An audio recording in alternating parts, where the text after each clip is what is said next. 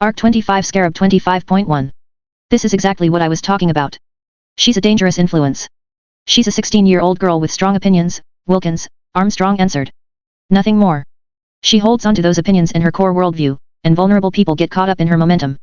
Cult leaders will do the same thing, only it's purposeful in their case. Get people tired, get people worn out, scared and hungry, and then give them someone with presence to give them support. You're saying she's an accidental cult leader? She's in a position where it's very easy to sway others. A lot of the para-humans out there fit the criteria I'm talking about, Armstrong said. He glanced at Glenn, who looked distinctly unhappy. So, apparently, does our staff. I think you're off target, I said. You're talking about Foyle, I get it, and Perrion, and now the Chicago wards and Glenn. But all of the decisions they made were when I wasn't anywhere near them. Unless you're implying I have some sort of mind control. No, Armstrong told me. He didn't fit his name, he looked more like my dad than anyone, though he had a peculiarly prominent jaw and a forehead that made it look like he was perpetually glaring. It doesn't matter if they're near you. The message and the idea stays with them even after they leave your presence. Tecton just wanted someone to call the shots, to replace Raymancer, I said. He was defending me, but it wasn't helping. We saw the video, Director Wilkins said. We know what he said. I think it's best if you stop talking. I bit my lip and turned my eyes to the table. Well, Glenn said. What's done is done. Can I suggest that perhaps, because it's been a long day, we should retire? All of us will still be here in the morning.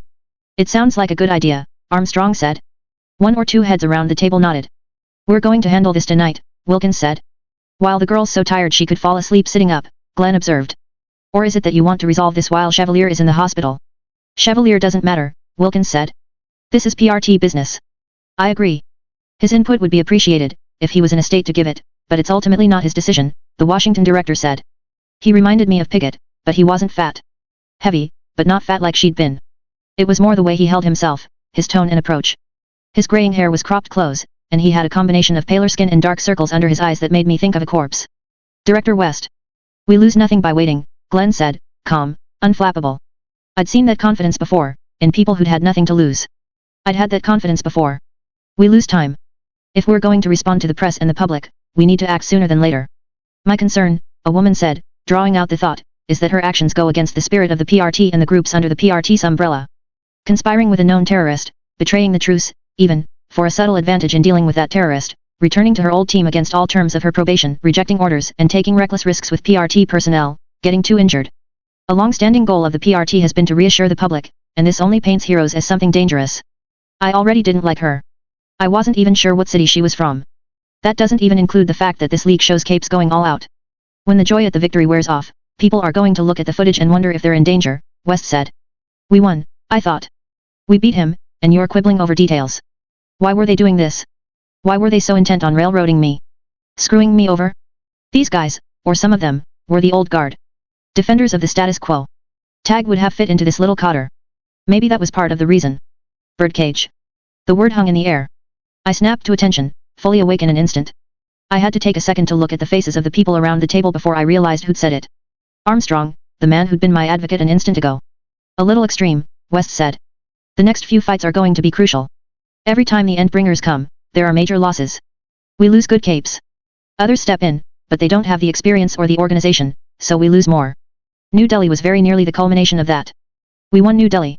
We lost. Sion won, Armstrong responded. Participation will be up for the next fight. Let's use that. We bolster the numbers further, by tapping the birdcage.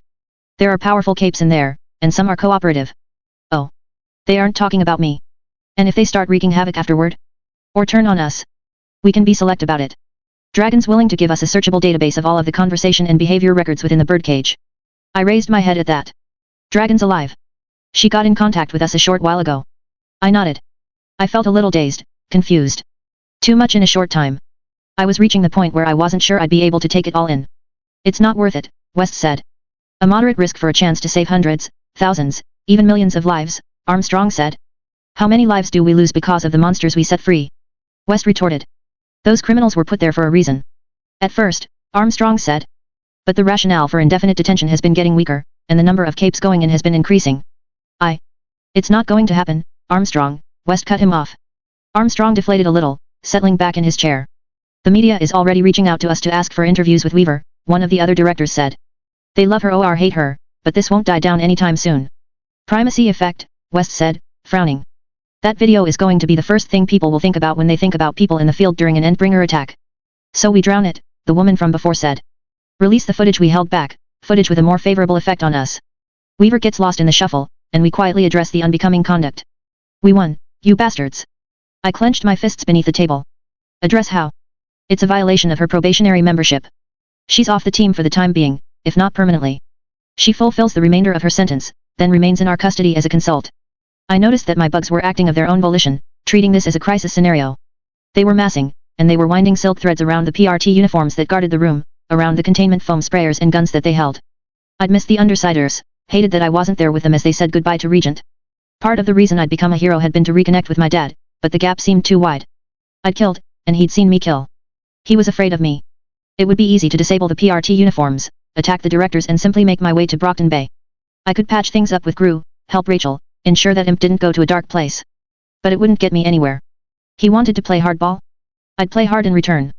I turned my attention to my swarm for a moment. I think you're underestimating how badly the public would react if Weaver was punished, Glenn said. We're facing a lose-lose situation, Mr. Chambers, Chief Director West said. We cut our losses, take a hit in PR, but we can continue operating as we need to. So long as it's quiet, she goes to prison and doesn't go out on another big excursion, I don't think anyone's about to make a big deal of it. Make a big deal of it. I turned the words around in my head. Manipulating the media, manipulating the local capes. Damn. I'd had high hopes for Chevalier's new protectorate, but it didn't seem to extend to the PRT. We can deflect, the woman from before said. Raise another issue, change the focus of the public. Not so easy, Glenn said. It's been done too often in the past. They're watching for it, even anticipating it. But the majority won't be, she responded. She turned to Director West. The alert, educated minority will complain, but they won't achieve anything meaningful. They never do. I'm inclined to agree, Director West said. It's not pretty, but it'll suffice. Why? I asked. You can't deny I helped. I didn't deliver a serious blow, but I helped to coordinate, I had ideas, I used them. There's other smart capes out there, a man said. He didn't give me the impression of a PRT director. Another staff member? I did a lot of good, and you're railroading me. Is it because you're losing control of things and I make an easy target? Because you're afraid of me. Because you're consistently unpredictable. Unreliable. We set rules and you break them, West told me. Rules don't generally apply during an Endbringer attack, I said. The only thing that matters is taking the motherfucker down. We did. I'm inclined to agree, Armstrong said. This is going a step too far. She did well. A few heads nodded around the table, but they didn't have the majority, and they didn't have the clout that Chief Director West did. Glenn had spoken of a 50-50 split in the reactions, and he was more or less on target. But the power held by the people who were standing up for me was nothing compared to the clout the others had. This is beyond the Endbringer attack. It's overall conduct, the woman at the far end of the table said. When? Can you name incidents? Beyond the Endbringer attack. I challenged her. Spiders in the less traveled areas of the prison, West told me. Spiders in the prison. Shit. I felt myself deflate a little, but I managed to keep my face straight. If there are any, they're eggs that recently hatched. And the costume? A weave of silk cloth hidden out of sight. Damn. That predated my discussion with the warden, I lied. I got rid of the spiders, moved on. You could have reported it. That an abandoned time-killing project was stuck in behind some pipes? Why? Because this happens. There's no reason to believe you. I clenched my fists. You're dangerous, Taylor A. Bear. Unpredictable. You're deceptive, clever enough to come up with tricks, but not clever enough to stick to the straight and narrow from the beginning. Armstrong said it himself. You're good at manipulating people. Manipulating people, I thought. Not as good as I wanted to be. Armstrong spoke up, you're twisting my words, West. I said she was well situated for interacting with vulnerable people, and stalwart enough in her own worldview that others can get swept up in her flow. Regardless. Ms. A. Bear was right about one thing. It's late. It's been an emotionally exhausting day. Physically exhausting too, I said, not taking my eyes off the chief director. You know, running around, fighting behemoth while you guys sit in your... Glenn shifted one leg under the table, pressing it against mine. A nudge, not overt. I stopped. My power crackled at the edge of my attention. My bugs were moving again, without any direct instructions from me. I reined them in, and then distributed them through the building. Was there someone I could contact? Something I could communicate to the right person, to change what was happening here? West ignored my comment, turning his attention to Glenn. Mr. Chambers, you're relieved of duty. You likely knew this already. I understand, Glenn said. We'll discuss on our own whether we need to press charges. Press charges. Bastards. Okay, Glenn said. West met my eyes.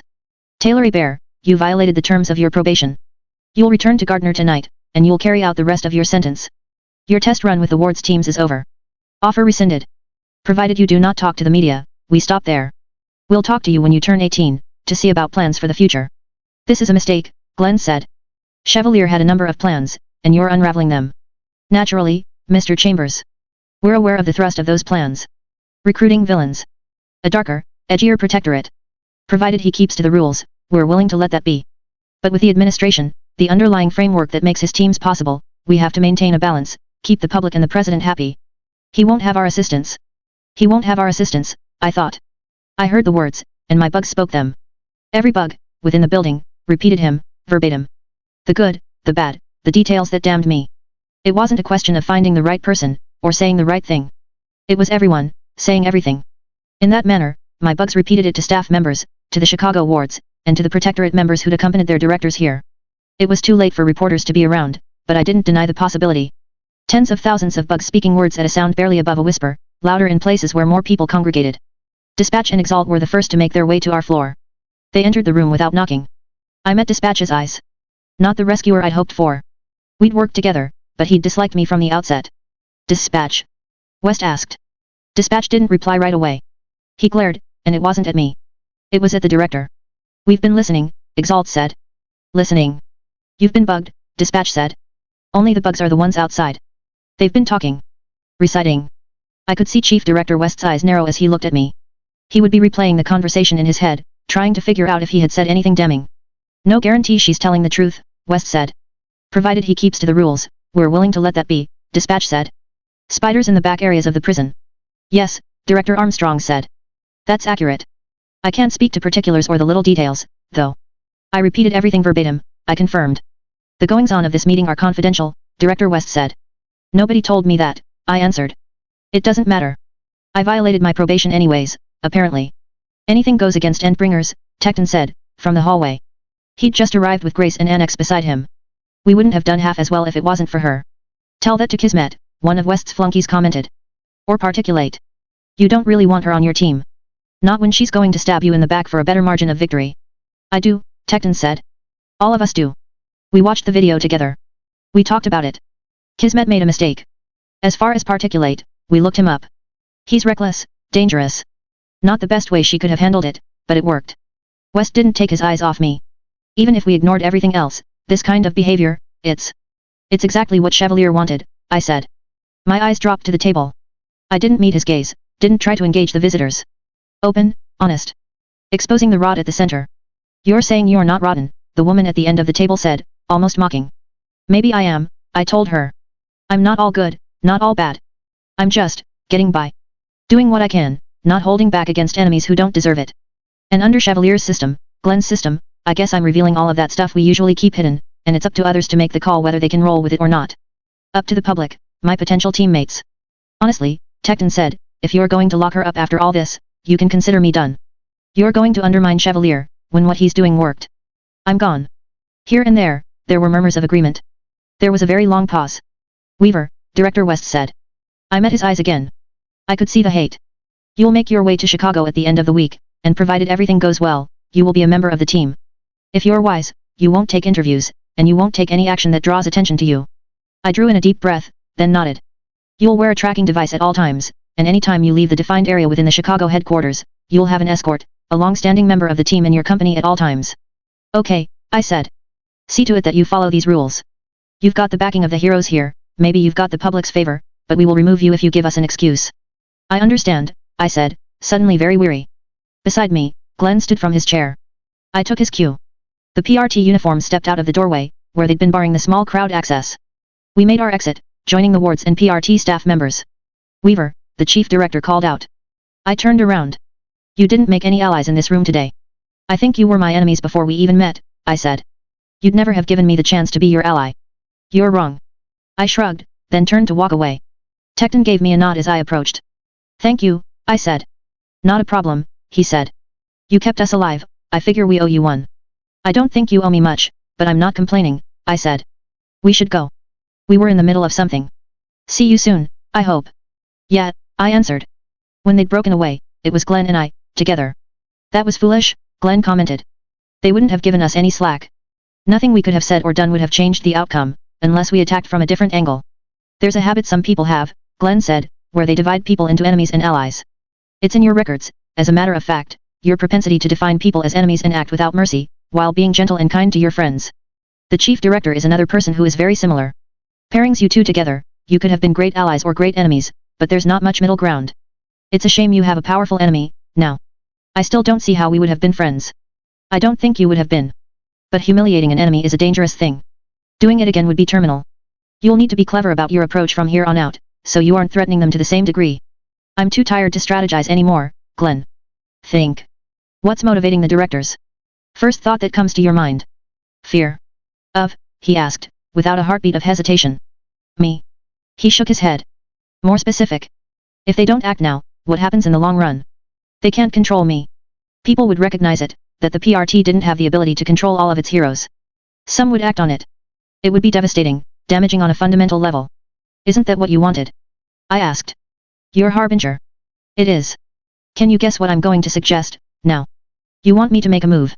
Powerful enough to shake them, break the status quo, not powerful or blatant enough to break my probation or give them an excuse to drop the book on me. You'll be with the wards by the week's end, if someone doesn't trip you up. Do you think you can manage it? A big success. Maybe, I said. The moment you drop out of the public eye, you become vulnerable. You've got a reprieve, but when you do act, you're going to need to act big. And you can't stop once that's happened. Once you act, you'll be giving them an opening, and you have to keep moving after that. Understand? Yet. Keep the ramifications and the scale of your actions in mind at all times. Use that strategic brain of yours. Above all, be patient. Now hearing case 2724, Weaver. I stood. I'm here. For the matter of committee record, would you affirm that your full name and identity are a matter of public record, and that the committee is free to use it? I will. Will you state your name for the record? Taylor A. Bear. Your date of birth? June 19, 1995. You are a minor. Yes. Will you testify that you were not coerced into this arrangement? I'm here of my own free will. You were not offered any bribes or incentives that are not already a matter of record. To the best of my knowledge, it's all been above board. As a minor, we ask that you have a guardian or respected professional to help guide you through the process, and to help verify what you are testifying. Before I could speak, I heard someone's chair scraping against the floor somewhere behind me. Standing up. Her father. I felt my heart leap. I hadn't seen him when I'd peeked through the crowd behind me, but I hadn't been using my bugs either. No use disturbing anyone. I kept my eyes fixed in front of me. Would you please approach? I could hear him walk, but didn't turn to look. Fuck, I was still hurt, still angry, even in the moment I was filled with relief. He came to stand next to me, and my hand found his. I squeezed, hard, and he squeezed back. He was here now, at least. Not while I was in prison, not when I'd started my forays into the wards. But he was here now. Your name? Danny A. Bear. State again for the committee record, your relation to her. I'm her father. You're aware of her standing in regards to the law? I am. And you've read the documents detailing her probationary status within the wards? Document 2724A. I have. You've read the statement and accompanying paperwork provided by Taylor A. Bear, aka Weaver, document 2724B. I have. Do you hereby attest that all statements disclosed in the latter document are the truth, to the best of your knowledge? Yes. I watched as the committee members paged through the documents in front of them. My heart was pounding, and it wasn't just my dad's impromptu arrival. This was it. The moment my future hinged on. I'd made enemies in the upper echelons of the PRT. The question was whether they'd pull a maneuver, do something sneaky to undermine me or screw up the case to leave me stranded without any place to go but jail. I believe each of us have reviewed the files. The man at the center of the table finally spoke, looking to the others for confirmation. Case 2724 has met the requirements for probationary admittance to the wards. She is to follow the stipulations as outlined in document 2724A. Failure to comply will result in a return to medium security detention for a span of 1.5 years or until such a time as she turns 18, whichever is longer.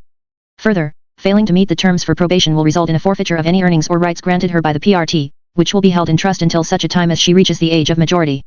Do you understand these terms? Yes, I answered. Yes, my dad said.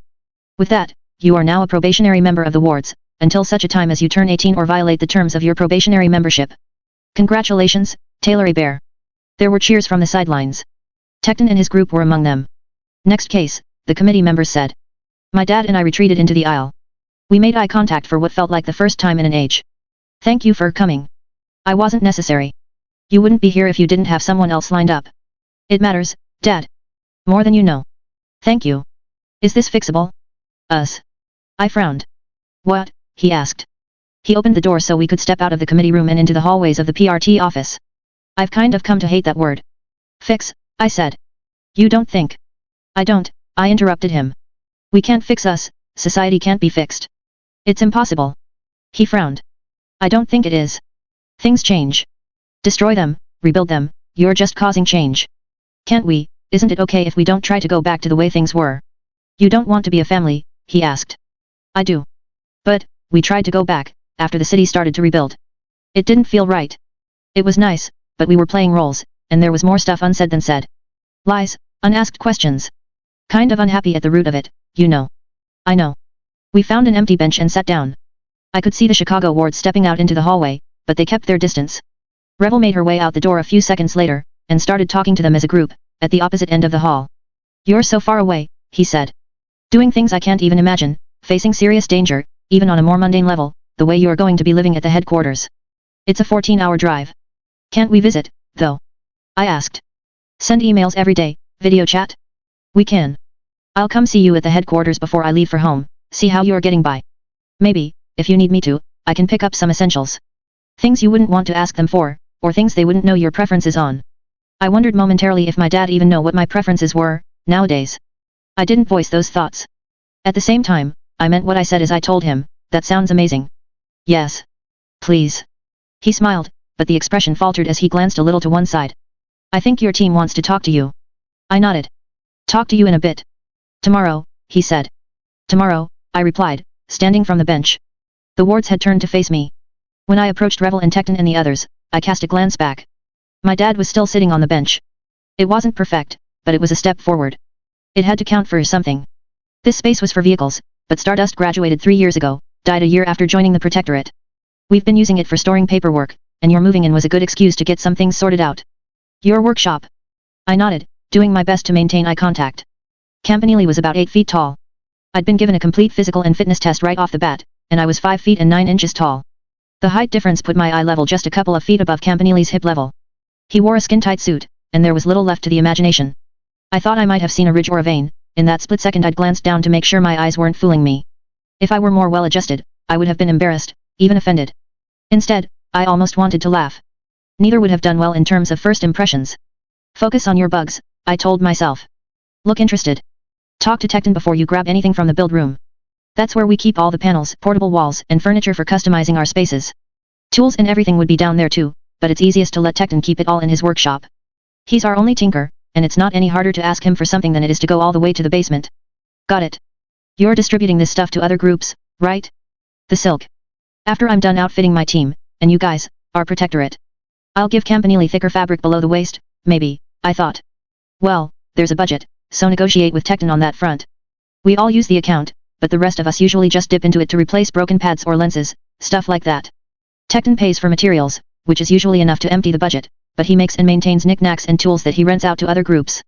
Earns a bit of money to make up for taking an unfair share. Got it. I can do the same? Selling the silk. Yeah. Might be easier, since your stuff can be mass-produced. I stared out at the workshop, glad for the excuse to look away. Did he know how tightly the costume was clinging to him below the waist? It's good, I commented on the workshop. Better than the one in my old lair. Your bedroom isn't with the others at the hub, since there's not a lot of privacy there, and people are always coming and going. It's more a place to kick back and nap if you've had a long patrol, keep some books and magazines, maybe some games. You do have a nook, though. I nodded. Maintain eye contact. You're just down the hall. Here. I checked out the bedroom. It was better than my cell, but plain. The fact that I could come and go when I pleased was a plus, even if I was confined to the building when I didn't have an escort. I can buy stuff to make it my own, right? Yeah. But you should know that they've got cleaners to do the PRT-supplied laundry, sheets, pillows, towels, the generic skin-tight suits. You'll have to do your own laundry, and that includes any sheets you buy or whatever. Got it, I said. I very nearly glanced down to make sure the protrusion in his skin-tight outfit was still there, stopped myself. Even in my peripheral vision, it stood out. Seriously, that thing's as long as my forearm. Computers here. PRT issue laptop. Take some time, remove the crap. If you don't know how, or if you're not sure what's dead weight on the system, ask Tecton. Username is your code name, password to start with is your birthday. Month, day, year, followed by your middle name. Once you type that in, it'll set everything up automatically and prompt you for a new password. Okay. You've got a small bathroom just down here, he pointed down a short hallway, no shower, sorry. There's one in the main area, not a lot of privacy, but you'll figure out the patrol schedules, and figure out when you can go shower without a chance of being bothered, if you're shy. Shy? I very nearly cracked a smile at that. He was the one who should be bashful, but he just radiated confidence, instead. I'll manage. Let's see, there's the phone and earpiece, they'll get that to you soon. Identification, the same. Can you think of anything you need? A few million Darwin's bark spiders, I said. I could do with even just 100, but it'd mean a slow start. He didn't even flinch. We can probably arrange it. Black widows would work too. Easier to find, but not nearly as good. Maybe just need an escort so I can go out for walks. We could arrange that. I'm going out in an hour, meeting some kids at the hospital. If you don't mind the detour, we could swing by a park or something. I tried not to imagine him in the pediatrics wing of a hospital. You'd need to change. Or wrap something around your waist. I didn't voice my thoughts. The hub is right down here, bottom of the stairs.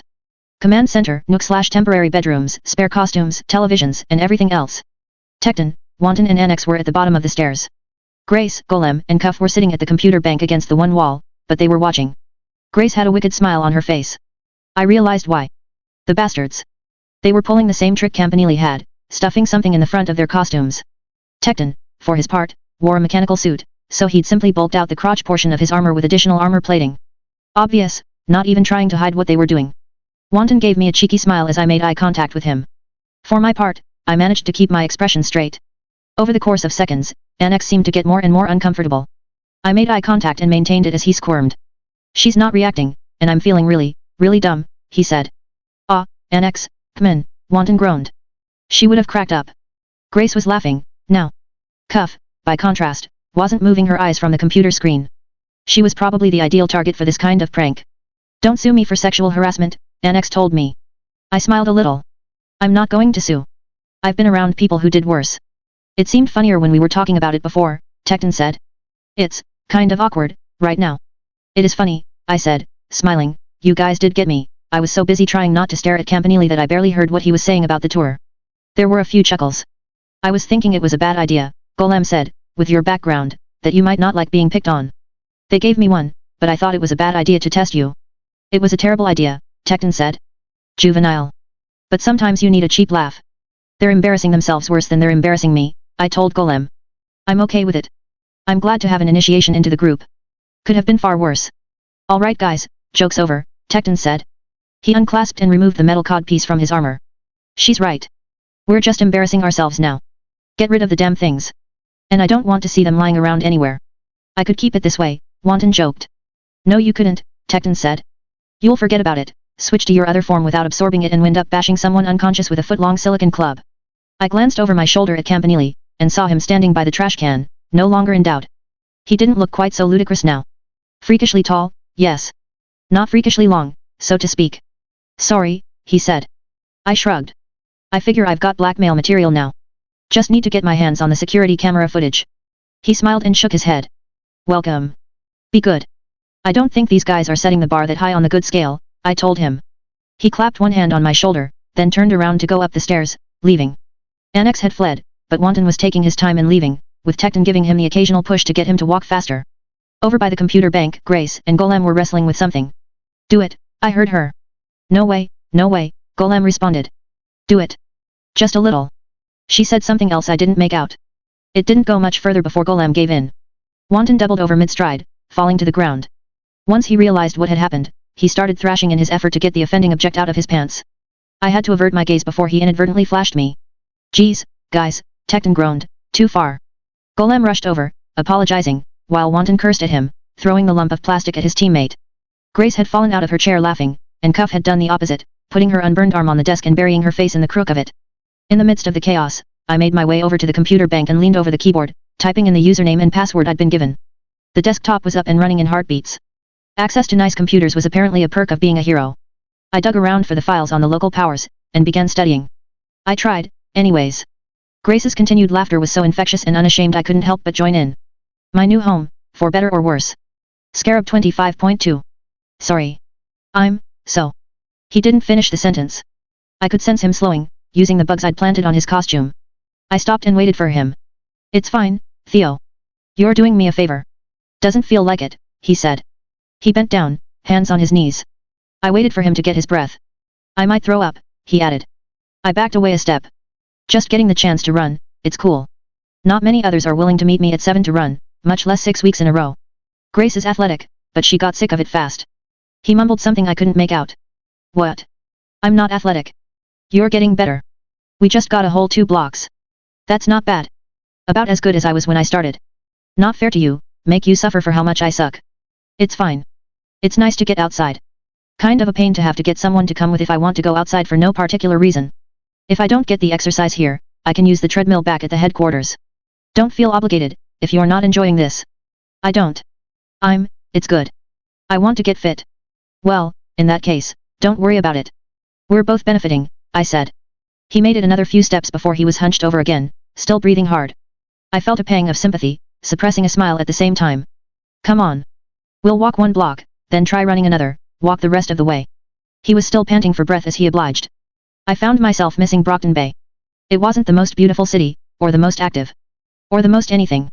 There were already things going on around the portal, but it wasn't a city with a lot going for it, and it hadn't been even before the intense series of events had laid waste to the shoreline, set a water-filled crater in the northwest corner of the downtown area and left an entire swathe of the city so fucked up with random, horrifically dangerous effects that it had to be walled off. Maybe I wouldn't have felt the same way if I hadn't grown up there, but I liked the balance in Brockton Bay.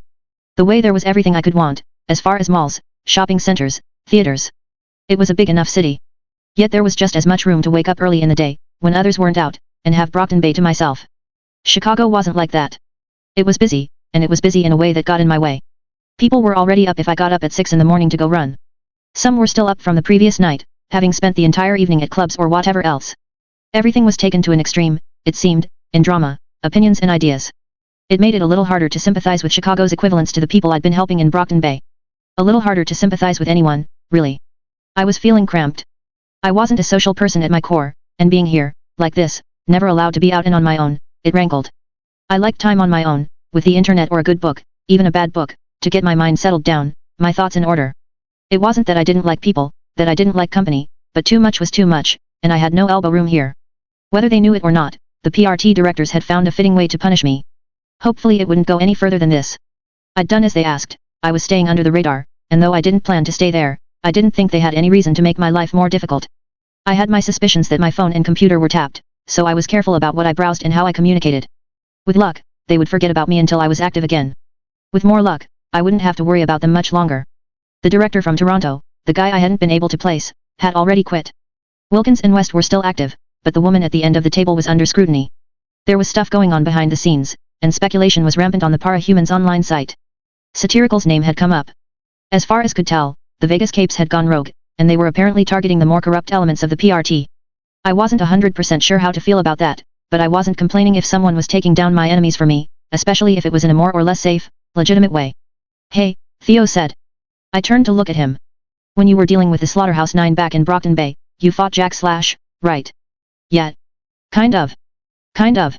He doesn't really fight, unless he's got his people around him and the fight's unfair. Mostly, I was chasing him around, trying not to get killed in the process. He frowned. Worried. I asked. You'll have help. So will he, Theo pointed out. True. I'm not good at this. Everything Kaiser was, I'm not. That's not a bad thing. He was an asshole. You aren't. Theo managed a weak smile. It was hard to identify just how he would react in regards to things. Backed against a wall, faced with a serious threat, he showed courage. I'd seen him on patrol, and for all his worries, he did follow through. He had against Behemoth, in what was almost his first time out in costume. Talking about his family, though, I couldn't pin down just what he'd say or do. The feeble smile, was that genuine? Had I hurt him, left him in a position where he wanted to defend his family but couldn't because of what they were? I don't fit the typical Cape mold, Theo said. I resisted the urge to tell him I didn't either, but I didn't. I remembered a tidbit of advice I'd heard Tecton giving, and listened instead. You're feeling nervous. Anyone would. The running, I don't feel the difference, he said. Slow gains, but they're there. The training helps, he said. The training feels concrete, like I'm getting significantly better. You want to train when we get back? I don't have long before I have to patrol. A short one. Sure. Come on. Run one more block, throw up if you have to, then we walk back. He made a sound partway between a gurgle and a groan, but he followed me as I took off. Running at first, then walking, we took a different route coming back than we'd taken on our way out.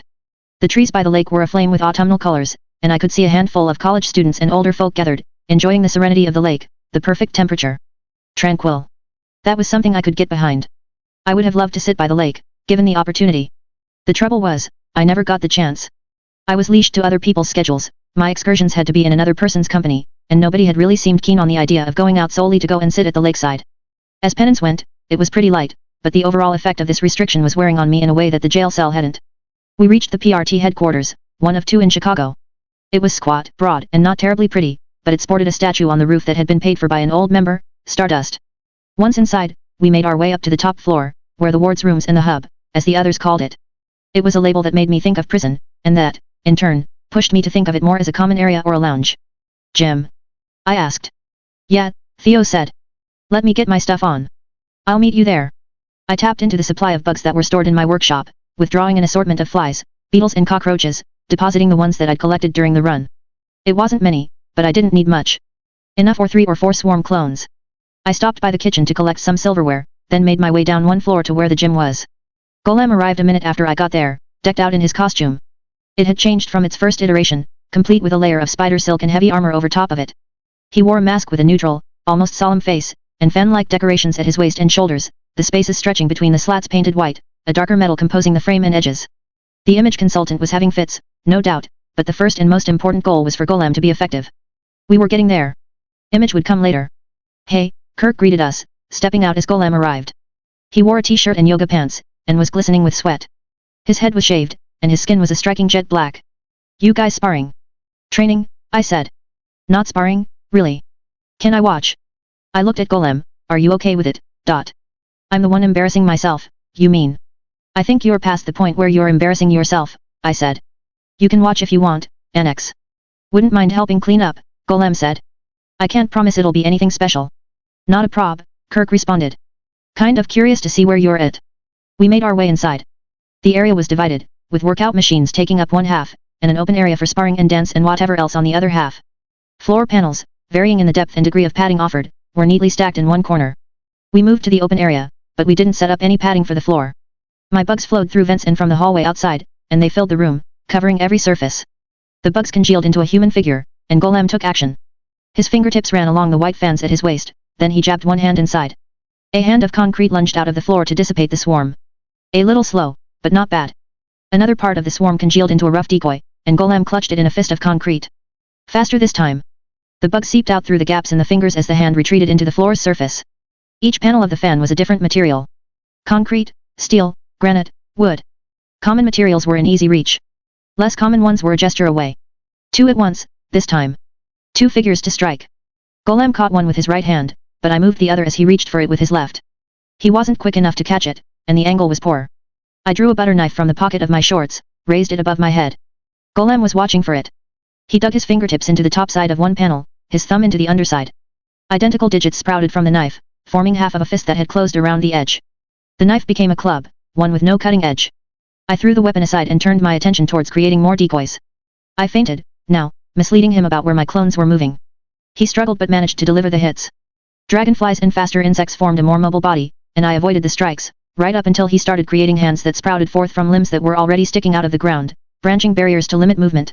I tried to simulate the general effect of the obstacles, and Golem took the opportunity to deliver a finishing blow, crushing another swarm decoy.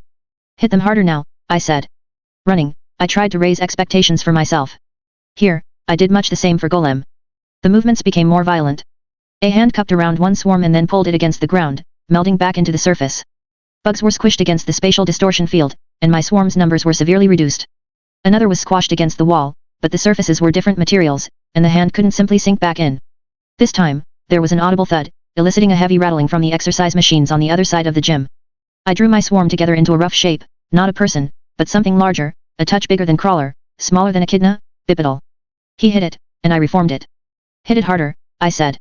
He hit it again, drawing 2 hands together as if he were squeezing it. There was no substance to the monster's body, though. I judged that he wasn't doing enough damage and simply reformed it. The monster advanced on him. I stepped a little closer, raising my voice. Come on, Theo. Hit harder. Golem dropped a foot as one leg slipped into the concrete floor. A facsimile of his boot rose out of the floor, complete with cleats. The speed and force of it would have been enough to lift one of Rachel's dogs, so I obliged by moving the body of the swarm monster, raising it. As the foot continued to rise, Golem's leg disappearing up to the knee in the floor, he pushed one hand into the fan, causing a limb to drop from the ceiling right above the rising spiked platform that was Golem's boot. My creation was sandwiched between the two, and the collision had enough of an impact to make Kirk and I stumble. I had to turn my head to keep the dust from getting in my eyes. Is that Golem started? Before he finished the sentence, I had a second butter knife drawn, the tip pressed to his throat. Keep your eye on the threats, I said. Not very fair, Kirk commented. Playing dirty. No, Golem said. His voice wavered, which was odd, considering I wasn't doing anything that was actually threatening. Something else had shaken him. Had he taken the lesson to heart? Eyes good. That's the kind of lesson I need to know. It's why I'm training. Jack's going to throw some scary motherfuckers at you, I said. But he'll be looking for an opening. Always watch your back. Don't forget to watch your friends' backs too. You probably won't die if you do, but you might wish you were dead, when you see what Jack and his gang do to them. Golem withdrew his arm from the panel, but his leg was harder to free from the ground. By the time he was standing straight, the leg that stuck out of the floor had become more or less permanent. In another area, fingertips stuck out of the floor. There were also the branching trees of hands that had formed barriers. Without us even asking, Kirk stepped forward, his body liquefying as he flowed into the surface, smoothing it all out as though we'd never been there. When he was done, he emerged to survey his work. Thank you, I said. Interesting to watch. Figuring out ways to apply his power. Pretty much. Tricks for his repertoire, building some familiarity with using his abilities, attacking to recognize threats and attack without hesitation when needed. You really buy that Jack's going to wake up from some cryogenic sleep just to fight some kid who didn't even have powers when they last met? Yeah, I said. Believe it or not, with what I know of Jack, it makes perfect sense. Hey. You're on board, right? I asked. With the plan. Kirk nodded. Seems a little crazy, but doesn't hurt, given the stakes. End of the world, Golem said. End of the world, I agreed. We'll get as many on board as we can. Either we avert it, or we soften the blow. Assuming we can figure out what it is, Golem said. Yeah, I said. You said you had patrol soon. 8:20. Then school after that. I'll see you this afternoon. Yeah, I answered. I made my way to the common area and took the first unoccupied spot at the computer. Grace was there, but she wore a school uniform, and had homework spread around her. Don't say a word, she told me, clearly annoyed. Wasn't going to, I responded. I logged in, and was greeted by the customized desktop. C/D, Endbringer. -3:21:45:90. C/D, End of World. 593:19:27:50. The first counted upward, the other counted down. 3 days had passed since the estimated arrival of either the Cymurk or Leviathan. Behemoth had been early, but whatever factor pushed that to occur wasn't at play here. It made sense that they wouldn't maintain the schedule they had been. Since the Cymurk had arrived, roughly 3.5 months had passed between each attack. These coming days and weeks would speak volumes. Were the Endbringers going to alter their tactics? Would the schedule continue at its accelerated pace, with Behemoth appearing in 7 to 10 months? Something else altogether? My eyes fell on the second clock. The countdown. 593:19:25:23. No joke. I asked, the second the elevator doors were open. Cuff was waiting on the other side. She's here, Cuff said. Not here, but she's showed up. I was in full costume, my flight pack on, an insulated box for my bugs tucked under one arm. My phone in hand. I was chilled to the core of my body, my lenses fogging up from the adjustment from outdoor temperature to indoor temperature. I didn't need to ask who. I knew well enough. It was a question that had been lurking on everyone's minds. Which one, where?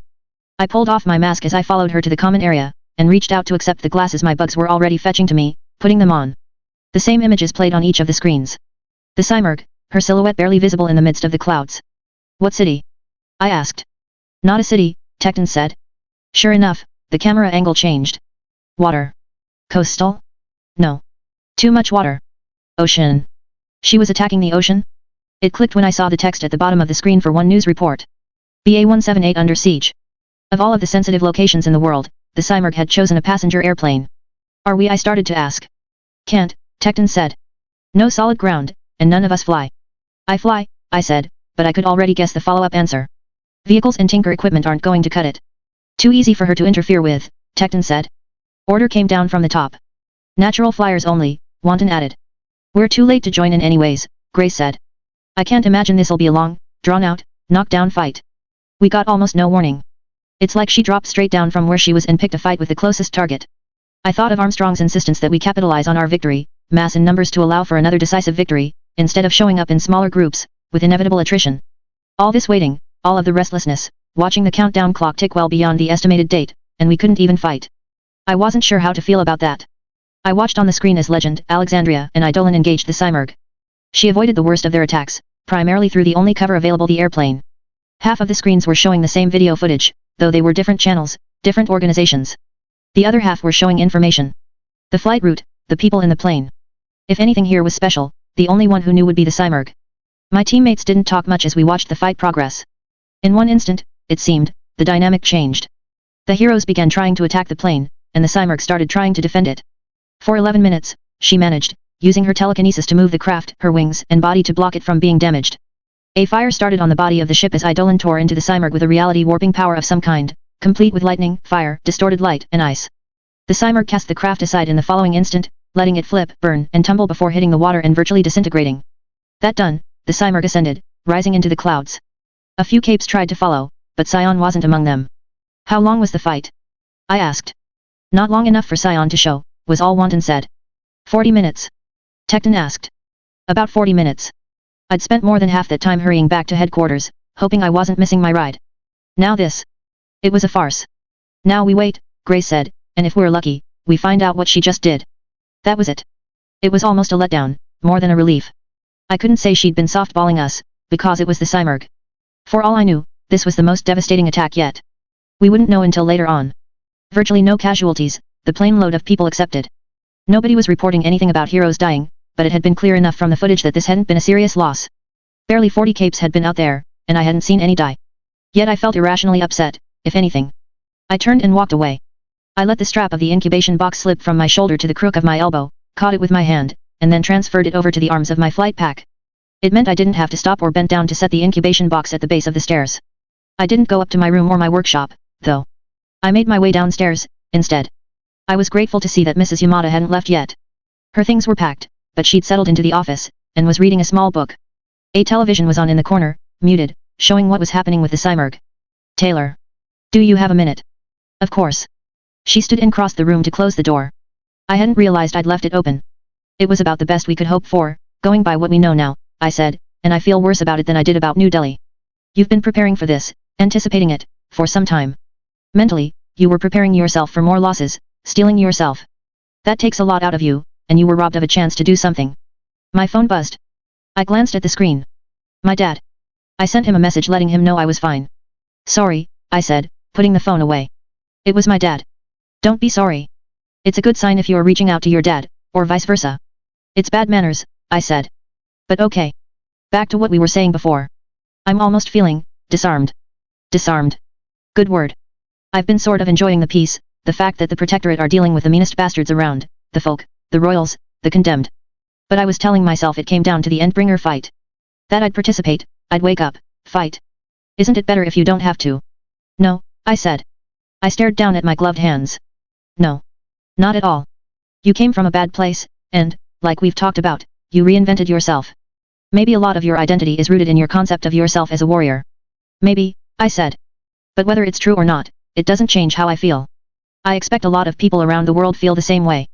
It's very possible she calculated things to achieve this effect. I nodded.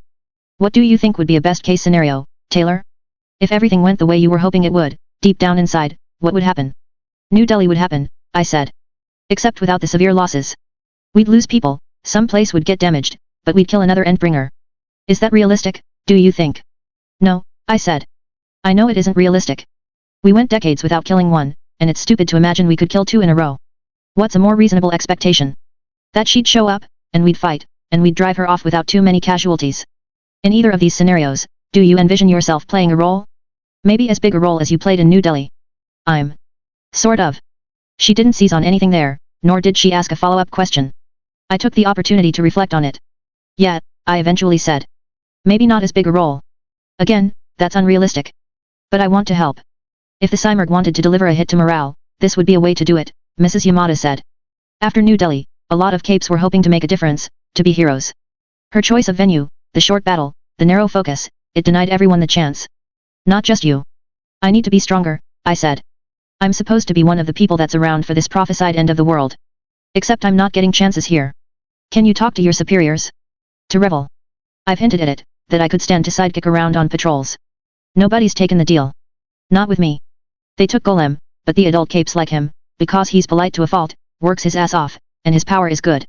I'm good, but I wind up being a partner more than a sidekick. You've been training with Golem. Yet. You're due some of the credit for his forward strides, I'm sure.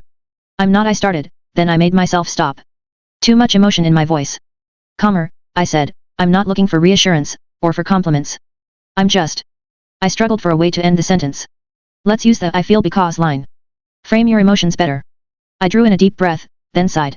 I feel spooked, because something's coming and it's going to be ugly, and I'm not prepared. I feel less prepared with every day where nothing happens. I imagine your teammates feel spooked too. You've mentioned what they're going through. Golem is likely going to be baited out by Jack Slash at some point in the future. Cuff has limited dexterity with her right hand, to the point that she's having to relearn to write and type. I'm not discussing anything confidential, to be clear, only what you've mentioned to me in our previous sessions. I nodded. Golem has your support, I know. They all do, in some respect. In terms of what Cuff is going through, I know your team is dividing the workload and helping her with paperwork. That says a lot. Supporting each other. It sounds trite, but I think there's a truth in it. You have legitimate fears about what comes down the road. But keep in mind that you are not alone in this. Maybe you've hit a ceiling for the time being, in your own growth and development. But you can still progress, if you're helping your teammates, assisting them in conquering their demons and improving their abilities. Yeah, I said. It doesn't feel like enough. It may not be, but it's constructive. Perhaps you'll feel less disarmed if you focus on the tools and, so to speak, the weapons at your disposal. Maybe, I answered her. But I hate feeling helpless. Part of the reason you feel that way is because you're waiting for opportunities to come to you. You waited for the Endbringer, so you could flex your talents in unimaginably high-stress environments. It's good, I think, that you waited, that you had a moment to breathe. I think you should strive to retain that peace, because it may help you enter a better headspace. It was similar advice to the parting words Glenn had left me with, but they opposed on one front. Mrs. Yamato would have been happier in general if I maintained this indefinitely. Glenn would be wanting to see me acting. It was time to act, whatever Mrs. Yamato said. Thank you, I said. You feel a little better. Not really, I admitted. I'm not even sure I understand all my feelings. But I feel like I've got more of a plan, now. I appreciate it. It's what I'm here for. Or at least, I'm here for 1 more hour, and then I fly back to Boston. I'll be around next Friday, after I finish another circuit. Cool, I said. I'm glad you were here today. I am too, she answered. When I stood from my chair, she did too. She stepped forward and gave me a hug. I wasn't sure how normal that was, but I'd remarked once on how few hugs I got, and how some hugs I'd given or received in the past had been meaningful moments for me, and she'd asked if I wanted one from her. Somewhere along the line, tea had become something of a habit, as we ended our sessions. I gave her a little smile as we parted. I made my way back to the common area, and seated myself at the computer. The others were still following what was happening on the larger monitors. The defending heroes had frozen the plane's half-submerged wreckage and they were preparing quarantine measures. Whatever the reason for this particular attack, I doubted it would be clear anytime soon. Instead, I seated myself at the computer, and logged myself in. The timers ticked away. Once I'd updated the timer for the recent attack, it read. C/D, Endbringer. 149:22:59:59. C/D, End of World. 579:07:14:53. Inching down steadily. Mrs. Yamada had been right, I mused, as I found the files on the local kingpins and warlords. I was doing myself a disservice by waiting for opportunity to come to me. If I was going to do as Glenn had suggested, and make a calculated play, I needed to act, rather than hope for another chance like we'd had in New Delhi. Looking at the others, I wondered if it was best to manipulate them or get them on board. Manipulation was almost kinder, because it absolved them of guilt. Simply making sure we were in the right place at the right time, luring a local power into a fight, with a plan already in mind. No. Chevalier's protectorate, ups and downs aside, was more about honesty. I wanted to tap into Skitter's strengths, her ruthlessness, but I also wanted to be a hero. That was at the core of what I had achieved in New Delhi. Tecton, I called out, as my eyes fell on a portrait of a supervillain with a mask of an upside-down face.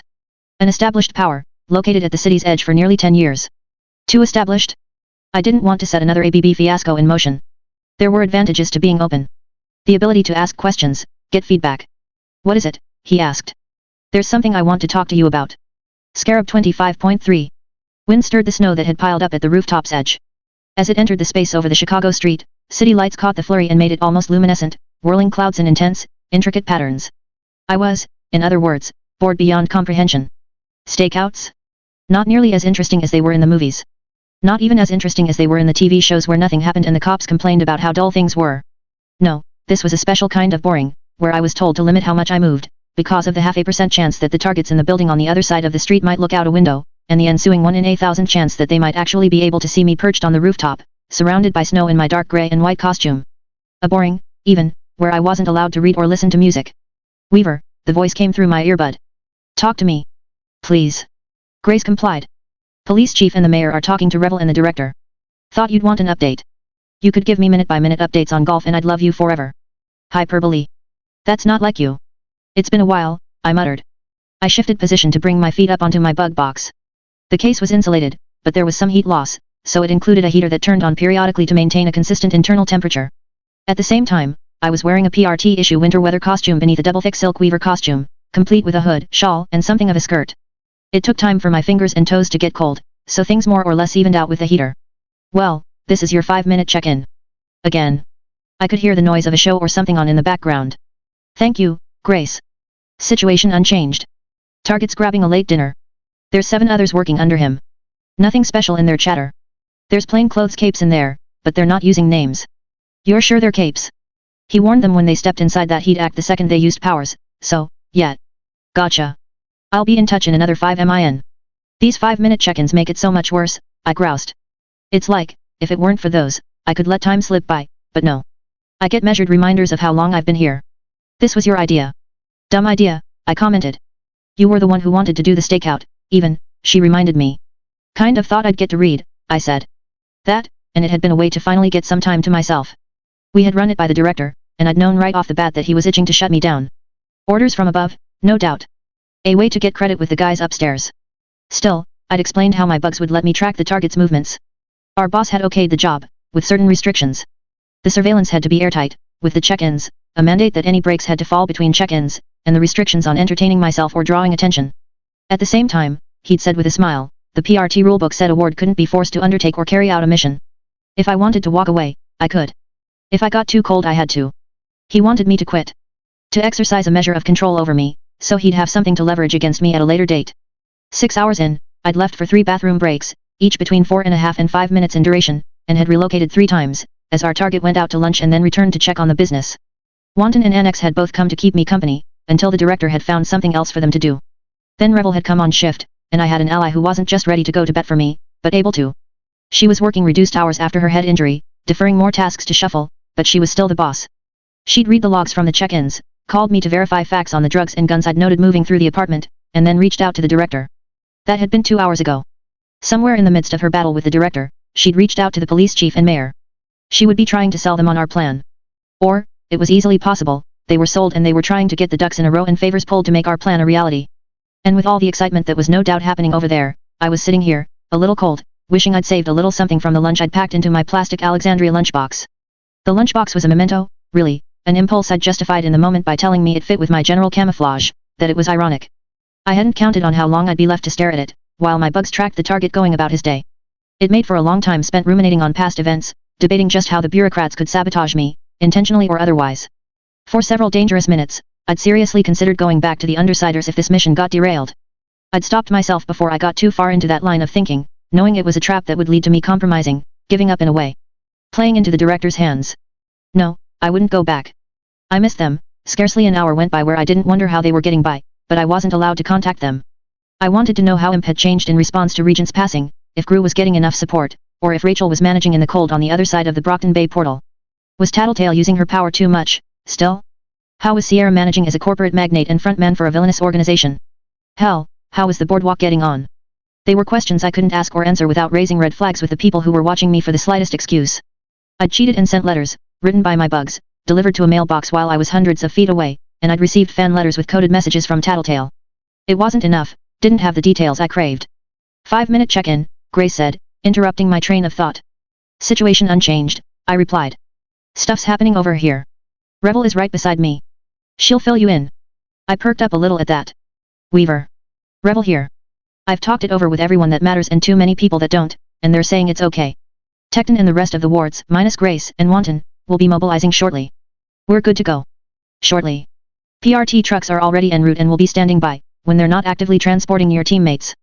Campanile, Brazier, Shuffle, and Gauze will be a short distance away, but they won't engage unless this goes belly up.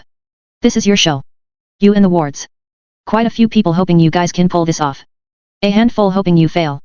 Like the directors. Got it. Do me a favor and fill me in on everyone else's status and locations until they're within 1,200 feet of me. Coordination is going to be key here. Grace will handle it. Not 100% necessary, but it would keep me sane. I suspected the remaining minutes of waiting would be as bad as the first 3 hours had been. We're controlling traffic, Grace said. I could hear others speaking in the background. Flow through the area should slow and eventually stop.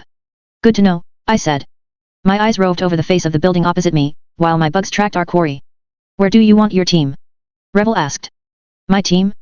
Keep them in the vehicles, I answered. I'll let them know where to set up when things are underway. I stood up from my perch, making sure that our target and his employees weren't watching out the windows before I stretched. I was alternately cool and toasty warm, where different body parts had been closer to the vent, and my costume layers thicker. Not cold, though. Not so much that I'd be affected. Snow slid off the top of my hood as I bent down, lifting the insulated box with my bugs inside and setting it on the roof's edge. It was essentially a thermos, but as lightweight as the materials were in the case and the heating system, the bugs I'd packed inside made it heavy. I worried it would be an issue in my plan. With roughly 8 hours by myself to think, I'd considered various ways this could go. Tactics our enemies could employ, things that could trip us up, ways our supervisors could derail the plan, but this 40-pound box was something that rested entirely on my shoulders. We're close to the perimeter, Tecton reported, his voice buzzing in my ear. I pressed a finger to my earbud. I'm going to get us started. Sound off from all corners, please. Roger from HQ, Grace said. Roger from the field team, Tecton said. Just reached perimeter. Sending Annex and Cuff your way. Golem and I will be working. I stepped over to the rooftop's edge. The streets had gone quiet. The unsteady evening traffic that had a way of continuing in the dead of night had stopped, leaving the area more or less isolated. I'd spent the better part of the day organizing bugs in the surrounding buildings, and I now moved them into position. Swarms formed into large X marks on major exits, elevators, and stairwells. In higher traffic spots where people were more likely to move, I drew out words with the swarm. Cape fight in progress. I suspected this was a not insignificant part of how Revel had managed to get the police chief and mayor on board with the plan, despite any protests or manipulations from the director. The chance of bystanders getting caught up in this was minimal. As minimal as it was possible to get in the midst of a larger city, anyways. I activated my flight pack and crossed the street, simultaneously making my way down to the ground. Not so hard, with the extra weight that made up my burden. The doorway that led into the lobby of the apartment building required a keycard or a number punched into a resident's phone upstairs. Not so difficult, after a day's surveillance. My bugs were already prepared to knock a phone off the hook in an older woman's apartment, a moment after I'd found her name on the board and dialed the number. Much as I'd done in Tag's office, I had my bugs punch the buttons. The door buzzed. I walked backwards into it, carrying the insulated box, then dropped the box in the base of the lobby, opening the little door. The bugs flowed out of the box and disappeared into the air vents. Slowly, they made their way up to the apartment of a local supervillain. A black market storehouse first, an apartment second, really. The only reason it seemed he slept here was convenience. The old adage of not shitting where 1/8 fell apart when 90% of the day was spent eating. I knew how easy it was to fall into that trap. I thought of the boardwalk and felt a trace of nostalgia. The apartment was one of many Dieters in an extended distribution chain that saw guns and drugs making their way to the folk, one of the rare criminal organizations that predated capes and still functioned in more or less the same fashion today. Topsy and his underlings were guarantors, middlemen who made it possible for diehard enemies to do business. If a fight erupted, he and his minions would deal with the situation quickly, promptly, and efficiently. It was a simple job, and it was one he'd done for nearly a decade. In the process, he'd apparently grown exceedingly rich, and he had recently started to become more ambitious. Campanile and Shuffle had interfered with a deal, and Topsy had hired some mercenaries to seek out retaliation. If the escalation of the situation wasn't bad enough, the mercenaries had crossed lines, and Topsy had been relocated to the hero's shit list as a consequence. He was an acceptable target. The only thing that would make Campanile and Shuffle happier than us fucking up and giving them an excuse to step in would be a perfectly executed operation and a humiliating loss for Topsy. I'd do my best to oblige on that front. Finding the way through the building's ventilation system was a question of mapping the system. Once I knew the way, the bugs abandoned the map and made their way into the apartment. I could have gone on the offensive right away, but this wasn't a conventional attack. Every step of this had to be considered, measured, and plotted. Minutes passed as I followed Topsy's movements through the apartment. One by one, I collected his underlings' phones, as they put them down. A girl in the group said she needed to make a call, couldn't find her phone, and borrowed one from someone else. The second she put it down and turned her back, cockroaches swept it into the space between the table and the wall, and then proceeded to nudge it well out of reach, beneath furniture. Topsy's phone was the only one left, and he wouldn't put it down long enough for me to claim it. I focused on the front hall instead, bugs collecting around jackets, boots, and the winterized costume pieces, complete with warm coverings. I could sense Annex and Cuff through the bugs that were warm and safe in the folds of their costumes. They trudged through the 2 inches of snow that had accumulated on the plowed sidewalks. Cuff seemed oddly more comfortable compared to Annex, who clutched his cloak around his shoulders. Annex, Cuff, I'm half a block up and to your right, I said, one finger on my earpiece. Look for me in the lobby. Got it, Annex reported. Back to the preparations.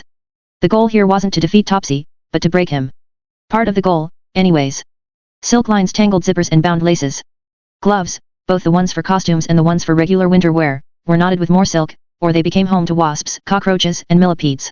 Bugs too large or too small to be crushed found their way into boots. Cockroaches bit and chewed at the finer straps that held the inner lining of jackets against the exterior.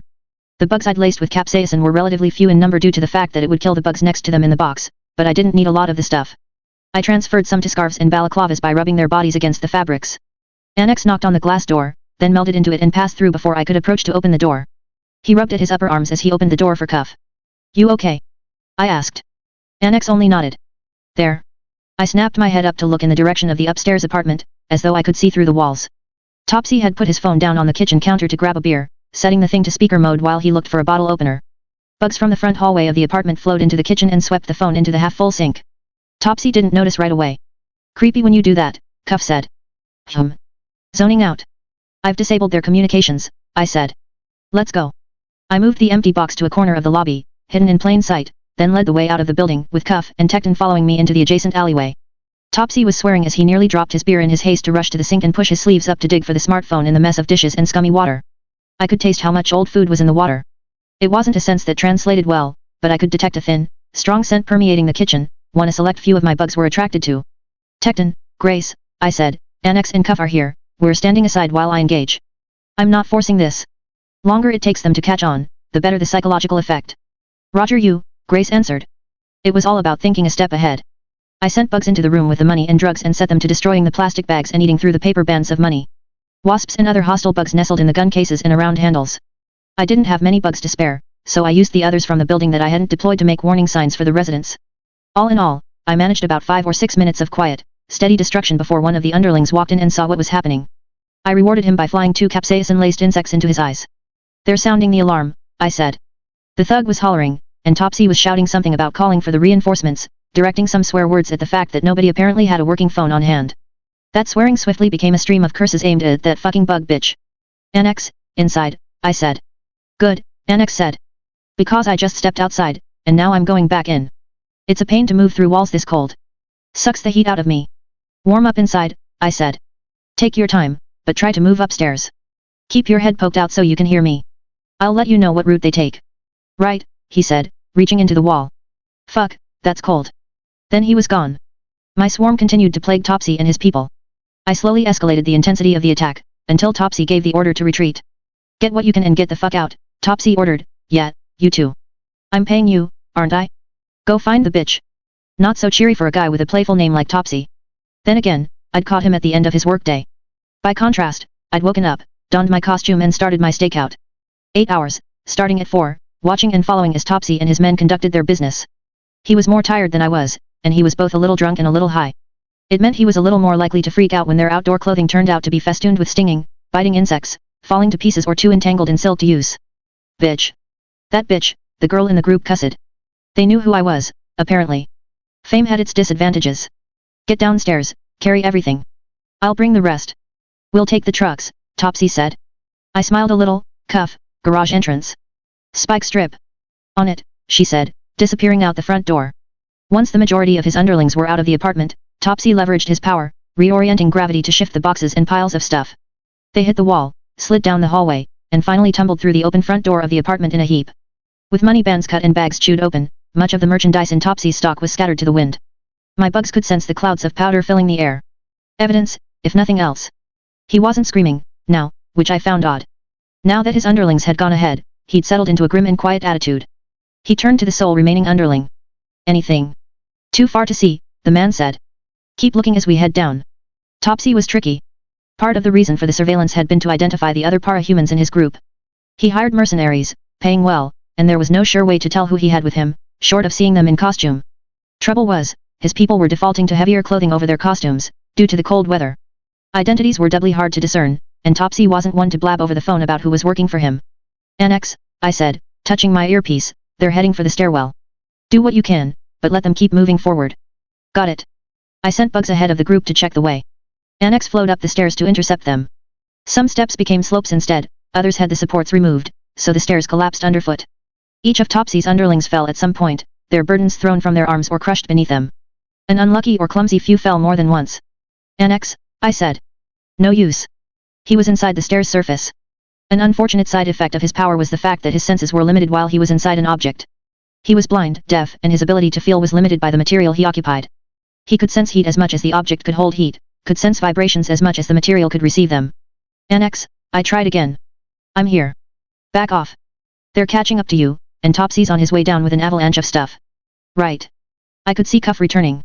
She saw my hand at my ear and didn't speak, giving me a thumbs up instead. Annex spoke, his voice low, okay. I'll take a detour, fix the damage I did to the stairs, then rendezvous. Very calm. Assured. It wasn't even something we'd plotted out beforehand, but there was no urgency here, no panic or distress. Not on our end, anyways. Topsy's crew reached the first floor of the basement, which included the parking garage. Topsy followed right after with the piles of goods, abused by their rough tumble down a dozen flights of stairs. The packages of powder virtually floated in the air, with Topsy batting them in the direction of his people. Everything with red tape is highest priority, Topsy said. Load it into the trucks first. We can take a loss on the rest, pay the fucks back and claim intervention of Bug Bitch. 2 trips, the man I took to be Topsy's lieutenant said. Bug Girl can see what her bugs see. She'll be on our heels. I'm not even 15 paces away, I thought. I'd worried they would exit at the ground floor, but it was safe. I made my way inside to grab my insulated box. Heavy. The lieutenant continued, Moksho, open the garage doors. Get some cold air in here. I'm already freezing, the girl of the group said. We left our jackets up there. Don't fucking care. Bit of cold will deal with these bugs faster than it hurts us. Move. Mok obeyed, while the others loaded up the trucks. Be advised, I reported, my hand to my ear, they're attempting retreat in vehicles. Original plan may hit a snag. Topsy's got a newbie supervillain working for him. Moksho. If I'm remembering right, she's a master/shaker 6. Roger, Tecton said. Hold on, Grace said. Moksho touched the garage door, and the mechanisms shifted to life. Cold air flooded into the garage. I was forced to pull my bugs back, drawing them into the stairwell and through the vents to the box I held. Only the bugs nestled in the villain's clothing remained. I could barely hear as the lieutenant spoke to Moksho. See. Bosses are advising we try plan as detailed, Grace said. If it fails, orders are to abort. And there was our first bit of interference. The director didn't want us to succeed. Topsy wasn't a likable guy, was dangerous in his own way, even, but he was a known quantity. Manageable. Fuck that, I thought. I didn't sit in the snow for 8 hours, bored to tears, to have this mission end at the first excuse. I didn't say it aloud. I focused on what our targets were doing. The trucks had apparently been loaded up, because the villains were gathering into 3 vehicles. They peeled out with a squeal both I and my bugs could hear. No less than 10 seconds later, they ran over the chain that Cuff had laid in the snow just past the garage door. She'd reshaped it so spikes jutted out, I knew. I could hear the tires pop, and pieced together the scene from the movements of the people and boxes within the trucks. The second truck had made it halfway across the spike strip losing its front tires, but the collision of the third truck ramming it from behind drove its rear wheels over the strip. 2 of 3 trucks disabled. I stayed where I was, letting the last of my bugs finish gathering in the insulated box, then carried it outside to Cuff. Spiked chain worked, I commented, my voice a murmur. Cuff pumped a fist. I touched my earpiece. 2 cars disabled and a third trapped behind. They. Watch, Topsy said, as he climbed out of the truck. Not a statement. A name. I felt my heart sink a touch. Of all the motherfucking people he could have hired. What? His lieutenant asked. They've got to be close. Take a second, look for them. Moksho? Get us moving. It didn't take Watch 2 seconds to turn and face the alley where Cuff and I were hiding. It's Watch, I whispered, they're on to us. Go. Cuff nodded and reached for her left ear. I seized her wrist to stop her. She gave me a funny look. Mission's a bust. Mission is on, I hissed the words. Go. I lifted the box as Watch and Topsy made their way up the snow-covered ramp to us, underlings following them. An adjustment of gravity removed the issues the slope posed. Watch was saying something I couldn't make out over the rush of wind. Something about our location. We didn't have long. Watch was a package deal like Grace or Circus. A lot of powers, flexible. His specific powers weren't on record, but it was fairly well known that he was capable of short bursts of intense, short-ranged clairvoyance. He could see people's biology, ignore the issues of light, darkness, or intervening objects, and he had a limited super speed coupled with what had been dubbed phantom hands. The ability to reach through people like Shadow Stalker might, targeting particular aspects of people's body to shred arteries or tear through nerves with his fingers and fingernails. He was a monster who left his victims dead if they were lucky, quadriplegic if they weren't. Maybe that was ableist, but I didn't fancy being left to rely on the care of others for the rest of my natural life, suffering what was, by all accounts, an indescribably painful case of phantom limb. It said a lot about Topsy and the direction he was taking his enterprise, that he'd hire this bastard. I nearly dropped the box, slick as it was with the snow that had melted while it sat in the lobby. Cuff helped me catch it. A moment's delay, but enough time for Topsy, Watch and the others to crest the top of the ramp that led from the basement level to the street. As we ducked behind cover, taking our steps into the alley, the snow that had accumulated on the ground began to fall in reverse, in thick, wet clumps. I felt the same kind of lift that accompanied a use of my flight pack, and both Cuff and I were lifted off the ground as well. The weightlessness ceased, and we fell. Only we fell up. My flight pack kicked to life, and the wings unfolded so I could use the propulsion. I reached for Cuff with one free hand, nearly grabbing one of her braids, but found her wrist instead, felt her hand clasp my wrist in return. Snow and ice pummeled us as it broke free of the sidewalk and flew skyward. It also, I noted, helped to obscure us. Some gunshots sounded, though we were safe around the corner. With the flight pack, I managed to steer us towards the fire escape, throwing the box down or up and seizing a handhold. I found a grip and started to swing Cuff towards the railing when gravity shifted again. Cuff jerked, and I found myself half folded over the railing, trying to keep her from falling through the open mouth of the alley and into Topsy and Watch's sights. Her legs dangled towards the street we'd just left, and I couldn't muster the upper body strength to lift her. Worse, her grip was too tenuous for her to risk letting go to climb up my arms and shoulders and reach safety. Her right arm still wasn't as strong as it should be. The arms of my flight pack reached out to try and grip Cuff, but the angles of our bodies didn't offer anything substantial to grab. Her braids? No. Nothing on her costume either. The chain looped around her back? Yes. Chain, I gasped the word in the moment her gauntlet slid from my grip. The insectal arm at the side of my flight suit snagged the chain and passed it to my hand in a sudden, jerky motion. She caught the lower half of the loop and jolted to a stop, her lower body dangling out inside of Topsy and his men. They opened fire, and Cuff shrieked in alarm. Not quite so calm, leisurely and confident, now. Damn it. Still, we managed to reel her in, her climbing, me hauling the chain in, inch by agonizing inch. The men with the guns rounded the corner, still shooting, as they kept out of the way of Topsy's power. I had to duck low to take some cover behind the insulated metal box and the metal slats of the fire escape. More bullets ricocheted off of Cuff's armor. She found the railing, and I gripped her armor to help pull her over. Getting reports of shots fired, Grace said. Bosses are worried. Fuck the bosses. All good, I responded, injecting calm into my voice. We weren't in danger. They're ticked and shooting indiscriminately. Roger, Grace said. Be safe. Not in danger. Cuff practically snarled the question at me. It was out of character for her, but that was excusable considering she'd just been shot at. You're bulletproof. I'm bulletproof, even. Between the new Darwin's bark spider silk costumes, and your armor, you were safe. As if punctuating my statement, a gun went off below, making the railing sing with the impact. Annex, I said, communicating using the earpiece. I can sense your location. Climb 2 stories and give me an exit on the north face of the building. Which way is north? Your left. Gotcha. The way you worded that, Cuff said. You're not coming with, I told her. Gravity shifted again. Our backs slammed against the side of the building, the two of us grunting in unison. My metal box scraped against the metal of the fire escape to land beside me. We were now more or less lying down on the building's face. Watch and Topsy's men were making their way along the side of the building, walking on it. I pulled off my flight pack and handed it to Cuff. I don't know how to fly this, she said. I'll fly it, I told her. I noted the hole Annex was making. Go over the top of the building to the roof. Fall.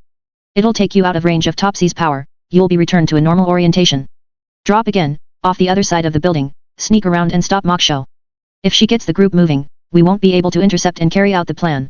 We're supposed to report if we run into trouble, cancel the mission. This is a lot of trouble. Trust me, I told her. Please. Go fast, before Watch catches up. She nodded, and I gave her a boost with the flight pack to move her along as I dropped into Annex's hole. I made it 10 feet into the hallway before getting out of range of Topsy's power and skidding to a halt on the carpeted floor. Cuff sprinted for the ledge that was the rooftop.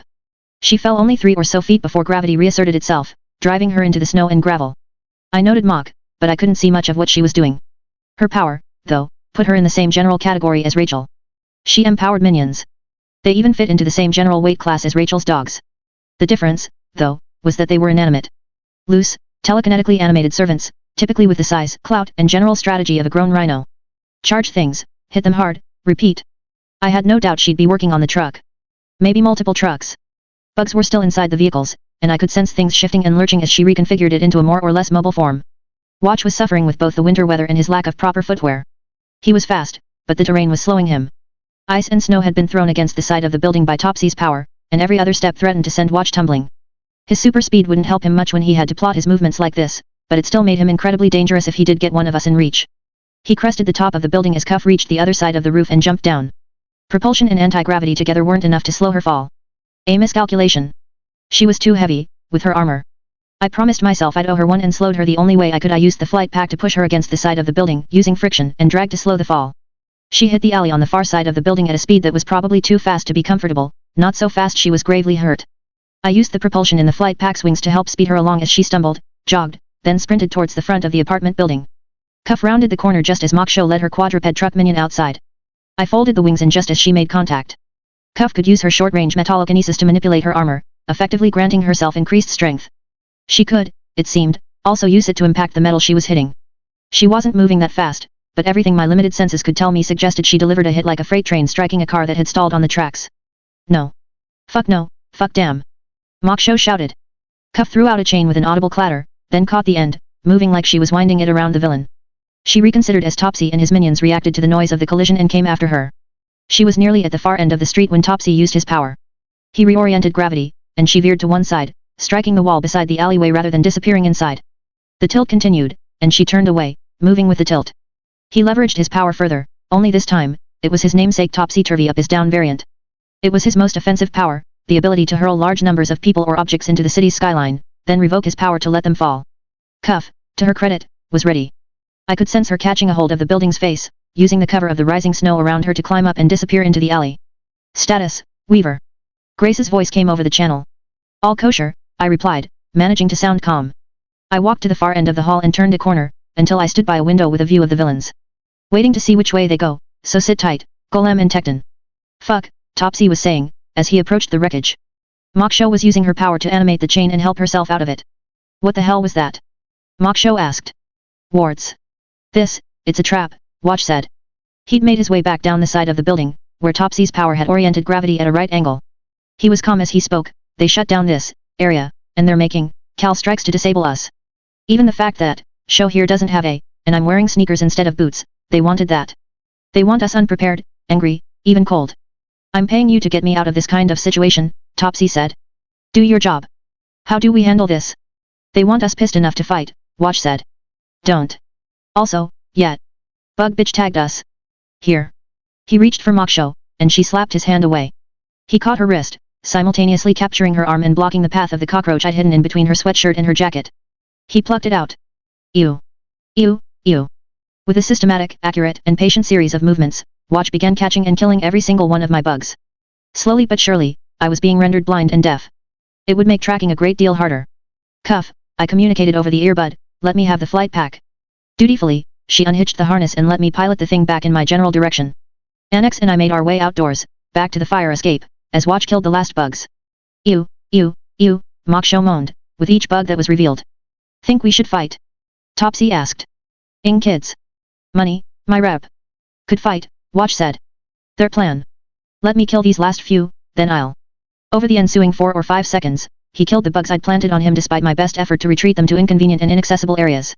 My flight pack returned to me, and I strapped it on, before flying to the roof for a better vantage point. Going to be hard to track, I reported. I could see them running. Watch killed my tracking bugs. They're heading north, along Addison. Roughly 400 feet away from my location. It was Revel's voice, not Grace's, that came over the channel. Watch. With Topsy and Moksho and 5 underlings with guns and no apparent powers. They're on foot, trucks are disabled. Can I get a Roger? Roger, Tecton said, moving to intercept with Golem. Belay that, Revel cut in. I'm not throwing my wards to the wolves like this. Abort. Protectorate moves in. You let them face Behemoth, I said. Different story. We're safe, I said, taking flight to keep my eyes on the villains. They're more danger if you derail the plan. They won't even see us. Watch sees everything, Revel answered. Everything within range of conventional eyesight, from every angle. Revel, I said. We won't get close to him. Promise. I've been on the team for 6 months, I've shown you guys I can play nice, play safe, avoid making trouble. But you guys brought me on board to be the shot caller in the field, with Tecton as the leader. Let me do what I'm supposed to do and call the shots. It'll be a win for the good guys, I promise. There was a long pause. I'm up against Revel and the director, now.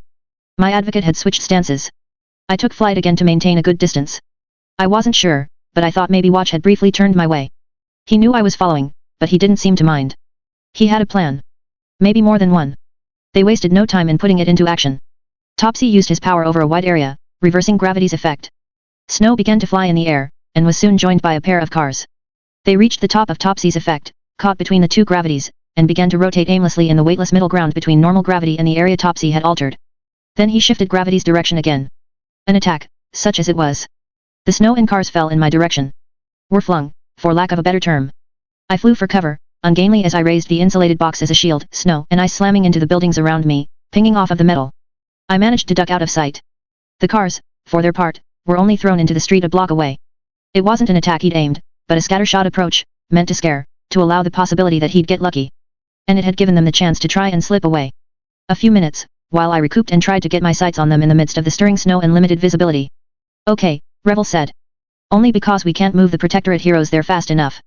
You are not to engage. Roger, I reported, my relief mixed with a frustration that the go-ahead had come so late. Their attempt to occupy me and break away might have worked, if it weren't for Golem and Tecton. The villains had come to a complete stop as they reached the barrier. A row of asphalt and concrete hands, the gaps filled by Tecton's power. The wall was as tall as the buildings on either side of it, spanning the breadth of the street. Topsy began to use his power, moving snow at the far left of the wall, no doubt intending to scale the structure, move over the wall. Watch stopped him. They turned to run instead, moving parallel with the wall. Watch, I guessed, had seen Tecton, Golem and the two PRT trucks on the other side of the wall, ready to spray the villains with containment foam. By the time Topsy and his crew reached the next street over, the PRT van had pulled to a stop. Golem was outside the vehicle, creating another barrier. The implication was clear. Every escape route would be cut off. This was a battle of attrition, a patient fight, with civilians kept out of reach. We'd let them get tired, frustrated, cold, and we'd break their spirits. The goal here wasn't just to win. It was to win so irrevocably that we took the fight out of them altogether, left them without any hope that they could win the next time. Topsy hit Golem and the truck with flipped gravity. Both moved, but neither lifted off the ground. Even before he started raising the wall, Golem would have used his power to hold his feet against the ground, to grab the truck's axle. Tecton would be waiting inside, ready to leap out and break the hands if necessary. The villains could have continued. In their shoes, I might have. It made sense, to force Tecton and Golem to stop and start until an opening presented itself. Except they were cold, tired, and being countered at every turn was starting to take a psychological toll. They might have split up, scattered, but they didn't. Again, they suspected a counter plan. Which we did have. Golem and Tecton could have tripped up the most problematic combatants while the rest of us picked off the weakest members one by one. I didn't have bugs, but I could fly, and I had coiled lassos of silk cord that I could use in a pinch, along with a taser that I could use if I wanted to end things sooner than later. A good attack from above, I could manage. If they went inside, I could unload the bugs I had in my insulated box. They had a different plan in mind. They reversed direction and headed straight for a restaurant with a sign showing a gold dragon against a red background. Grace, I said. Wei Shu Wu? Does typing it into the computer turn up anything? A cover business for a group with affiliations to the folk, Revel volunteered. We safe to harass them, or? No. They have people with powers, and that's beyond the scope of this manhunt. Can you find the number at the building? A restaurant, Wei Shu Wu. Weaver, Revel said, her tone a warning. Please, I said, as the villains disappeared inside. Revel only sighed. A moment later, the phone rang, and I could hear a voice. Wei Shu Wu dining. Would you like delivery? We can also arrange reservations if needed.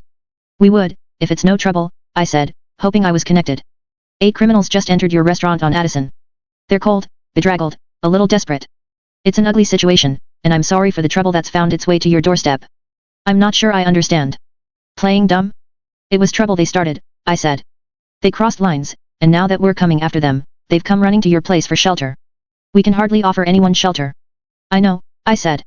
But call your boss, if you need to. Let them know that the heroes aren't going to start a fight, but the villains inside the building need to leave and get taken into custody. If this goes any further, we're not going to press you, but it's going to draw attention.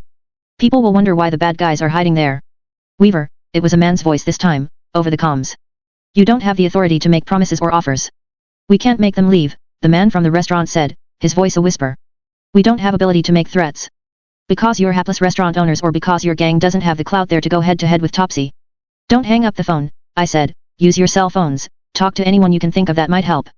Bosses, franchise owners, whoever. Fill them in. Let them know that the guests in your store include men called Topsy and Watch. If they ask who I am, you tell them I'm a superhero called Weaver. From the video. From the video, I said. His tone changed, as if he'd shifted mental gears, at that. He sounded vaguely plaintive. You're talking as if my boss is an important man, but... You're just a restaurant employee, I said. I understand. Call whoever. We'll figure this out together. There was a muffled sound, as if he was covering the phone's mouthpiece with his hand. You're talking as if you're on the same side, the man said. The director, I was pretty sure. Weaver, Revel chimed in, sounding annoyed. Mute me so he doesn't hear. I asked. Already done, Revel said. This isn't the way we should do this. I bit my lip. I wanted to retort, to argue, but I knew there were too many listening ears. This is exactly what we should be doing. They're people, I said. They're bad guys, maybe, but they're all people. Topsy and Watch and Moksho want the same things we do, to be safe, warm, dry, and well rested, and we're taking that away from them. And the people who work with this restaurant? They don't want to deal with people like Topsy and Watch. All we have to do to resolve this is make it easier to deal with us than to deal with the other villains. We shouldn't be dealing with them, period, the director said. I started to reply, then I stopped. Topsy, Watch and Moksho had stepped from the building. They just decided to leave, the restaurant employee said. His voice shook a little. I could see the body language of the 3 villains and their henchmen. Topsy kicked the window at the outside of the restaurant, and a crack appeared in it. He shouted something I couldn't make out from my vantage point. I'm sure they did, I thought. But I only said, "Thank you for cooperating. Thank you for talking me through this," the man said. With that, he hung up. Something had gone on that I hadn't overheard. An exchange of words, a message from the folk? It didn't matter right now. I watched as the villains made their way down the street, then broke into a store to find shelter from the cold. It was over. I could read it in their body language. As much as the director had wanted to wear me down, to have me sit in the cold with nothing to occupy myself with but the 5-minute check-ins, we'd achieved the same thing against the villains, and we'd been successful in doing it. This was only residual stubbornness. My arms were stiff with the weight of my bug box. I was glad to set down on the roof and deploy the bugs, flooding the building and driving the villains out into the elements. They had winter clothing they'd stolen, but it wasn't enough to restore the warmth they'd already lost. By the time they found more shelter, Annex and Cuff had met up with a PRT van and been delivered to the scene. Annex approached from behind, slithering close, and then used his power to open up a closed storefront, allowing cold to pour into the building's interior. This time, when the villains emerged, they did so with arms raised in surrender. "We did it," I muttered. "Be wary of Watch," Revel said. "Containment foam him first, then move him to a truck." "Good job, Wards." I watched Mock show on the monitors. She was young. Well, young was relative. She was 14 or so, and now that she had her costume with her, she wore a hard mask sporting a stylized smiley face, a headband with screws sticking out like antennae. She'd lost the outdoor clothing and had donned her mask, as if it were a shield between her and us. I glanced over at our superiors. Revel was in a discussion with the director, the mayor, and the police chief. Mock show's eyes widened as she saw the bugs filtering into the interrogation room. The tables and chairs had been removed to deny her anything solid enough to use her power on, so she had nothing to hide behind as they began forming into a mass. "Oh hell no," she said, as she backed into a corner. "No, no, no, no." They gathered into a rough humanoid shape. My shape. A swarm clone. "No," she shouted, as if her refusal to accept it could banish the thing from existence. "Let's chat," I communicated through the swarm. "Off the record." "Screw you. Driving me out into the cold, fucking with us without a fair fight? Go die in a fire." "I've been in a lot of fights," I commented, "rare to have one that's actually fair. Most are pretty brutally one-sided. Do you not hear me? Screw yourself." The swarm advanced a little, and she shrunk back. "Paradigm is changing, Mock show. I want to make that clear, so you know what people are talking about when they offer you deals. People aren't going to be inclined to play nice. Nice. The 3-strike rule, cowboys and Indians, counting coup. You're cracked. The fuck are you talking about? It doesn't matter. Things are shifting. People are relaxing when they shouldn't be, because Behemoth died, and pat yourself on the back more, why don't you? I saw that video. Everyone did, I thought. I couldn't let her get me off topic. I'm going to tell you what I would have wanted to hear if I found myself in your shoes, at this point in time. Oh, so generous. There's 2 groups of people. There's the people who are preparing for the end of the world, who are on pins and needles waiting to see just what hits us next, how the dynamic's going to change. I'm in that group, understand? In my book, in our book, anyone who isn't keeping the peace and isn't helping doesn't deserve any mercy. They're detriments. You're dangerously close to falling into that category. Whatever. And the other group? They're the people who've finally found a glimmer of hope, and they're relaxing, thinking maybe we can take out the remaining endbringers, maybe the world can go back to normal. She snorted. Yeah. Exactly, I said. I glanced at the others. The director wasn't participating in the conversation anymore. He was staring at a monitor, but his reaction didn't suggest he was watching me interact with Mock. Either way, I had to wrap it up. But those guys? They aren't on your side either. Once upon a time, they'd be the same people who'd push for people like you to go free. Because maybe you'd help somewhere down the road. Now? They have no reason to give you that slack. You've got no help here, and I think you'll be surprised at how hard they come after you. I didn't do shit. I've barely had my powers a month. You signed up with Topsy. With Watch. This is as much about them as it is about you. Making Topsy uncomfortable, denying him a resource they'd just acquired. Stripping away his conveniences, leaving him wondering if you'll plea out. Fuck that. I'm good. Not saying a word. Probably, I said. But take it from someone who's been there. You don't want to go down this road. The heroes will come after you hard, the villains will never trust you. Honestly. I don't care if you stay a villain or become a hero. But it's not worth it to be a villain and stick with guys like Topsy. The gains aren't worth what it costs you. I turn traitor and walk away, I'm fucked. Join the wards, I suggested. I experienced a momentary flashback to my first night out in costume, talking to Arms Master. Holy shit, have I become him? Pursuing my agenda, offering the options I know she won't take, steering her towards my selfing goal? It chilled me, bothered me far more than Mock show's snort of derision. Or go be a scumbag, but be a scumbag who helps save the world, I said. She rolled her eyes. Us or them, Mock show, I told her. Saving the world or getting in the way. If you're helping, we pull our punches, the charges don't stick, whatever. You get in the way, well, every night can be like tonight was. She scowled. That's all. Fucking rich. You're just pushing me to go join your old team. I'm suggesting that you consider your options. Pay fucking attention to where you're going. I wish I had. That's all. If you want to contact me, that door will be left open. I'll pull strings to make sure of it. I gotcha, she said. Her shoulders slumped a little, as if in defeat. She glanced up at me, and I could see a glimmer of vulnerability in her expression. Weaver. What? Can I ask you something personal? Yes. Of course. She opened her mouth, then closed it. She stuck her hands in her pockets, then glanced at the windows, which were partially obscured with half-closed blinds. Finally, she spoke. Would you please go fuck yourself? Upside down and backwards. I sighed, dissipating the swarm. I felt my hair stand on end as the director approached. I'd always felt a little caught off guard by him. He looked more like a classic politician than the generals and soldiers I was used to associating with the PRT, with dimples, styled sandy hair and a tidy suit.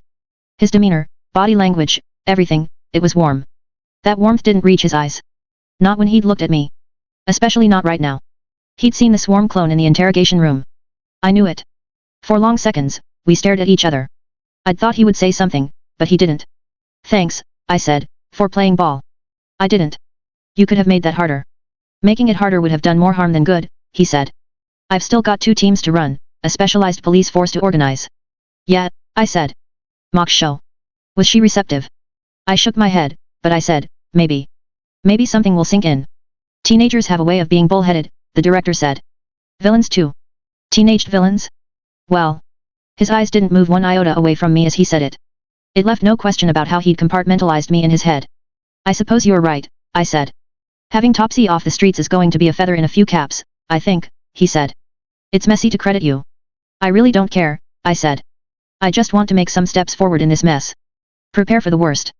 He studied me in a very slow, careful way, as though taking everything in. Assessing the target. I could raise an issue with you being in that interrogation room. Maybe, I said. It'd look obvious, that you were coming after me. I didn't say anything really problematic. But it's an option. You withheld details. It's kind of crazy out there, in the midst of a fight. You lose track of stuff. I know, he said. I used to be a soldier. That caught me off guard. He didn't look like he'd ever been in a fight, let alone a war. He was so young, too. You haven't been a cape for long, he said. A year. A year. But you've been through a lot. I'd hope you were better about minding those details. A slap in the face, not calling me out on the fib, but turning it against me. He seemed content with that for the moment. He didn't press the offensive. I didn't either. We both got what we wanted tonight, I said. It's a win, isn't it? He didn't reply, glancing at the mayor. The man seemed happy as he talked to Revel and the police chief. Not giddy, but happy. Is this going to let up? I asked. Or are we going to be fighting each other constantly? The director glanced at me. You want this to stop? It's a waste of energy. There can't be compromise. He didn't even have to think about it. He shook his head, briefly pursing his lips. No compromise. I clenched my fist. Damn him. A balance, he said. Maybe a balance. What's the difference? I think, he said, choosing his words carefully, that a compromise would be disastrous. You're not going to be confined. You showed that in the interrogation room in Brockton Bay, when you murdered Director James Tagg in Alexandria. You're not going to be confined by law. I haven't seen a single case where you followed the rules that were outlined for you. Boundaries don't work, in any sense.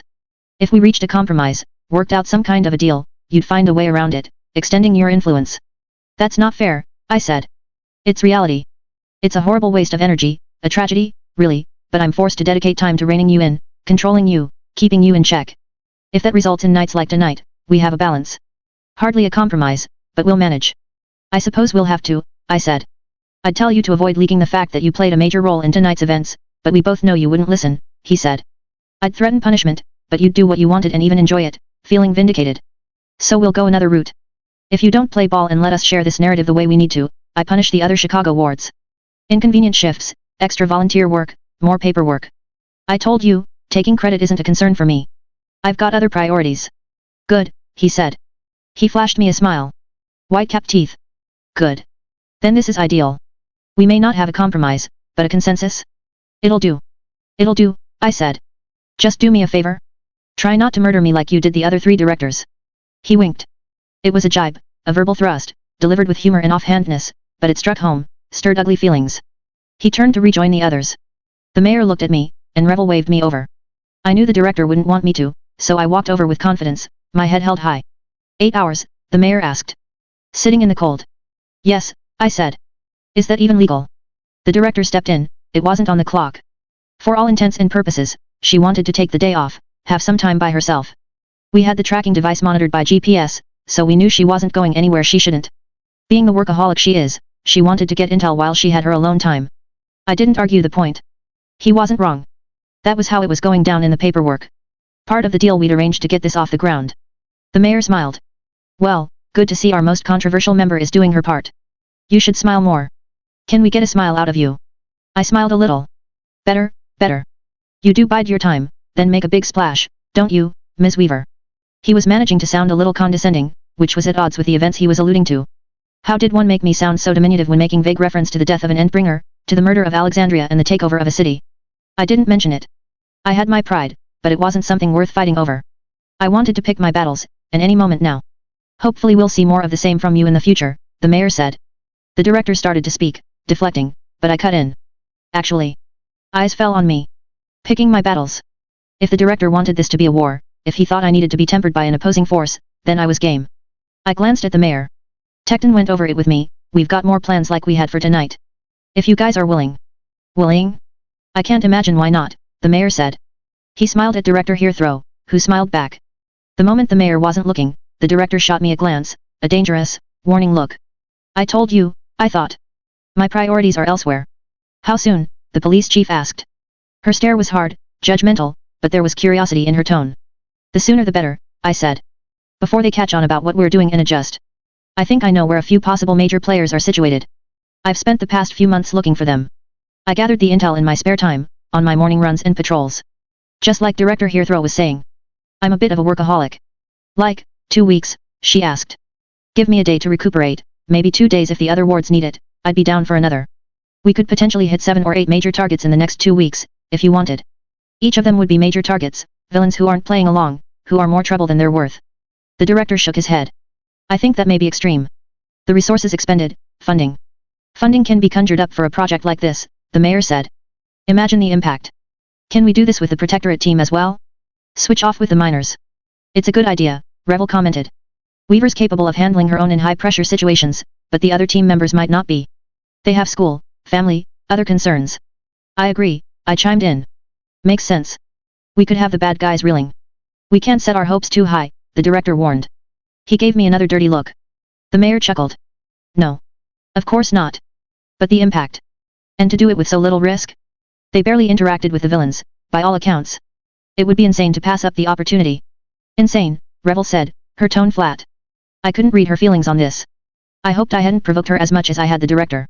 If you're willing to allow me to suggest some targets, the police chief said, I think I could adjust shifts, ensure we have enough squad members to limit or stop traffic inside potential sites of conflict. It was consent, in the form of a negotiation. The mayor and police chief were interested, Revel was probably on board. The director would be forced to play along. It was done. I was all set to hit the ground running, like Glenn had recommended. Big moves. Actions with momentum. Here on out, I'd have to keep moving so they couldn't get me. And hopefully, in the midst of this, we'd be able to organize things for our potential end of the world scenario. Eliminate the obstacles, big and small, train up the rank and file troops. If anyone thought I was cleaning up Chicago, they were wrong. Like the director had said, I'd take as much rain as they gave me, use all of the leverage and momentum I could get my hands on. Topsy was a small fry in the grand scheme of things. A test run. I wanted to hit big targets in other cities. To get as many mock shows into the interrogation rooms as possible, to play the odds and increase the chances that we could get those people on the fence and make sure they were positioned appropriately. The clock was ticking. Scarab 25.4. Touché, PRT. You got me. Touché. You're attempting to reach Glenn Chambers, CO President of Faciti. For our mutual convenience, please categorize your message. Press 1 to contact my personal assistant, who can get your message to me in text ASAP. Press 2 if you got my number from my business card. Press 4 if you are an employee. Press 5 if this is a personal call. Press 9 if the call is of utmost urgency, to put yourself on the line immediately if I'm on the phone, or set off an alarm if I'm not. I seriously debated pressing 9. I felt like this was a 9. I hit 1 instead. This is James, receiving a call from Mr. Chambers. It's Weaver, I don't know who else to call. I wasn't coherent, which was unusual, considering how I could normally keep myself together in a crisis. Oh, Weaver. He's actually talking to someone about you right now. I got his attention. He'll be with you in a second. I'm not sure I have a second, I said. There was no response. He wasn't on the line. Oh man, Golem said. Oh fuck. Quite possibly the only person who was as concerned as I was. Glenn here. You should have called earlier. I didn't get a chance, I said. I would have explained, but time was precious here. I imagine you didn't. Well, there's good news and bad news. You've already run into the bad news. Here's the good. This? It's my plan they're using. I could believe it. I didn't respond. Their timing is off. I would have done this differently if I were your enemy. It's too much of a gamble as it stands. They planned this, have been setting it up for a while. I expected interference with the missions, being supplanted with the Protectorate squad, not this. I just need to know. There was a fanfare, musical, light and jazzy. By the time it faded, a crowd I couldn't see had started applauding. It's starting, Tecton said. He was a pillar of confidence here. Glenn was talking, but I couldn't hear over Tecton and the crowd. I stepped away, my free hand raised to block out the noise. NDS like the show just started. They have to have leverage against you if they're pulling this. Your probation. They're threatening to declare a breach if I don't play along. Play along. I heard what you did, announcing what the PRT was doing to the entire building. Word got around, in certain channels. Do not do that again. Don't call your bosses out and let people know that you don't want to be here. They'll be ready for it, and you'll hurt worse than they do. Okay, I said. Did they prep you? No. I got off a 6-hour graveyard patrol with Gauze and returned to the base to hear about this. They even put our new Protectorate member on the comms to keep me out of the loop, then fed me just enough information I had to listen without telling me enough. I've never even seen this show, and I barely had time to get my costume brushed off and my hair in order. They tidied it up some here, but... Glenn cut me off. Okay. It's not the end of the world, but I don't think this show will help you. These shows almost always result in a ratings dip over time. It boosts your appeal but hits you on respectability. It's only worth it if there's merchandise or media to sell, which there isn't. They're tanking you. Still, this is minor in the grand scheme of things. Being in front of millions of people was minor. It wasn't that I hadn't had appearances before, but most had been without my knowledge. The unveiling of Weaver was a good example of how tongue-tied I was liable to get. What do I do? How do I approach this? I'd tell you to just be yourself, but that's a terrible idea. Be yourself as you normally are with the wards. Be the teenager, the friend. Play up the fact that you're a group, that there's camaraderie. Build a relationship with the audience by sharing things they probably don't know. Nothing sensitive. I wondered if the dildo prank that the wards had initiated me with would qualify as sensitive. More than that, I wondered if I even had enough of a bond with the others, something I could draw on. Be engaging. It's more important to keep the conversation moving than it is to say what you want to say. Wards. A woman called out. All together. Hurry up now. You're on in 2 minutes. Like a kindergarten teacher herding students around. 2 minutes, I said. I should go. Good luck. This is a day the strategist needs to take a vacation, understand? Or delegate a task to it. They're putting you out there because they think you'll either take a hit to your reputation or you'll try to be clever and self-destruct. You stand to lose more than they do, and this isn't live, meaning they can pull anything they don't want on the air. I get it, I said. They aren't just giving me enough rope to hang myself with, they've put me in a rope factory. Exactly. Thank you, Glenn. I joined the others, my heart was pounding with enough force that the thumps rocked my entire body. Tecton was closest to the stage, followed by Grace and Wanton. The core team members, the veterans. Veterans in one sense. Wanton didn't have half the field experience I did, even with our sustained campaign against the local villains, starting to help out in Detroit and trying to deal with that one jerkus in Milwaukee who we hadn't yet managed to pin down. Tecton and Grace were a little more seasoned, but not by a lot. The stage manager was checking the microphones everybody wore. She paused by me, and ensured it was plugged in, and that the connection was unbroken. I was essentially wearing the same costume I had in the winter, but had skipped the extra layer beneath. I suddenly felt intensely conscious of every wrinkle and all of the grit that had gathered up around my ankles and feet as I'd patrolled. The costumes the others wore were immaculate. Wanton had styled his hair to be messy in a good way, and was draped in flowing, dark blue clothing with lighter armor situated across his chest, his waist, his boots, and along the length of his arms. I suspected that the cloth afforded him more protection than the thin plates of metal, but it served to mask his artificial arm. Grace's costume was light, in contrast to the dark of Wanton's. Her new costume was white cloth, almost a martial artist's outfit, but designed to offer more coverage. Reinforced pads were situated at every striking point, complete with studs to offer more traction and focused impacts. There wasn't a single hair out of place beneath her combination headband, hairband, and mask. She had glossy, wavy locks I was a little jealous of, and a trace of lipstick. I wish I'd considered some makeup. Not that I wore a lot, or that I'd had the time. I had only what they'd given me in the studio, and they hadn't gone overboard, on the assumption that I'd keep my mask on. No, if anything it forced me to keep it on. Heavy eyeshadow to make it easier to see my eyes behind the blue lenses. Cuff seemed to be in the same department as Grace. She'd done herself up, with a more ornate braid to her hair, and had altered her costume a fraction, to allow for more decorative tailoring at the ends of each panel and the nose of her visor. Slivers of skin were visible between some slats of armor at the upper arms and collarbone. Of everyone here, she seemed the most excited. She couldn't sit still, but she was smiling, and it was a genuine expression. That left Annex in Golem. Golem was uncomfortable, and I couldn't blame him. Like me, he had details he'd want to hide. His family, his background, the fact that he was in foster care. His costume, too, was a work in progress. It was a resource for him, and maximizing that resource often set him back in the appearance department. Annex, by contrast, had settled into a look. It was plain, intentionally so. The white cloak was form-fitting, with ribs to keep the fabric straight and close to his body so it was easier and quicker to absorb. Grace, Tecton said. No swearing. Wanton snickered a little. Tecton pitched his voice lower. Golem? You've got to stop calling adults sir while you're in costume. You do it as a civilian, dead giveaway. Hasn't mattered up until now, but this is the test. I probably won't say much, Golem said. I'm so nervous I feel like I need to puke. No puking, Wanton said. No puking is a good idea, I agreed. Weaver, Tecton said. He gave me a look, with only his eyes visible behind his helmet. I don't even know. But I've kind of gone the extra mile for you, and you've done a lot in return, but... The stage manager stooped down a little to talk to us, even though both Tecton and I were both taller than her. Alrighty, guys. You're on in 5, 4. I still owe you one. I'll be good, I told Tecton, just under my breath. 1. The jazzy fanfare played. As if that wasn't cue enough, the stage manager gave us a little prod, literally pushing Tecton forward. It was surprising how small the studio was, both the stage with its slate grey floor and fake cityscape behind it and the studio audience. Tecton led the way to the half-circle of a table with the 3 hosts on the far side. The largest chair closest to the hosts was undoubtedly his, shipped here by the PRT so he could sit down in his armor without crashing to the floor. We sat down. Tecton, Grace, Wanton, me, Annex, Cuff and Golem, in that order. The music died as we took our seats, opposite the 3 hosts. An adult man, African-American by the looks of it, a woman with peroxide blonde hair and a girl who could have been her daughter, a brunette who bordered on overweight, with a winning smile and an overly generous chest. Welcome back to Mornings with O, J and Coffee, the woman said. School's out for the day and we've got the Chicago wards here for breakfast. Good morning, guys. We voiced our replies. Wanton gave me a look, smiling, and I made myself smile as well. The young girl gave a small wave, so nice to meet you. We had the team here before, but you guys have definitely changed things up since. Campanile was the team leader then. Campanile graduated to the Protectorate a little while ago, Tecton said. He said to say hi. You were there too, weren't you? Coffee, the man, said. In my old costume, Tecton said. Which I'd prefer we didn't talk about. There were chuckles from the hosts at his comment, and the audience echoed them. It was oddly surreal.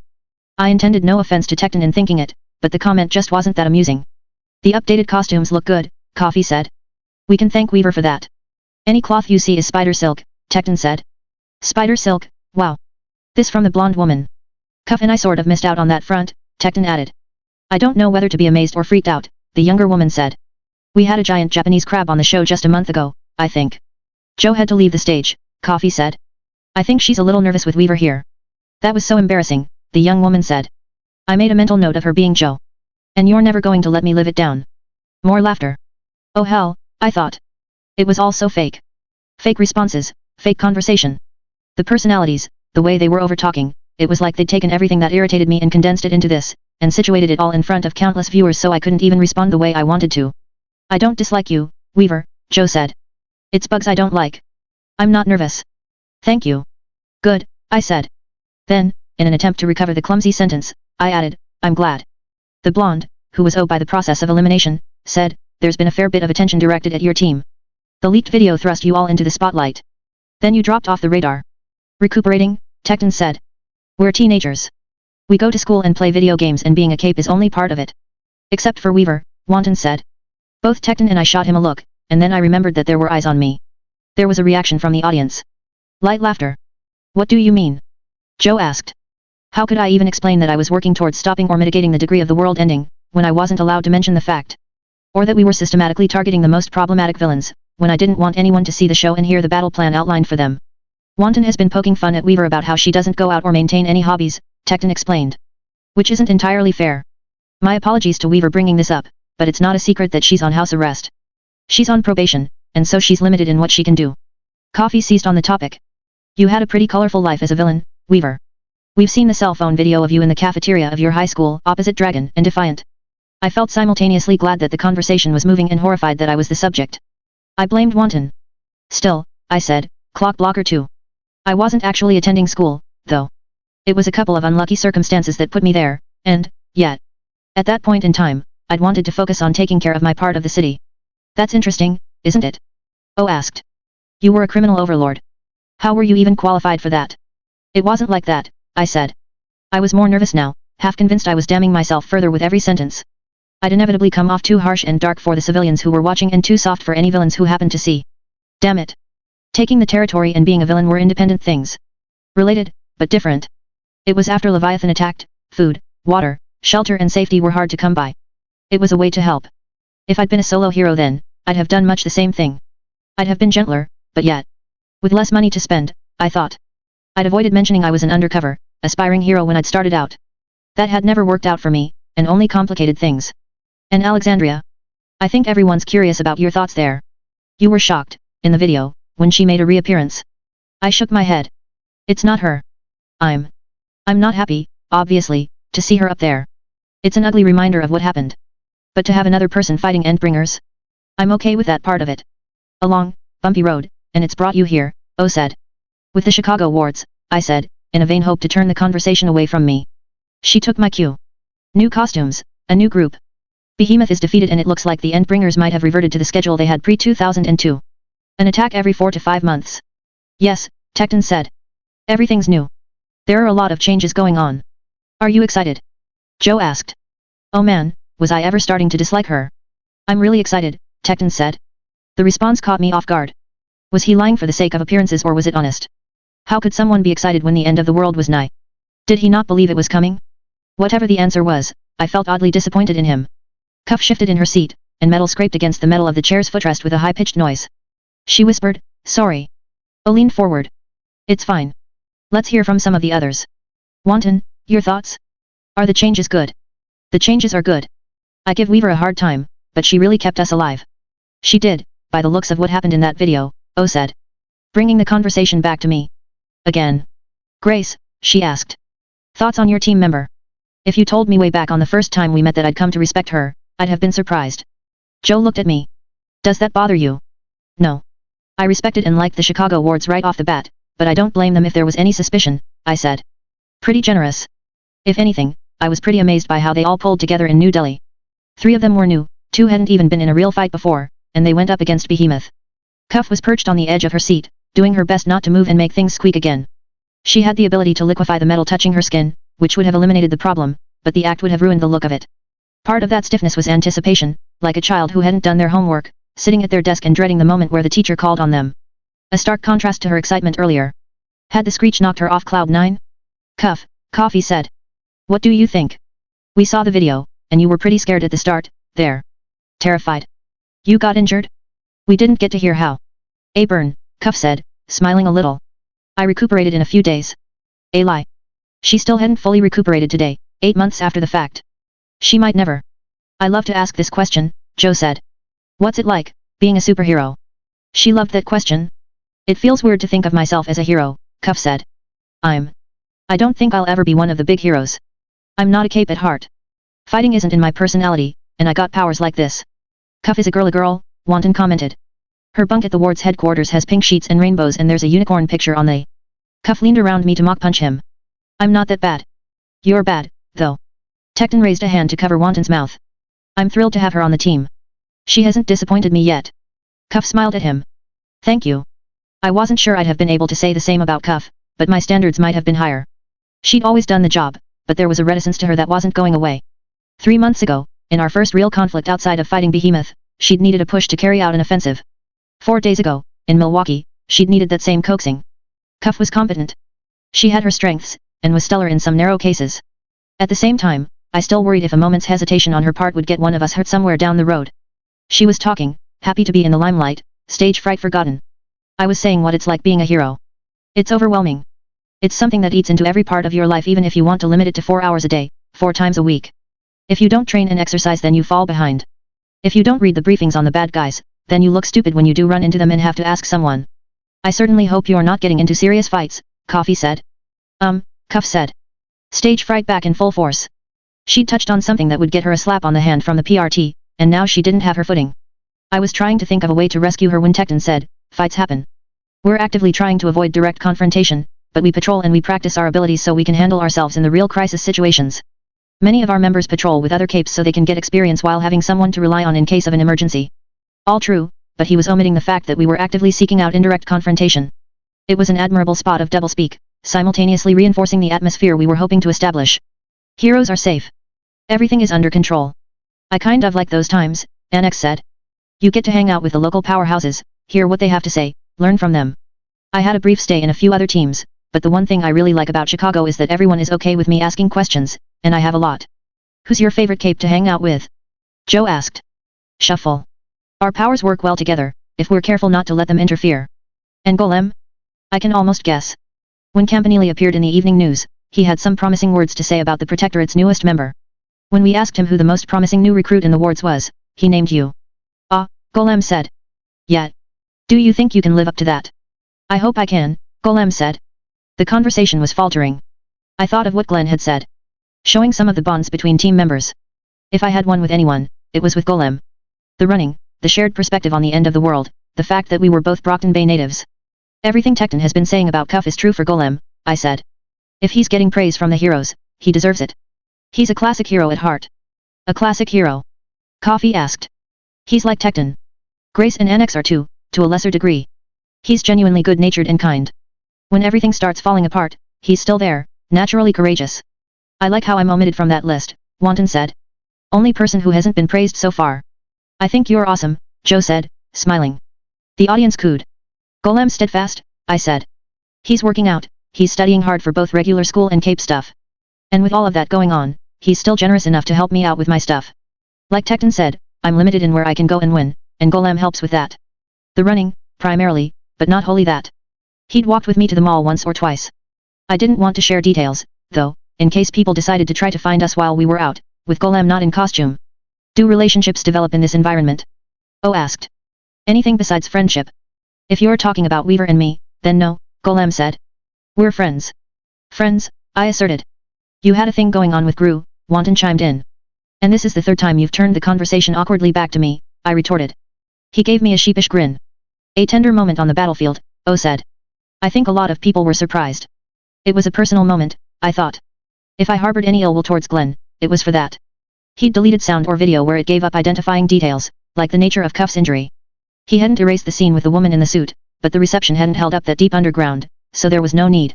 He'd also been kind enough to erase the scene where Imp had promised to get revenge on Heartbreaker. The villain hadn't been notified of her plan. But all of the bonding, the closeness, leaving interactions with Rachel open for hundreds of millions of people to speculate on? That was scummy. Necessary on a level, but still scummy. I hadn't replied to his statement. I almost wanted to let the silence linger awkwardly, just to nettle them and drive home that it wasn't their business. Joe didn't give me the chance. You talked about Tecton and Golem as naturally heroic people. What about you? Man, her questions irritated me. Asking questions where they already knew the answer or where the answer was so immaterial. Who watched this kind of garbage? Why was I being forced to support it by my presence? I was a villain for 3 months, I said. Maybe I'd like to think I was a little bit heroic as a villain, and I'm a little bit villainous as a hero. But I'm working on that last part. Hold on, hold on. You think you were heroic, before you switched sides? Coffee asked. By all accounts, you killed Alexandria and a law enforcement official. You were quoted as talking to school children about the huge quantities of money you earned from criminal activities. Was he just sitting back, waiting for an opening? Gray stepped up to my defense. She said a little. She fought the Slaughterhouse 9. She helped the people in her district. That actually sounds impressive, Joe said. If that's a little, then I wonder what being a little bit of a villain nowadays is like. She tittered along with the audience's reaction. No response. Coffee asked. They were ganging up on me. I wished I knew who these guys were, what their normal style was, so I could roll with it. I'll let my actions speak for themselves, I said. Tecton was quick to speak, backing me up. I think that's the best way to go about it. It's untreaded ground, in a way, to have a notorious ex-villain on the team. Whatever happens, people are going to wonder where she stands, if I've been corrupted by association, or if this is all some elaborate scheme. But we can work on it. She can keep doing good work, and hopefully a few months or years down the road, I'll still be able to say that Weaver's a good person at heart and she's done a lot for the good of the city and the world, you know? Some people won't be convinced no matter what she does, but time and reliability should let Weaver prove her worth. Makes sense, O said. We're rapidly approaching another ad break. I don't suppose we could get any of you to step up to the plate? A demonstration of powers? A neat trick. I almost volunteered, but then decided against it. I didn't want to spend more time in the spotlight. Annex stood from his chair. One of the new members. Excellent. Joe said. We've got a crash test dummy, a beat-up car. I can do something with the car. Maybe we could remodel the exterior. Annex asked. Maybe the audience could name a car? What should we make? Jo hopped out of her seat, arm raised like a kid in class. She was short. I mentally reevaluated my estimation of her age to put her closer to her late teens than her early 20s. A series of beeps, not even a half-second apart, interrupted all of us. Our phones? I was still drawing myself from my belt when I saw a commotion backstage. People who'd been standing still were running now, talking into headphones. My cell phone screen was surrounded by a thick yellow border. A text was displayed in the middle. Stand by. Disturbance recorded. Possible Class S threat. The others had identical messages on their screens. There were murmurs among the audience members as someone from backstage stepped up to talk to Coffee and O. It can't be, Cuff said, her voice quiet. We got texts just like this for the incident where we met Weaver, Tecton said. It could be a similar situation. The lighting changed. Tecton stood from his seat, and I joined the others in following suit. A studio employee advanced to the front of the stage. When he spoke, the microphone headset he wore carried the sound, a possible emergency has come up elsewhere in the world. If this blows over in the next few minutes, we'll edit out anything problematic and resume the show. For now, remain calm while we prepare for an emergency broadcast from the news team upstairs. There is no danger here. My phone buzzed. I checked it to see another text. Chicago wards are to remain at current location. Transportation en route. We'll deploy to Studio B parking lot for quick pickup. A little more ominous than the maybe the studio employee had given us. Panel by panel, the backdrop of the Mornings with O, J and Coffee set transformed, images flickering to show a composite of a grainy, long-distance shot of a city. It had been taken with a cell phone, and the resolution didn't translate well with the size of the screen. There were tall buildings, neon signs glowing in the late evening. Somewhere in Asia. Japan, Wanton said. The camera was shaking, and the view on the screen reacted in kind. Dust rose in clouds, billowing, until they obscured the camera's view. The audience was reacting. Moans, cries of alarm and despair. They knew what was going on. Please be the Cymurg, Cuff said, her voice small. Grace put an arm around Cuff's shoulders. That may be the first time in history anyone's thought that. She's right, too. Even the Cymurg would be better than this. The timing, the fact that it was happening so soon after Behemoth had died, it was all wrong. Behemoth had come from deep underground. Leviathan had emerged from the ocean. The Cymurg had approached from the far side of the moon and descended to hover just above the tallest building in Lausanne. The fourth, it seemed, was appearing in plain sight. The dust took forever to clear.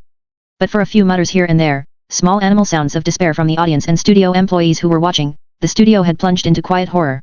It stood somewhere between Leviathan and Behemoth in height, if I ballparked by the number of stories in the adjacent buildings. I waited patiently for the view to clear, revealing more details. Clues, as if there was a solution to what we faced here. I pegged him as a he before I saw too much else. He was broad, a Buddha in physique, if more feral in appearance. He was as black as night, with something white or silver giving definition around the edges of his various features. He didn't wear clothes, but he had features somewhere between leaves and fins, with elaborate designs at the edges, curling away from elbows, his wrist, his fingers and around his legs. It made his fingers and toes into claws, and left dangerous-looking blades elsewhere. His face was a permanent snarl, frozen in place, his teeth silvery white behind the ebon lips. Tendrils like the whiskers of a catfish marked the corners of his mouth. All across the exterior of his body, there were gaps, like the gills of a fish, and that brilliant white or silver glimmered from beneath, a stark contrast to the absolute black that marked the rest of him. It made me think of a tiger. And at the center of it all, quite literally, there was a perfect sphere of that same material, a marble or a crystal ball, his body perched on the upper half and his legs attached to the lower half. Arms extended out to either side, he took a step, almost waddled. He floated as though he were walking on the moon. He's not a fighter, I murmured. No, Tecton agreed. What is he? Grace asked. People were fleeing, still in close proximity to the site, evacuating tall buildings. The Endbringer stopped and extended a hand. His arms weren't long enough to reach around his girth, but his upper body rotated on the sphere that formed his midsection, giving him the freedom of movement needed. The camera shook as he used his power, and an unseen cameraman had to catch it before it fell. A faint glowing line appeared on the ground, a perfect circle. The light gradually intensified, reaching higher, and the space within the circle seemed to darken in equal measure. It moved, the circle roaming, the glowing lines adjusting to scale obstacles and account for higher ground and dips in the terrain. When it intersected a building, the effect became clear. Barely visible with the camera's range, they were nonetheless a blur, moving within the circle's perimeter. They're trapped, Golem said. He's manipulating time in there and they're trapped. Golem was right. How many days were they experiencing in there, with only the food they had on hand? Was water reaching them? There didn't seem to be power. Oh God, Cuff said. Why isn't anyone stopping him? There's no heroes on scene, Tecton said. Japan doesn't have many dedicated heroes anymore. It took 6 or 7 seconds for the blurring of their movements to slow. In another second, it stopped altogether. He left his power where it was. The glass on the building's exterior cracked. Cracks ran along and through the other material, in the street and at the edges of the structure. It leaned, then toppled, and the destruction was contained inside the effect. Wanton spoke, almost hesitant. Doesn't that remind anyone of? Yes, Grace said.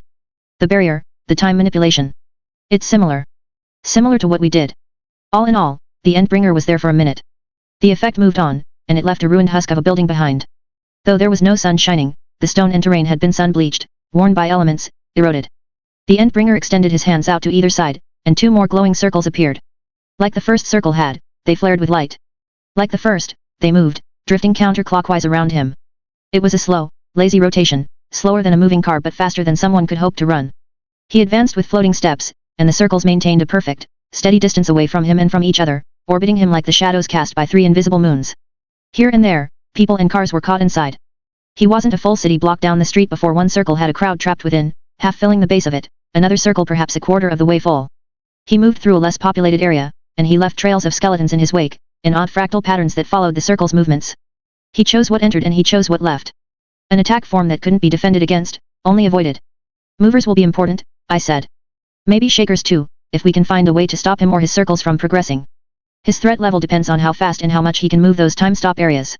There was no reply from the others. I glanced at Cuff, and I saw that she was hugging Grace. She was silent, but tears were running down her face. Grace was more resolute, but her eyes were wet. The timing, it was wrong. Strategy, figuring out a battle plan, it was crucial here. The first attacks were often some of the worst for Cape casualties, if not necessarily the overall damage done. Too many lives would be lost in finding out his general capabilities. But it didn't matter. I reached out and took Cuff's hand, holding it. A glance in the other direction showed me Golem. I took his hand too. This was the key thing in this moment. Not the future, what came next. Support, morale, and being a team in the now. Silent, we watched as the heroes engaged. Eidolon and Legend joined the Japanese heroes in fighting the unnamed Endbringer, keeping a safe distance. One circle disappeared, and the Endbringer reached out. Defending capes were too slow to escape the perimeter before the effect took hold, a new third circle forming. Eidolon tried hitting the effect with 3 different powers, but it didn't break. No, no, no, Cuff whispered. In a minute, the capes were dead. Our phones beeped, and I felt a moment's despair. We'd have to fight this thing. Ship is outside if you want it, Chicago wards. Attendance not mandatory. TEMP codename is Kansu. Cuff said, staring down at the phone. I'm staying. Okay, I said. You're going, she asked. I nodded. She nodded back, swallowed hard, before she turned her eyes back to the screen. In that moment, the Endbringer, Kansu, reversed the direction the circles were drifting, extending the distance they were orbiting around him in the same movement. Capes who'd been trying to time their advance to close the distance to Kansu were caught. 4 trapped and doomed to die a slow death, a 5th caught between a building and the orb's perimeter as the circle continued its rotation.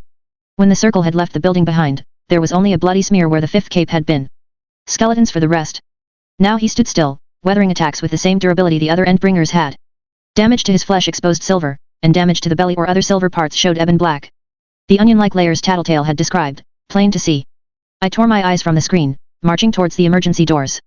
So much was wrong with this. It wasn't fair, it wasn't right. Fucked on so many levels. A woman was sobbing in the hallway as we passed. A group of 20-somethings in dress shirts sprinted down the hallway, carrying bags. The dragon craft was waiting for us outside, ramp doors open. Odd, to see the sky so bright, when the battlefield was shrouded in night. We stepped inside, entering the center of the craft. I found a seat by a monitor, with a laptop ready and waiting for use, login screen displayed.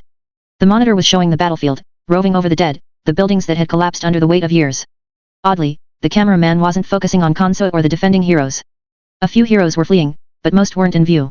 We're ready, Tecton called out. Shib. The craft hadn't taken off. My growing sense of dread was confirmed as the image on the monitors changed. Even with those circles being as devastating as they are, it wasn't enough. There wasn't the same broad scale, the promise of lingering devastation. No. There was something more to Kansu. The monitors showed him in a different city.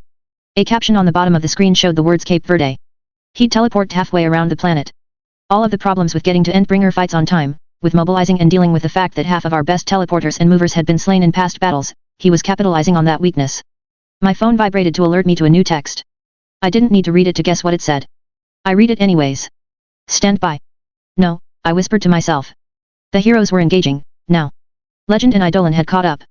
Kansu had situated himself near some kind of military installation, and they'd wasted no time in readying for a fight.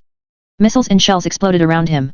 The columns of frozen time that rotated around him caught many, and they exploded within the delineated structures.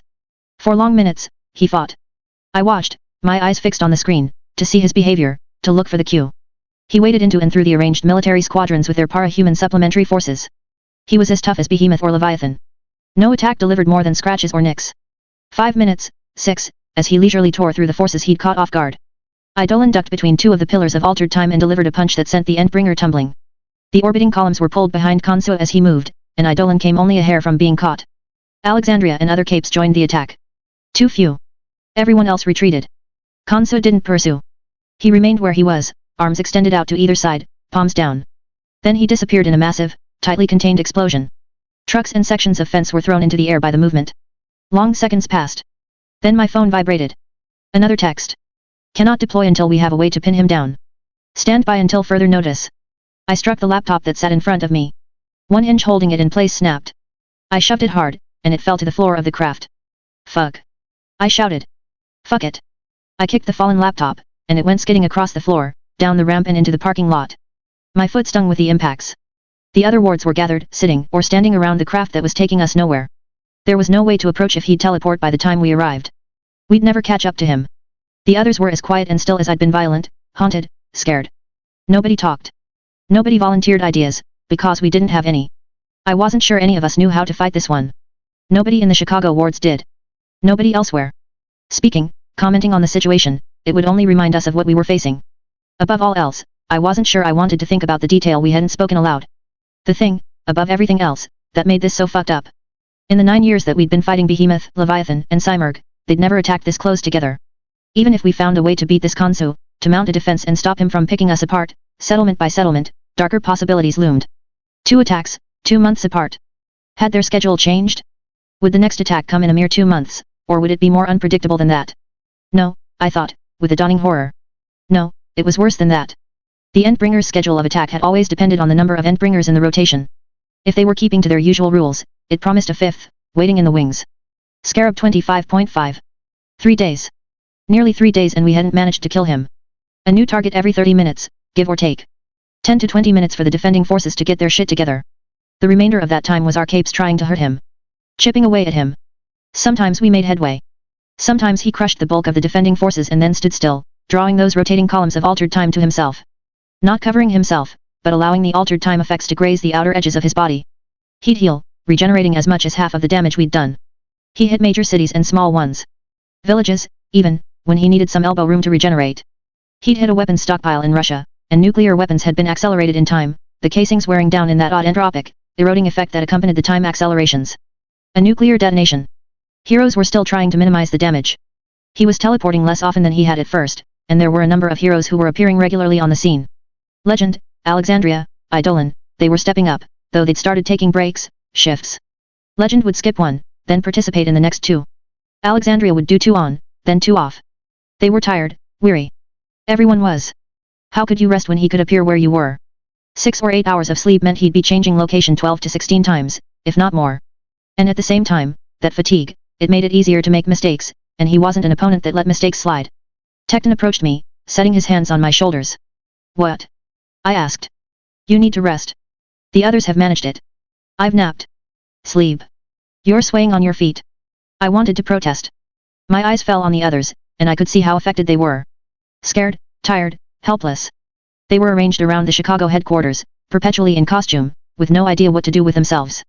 30 minutes, and then that intense period of tension, waiting, wondering as it took the media or the PRT time to grasp just where he'd gone, to report the information. If we were lucky, we got video footage, and we didn't have to wonder if Khonsu had caught any of the big guns. In a way, I'd grown used to being a little different from my peers, here. I could be blasé about things that had them freaking out, confident. I could put myself in the bad guy's shoes because I'd been one, once. Except here, I was no different. 3 days in, unable to sleep for more than an hour or 2 at a time, feeling my heart plummet into my stomach every time Khonsu teleported, I was on the same page as the others. I only ever wanted to do something to help, I said. I know, Tecton said. Even at the beginning, even when I was undercover in the Undersiders, I wanted to stop the bad guys. A lot of it was selfish, me wanting to escape, but I still wanted to work for the greater good. Yeah, Tecton said. He let his gauntlets fall from my shoulders. I turned around to look at him. Our man of iron, his face hidden beneath his helmet. He was standing firm, giving no indication of how affected he was. It let him be strong, or appear to be strong, for our sakes. And then I decided to be a villain full-time, but my motivations were still sort of good, even if I wasn't. I knew the Undersiders needed help. That there was something wrong with a lot of them, something missing in them. And being a part of all of that, it was a way to help Coil, when I thought his plan was something good. You're not a bad person, Taylor. I'm not, being good or bad was never a thing for me. Not really. It was all about the actions I was taking and why, instead. I became a warlord and I took care of people. I helped seize the city from Coil and we started implementing changes. Again and again, I've escalated in terms of the kind of power I wield. Do you think you're more powerful now? With the wards? He sounded almost surprised. I think so. Yet. Maybe my hands are tied, I can't be as direct or ruthless as I would otherwise be, but I can reach out to the villains and I can reach out to the heroes, and I can effect a kind of change. I have resources. Tools and information I might not otherwise have. Makes sense, he said, his voice soft. Taylor, you need to sleep. I can hear it in your voice. Why is it that I get more powerful over time, and yet I feel more and more helpless? You ask too much of yourself, Tecton said. You could have all of the power in the world, and you'd still feel like you should do more. If he hits Brockton Bay, your father and friends will be okay. Hell, our strike squad that we used against Behemoth was made up of Brockton Bay residents, wasn't it? If I have to watch people I care about getting hurt while I'm helpless to do anything, I'll lose it. It wouldn't be constructive to lose it, Tecton said. And you're more likely to lose it if you're tired. Go sleep. I didn't reply. Instead, I trudged off to the quarters that had been set aside for me. Roughly pie-shaped, with the door at the tip, it sat at the edge of the hub. I had a bedroom upstairs, more personal, more of a home, but I didn't want to be that far away. I didn't want to lapse into being Taylor Bear, even in a moment of rest. Better to keep thinking, keep considering options. I lay down on the bed, pulling my mask off. I didn't put my glasses on. My vision was blurry, but it didn't do anything to block out all of the individual little lights, some blinking, that studded the interior of my quarters. Laptops, batteries, alarm clock, the charging station with my spare flight pack inside, the television screen, the slat of light that filtered in beneath the door, so many little points of light. If I hadn't been so tired, I might have blocked the lights. Using bugs wouldn't work, as they'd wander, but a towel at the base of the door, books propped up against various devices. I sighed and draped my arm over my eyes, my nose in the crook of my elbow. I spent a long span of time in the twilight of near sleep, trying not to listen to the murmurs of people's voices in the main hub. Idly, I wondered how much time was passing. Where was Kansu attacking now? A lot of people crossed my mind, too. Enemies, allies. How were they dealing? My dad had fired off emails, asked that I let him know before I joined the fight, and right after I got away safely. For every cogent thought that crossed my mind, 2 or 3 stray thoughts followed. The devastation, scenes burned into my mind's eye. People caught and left to die of dehydration in Kansu's fields. Somewhere in the midst of that, I managed to drift off, the recollections becoming dreams, or something close enough to feel like it was an immediate transition. My uneasy rest was interrupted by a touch to my shoulder. My eyes opened, and I could see the vague shape of a woman standing over me. Mom? I was awake and alert in an instant, but she was already turning away. Not my mom. Dark-haired, but too short. Both of my parents were taller than her. I only recognized her when I saw the doorway. A rectangle of light, almost glaringly bright, just beside my closet. Hey, I said, as I hopped up from my bed. She didn't respond. She was already gone. But the doorway remained open. I had to cross the length of my quarters to see the interior. A dark hallway, with only dim lighting cast by tubes recessed into the ceiling. The woman in the suit wasn't on the other side. I accessed the various storage containers for the bugs I was keeping in the workshop upstairs. Beetles navigated the trap that kept them from flying out, then made contact with various touch panels, opening the cages where the various individual species were kept. As a mass, they flowed down the stairs and into the hub. The wards who were at the command center and watching the monitor stood, alarmed, as the mass of bugs made their way across the room to my quarters. Taylor.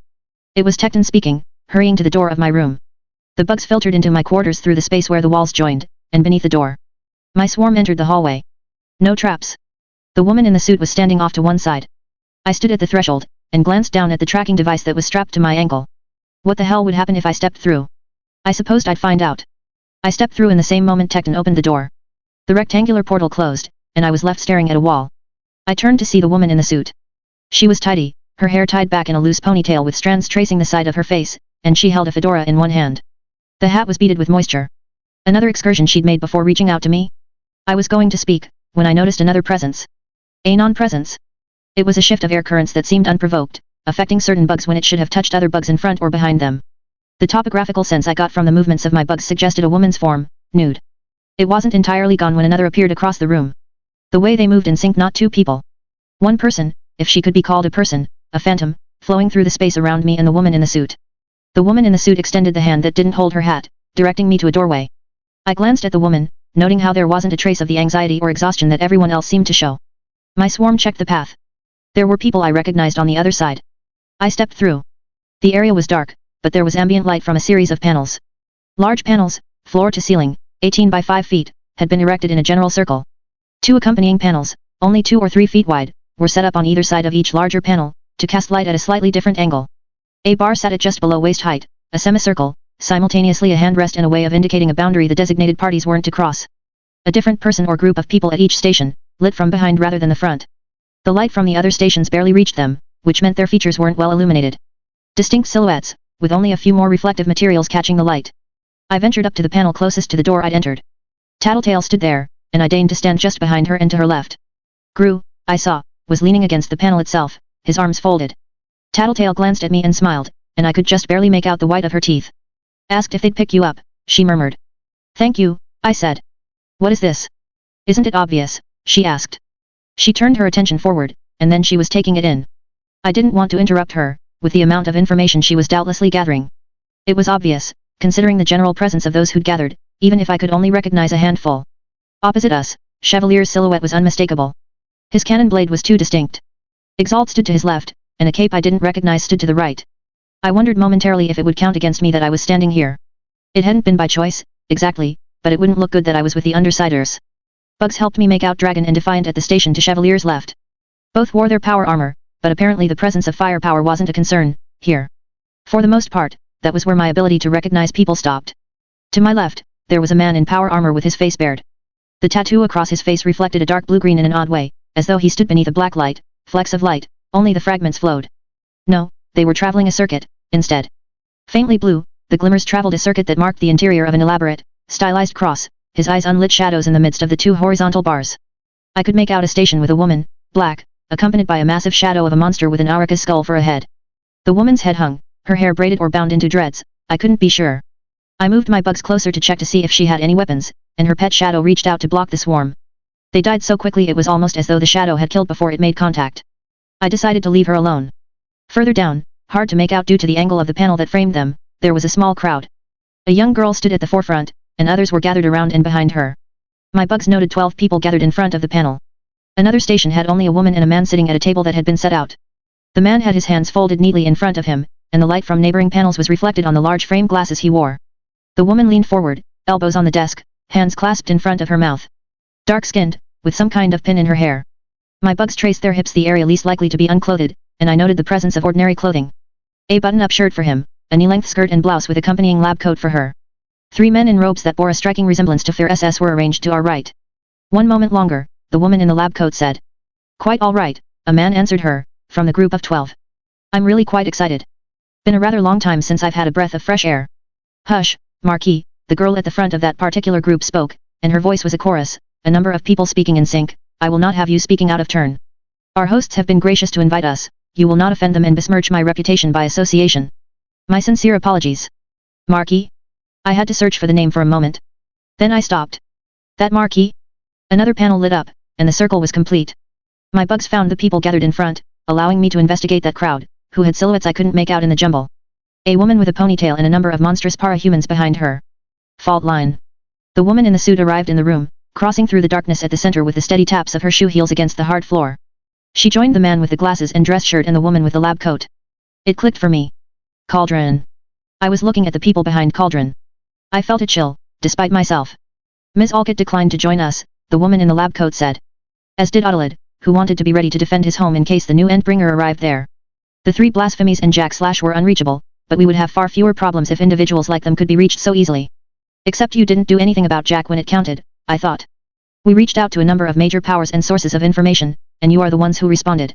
As useful as it might be to have the YA with Grave NGBN or Elite with us, I'm almost glad that we can have this discussion with only those who are truly committed. Thank you for coming. I go by Dr. Mother, and I am the founder of Cauldron. I could hear a growl from within Faultline's group. They were directly opposite Dr. Mother, as far away as they could have been. Probably sensible, all things considered. Cauldron was to blame for the Case 53s. I suspected they could have handled themselves if anyone in Faultline's group were to attack, but setting a distance between the 2 groups made sense. Look, Tattletale said, abruptly, let's cut past the formality bullshit. I know a lot of you are big on that sort of thing, but we should talk nitty-gritty tactics sooner than later, especially considering the amount of squabbling that's sure to happen. Agreed, Chevalier said, from across the room. Menster Felk Seek and Van Elk Dag. Babas Sturf en die Motorskut en die Kinders Dudgesgitsus Hond. Vrouword verkrag en vermoer en nag mary skir manzit mekar omte fees op hol bin egoed, the woman with the skull-headed shadow said, her voice quiet and level. I was startled to see that it was a human skull, now. I gave you the ability to understand and speak English, a man in the group of 12 said. It wouldn't cost you anything to use it. Ek sal nai ju tonga brook nai, Vullis, the woman replied, her voice still quiet, though it was flecked with anger, just a bit of an edge. The man sighed, well, I could use my power on everyone else here, but somehow I don't think the offer would be accepted. Another person in that group, a woman, spoke. She doesn't believe in using English. Her first statement was, to paraphrase, people die every day. Helpful, Tattletale commented. Enough with the bullshit and posturing. We were brought here for one reason. Well, a lot of reasons, but the main one that ties us all together is that we've got that monster rampaging around and we're not making headway. We whittle him down, he heals. Scion attacks, he teleports, and the golden fool doesn't follow. So let's be honest, let's talk about this and introduce ourselves before we say anything so we're not completely in the dark. Some of us have identities to keep private, the man with the cross on his face said. We can't bullshit around about secrecy and all that. We need to dust off our weapons and the schemes we've been keeping on the back burner and hit that motherfucker. More than half of us have cards we're keeping up our sleeves for a rainy day. Someone needs to bite the bullet and play their card. And then we need to talk about who plays the next card, when number 5 comes around. Because there will be a 5th. Or a 4th, if you count Behemoth or not. Many of us are playing on a scale where a particular play would put us at a critical disadvantage, the man with the cross on his face said. Acting now, at the wrong time, it wouldn't only hurt us, but it would put bigger things at risk. There's doing wrongs for the greater good, and there's doing noble deeds and dooming ourselves in the process. You're hardly so noble, Saint, Defiant said, his voice a growl. I wasn't speaking about me, Saint retorted. Either way, this is why you're here, Dr. Mother said. To negotiate. With luck, you can barter to guarantee your safety in the future, or ask favors of others, in exchange for whatever it costs you to use whatever weapons or resources you're holding back. We can barter, Faultline said. Her voice was hard. Unless you're saying the people who've been creating and hoarding para-humans en masse don't have any cards to play. Unfortunately, Faultline, we cannot. Cauldron, to be specific, cannot. I have provided this forum for discussion, we can help troubleshoot or support plans, or even provide assistance, but our cards must remain in place. There is nothing any of you could offer us that would be worth what it costs to act. Bullshit, I said. I could feel anger stirring. No way I believe that. Even just that portal system you've got, that's enough to change the tide of this fight. Not an option, Dr. Mother said. Because you're afraid, Tattletale said. There's a fear that someone's going to come after you, trace the portal back home. But there's another, bigger fear, isn't there? Yes, Marquis said, from among the group of 12.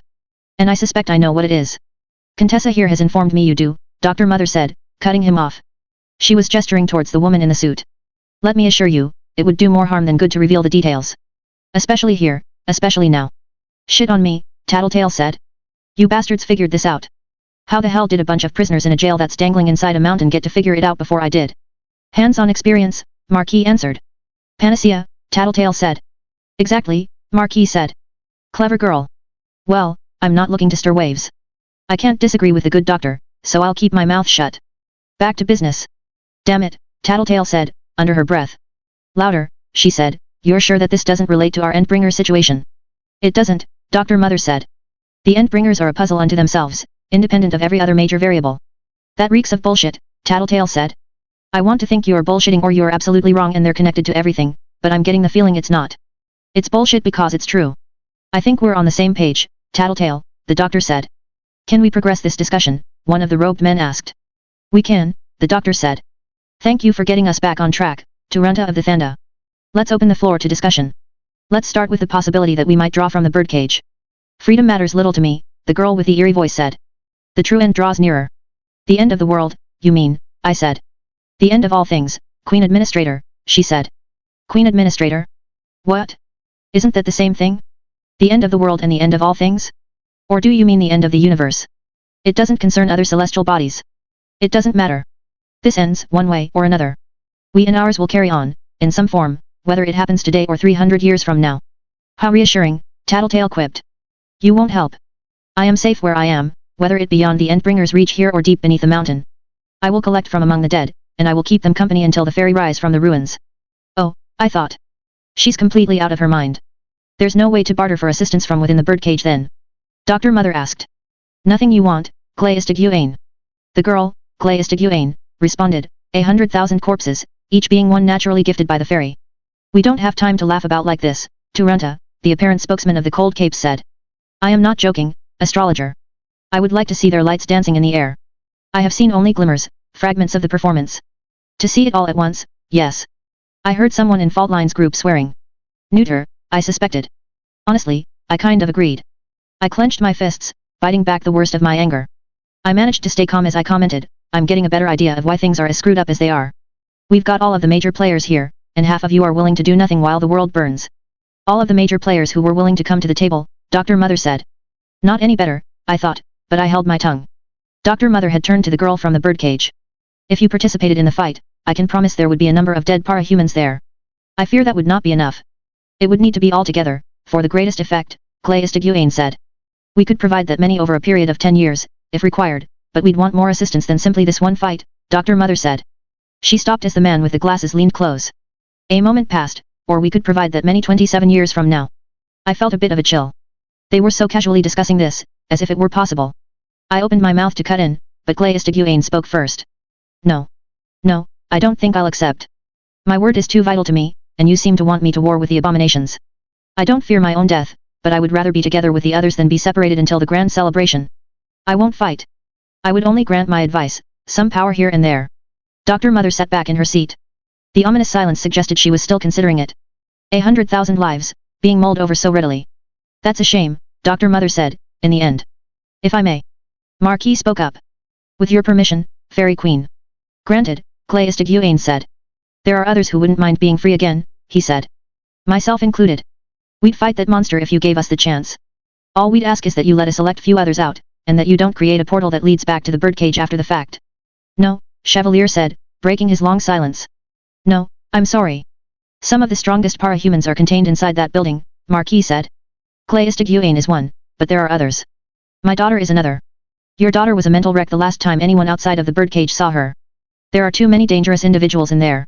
She, Chevalier said, pointing in the direction of the woman with the shadowy pet with the massive bird skull, has killed thousands of people. That's nothing compared to what some individuals in the birdcage have done. We'd be letting the wolves run free again, in the hopes they deal with the lion. If there is no other way to deal with the lion, and we know the wolves have been caught in our snare once before, Saint said, trailing off. We know they can be dealt with. We're just lacking resources. Opening the doors of the birdcage has to be a last resort. Oh, I don't know, I could stand for it to be the first resort, Marquis said. He turned toward the doctor, I'm staying mum about what my daughter discovered. The details we both know that must not be shared. Surely that's worth some goodwill. It is, the doctor replied.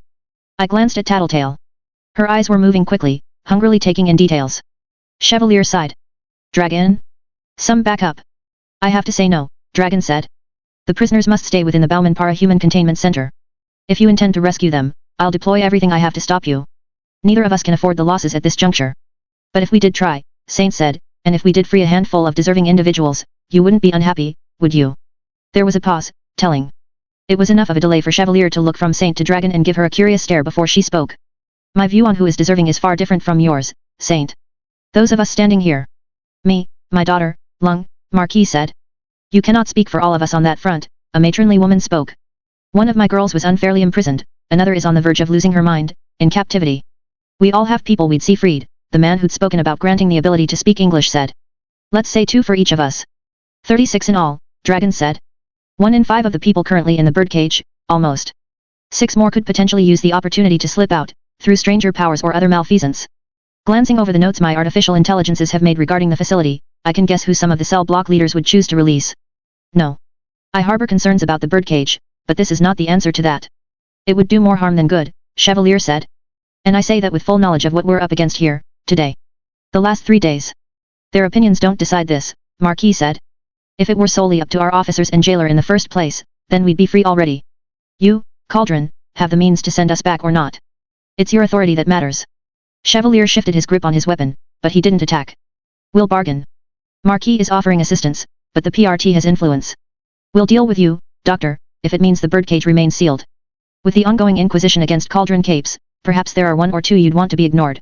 They couldn't be promoted, that's the PRT's jurisdiction, and it would only draw attention to them that I couldn't help them avoid. Still, I could time a transfer, allow someone to slip through the cracks. A few someones, the doctor said. Yes. I'm sorry, Marquis. Our clients must come first. You'll be twisting our arms and escorting us through the portal, then. You'll go willingly. This place cannot sustain life. It's a facility in the middle of a wasteland, and your Earth is several universes away. I see, Marquis said. Unavoidable, I take it. And if I were to share the particularly valuable information that you and I both know, that you don't want me to share with others who are present? I can't believe I'm not getting in on this, Tattletale whispered to me. Dr. Mother didn't reply. She remained still, her eyes on Marquis, as the woman in the suit, who she'd called Contessa, leaned in close, whispering. You won't, the doctor said, when Contessa had straightened and stepped back, standing guard behind the doctor's chair. I won't. You won't. Teacher would, hearing that, but teacher has a secret he doesn't want divulged, and he now knows we know. Marquis turned, his shadow shifting, presumably as he looked at teacher. He turned back. Ah well. I suppose I'll just say we're here if you need us. If we need you that badly, Chevalier said, then we've already lost. Rest assured, Marquis retorted, I think you are doing a very good job at getting yourselves to that juncture. It's a failure across the board, I said, surprising myself by speaking. All of us, the birdcage prisoners excepted, we're not doing enough. If we don't come up with an answer or get someone to step up to bat and fight, then we're doomed. We've got the end of the world happening in 2013, and we can't even band together for this. Complaining gets us nowhere, Faultline said. Besides, it's not like this is small potatoes. Okay then, I said. Let's talk resources. If you've got parahumans or information, let's hear it. Let's show a measure of trust and have Marquis or Cauldron share the tidbit of information they've gleaned. Let's talk options that don't involve fighting. Tattletale thinks these bastards are designed. Where's the designer? Nowhere we can find, Dr. Mother said. And we have the most powerful clairvoyance we know about, alongside the most powerful precognitive. Does that mean there isn't a designer? Faultline asked. That Tattletale's wrong. Get fucking real, Tattletale retorted. I'm confident on this count. If they can't find the designer, Faultline started. There's other possibilities. Lots of powers confound precogs and clairvoyance. Both at the same time. Be constructive, I cut in. We will assist, Duranta said. Sephara, Bahu, and I, others beneath us in our organization. I cannot speak for my fellow brothers, but I will ask them because we all owe a debt. Our brother died, but Weaver helped to make it not for nothing. Ferris died. I asked, surprised. At the hands of the first, very late. I'm sorry, I said. We owe you, he said. As we owe some of the others. It is your choice how you would use this. You can pay me back by helping, here, I said. You'd be paying us all back. We have the means, he said. But this hurts us, because we rely on our enemies not knowing what we are truly able to do. If this goes much further, I said, it might not matter. This is true. Of each of you but Weaver and Chevalier, we will ask a small favor, after.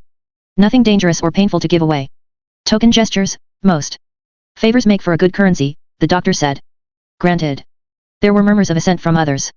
The woman with the shadow pet didn't respond, but Duranta didn't press the issue with her either. Dragon glanced at Defiant, but ultimately relented, accepting the terms. The doctor spoke Nag. We could use your assistance. The woman in her shadow pet with its crocodile skull looked at Dr. Mother. Late Hull Almelsturf. EK is Red om die Wereld te scene brand and die Vol and Konings te spot. EK and my Osdier sal loop op die is van diver woest ard. She says no. Let them all die, the woman from the birdcage said. Can I ask who she is? Faultline asked. Tattletale was the one to answer. I think she got a measure of joy out of rubbing the fact that she knew in Faultline's face, Nag. Warlord based in Namibia. As far as the current warlords in the area go, she's had the longest lifespan at about 8 years or so, and she's gotten things to the point where most of the other bastards around there are kowtowing, asking permission to attack the city or occupy that area, to go to the bathroom or unite two groups in an alliance. Die Badcomer. Us, basically, Tattletale said, glancing at me. She turned her head to look at Gru, only on a much, much bigger scale, and she did it alone. EK het dit regekri met Osdier, Nag responded. Nyaleen Nai. With your pet monster, right? She said she'd be willing to let the world burn, before, the woman from the birdcage said. I don't think you have an ally there. From her attitude, Saint added, I don't even see why she was invited. I'll ask you the same thing I asked the others, the doctor said. What would it take for you to fight, here? EK gon Nai Krag Spandir Sonder om die Nag land Hulpelus teen hol Bier te los Nai. She can't spend her power, not without. We'll supply what you need to replenish it, the doctor said. No, Dragon spoke. No, you won't. EK Sal Nai. It would be appreciated, the man from the birdcage that had granted her the ability to understand English spoke. Reconsider. Don't underestimate our resources. Vyf duzend, Loendig, dit mok Nysok of Hull mag head of Nai. En froxa van wat jai die gek onj het. No, Dragon said, before the translator could speak. Yes, the doctor said, just as readily. I caught the number, I can figure out the rest. You'll get what you need. I can't stand by and watch this, not like this, Chevalier said. How many more will die if we don't act, the doctor said. The Thanda will counteract the Endbringer's teleportation ability, at least for a time. Nag gives you much needed clout. Again, at least for a short time. In exchange for 5,000 lives. Dragon asked. A small price to pay. How many have died as we conducted this meeting? Jai prot asof dit sok mok. Die contract is verseel. Sal ons gone no, Moordnag said. What did she just say? Chevalier asked. Moordnag was already walking away, stepping away from the panel and into the recessed passage beside it, almost completely hidden in shadow. I could only make out the rodent's skull, overlarge and pale in the darkness. The contract is settled, Dragon said. She sees it as inviolable, now. I like her, Marquis commented. Mass murder aside, anyways. Woman of her word. We'll find her, Chevalier said, to the doctor, after the battle is done, before you deliver those people to her. You promised us a favor, in exchange for our not letting Marquis and the other cell block leaders free, the doctor said. I could ask you to leave this be, the doctor said. No. Not this. Not 5,000 people, fed to that woman's pet. Stop us, then, the doctor replied.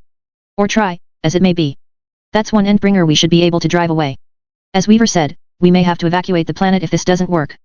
Fault line, your assistance would be invaluable on that front. You've already created 9, I believe. 3 of which were supposed to be secret, Fault line replied. It doesn't matter. We'll pay for several more, at major locations, and we'll arrange your transportation. Fault line stared at the woman. No, doctor. No. Not your money. Not you. Short-sighted, Saint commented. I think this is pretty big picture. Money talks, and I don't like how this money sounds. She spends 5,000 lives like someone else would spend change. Cauldron made innocent people into monsters. They took everything from them. I can't deal with that in good faith. She turned to Chevalier, we'll give you a discount. Escape routes in major cities across America. Leading to the world that the Brockton Bay portal goes to. Fuck that, Tattletale said. I'll talk to my superiors, Chevalier said. Good, Faultline said, that's settled, then. Leaving only the endbringer that comes next, I said. We won't know what measures need to be taken until it makes an appearance, Defiance spoke. Another meeting, the doctor said. Another day. I could feel my heart skip a beat at that. I wasn't sure I liked what this was becoming. Then again, the nature of this meeting had been suggested from the start, with the shadows concealing identities. Everything the PRT had been fighting to assure people that para-humans weren't doing was happening here, in this room. Scheming, trading lives like currency, and wielding incredible amounts of power, money, and influence. But before we get that far, the doctor said, Tattletale. You asked me here for a reason, Tattletale said. Multiple reasons. The first being to give you an opportunity to check something for our mutual benefit. You brought the major players in so I could see if anyone was the designer, the creator of the Endbringers. And nobody here. The doctor nodded. I suspected. They remain immune to precognition, but the designer wouldn't be, I don't think. It's good to double check, regardless. Will you be attending if we hold another meeting, Chevalier? The doctor asked. Others, the Thanda, were departing, now. Gru had stepped away from the panel to step close to Tattletale, whispering something. Then Gru walked past me, not even glancing my way, before disappearing into the corridor I'd used to enter. Hurt, confused, I couldn't speak to ask Tattletale why without possibly interrupting Chevalier, as he spoke in a steady, quiet voice. I don't think I have a choice. If I don't come, then I'm left blind to what's occurring behind the scenes. I wouldn't be able to intervene if you tried something like you did with the birdcage. That's true, Dr. Mother said. And I think that's exactly what you wanted, he said. You have that Contessa there, and she sees the road to victory. You schemed this? Yes. Why? Chevalier asked. It's not time for you to know, she said. Fuck that, Tattletale cut in. Most of the other groups were gone. Faultline and her group lingered behind. I think it's damn obvious what you're doing. A new world order, I said. Tattletale nodded in agreement beside me. There were a few curious glances shot our way. I could see the doctor shift position. Exasperation? Annoyance? I leaned forward, resting my hands on the railing in front of me. Gru's odd departure only fueled an anger that had been simmering. I had a hell of a lot of time to think, in prison, in my downtime and during stakeouts. There's only one thing that really makes sense, as far as your motivations go. It's not the clues or what you are doing, it's what you weren't doing. Only Legend helped against the Slaughterhouse 9, but he wasn't in the know, from the looks of it. You didn't help Coil, and you didn't help against Coil. You only helped against Echidna when it looked like everything might go down the toilet. But Alexandria steps in when I leave, confronts me after I'd surrendered to the PRT. So I had to ask myself why. I can imagine, Dr. Mother said. We were guinea pigs, I said. For what? So you could be in charge. Not us. Never us, the doctor said. There's a lot you don't understand. Try us, Tattletale said, almost snarling the words. All of this? It's small scale, the doctor said. Important? Yes. But it's nothing in the grand scheme of things. I clenched my fists. 5,000 lives, nothing. Talking about 100,000 para-humans to be delivered after 20-some years, nothing. The lies you perpetuated with Alexandria, the schemes, Echidna, the human experimentation, the Case 53s, everyone you watched die just so your experiment with para-humans in charge of Brockton Bay wouldn't be tainted. We'll go down in history as the villains, Dr. Mother said.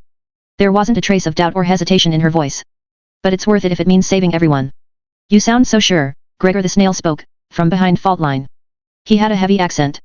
Europeanish, in the same vein as Murid Nag. Do morals matter, if our alternative is a grim and hopeless end? I would never question your morals, Gregor said. I know you have none. I merely wonder why you are so confident you will succeed in all of this, that you will save the world and you will achieve your new world order and your para-human leadership. We have a para-human that sees the path to victory. The alternative to traveling this path, to walking it as it grows cloudier and narrower every day, is to stand by while each and every person on this planet dies a grisly and violent death. You know how the world ends, I said, my eyes widening behind the lenses of my mask. Of course, she answered, standing from her chair. She collected papers and a tablet computer from the table in front of her. She collected it into a neat bundle, and the man with the glasses took it from her, holding it under one arm. Only then did she add, we already saved it once. There were no responses to that. Confusion and disbelief warred with each other as I stared at her silhouette. The others seemed to be in similar straits. You had better hurry if you want transportation to the battlefield, she said. Then, with the man with the glasses and Contessa following, she strode from the dark chamber. Scarab 25.6. Konsu allowed himself to be struck by Alexandria, using the impact to float back at a higher speed. The act gave him the positioning he needed to draw his spheres closer to the Jaguar's contingent. A lack of coordination, a simple error, and 10 capes were caught, to be killed in moments. Moments they experienced as weeks, months, and years. Some had brought food and water. I almost pitied those capes. Murid Nag appeared, riding her shadow skull like a surfer might ride a wave, except there wasn't any joy in the act. Her arms remained still at her sides, her head not fully erect, eyes almost looking down, as if she watched the skull with one eye and Konso only merited her peripheral vision. She didn't wear armor. Her top was a simple t-shirt with the sleeves removed and bottom half cut off. There was a faded image of a rock band on the front, her bra straps showing through the gaping armholes. Her dress was ankle length, frayed a little at the edges. Her feet were bare, her hair in braids and tied back behind her neck. The skull dipped close to the ground, and the warlord stepped off as though she was getting off an escalator. The shadow's head had taken on the appearance of a serpent's skull, complete with fangs, and the body was a column behind it, stirring around Murid Nag without touching her. It lunged, and fragments flew off Konso's shoulder as the shadow made contact, rubbed against him. It was as though the shadow's body were a series of circular saws, a rasp. Konso's field made contact with the shadow's body, catching the middle of its body. Murid Nag didn't even flinch as her serpent was trisected, the middle section dragged away. The serpent was winding around Konso now, maximizing the surface area that was making contact. Konso elected to ignore it, floating forward to put himself in reach of more of the defending capes. Caliphate Aparo used his massive spear to sweep a squadron out of the way before striking the ground, using the impact to throw himself back out of the way. He landed and straightened. He was shirtless, and had no doubt oiled his skin, though dust had collected on it, turning him a grey bronze. He had bracers with fur tufts near the elbows, and a dog mask that covered the upper half of his face, extending a distance forward. The only other affectation he wore that made his outfit resemble a costume was the mount at his waist, too large to be a belt buckle, with the molded dog's face jutting a rather generous handspan in front of him. He smiled, his teeth white and perfect, as the capes he'd batted aside climbed to their feet. Apparently deeming that the circles weren't working in this situation, Konso banished all three. Murid Nag's shadow was freed, and rejoined the remainder of the mass. Konso's forward advance was momentarily paused by the impact. He created the circles anew, placing them in spots where people at the epicenter couldn't move fast enough to escape. That was the moment I advanced. Weaver, how the fuck did you get to South America? It was Tecton. The director is flipping out. Someone gave me a ride. Chevalier will explain later. You completely dropped off the radar for half an hour. We were convinced someone had come after you to take revenge for the work we've been doing cleaning up. Not revenge. It doesn't matter. I stopped short as a fresh circle appeared. The placement, the timing. Legend had been caught. Weaver. Legend became a blur within the field. Then, in a matter of 2 or 3 seconds, the entire space filled with a red light. It slowly became white. Konso's power apparently affected all of the space above the bubble, reaching into the stratosphere. It was like a pillar of light. Eidolon created a force field, much like the one he'd fashioned to contain Fear SS time bomb, only this one was open on one side, a U-shape with the opening facing Konso. Konso seemed to notice, because he moved the column. It intersected Eidolon's force field, and Konso's power won out. The force field collapsed. This wouldn't be an effect Eidolon could contain. I'm in the middle of something, Tecton. I'm wearing the same camera I had at the last fight, so ask for access to the feed, or get over here. We think we've got a way to pin him in place. Right. Eidolon was shouting something I couldn't make out. Alexandria joined the fray, fighting to keep Konso in place, pummeling the Endbringer, dodging the columns that closed in on her. It was impossible to say exactly how he did it, but Eidolon managed to catch the light before it could turn the battlefield into a smoking ruin. It condensed into a ball, swinging around past Eidolon as if he were a planet and it was in orbit, and then flew into Konso and Alexandria with a slingshot turn. It wasn't a long, steady stream like the one in New Delhi had been. It was a white bullet sliding out in a heartbeat, cutting past Kansu, Alexandria, and a good mile of landscape, before driving into the ocean at the horizon's edge. Steam billowed out explosively. Eidolon crossed the battlefield in a flash, weaving to the left of one of the two remaining columns of altered time, the right of the next, and erected a wall to keep the steam from frying the flesh from our bones. It couldn't have been precognition that let him move that fast. Enhanced reflexes. Something else entirely? And he'd been saying his power had been getting weaker. Alexandria had been stripped of much of her costume, but she fought on without a trace of modesty. Legend, too, seemed unfazed, unaffected by however many years he'd spent in Kansu's trap. And Kansu, for his part, hadn't suffered nearly as much as Behemoth had. 5 or 6 layers had been stripped away, and what was left was glimmering with a light that danced around the outside of his body. The hue and intensity of it matched the light at the edges of his time fields. It slowly faded. I reached the battlefield proper, but lingered near the back, beyond the reach of the time fields. This wasn't a scenario where I'd be on the offensive. At best, I was a helping hand. My bugs spread out over the area, and I was able to track the movements of the time fields, the combatants. I started drawing out the spools of silk I had on my costume, extending them between me and the various combatants, using the arms on my flight suit to manipulate them and ensure that neither I nor my threads got tangled up. Spider silk extended between me and the various capes around me. These guys were South American. 3 out of 4 would be in league with the various criminal factions and cartels. 1 in 4 were heroes. I couldn't tell the difference between them. The cues and details in their costumes weren't ones I was familiar with. The choices in color, style, attitude, and more were too similar. A cultural gap I couldn't wrap my head around, in any event. Things were confused further by the fact that, by many accounts, the villains running or serving within the cartels were the ones sponsored by the government. The heroes, in turn, were rogue agents. Caliphate Aparo, king of dogs, howled and joined the fight, ready to capitalize on the success. In the same instant, I sensed my bugs being eliminated. Not dying, per se, but being eradicated from existence. The ones who'd been following after the column had been caught inside. It hadn't changed direction. It had stopped, in preparation for a change in direction. I didn't even have to look to see Kansu's target. I caught an earring of the king of dogs with my silk, tugged. He stopped, yelping as he looked in my direction. Run, my voice was no doubt lost in the cacophony. I tugged again. He used his spear to move. A second later, the time field veered into the space he'd just occupied. It was moving faster. A third circle appeared, and the movement had accelerated. Sensing that Kansu was about to beat a retreat, the Thanda made their move. A piece of rubble descended from the heavens, striking Kansu with a force that knocked half of the defending capes off their feet, myself included. Another of the Thanda used their power to anchor themselves to the rotating circles. They floated through the air, equidistant to the circle, effectively untouchable, waiting, watching. When they reached a certain point in the rotation, they caught a small hill so it could join them, anchored to them as they were anchored to the circle. It swung into Kansu like a wrecking ball. The falling star, such as it was, had broken through more of the exterior. Not a lot, but some. As the dust cleared, I could see glimmers of light, dancing through the space beneath the injury. It was the moment I realized that the motherfucker was reinforced. He had force fields set between layers, so he couldn't be wiped out in a matter of good hits like Behemoth had been. It was eerily reminiscent of Glory Girl. Still, he was feeling the hurt. Murdnag's shadow ripped into the site of the injury, widening it, danced back as Kansu swung one arm at the skull, clipping and shattering one antler, and then lunged again, driving itself into another injured area. It caught Kansu off balance, and he landed on his back on the ground. The shadow flowed over him, the skull butting him in the face to knock him down once again as he tried to rise. It simultaneously extended out, reaching across the battlefield to push Murdnag back out of the way of a swiftly approaching Kansu field. She stumbled a little as she was deposited 100 feet back, but she didn't really react. The shadow had more personality than she did, here. Kansu had apparently had enough, because he extended his hands out to either side, lying with his back to the ground. The Thanda member who was rotating around the Endbringer reached out, and each and every one of the defending capes was swept up in his power, drifting counterclockwise around the Endbringer. My feet lifted off the ground as he rose, and all of us rose with him. The Endbringer teleported, and thanks to the Thanda, we were collectively teleported with it. My bugs, Murdnag's shadow, and several tinker-made mechanical soldiers were left behind, as we found ourselves on a beach riddled with stones the size of my fist. Silos bigger than most apartment buildings loomed just over the hill. The fight resumed in heartbeats, capes closing the distance to fight the instant the Thanda deposited them on the ground. My phone rang. I felt only alarm for a brief second, my blood running cold. I sighed and struck a key on the keyboard. The window with the video footage of the Kansu fight closed down. I let the phone ring twice more before I made myself check the screen. Tekton. I wouldn't pick up for most others, I thought. Hell, I'd have left the phone off if I didn't fear that there'd be a critical call. I'd seen most of it anyways. I answered the phone. Weaver, where the fuck did you go? I smiled a little to myself.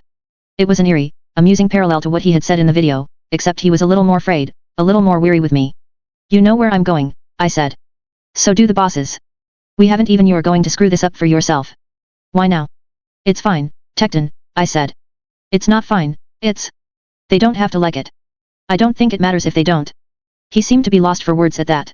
I didn't push the offensive. I'd been working on that in the therapy sessions, not treating social interactions like fights. Calm, patient, I dragged my finger down the side of the screen. The text scrolled down. Canberra, February 24, 2011 / Cymerg. Notes, Scion no-show. Legend / Eidolon victory. Target / consequence, see file polisher treatise. See file Lord Walston and file King's Men.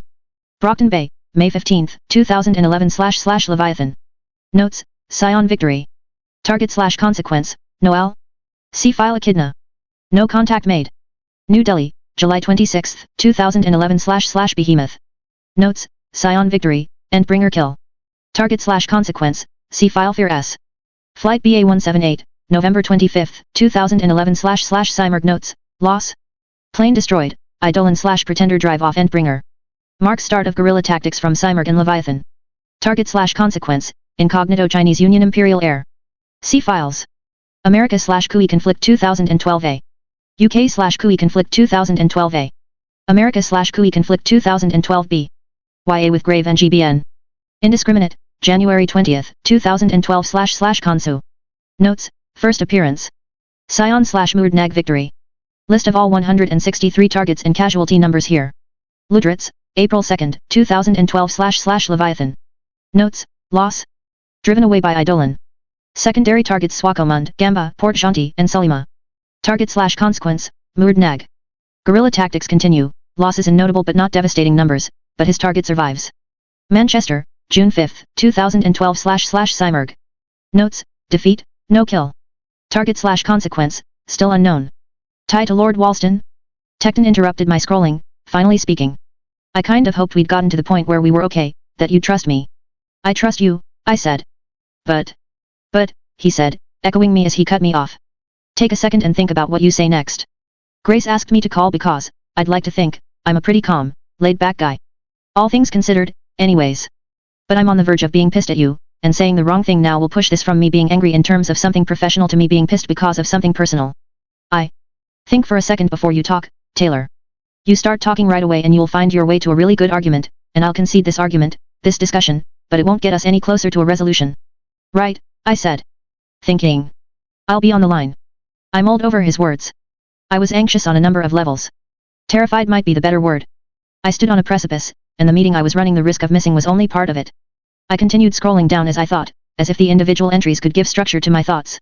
Rio de Janeiro, August 15, 2012 / Leviathan.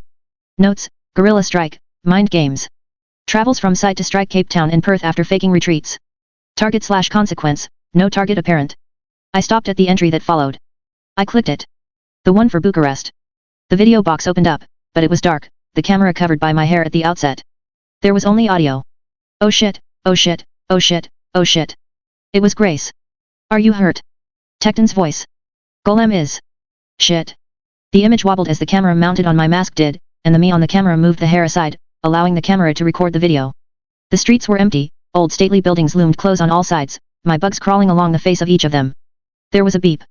The camera was mounted on the right side of my face, the armband on my left wrist, so the glimpse was fleeting. A yellow screen. Heads up, the me behind the camera called out. For what? It was Annex responding, breathless. Oh. Oh shit. It was only a second later that it became clear just why Annex was swearing. The city shifted. Roads narrowed, doors splintered and were virtually spat out of the frames as the door frames themselves narrowed. The image on the camera veered. I'd seen the shift coming, and the bugs on the faces of the buildings let me know that the attack was coming a fraction of a second in advance. As buildings on either side of me lunged closer together by a scale of 5 or 6 feet each, spikes sprung from the elaborate architecture, from gargoyles' mouths at either side of a short flight of stairs, from the sign that bore a store's name, a blade rising from a manhole cover, 10 or 12 spikes, for me alone, each 15 or 20 feet long. They crisscrossed, came from every direction. The camera had gone very still. Then, slowly, it moved again, examining the surroundings. Blades and prongs surrounded me, poised ready to prick and gouge like the thorns of a rosebush, all around me. My fingers rose to the camera's view, wet with blood. I'd only dodged as much as I had by virtue of the ability to sense where the bugs that clung to the blades were moving, and enough luck to be able to move into a space that escaped the various thrusts.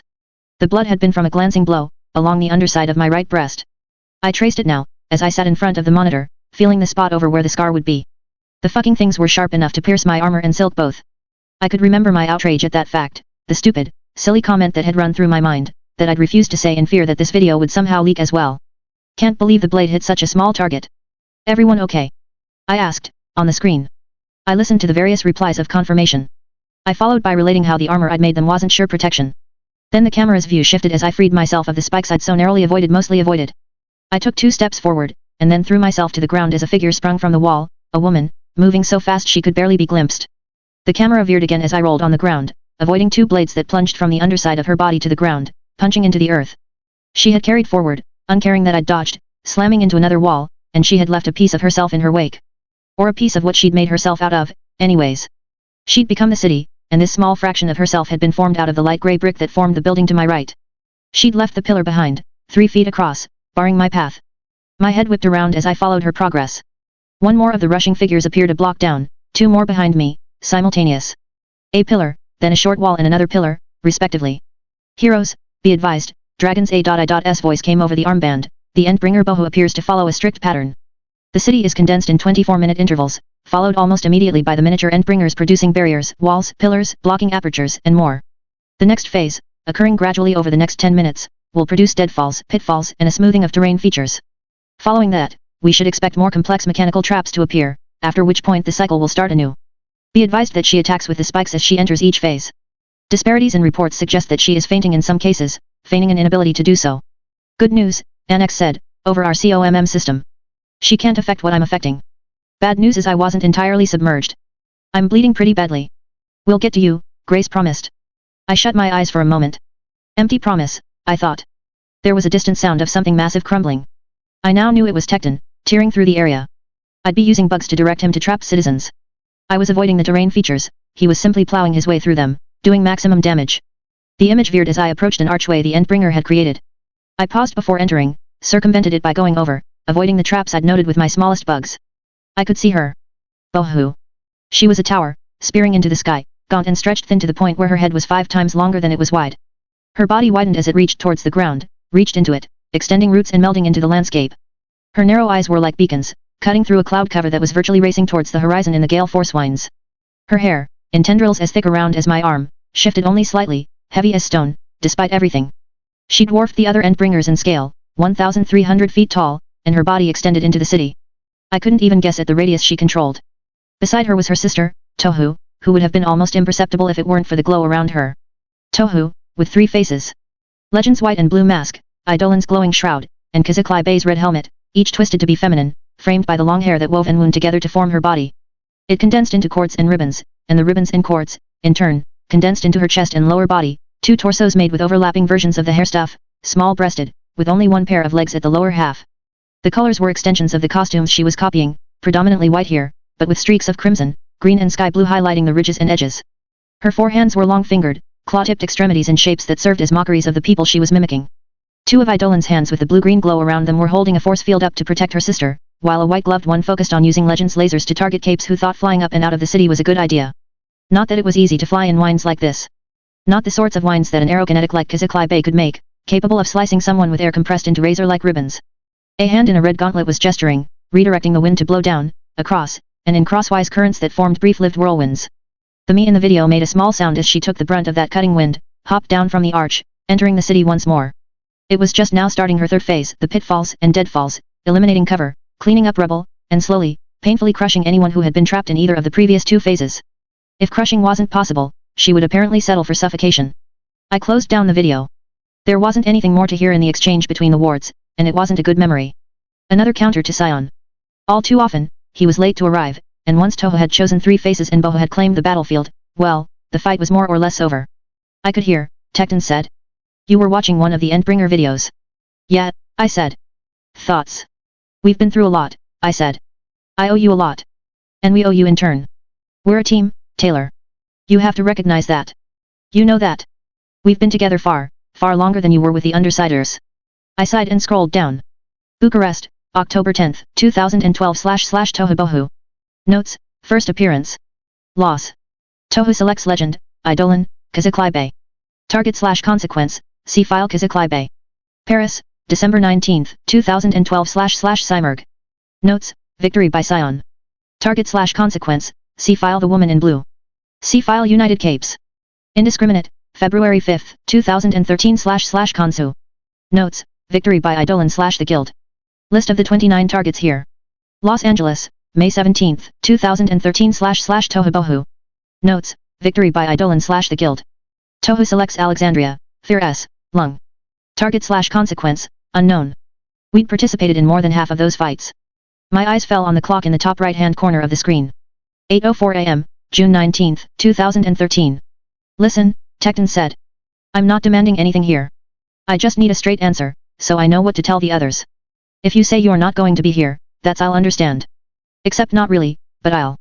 He trailed off. You'll accept it, I said. I'm going to lie and say yes, Tecton answered me. I looked at the list of recent Endbringer fights, flicking my finger on the screen's edge to scroll up, then down. I'll be there at 2, I told him. You will. He almost sounded surprised. We've been through too much, and you're right. I can't throw it all away. I'm glad. See you in a couple of hours, I said. See you, Taylor. Have a happy birthday. Thank you, I said, hanging up. 18, I thought. I stood and stretched, swaying a little as the craft changed course. A two-fingered swipe on the screen showed the craft's course in REDA. Another two-fingered swipe returned me to my desktop. C/D, Endbringer. 28:18:44:34. C/D, End of the World. -16:21:56:50. 16 days late. The only person more freaked out than me was Golem. I'd revised the countdown clock to assume that Jack Slash would appear on the date he'd set with Golem. June 4th was the deadline he'd given, for Theo to find him, to kill him, or the madman would kill 1,000 people in some spectacular fashion, ending with Aster and Theo himself. No appearance, no mass murders. June 12th was the date the Slaughterhouse 9 had left Brockton Bay. The day that was supposed to start the 2-year countdown. It wasn't supposed to be precise, but watching the clock tick with each second beyond the supposed deadline, knowing that something could be happening in a place I wasn't aware of, the mere thought made my heartbeat quicken, an ugly feeling rise in my gut. Dinah had confirmed to the PRT that things were still in motion, that it was imminent, but the idea was swiftly losing traction. I'd heard people joke about it. PRT employees who had likened Dinah to the evangelical preachers who promised an end time, then scrabbled to make up excuses when the date in question passed. My bugs could sense the insects within the city as the craft descended. Sand billowed in dramatic clouds. The dragonfly settled on the beach. It wasn't my ship, but the name was a joke, due to the degree Dragon had been sending me this way and that. Defiant was busy now, so it was mostly her doing the chaperoning, when the Protectorate couldn't oblige. The ramp finished descending, and I stepped down onto the beach, feeling the sand shift beneath the soft solace of my costumed feet. I could have flown or floated, but then I wouldn't have felt like I was truly here. I ascended a set of wooden stairs to rise from the beach to the street proper, joining the scattered residents who lived here. Men and women on their way to work, starting their day, children on their way to school, many in their Immaculata school uniforms. I walked, taking it in. The smells, the feel, even the subtleties in pace and general atmosphere, they were familiar, comfortable. Not good, but they were things I associated with home. It was an unfamiliar area, but I had studied the satellite maps. I no longer wore my tracking device, but the PRT no doubt knew exactly where I was, for just that reason. If they couldn't monitor the dragonfly's location, they would have found it on my computer. I could see additions in the distance, the white tower that speared into the sky, the blocky, windowless structure that contained the scar.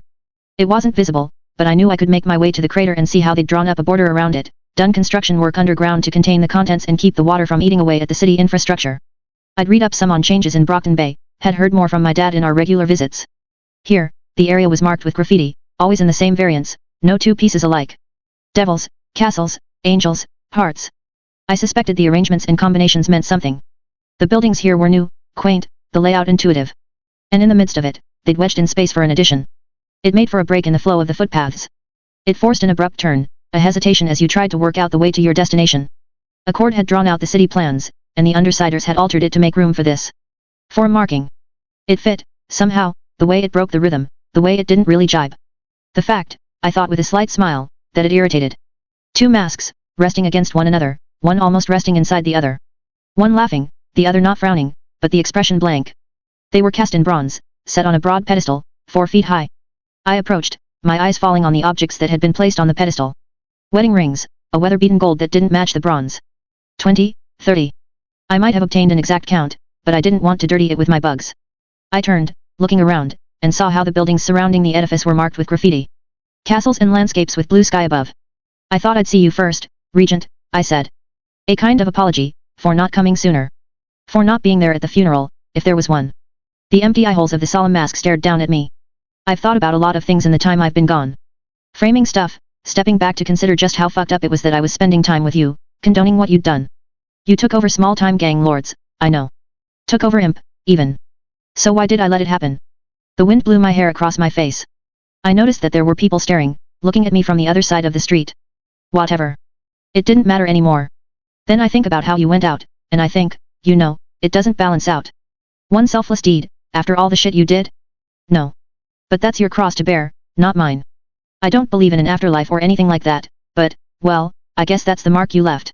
When we die, all that's left are the memories, the place we take in people's hearts. I reached out to touch one of the wedding rings. It was partially melted into the surface of the edifice. I imagined someone could strike it free with a hammer. Not that I would do that.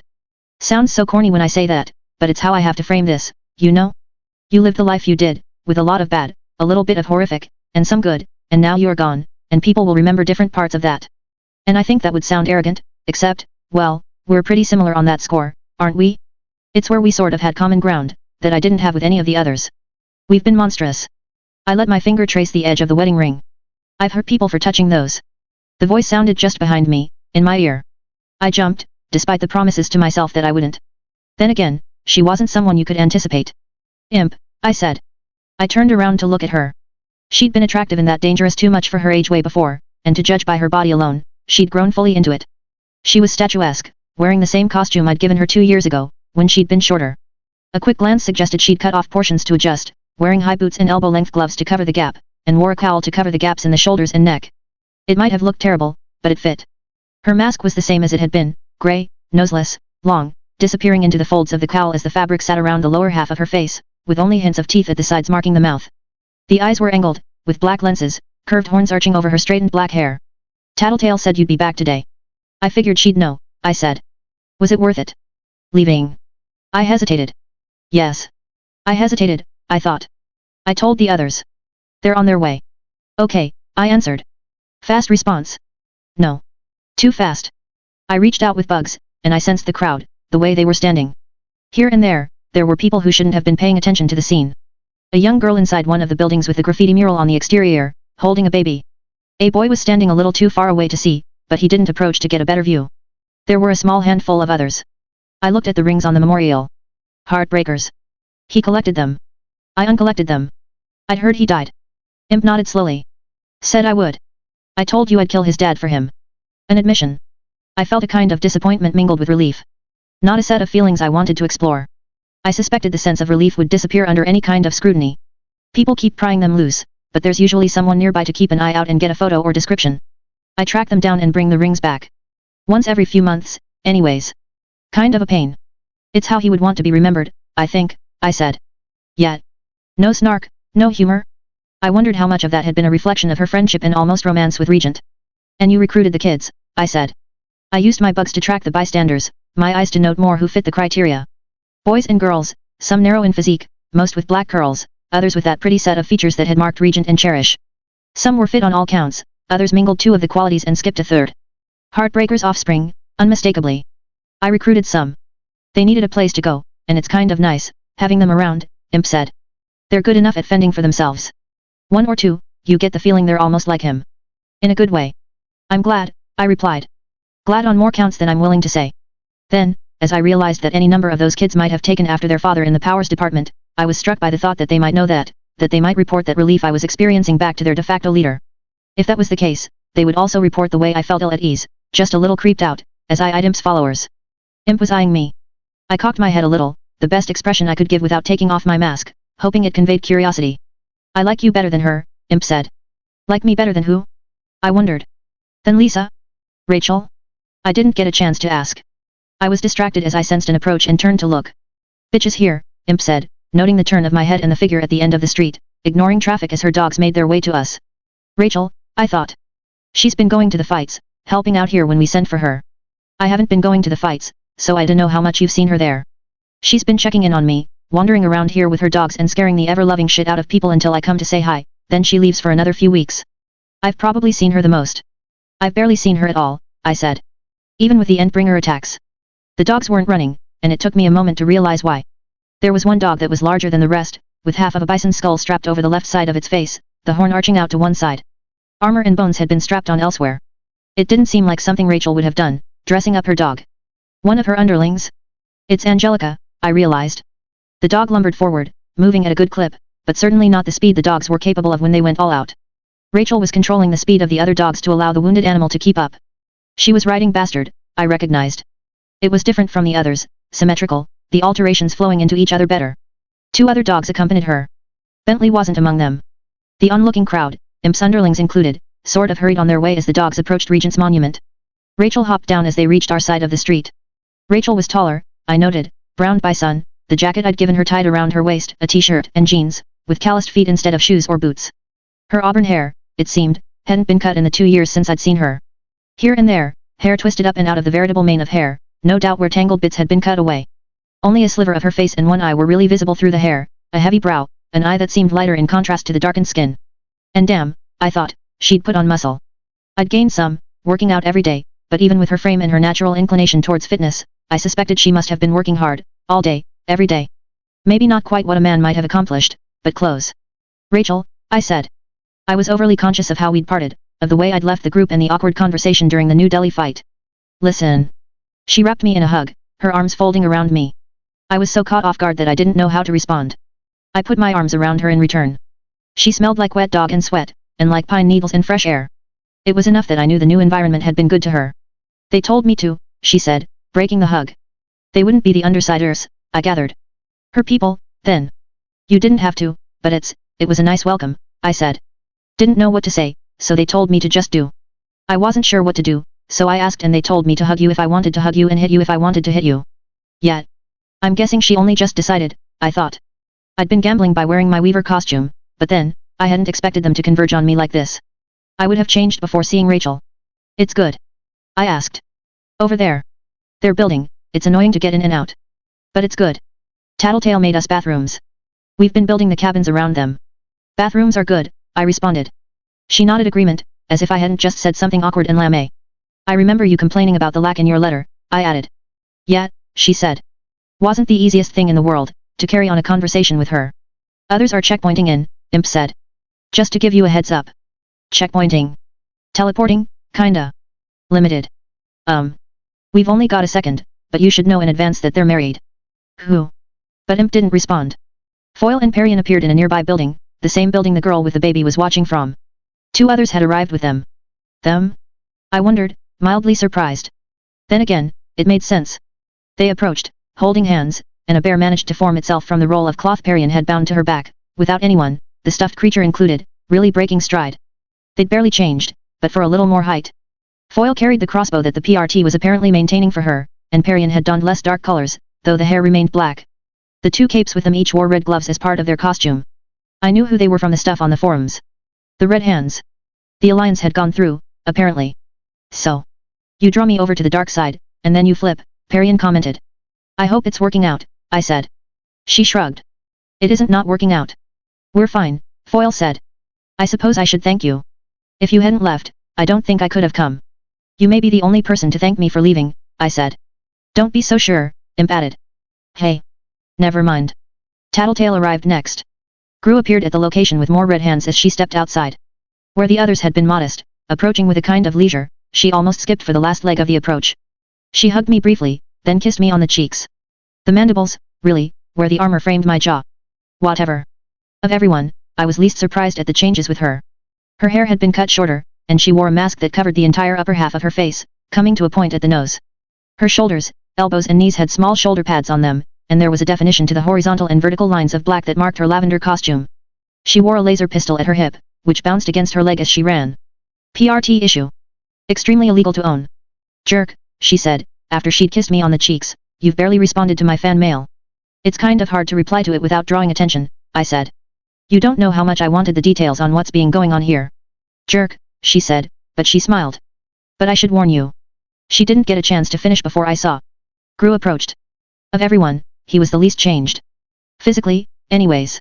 But the red hands walked in formation around him, and one, a young woman, walked in step with him, close enough that their arms touched. They could have held hands and it would have been just as blatant. I'd faced Endbringers, the Slaughterhouse 9, I'd taken down who knew how many bad guys, and I had no idea how to face this. He'd moved on, and I was glad he'd moved on. He maybe needed someone to lean on, to give him emotional support, and maybe she was that. I told myself that, I tried to believe it, but I was jealous and hurt and bewildered and I bit back the emotion, approaching, ready to hug. When he extended a hand for me to shake, I had to fight twice as hard to suppress any reaction to the hurt. I could tell myself that he'd at least done it before I'd raised my arms to hug him, but, yet. I took his hand and shook it. Then, on impulse, I pulled on it, drawing him forward and down a little, and put my other arm around his shoulders. Half of a hug, half a shake. Happy birthday, he said, after I stepped back. The others echoed him. Welcomes and happy birthdays. He'd remembered, but, that choice of words. I eyed the young woman. She was a rogue, in the dashing villain sense, wearing a mask around the eyes, and old-fashioned clothes with lace around her ample cleavage. Her jacket and slacks were festooned with belts, bearing utility pouches and knives. The glove that wasn't red had a knife attached to each fingertip, a brace around it to keep everything in place. She met my own gaze with one of her own, a narrow, hard look. Oh. Skid Taylor, meet cousin. Second in command to the Red Hand. Nice to meet you, I said. They don't really match. Pleasure's mine, she said. I'm meeting a legend, after all. Awkwardness followed. And in the midst of that, Imp's statements finally caught up with me. I like you better than her. Don't be so sure, Imp had said. Well, cousin would be happy I'd left. Then, with a realization like a dash of cold water to the face, I remembered. They're married. Taylor, Tattletale said, rescuing me before I could say something dumb. She hooked her arm around mine and led me around and away. Much to talk about. The end of the world, I said. Endbringers. Finding Jack, or the designer.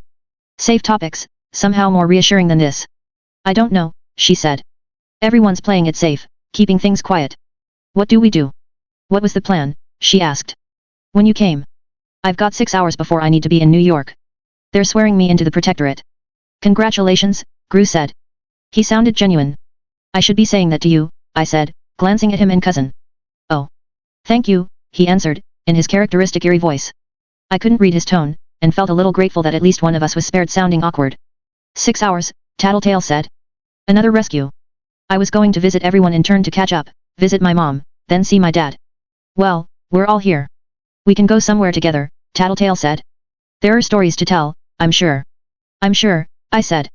I almost wished my original plan had gone ahead, that I could have a really short visit with Gru, a longer sit with Rachel and her dogs, then a long discussion with Tattletale about what was going on, before I headed off to see my mom's grave and my dad. Come on. We'll walk, see the sights, Tattletale said. Figure out what to do for breakfast or brunch. Okay, I said. I glanced at the others. Would they be down, or would they back out?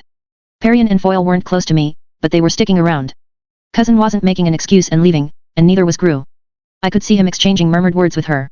I must have looked a little too long at him, because Imp fell in step beside me. I glanced at her. I was just fucking with you, she whispered. I thought you probably deserved it. My stomach did a flip-flop at that. Anger, relief, bewilderment, more anger. Still more anger. Man, the way your bugs reacted. Hilarious. You act like you're all stoic, but then I just have to look over there and I see bees and butterflies circling around like eagles ready to dive for the kill. I opened my mouth to say something, but she cut me off. She is pregnant, Imp said. My mouth shut. Kidding. This is fun. Come on, butterflies, I see you over there. Do your worst, I know you want to kill me. I considered jabbing her with my taser, and the thought was vivid enough that I imagined it buzzing at my hip. Except it wasn't my taser. It was my phone. As it had so often this past month, I felt my heart leap into my throat, that pang of alarm. A very different kind of alarm than Imp had been provoking from me. More real, more stark. I drew the phone from my belt, then stared down at the text that was displayed. A message from Defiant. Endbringer. Rachel asked. Something in my body language must have tipped her off. I shook my head, but I said, yes. Sort of. Sort of. An Endbringer with a lowercase e, I said. It looks like Jack may have made his challenge to Theo. It's starting. Interlude 25. July 8, 2011. The reality is clear. The repercussions of what happened today will change the relationship between hero, villain, and civilian. It remains up to them to decide whether it will be a change for the better, or a change for the worse. Pretentious, isn't he? Jack asked. He was naked, covering himself with both hands, sitting on a metal bench with more brushed stainless steel behind him. With the angle of the device, he faced the ceiling. Likes to hear himself talk, Bonesaw replied, agreeing. Which do you think it'll be? Change for the better or change for the worse? Jack only smiled, his eyes crinkling a bit at the edges. He was getting older. It was reassuring and spooky at the same time. He's the daddy of the group and I'm the kid and he's getting older, which makes him more daddy-like. But it meant he moved slower and got tired more easily. It was only a matter of time before he made a mistake, lost a fight. It's a given, she asked. She pressed the button, and the lights started to flicker again. I think so, Jack commented. But I almost hope things do turn out well. The flickering steadily increased. The progression had to be slow, or they could set off a cascade cycle and overwhelm the power cell they had liberated from Toy Box. If that happened, then the shell that was keeping this reality together would break, the holding grid for the pocket dimension's substrata would become fluid and leak out into other hardened realities. They would likely be crushed by the air, pulped as gravity twisted into eddies and condensed points of hyperconcentration. Which would be funny, really. A reckless, violent, unpredictable death would be awfully ironic, really. An artful death, almost, in an anticlimactic way. It would be better if there was an audience, if anyone could even know and tell the story. But art wasn't art without an audience. Makes for a greater fall, she asked. Exactly, Jack replied. He had to raise his voice to be heard over the whine of the generator. I guess we find out soon. She laughed in response, giddy with the idea, with possibilities, ideas. Then she pulled the switch. In a heartbeat, Jack was frozen in stasis, contained. She walked over to the computer. Flowers, rainbows, and gray-green smiley faces with the eyes crossed out in death bounced around the screen. She moved the mouse to end the screensaver, giggles still periodically finding their way out of her mouth. She set the timer, the alarm clock for the stasis to end. The giggles trailed off. Silence. The lights slowly flickered back to life, and Bonesaw found herself standing in front of the keyboard. The smile fell from her face. Jack had assumed she would freeze herself. The empty pod reinforced the idea. Except, she was telling herself she had to be there to wake them up, and that wasn't wholly true. It was smart, but it wasn't true. She wasn't one to be afraid of something, but she felt a touch of trepidation at the idea of entering stasis without someone to handle the exit process, without assurance she would wake up. That was without touching on the issue of the power cell, watching that things didn't go tilt with the pocket dimension. No, that wasn't wholly true either. It was a 1% chance. 5%, if she counted her lack of knowledge about other Tinker's stuff. But she hadn't touched it, even to move it. It should be safe. Her eyes tracked the rows and columns of incubation chambers. They weren't her field either. A different row for each member of the Slaughterhouse 9, past or present. King. Screamer. Harbinger. Breed. Crimson. Grey Boy. Nyx. Psychosoma. There were 10 of each in various glass chambers. The original members. With many, many more besides. She looked down the length of the room. Most members of the 9 had lasted only weeks or months.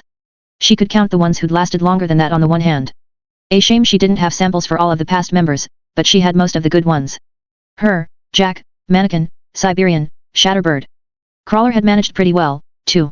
He'd been a doofus in the end, though. She smiled. It would be a family reunion, really. But there was work to be done. They'd come out blank. Wouldn't do. She had access to some of the toys they'd liberated from the toy box. She'd have to put the new Slaughterhouse's memories together herself. Brains. Memories, or things close enough to memories. She had notes and records, all of the bedtime stories Jack had told her as she drifted off to sleep these past few years. There was information saved on the computer. She could hodgepodge it together. This would be real art. How well could she rebuild them? Cranial had been selling memories on the black market, selling skills. She'd kept bad memories too, took them from people, even gave them to some people. Silly, really. A lot of them had wanted trigger events, except the trigger events didn't work like that. This computer was only an access point. The other computers took up vast amounts of space, out of sight, out of mind.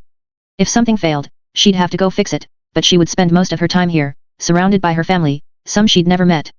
Mannequin had lost his wife and children in a cyberg attack. How to approach it? A file here, with a woman who had lost her spouse and children in a car accident she'd driven. Close enough. She could leave gaps and it would fill in all on its own. Build it all on a foundation of an academic background, a doctor with confidence to spare, an architect in the same vein, a celebrity singer who'd come in wanting inspiration at the press of a button, run everything in parallel, with the ideas of the former two and the experience of the other. But that wasn't enough. He'd been driven, haunted. How was she supposed to put it all together? Could she make it a recurring idea, so this mannequin clone would see the events flashing before his eyes with every waking moment? Something he could only quench with a quiet, cold rage? Or was it something he'd put behind him? Winter had been an arms dealer, sadistic, ruthless, cold. Bonesaw giggled at the private joke. The noise echoed in the utter silence. It was quiet enough that she could hear her own heartbeat and the blood rushing in her ears, the creak of her muscles shifting, even. That wasn't anything she had enhanced. Humans simply never experienced true quiet. Those that had come close tended to go insane. Another giggle, smaller. No worry on that score. How to model Winter? She wasn't truly a person who created or manipulated cold. It was a different power. A dampening power, causing objects and people both to lose inertia. The ambient effect was one of altered physics, the effect on people was one of will. The woman had gained power, money, and more, and she'd found she liked tormenting people as much as anything else. She'd turned to the slave trade, then crossed paths with the 9. How to make the Winters with the materials she had. A child that had a gun in her hand before she could read, someone who had found the drive necessary to rise above her roots, meeting all expectations. She'd taught herself numbers and business, she'd ruthlessly eliminated competition, and then when she had everything she'd wanted, she had stagnated, rotted like an overripe fruit. Searches for keywords in Cranial's notes failed to turn up any of the necessary elements. Hey, Blasto, buddy, she said, and her voice sounded artificially chirpy, even to her. She looked at her minion, who stood at the other end of the desk, staring off into space, his entire body rigid. A tear was running down his cheek. Would have to cauterize his tear ducts, maybe. Speak, she ordered. She tapped a key to open a menu, then released the lock on his lung control and breathing. Try now. He rasped. Ugh. Would have to exercise his vocal cords, or he might lose the ability to speak. It's too quiet. Let's see, do you know the theme song to Love Bug? Ugh. Gah. Fuck. She hit the key to lock him down, feeling irritated. Swearing is so crass. Okay. Guess you don't know them. Let's see. I've got something in my backpack. It took only moments to rig. Her spider boxes ran on interconnected lumps of gray matter, basic impulses, motor control, and storage, with some computer chips to handle functions that were more trouble than they were worth to implement. One of those chips managed road movements. She removed a defunct spider box from the backpack she was keeping beneath her desk and attached it to Blasto's spine, between his shoulder blades. Overriding motor control, road movement operation, hook it to the lungs and mouth, tongue, jaw. Her hands were crimson halfway up to the elbow by the time she was done setting it all up. She handed the task over to a spider box to handle stitches and cauterizing the bleeds. A quickie job. Would be better with a real eyeball, but she'd settle for a camera. She set a video to play. Furry cartoon bugs with hearts, peace symbols, and other icons on their backs began to dance with cartoon children. Love bug love hug. A, B, C, D. There they are, coming to say hi. Love bugs are here, no need to cry. When you're feeling lonely, when you're alone. Who can you count on, to be in the zone? Get a love bug love hug. Bonesaw sang along, pulling up a chair. She used a pencil to press the buttons on the keyboard so she didn't get it mucky. Few things were quite as fun as letting the blood dry and then peeling it all off in one congealed strip. Behind her, Blasto watched the video. She set it to repeat, and the bug box kicked in the second time around. Blasto's reedy voice sang along. It was so pathetic and mournful that she laughed aloud. Better give him some exercise too. By the time the fourth repeat had finished, he was all set up. He started dancing along with the fifth, mimicking characters on the screen. Each repeat would be a little more precise, as the camera captured the necessary elements. There. Something to occupy herself with, for the next year and a half. September 28, 2011. I'm going to take over the world. Wonderful, Bonesaw commented, feigning a cultured voice. More tea. Tea, yes. Obey, serve me. Give me tea. Bonesaw dutifully poured a beakerful of hot water into the cup, then set a spoon by the saucer. No milk? You're sure? Milk is for weaklings and children. I'll drink it black, damsel said. We are children, damsel. A biologically 7-year-old damsel of distress glared across the table at Bonesaw as she took a sip, then had to momentarily steel herself to keep from making a face. Her face was gaunt, but that was her natural appearance. Her pale blue eyes deep set, platinum blonde hair simultaneously fine and thick, matted together. The chemical stew the clones were growing in didn't make for typical looking hair growth. I could end you, for that insult. Yes, Bonesaw said. But then you wouldn't have anybody to pour you tea. This tea is too hot anyways. I'll strive to do better, Bonesaw said. World domination, Sounds like a bother. It's my natural place. Maybe, Bonesaw said. Well, I don't envy you. You'll need to hurry, too. World's going to end soon, I think. I'll rule the ashes. I see. That's even harder, isn't it? If there's no way to communicate, then how do you manage it all? There won't be phones or internet after everything else is gone. Damsel's forehead furrowed in concern. I'll delegate. Can you trust the people you delegate to? No. I trust nobody. Well, Bonesaw said, pausing as she took a sip of tea. That's a problem. Yes, Damsel agreed. She swayed in her seat for a moment, then gripped the table with foot-long, clawed fingers to steady herself. Bonesaw's design, replacing the skeletal structure. A way to channel Damsel's power and if needed briefly shut it off. I put a little something in your tea to help you sleep, Bonesaw commented. Best to see you off to bed. I'm not. Not sleepy? You're going to face plant in your tea. Damsel's confusion became a swift, violent anger. You poisoned me, Reg. Yes. I thought you didn't trust anyone. What a shame that you couldn't be constructive in that distrust, Bonesaw said. She stood and walked around the table, then took the little girl's hand, leading her back to the incubation chamber. The girl obeyed, though she spat epithets. I'll flay your skin from your bones, irrevocably destroy everything you cherish, Damsel said, her voice fainter. You'll cry your rage to the heavens until your torment subsumes everything. Madness will be a refuge. She was virtually whispering by the time she was done. Yes, sweetie, Bonesaw answered, dropping the fake accent. She leaned forward and gave Damsel a kiss on the cheek.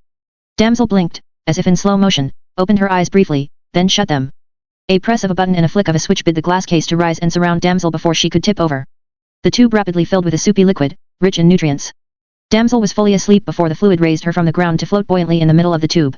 Her tea party outfit billowed out around her, making her look like a jellyfish in the pale lighting. Her hat, a wide-brimmed, shallow-topped hat with a false flower on the ribbon, drifted off her head and gradually sank to the base of the tube. She sought out the other clone, finding him at the far end of her lab. He was a boy, narrow, with long blonde hair and a very worried expression.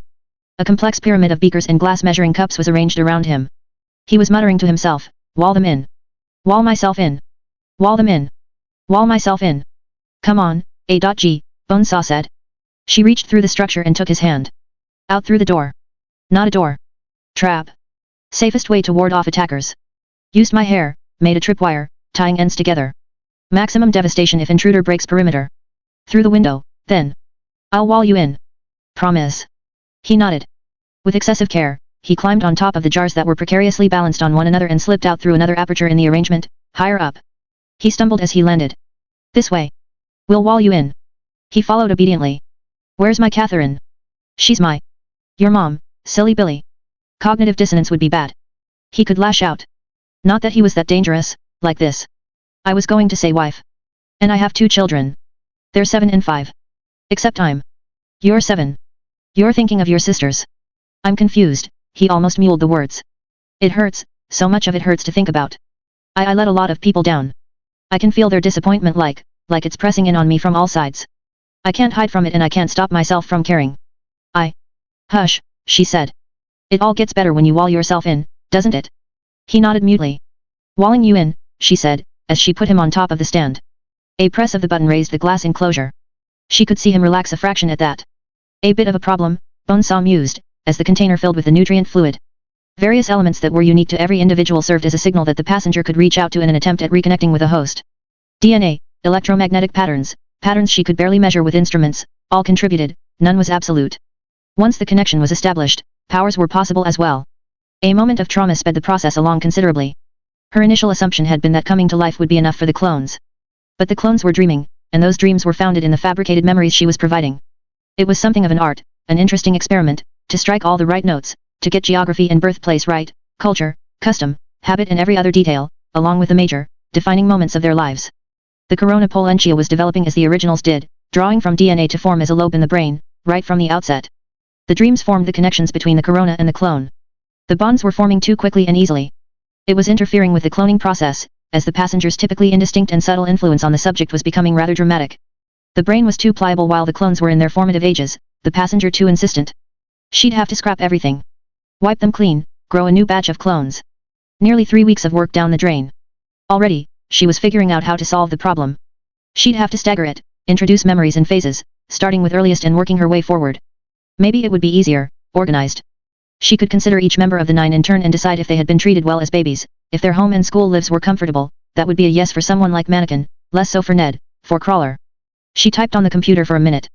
Special disposal procedures for Crawler. The rest could be boiled to death. She watched until the bubbles started to rise. 1 or 2 woke. It didn't matter. She returned to her makeshift bedroom. There hadn't been a mattress, so she'd made a hammock instead. Blasto lay on the floor. His voice was barely audible. He couldn't stand, and his attempts at trying to dance were scraping his arms against the floor. Bug, hug. I-J-K-L. Forgot to turn the music off, she said. She found the smartphone and switched off the music. Have a bit of an errand. Sleep for now, I'll patch you up when I get back. Her hair dyed black, a bit of makeup and clothes made the same way she'd made her mattress, creating a life form that could spin in ink fabric. A touch rough spun, but it would do. She found the remote and hit the button. There was a quiet whoosh, and she was on the other side. Back in Earth bet. Her heart was pounding. If Jack found out about this, he'd be furious. The risk, the idea that someone would be checking this one spot for a signal, or using a para-human ability to search for her here. But, she thought, she needed supplies she couldn't make on her own. Resources, information, materials. She entered a small grocery store. Good morning, the man at the counter said. 32 or 33, to judge by his appearance. His hair was too long in the back, just starting to recede in the front, his stare intense, but he wasn't unattractive otherwise. Good morning, she responded, upbeat. Don't talk to me. It would be messy if I had to kill you. She corrected herself. I'll fix your hair and then I'd kill you. We don't get many new people here. Kind of out of the way. He smiled. Driving through, she said. My mom is shopping down the street. Dollar store or the boutique? Boutique. Don't blame you for not wanting to go, he said. Let me know if you need help finding something. She made her way through the store. Lemon juice, vinegar, sugar, salt, a box of fruity toots, some milk, pancake mix. Nutrient slop was great when she needed to work without cooking, but it was still slop. Glancing up, she could see the man at the counter looking at her in the mirror that had been positioned to give him a view of the aisle. She wondered momentarily if he'd recognized her. No, the reaction would be different. A distrust of outsiders? No, he seemed too at ease for that. Something else, then. She felt more at ease, realizing what it had to be. She deposited the things on the counter, then paid. He bagged it and she waved goodbye as she left, offering him a winning smile. She'd need to stop by a library. There were a few things she needed to look up. There wasn't enough information on Harbinger, for one thing. King's background was another blank. People Jack didn't talk about much, even if he talked about them fondly.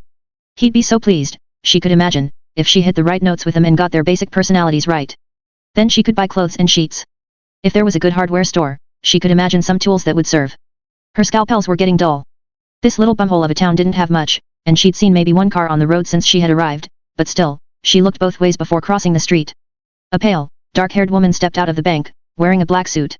Her attitude, her demeanor, casual. Nothing combative in the slightest. Bonesaw still felt a twang of alarm. The timing with which she'd appeared, the way the clothes didn't fit the area. Better to guess and be wrong. Are you picking a fight with me? No, the woman replied. No I'm not, Bonesaw. Gosh darn ding darn, golly. Jack was going to be my if he found out about this. Because if you kill me, it doesn't change anything. You worked a biological key into the transporter device. Unless you are alive, calm and holding the device, it won't work. It will only transport you. We can't use it to get inside, and killing you wouldn't stop the stasis period from ending. Yet. That's why. I understand. But I wasn't sent here to assassinate you. We could even reach Jack, I think, now that we know where to make an entrance. Still, that's a dangerous prospect, putting powerful parahumans in the same space as a man who's been prophesied to end the world. I'm not a pushover, you know, Bonesaw said. She stabbed a finger in the woman's direction. It would be so easy to fire a poison needle into her throat. I only want to talk. I'll ask a favor, then leave you alone, the woman said. You don't know how the Slaughterhouse 9 work, do you? We don't do favors. You'll do this one. The Slaughterhouse 9 you're mass producing, you're going to install a control switch. You'll give that switch to me. Not soon, but later. Later than you think. Bonesaw laughed, high and shrill. Then she laughed some more. The woman only waited patiently. Silly. You couldn't be more wrong, Bonesaw said. Betray Jack? Betray the others. You will. Bonesaw laughed again, not for quite so long. Through the giggles, she said, if you're going to try to mind control me, I can tell you you've got another thing coming. I've got safeguards. You'll only activate my berserker mode. No mind control. There's a great deal at work here, and this is the best way to go about it, even with the blind spot looming. That's the best argument you can give me. No. I can tell you two things. Bonesaw raised her eyebrows, smiling. Two things. Breadth and depth. I don't get it. Those are the things. No. There's another. Each of these things is a sentence, an idea. The second sentence is simple. Say goodbye. Bonesaw bristled. Mechanical traps, spring-loaded needles and venom-venting systems readied throughout her body. She let the bags drop to the ground. The woman didn't attack. Instead, she turned to leave. An empty threat? She debated firing her hollow needles at the woman's back. But if she missed, she'd be largely unarmed. She'd have to get even closer to use a venom spray, or poison spit, or her telescoping humerus with flesh-dissolving acid capsules beneath her fingernails. The woman entered the bank, and Bonesaw hurried across the street to follow. But her quarry was gone. January 20th, 2005. Riley panted for breath. Her body wasn't listening, now. She reached her mommy's room, then collapsed on the floor, head turned towards the foot of the bed. The carpet was stained with blood. On it, just beside the bed, her mother lay face down, head turned to one side just like Riley's was. She was covered in stitches. There wasn't a place where Riley could have reached out and placed a hand down flat without touching one of the marks. An entire row had been cut open, the stitches severed, from temple, down the side of her throat, along the side of her body to her pelvis. Too much blood loss. Her mind leaped into action, reaching for knowledge she hadn't had earlier in the night, knowledge of how to fix people. She took in details, grasped everything from the amount of blood her mommy had to heart rate and the amount of air she was breathing, just from the clues in how fast the blood flowed and the color of the skin. She knew the order she'd have to fix things. Ideas fired through her mind, telling her how to close the wounds, to draw the blood out of the carpet and clean it, or even making something that would do the same thing blood did, out of water and some junk from the kitchen, all with the exact right amount of electricity, to fill the veins and carry a low amount of air throughout the body, staving off the shutdown of her brain long enough for Riley to figure out something else. But she was too tired. Hurry, Mr. Jack's voice was almost gentle. You have time. You can fix her, can't you? She could. Maybe she even had the strength to do it, to get downstairs and climb up onto the kitchen counter to get the things she needed out of the cabinets, and get back up here. She could cut the lamp cord and use the frayed end with a lot of salt, to get the right frequency. But she was too tired. The moment she was done saving her mommy, she'd have to run to the bathroom and save Daddy. Then she'd have to run downstairs and save Drew. After that she'd save Muffles, and hurry back to Mommy. In each room, 1 or 2 scary people waited for her. Waited and watched while she worked, then undid her work or came up with worse things to do. She knew because she'd been doing this for hours. "Come on," Mr. Jack whispered. "You can do it. Don't you love your mommy?" She stared across the room at her mommy. They were lying with their heads pointed in different direction, so her mommy's face was upside down, almost covered with as many stitches as skin. She'd done a bad job, she knew. She couldn't even cut a straight line with the scissors in school. How was she supposed to do this? Mommy mouthed some words, but the stitches pulled her lips in funny directions. She thought maybe she knew what Mommy was saying. "No," she told Mr. Jack. "No. I don't love her," she answered. She blinked, slow, so she wouldn't have to look her mommy in the eyes, and tears were squeezed out. "Already," Mr. Jack said. "Say goodbye, then." "Say goodbye." "Goodbye, Mommy," Riley said, obediently. Silent, her mom mouthed a reply. It took a long time. A long, long time, watching the blood volume tick down, seeing how the breathing rate changed, and the heartbeat slowed. Knowing how the brain would be affected, knowing what the organs were doing, and the order they were shutting down. At some point, it ceased to be Mommy, became something else. A moment when her mommy became only a dying thing, a machine of flesh and blood that was winding down. It was easier. Didn't make her chest hurt as much. Lips that had been fixed up with imperfect stitches mouthed one final sentence. "There we go," Mr. Jack whispered. "There. That's it." For a little while longer, the 3 of them rested on the floor of the room. Mr. Jack, Riley, and her mommy. Others appeared in the doorway, casting the room in shadow. "She done. She's done," Mr. Jack said, standing. He stretched. "As for what we do with her, we..." He broke off as the clown in the hallway laughed, an eerie, offbeat sound that seemed to be missing something most laughs had. It seemed to take Jack a moment to gather why the clown had laughed. When he looked down, Riley was looking up at him, smiling. It was a forced expression. "What's this?" Jack asked. He smiled back. "Something funny?" "No. I wanted to smile." "Well," he said. "Me too. Let's smile together." She looked momentarily uncertain, but kept the strained smile in place. "Yes. Come with us. We'll keep you safe." She didn't want to. She wanted nothing less. But she had nowhere else to go. "Yes please," she said. That sounds nice." Her mother's final words rang through Riley's head, the last words she'd before she had become a machine that had stopped working. Be a good girl. She'd be good. She'd be polite and cheerful and she'd do her chores and she would mind her manners and she'd eat all of her dinner and she'd keep her hair nice and she wouldn't swear and... November 15, 2011. She woke from a nightmare that was becoming all too familiar. Usually it was only a few times a week, fragments. Now it was more distinct, more cohesive. She didn't like it. As was her habit, she reached across the bed, holding her companion close. Not enough. Not warm enough, not responsive, not caring. He wasn't family. She pushed her covers away, annoyed. Blasto lay there, unmoving. "Up," she said. The hardware worked throughout his body bid him to move. She stared at him, unfamiliar feelings warring inside her. The dream was fresh in her mind and she couldn't banish it, just like she hadn't been able to banish it yesterday, or the day before, or the day before that. It was just a little harder every day. She felt a flare of anger, but pasted a smile on her face instead. Think happy. Be good, she thought, and the thought was too close to an idea in her dream. It had the opposite effect, dashed her resolve to the wind. She was left only with a mingled sense of unease and frustration. No mind control? My fanny. The darn woman in the suit had put a mind whammy on her. It made her upset, which was a terrible way to start the day. Most days, she could cuddle with whoever was sleeping beside her. Blasto wasn't so good at that. It didn't help that Blasto had died a week ago. A stroke, no doubt from stress, in the midst of a refrain of the Love Bug's theme song. The only thing that let him move now were the control mechanisms she'd set up. Not so good for her snuggling. Most days, if snuggling didn't quite cut it, Jack would keep her busy, give her something to do, and entertain her. Always, his voice in her ear, always ushering her forwards, praising her for being a good girl, for her art, for her talent. Others were interested. Her family. Now she was alone. She left the closet that was her bedroom, with Blasto standing beside the fleshy mattress, and she approached the cases. The third draft, still in a fetal state, 9 of each. She had a good feeling about it. There were a few more brains to create, more personalities to research and draw up, but she felt fairly confident about her ability to piece it all together. The only rub was the bone saws. A whole row, empty. They didn't need as long to gestate, but she had yet to begin figuring out how to create them. She could have scanned her own brain and copied over the results, but the setup was awkward to manage, best done with a sleeping subject. She could have set Blasto up to manage it, but that was tricky in its own way. She wasn't used to feeling a lack of confidence. The thing about art was that one could create anything, could incorporate mistakes. But art needed an audience and she had none here.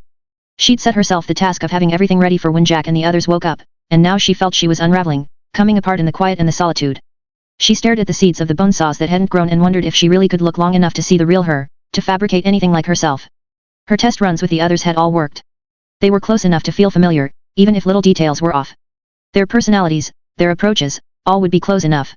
Here and there, she'd fixed things, corrected the most detrimental personality traits that had been turned against them and allowed them to be captured or killed. Sighing, she turned away. She took the time to dress in the clothes she'd bought, and then used the remote to teleport to Earth Bet. Our regular is back, the man at the counter said. You get out a lot, with that homeschooling. Yeah, she said. She folded her hands on the edge of the counter and rested her chin on them. Your haircut looks good, Eli. Thank you, he said. He looked genuinely embarrassed. She smiled a little at that. See any good movies lately, she asked. You like horror movies, right? The Darkness. You'd like it, it comes from a good pedigree. It's about a mafia. A woman entered the store, and Eli jumped as though he'd been caught doing something wrong. Can I put up a sign in the window? The woman asked. I'd have to see it first, Eli responded. Might have to ask my dad. He owns the store, even if I run it. If there's any question, it'd be his call. He gets back this Monday. The woman's face was grave as she handed over the paper. Eli took the time to read it. I think everyone in town knows about this, Mrs. Hemston. Can I put it up anyways? If someone passes through and sees it. Eli shifted, uncomfortable. I don't see any reason you couldn't. My dad wouldn't say no. Without responding, Mrs. Hemston said about taping it to a spot at eye level on the back of the glass door. She glanced at Bonesaw. You shouldn't be out without a guardian. Go home. Yes ma'am, Bonesaw replied, smiling. And then the woman was gone. Bonesaw opened the door and held it open so she could see the sign. A missing person sign, with a picture of a girl. She let the door swing closed. Eli hesitated. Riley, I was thinking, if you wanted to come over and watch that movie. No. No? Why? You know why, she said. She walked down the aisle to grab some snacks. Gummy candies, more fruity toots, some more milk. I wouldn't, you know I. You'd be a gentleman, I'm sure, she replied. The funny thing was, she was sure. She knew her monsters. He struggled to recover. You're talking about the homeschooling. Strict parents. It was feeble. She knew it was feeble. Exactly, she responded, setting the stuff on the counter. Sorry. $8.95, was all he said. He was hurt. He'd recover. She collected her things, gave him a small wave, and then made her way back. She glanced at the woman who was making her way into the next store. She stepped out of sight, then used the remote to exit back to the pocket realm. She felt a growing sense of unease as she set the milk in the fridge and put the fruity toots on the counter with the candy. Not an unease with what had happened with Eli. That would resolve itself. She'd see him in 2 or 3 days, and it would be awkward. Then she'd see him after that, and things would be okay again. No. That wasn't what was resting heavily on her heart. She called for Blasto and then entered one of the other closets. Melanie, the girl's name was. A week and a half ago, it had been so common sense. A solution to her problems. The girl had been right there. So easy to approach. A tranquilizer shot to the neck, calculated on the fly to fit with body weight and overall health. Recalibrating the teleporting remote with the unconscious girl in the back lot had been a little riskier, but it was a quiet town. Bonesaw had found herself busy enough that the girl could be left here, and 4 in her neck, catheter and poop tube inserted. Now that she had free time, she could handle the winter issue. She needed a child soldier. This was a way to make one. To insert the wartime memories from Cranial's database into the girl, let it steep, then harvest the results. The rest could be tweaked, rebalanced, fixed. And there, again, that unease.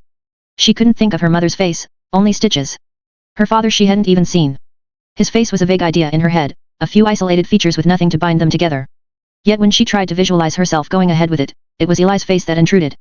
Disappointed, confused. Eli and Mrs. Hemston both, now. The girl was meat. A tool, a collection of resources to be taken apart and put together in a different configuration, a machine. Any number of things, but not a person. But the people from the periphery of the girl's life, they were harder to compartmentalize. Distant. They weren't at arm's reach to use as resources. An emotional factor. Darn it, she thought. She'd stopped talking to herself, after she'd gotten in the habit and weirded Eli out. She turned her attention to the computer, crossing the room. Need a distraction. Except it backfired. She thought of the woman in the suit, and the statement. Breadth and depth. As things tended to do, a connection drew across her mind's eye. All of the problems at hand, the challenges, dealing with the clones, figuring out how to program them. The first batch had failed because they were too young, and the connection with the passenger had become too broad, consuming too much of their personality, leaving room for little growth as a human being. Things were missing, other things bloated or exaggerated as the passenger needed. Jack had a different kind of connection. A deep connection. He was in alignment with the particular nature of his passenger. The passengers naturally sought conflict, and Jack had fed that need from very early on, and he had sustained it for years. The line between the two was so thin as to be impossible to mark, but Jack's personality remained his own. Altered, but not subsumed. And Bonesaw, well, she was talented. There was little doubt her passenger fed her a great amount of detail. But what kind of connection was it? Darn mind whammies. Darn it, drat, gosh, golly fuck. She stared down at her hands, splayed and resting on either side of the keyboard. What kind of connection was it? Young age? Check. That had meant breadth for the others. Fed by conflict? Check. Depth, if the single data point that was Jack was any indication. How much of me is me? She stared at the backs of her hands. What difference does it make? It wasn't a rhetorical question. There was a difference, it did matter in the grand scheme of things. She just wasn't sure what that difference was, how it mattered. She hadn't had to make many of her own decisions before. Or, it was better to say, she hadn't had to make important ones. There was a security in being with Jack, because it meant she didn't have to face this sort of thing. One comment, and the question was decided. She turned to look at Melanie. The girl was her age. Odd to think about. The girl had seen her face. She couldn't trust her ability to erase memories, not without test subjects, which was a new set of risks, a new set of problems. It would only compound the problem she was trying to solve. She wasn't used to thinking like this, considering ways to minimize chaos. Couldn't trust that she'd scrub the right memory. It wasn't her tinker tech. Couldn't trust that she could overwrite the memories either. Inserting memories, yes, but the brain was a funny thing. Again, it wasn't her tinker tech. Going ahead would be safest. She thought of Eli. A friend. Not family, like the 9 had become, but a friend. She thought of the effect of the passenger on her personality. Was the art hers or did it belong to it? Her sense of family among the other 9, again, who did it belong to? She bit a thumbnail, cut deep into the material with the special cutting material she'd laced her incisors with, and then tore the end off in one swift motion. The quick of her nail started bleeding. The pain gave her clarity. Maybe the family thing was the passengers. Maybe the art was too. But Eli? It wasn't perfect. It wasn't normal. But if the passenger had never made contact, and she'd still lived a life a little like the one she lived now, she could see herself being Eli's friend. That in mind, she made her decision. November 12, 2012. She shifted her weight from foot to foot. A lot of time alone. A lot of time to think. Every decision now was made on a fulcrum. Was she acting as Riley or as Bonesaw? It wasn't a hard decision. In a way, she'd imagined she'd always make it. But it, like every other call, had to be carefully measured. First menstruation, check. Might as well get it over with. She made notes on the computer. Autohysterectomy. Automastectomy. Limb shortening. Bone shaving. Plastic surgery. Bonesaw would approve. Maybe it would be better to be taller, to have more room for equipment. Still, she could reverse the procedure. It wouldn't be her parts, but that wasn't such a problem. But for Riley, this was essential. It was a matter of months before Jack woke. She needed time to recover. The clones were in a good state. Only the Bonesaw vats were empty. Each of the others had an adolescent or nearly adult clone inside.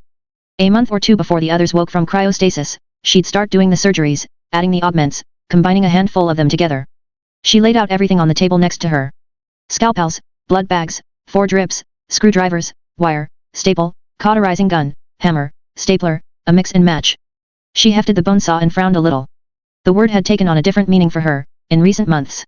It had stopped being her name somewhere along the line, had become her passenger's. Anesthetic? No.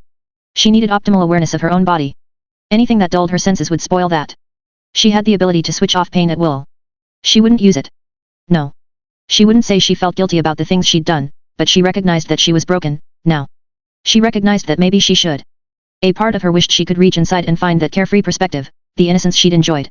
Another part of her was glad. Everything about herself was modifiable, reversible, pliable. Pieces in the machine. But this? She wasn't sure she could alter it, nor that she wanted to. This wouldn't be a penance. That would suggest penitence. But it'd be just, as best as she could figure. She started cutting. January 24, 2013. The sign's down, she commented. Riley. Eli looked startled. He glanced back at his dad, who was stocking shelves. It's been a really long time. I was worried I said something. No. Went to live with my dad, she said. The lie was smooth, effortless. She didn't even feel bad. You're back. Stopping by, like the first time you saw me. He nodded, still a little stunned. They found the girl dead in the woods. Some dogs had chewed her up pretty badly. Oh, she responded. She'd practiced the look of concern in the mirror. Even now, She didn't really feel guilt, but nothing was reliable, like it once had been. I stopped in to say goodbye, Eli. Goodbye. He seemed more surprised than disappointed. Maybe he already said goodbye to me, she thought. She didn't feel hurt. Growing up with the Slaughterhouse Nine had numbed her in many respects. It made sense, little more. I wanted to give you a gift, she said. As thanks for the movie advice, and the conversation over the past while. You helped me, gave me a friend when I needed one. He frowned. After your parents' divorce, you mean? Yes. Another easy lie. I get that, he said. He looked at the card. Can I open it? No. There's a date on it. Wait, then read it on the date in question. Break that rule and I'll be mad, understand? I understand, he responded. He looked down at the envelope. My birthday. Yet. And I don't think you do understand, she said, but that's okay. Just don't break the rule, and don't lose the letter. Okay, he said. I would have gotten you something, but, oh. He rummaged in his bag, then handed her a videotape. I rented it, but I'll pay the fee to replace it. One of my favorites from the last year. A horror movie. A child werewolf? A child monster. She glanced at him, but there was nothing in his expression. She'd become exceptionally good at reading people, and, no. He had no idea how ironic the gift was. Thank you, she said, holding it to her stomach. It's probably okay if we just say hi and bye like usual, isn't it? Fits. You look different, he blurted out the words, a non sequitur. She'd hoped the winter clothes would hide any of the reversions she'd made. You look good, he added. Be fucking good, Eli, she retorted, staring at him. Before, he might have protested, feigned confusion. He'd changed, much as she had. Now, he only nodded a little. I will. May 25, 2013. She sat with her feet propped up on the table, a bowl of fruity toots on her stomach, as the alarm went off. She felt a momentary sadness. She tapped her pinky with her thumb twice, and the embedded magnets noted the signal. She'd recorded her own brain activity and movements when contemplating the bonesaw clones, and it was this that she drew on, manipulating her own body much as she had manipulated Blastos. Her body language wasn't her own. Her smile, the way she walked, the gestures, all were fine-tuned to match the bonesaw of before. Her height, too, had changed. She'd cut her hair to match, had downgraded her body so the last year and a half of development had never happened. It was the burning of a bridge, in a way. It would retard her growth in the future, and that would arouse suspicion. In a way, she couldn't carry on her relationship with the Nine. There would be too many tells, no time to herself to make changes in secret. The individual cases opened, and slowly but surely, the members of the current Slaughterhouse Nine stepped out. Jack, Hook Wolf, Skin Slip, Night Hag. She could see the conscious effort on Jack's part to maintain his composure. He was barely able to stand. His eyes fixed on her. Somehow, she knew. She knew he knew. But that was no surprise. All she really needed was reasonable doubt. He would harbor suspicions, and he would pull something on her. Later. In the meantime, she'd have options. You're awake, he commented. And you're nude, she said, covering her eyes. Where are your manners? Like riding a bike. Back to her old self. Playing the role. I'll remedy that in an instant. Cereal. Made it myself. Took me a whole 3 hours to get it right. Felt like keeping busy. And the milk. Made it myself, she responded. She grinned, and the device took over, gave it that width, that guilelessness she couldn't manage on her own. I won't ask. My clothes. She pointed him in the direction of the closet where she'd placed all of the rough-spun uniforms, alongside the clothes Jack and the others had removed before stepping into the cryostasis chambers. He took a step, then stumbled. I'm not as coordinated as I should be, he said. Seems there's trouble with the recovery phase, Riley said. Be a month or two before you're on your feet. We have a schedule. I know. But I can't fix this. Not my stuff. He stared at her, brushed ice-crusted hair away from his face. But she wasn't lying. There was no falsehood to pick out. You could have woken us sooner. Nope, nope, she said. Would have mucked up the scheduling. Still, that penetrating stare. This was the make-or-break moment. Well, Jack said, smiling, unavoidable. We'll have to make it extra special. Triple special, she answered. Things have been interesting while we've been gone. Interesting. I'll show you later. And the clones.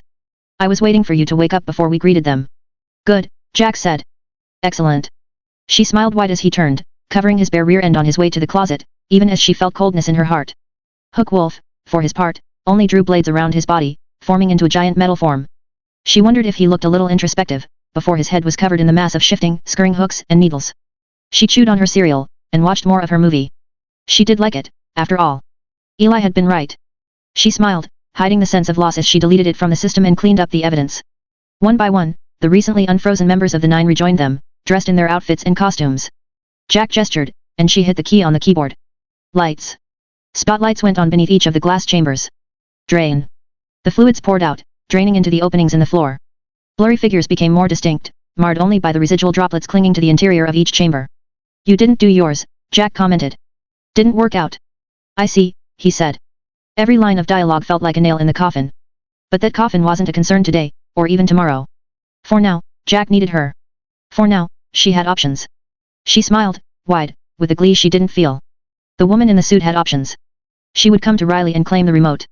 Countless enemies would be mustering their forces, ready to deal with this. Eli had the letter. He'd find a plane ticket inside, along with an urging to leave and stay gone. To drive the point home, she'd revealed her identity. Yet Riley still felt a moment's doubt. Some rose from their knees. Others had managed to remain standing from the moments the fluid left the chambers. As they roused, powers flickered into action. Siberians flickered into being near the Mantons. 6 like the daughter, 3 more like Manton himself, all in black and white. Chuckles, tall, fat, with arms that zigzagged, her own addition. 31 elbows, and arms that dragged behind them as they moved. Here and there, one of them would twitch, a tick. The clown makeup was a series of scars, tattooed on. One activated his speedster abilities experimentally, crossing the room in a flash. Nostalgic, in a way. Chuckles had been around when she'd joined. Murder Rat. Not stapled together as the original had been. She'd taken the time to do it well. When membership had been down, Bonesaw had made Murder Rat as a created addition to the Slaughterhouse 9. She'd passed the tests, but degradation in mental and physical faculties over time had seen to her demotion. Winter, white-haired, with white irises edged in black, nude, her eyes peering. Madeline's eyes, Riley thought. Winter would need guns, of course. Crimson, Winter's brief-lived lover. Riley had taken the time to program their relationship into them. Crimson had been one of the first members in the group, Winter one of the more recent ones to die.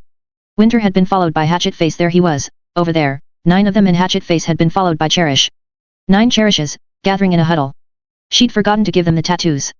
It didn't matter. A glance suggested they were discussing different ways to do their hair. The smile on her own face was so wide it hurt, but it wasn't her smile. King, tall and blonde, unabashed in his nudity. All 9 kings were broad-shouldered, each half a foot taller than Jack. Their interaction would be an interesting one. She'd wondered if she should program King with the knowledge that Jack had been the one to kill him, reconsidered. Oh, and there were others. Some were harder to recognize. 9 Alan Grahams, who lacked his armor. 9 Neds, narrow-shouldered and only 5.5 feet tall. When the others had done some damage and given him a chance to regenerate, he'd resemble his true self a little better. He'd be Crawler. And the last one. Jack pointed at the remaining chamber. She hit a button, and for a moment, her expression slipped. She closed her eyes, a brief moment too long, as nutrient soup drained out of the chamber and the glass lowered. But nobody was looking at her. The boy stepped out, and there was no sign of any difficulty. He didn't struggle as others had, nor have trouble finding his feet. He was prepubescent, to look at him, older than 10 but younger than 14. His hair was neatly parted, and he wore a private school uniform, complete with glossy black shoes. Dry. Even though he was naked in the tube. Then again, that was sort of his thing. One of them, anyways. Visually, the most notable part of him was the effect that surrounded him. He was monochrome, all grays and whites and blacks, with spots of light and shadow flickering around him. Here and there, he flickered, a double image momentarily overlapping him, ghostly, looking in a different direction. As far as para-human powers went, his was as unfair as they got. Jack, Grey Boy said. His voice was high, clear as a bell. Nicholas. Jack extended a hand and Nicholas shook it. Riley felt her stomach sink. It would be like Grey Boy to use his power and take out someone in the room, just because he could. Jack had only wanted one, and the unspoken reality was that he only wanted one because he could only control one. If he wasn't going after Jack, then, she was the only other person in the room without clones surrounding her. He approached her, his expression placid. For a brief moment, she felt stark fear. It was perhaps her salvation that the fear was buried under the expressions that her system pasted on her face. The false smile that spread across her face was the push she needed to hop down from her seat, approaching him. She leaned in close to kiss him on the cheeks, her hands on his shoulders, one leg cocking upward like she'd seen women in older films doing. Little brother, she murmured. Bonesaw, he said, voicing a name she hadn't programmed into him. His hand found hers, and he held it. She felt a chill.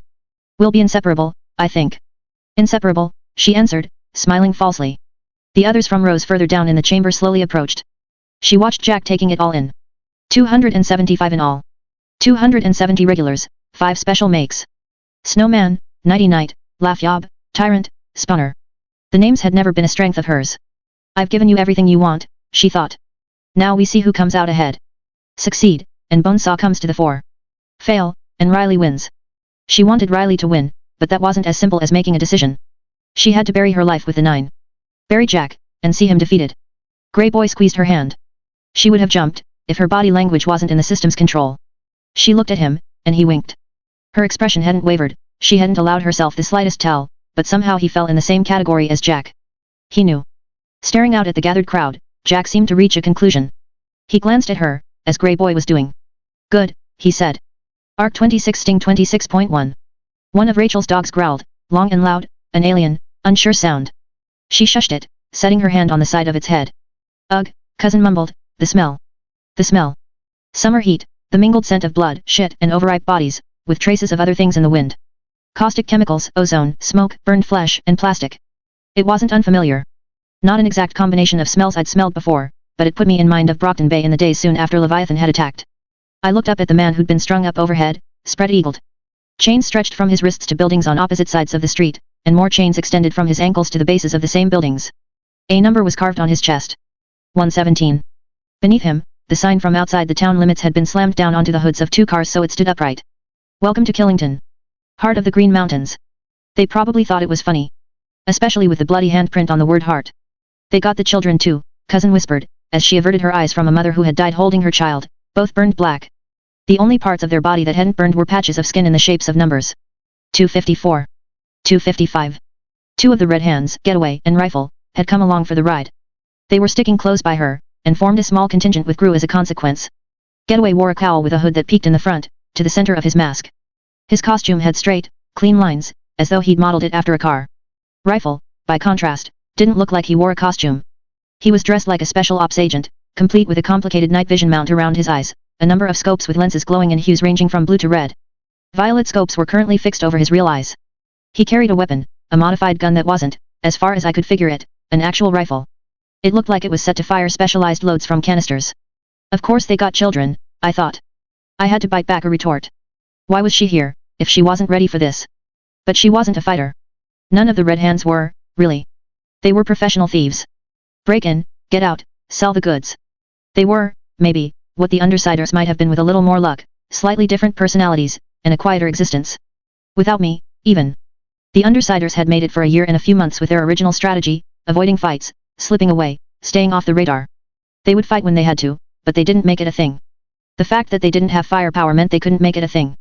If anyone got into trouble, it was the dogs. And then I joined. Starting with the bank robbery, I pushed them to switch up tactics, catch the enemy off guard. If I'd never joined, what would have happened? Maybe the bank robbery wouldn't have worked out, and one of them would have been picked off and arrested. Maybe they would have taken a different direction with the robbery. Bakuda might have killed them, Coyle might have pushed them to be more aggressive as he scaled up his plans. Or they could have found a way, could have continued going the way they did, less violent in general. Some good, some bad. Rachel might never have reached the point she was at now. Gru wouldn't necessarily have gone through what he did. Regent might be alive. I glanced again at Cousin, saw her looking at me in turn. Catching me looking, really? What? She asked. You don't need to be here. You'll be happier in the long run if you aren't. Nothing, I responded. She looked annoyed, but she didn't say anything. There was a kind of art to the setup. No doubt at all that it was a display, a showpiece. Trails of blood, ash, and other substances marked where bodies had been moved. They were spaced out just enough that we would run into a fresh one just as we left the last behind. I might have missed it if not for my swarm sense. The bodies were placed at positions high and low, the methods of death differing here and there, but there was a pattern to their distribution. The kind of pattern that might become clear if one were to set up a map and note the location of each body on it. A spiral. I pointed the way to the central point of the spiral.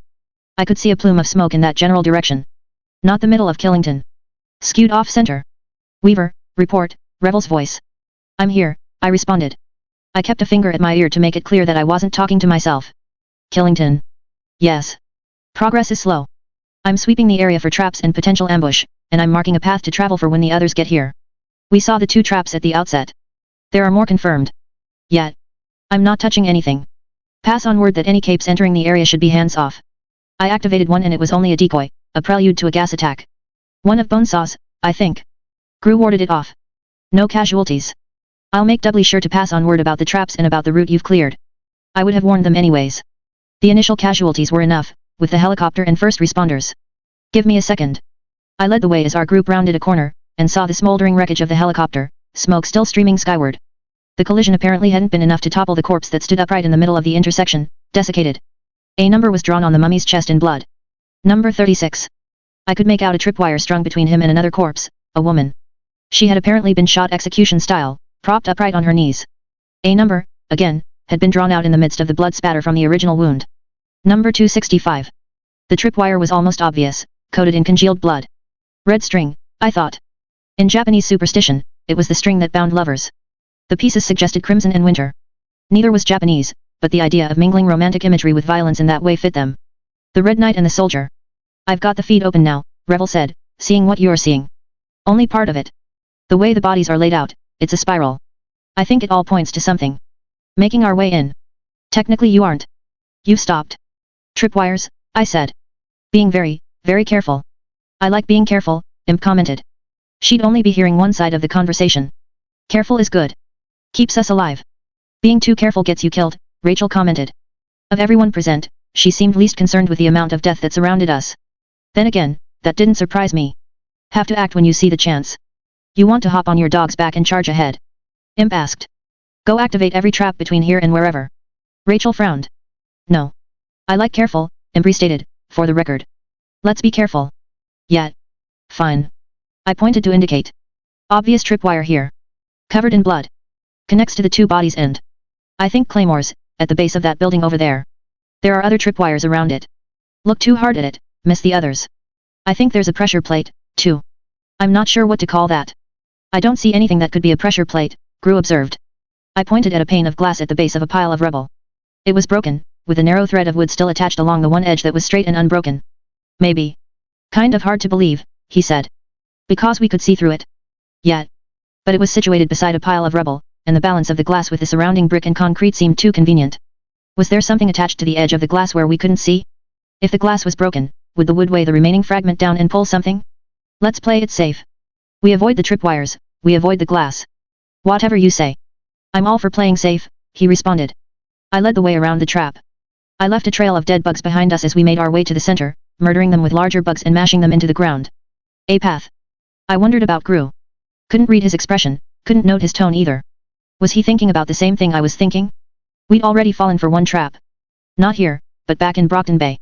Back then, when he'd had his second trigger event. It had been the 9, back then, and though he wasn't giving me any clues there was something wrong, he wasn't indicating that he was his old self, from back in the good old days. I suspected he hadn't fully bounced back, even after all this time, might never. We circled around 8 teenage girls, sitting in a circle, crowns of splintered wood nailed through their skulls. One had fallen over in response to the wind, but the others were still upright, propped up with wooden planks nailed into their spines. Less blood than the head wounds, I noted. Some pre-death, others post. The numbers were on the pieces of wood, registration numbers or something from the crate that had been smashed for materials. 1, 2, 3, 4, 5, 6, 7, 9. I looked up. Number 8 sat on the bulb of a street light, a long dress blowing in the wind, directly above the circle. Her crown was the tallest, and for her to be so rigid, there had to be a whole assortment of planks nailed to her. 9 kings, I said. A woman king? Imp asked. She's the victim, I said.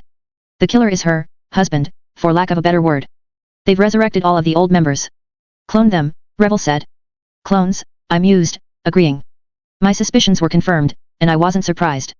I'd hoped for different, but the reality of what we faced had been hinted at early on, when it had been revealed that the 9 had hit a tinker's laboratory and made off with materials that could be used to mass-produce life forms. King. The leader, the founder of the group. Were the numbers in an order corresponding to when they had joined, then? Would the second member of the 9 be 10 through 18? Gotta live one. Imp called out, interrupting my thoughts. Kind of alive. I turned to look. A fat man was shifting in a restless way, his chest rising and falling quickly in unsteady movements. One arm jerked. Leave him, I said. Don't touch. He could be a witness, Rifle said. Or a trap, I responded. I doubt he's in a state to fill us in on anything. We'll move on, wait for heroes to follow the path I'm marking. They'll handle medical care for wounded. That's fucked up, Rifle said. We could at least put him out of his misery, then. I'm not willing to get close enough to check, I said. And I'm not willing for you to get close either. Hyperion started. Then she stopped. The fat man deflated in an instant as a small collection of what looked like trilobites found their way out of his rear end. Slick with gore, they darted forward a short distance on their hundreds of little legs, then turned our way, bristling with spines. Tails trailed behind each of them, twice as long as the foot-long creatures, narrow, with stingers on the ends. I could hear a hissing, but I wasn't sure if it was from the creatures or the way the spines rubbed against one another. Oh, God, she said. She took a step back, with Foil stepping forward, as if to defend her. Breeds power, I said. They're mostly harmless, for now. For now? Rifle asked. I watched as they made their way up the side of a building to a corpse that was hung there. The corpse had been cut into sections, the arms and legs each severed at the joints and reconnected with lengths of chain. Breed's creatures found their way into the body through the holes in the neck, mouth, and rear end. It jerked a little as they worked bodies the size of footballs into apertures only a fraction of that size, then went still. For now, I answered rifle. They start off the size of a lemon, lurk in spots where they can get access to orifices or sites of injury, or like you see here, corpses. Inside beer bottles, in toilet bowls, bed covers, on the underside of kitchen tables, even inside food.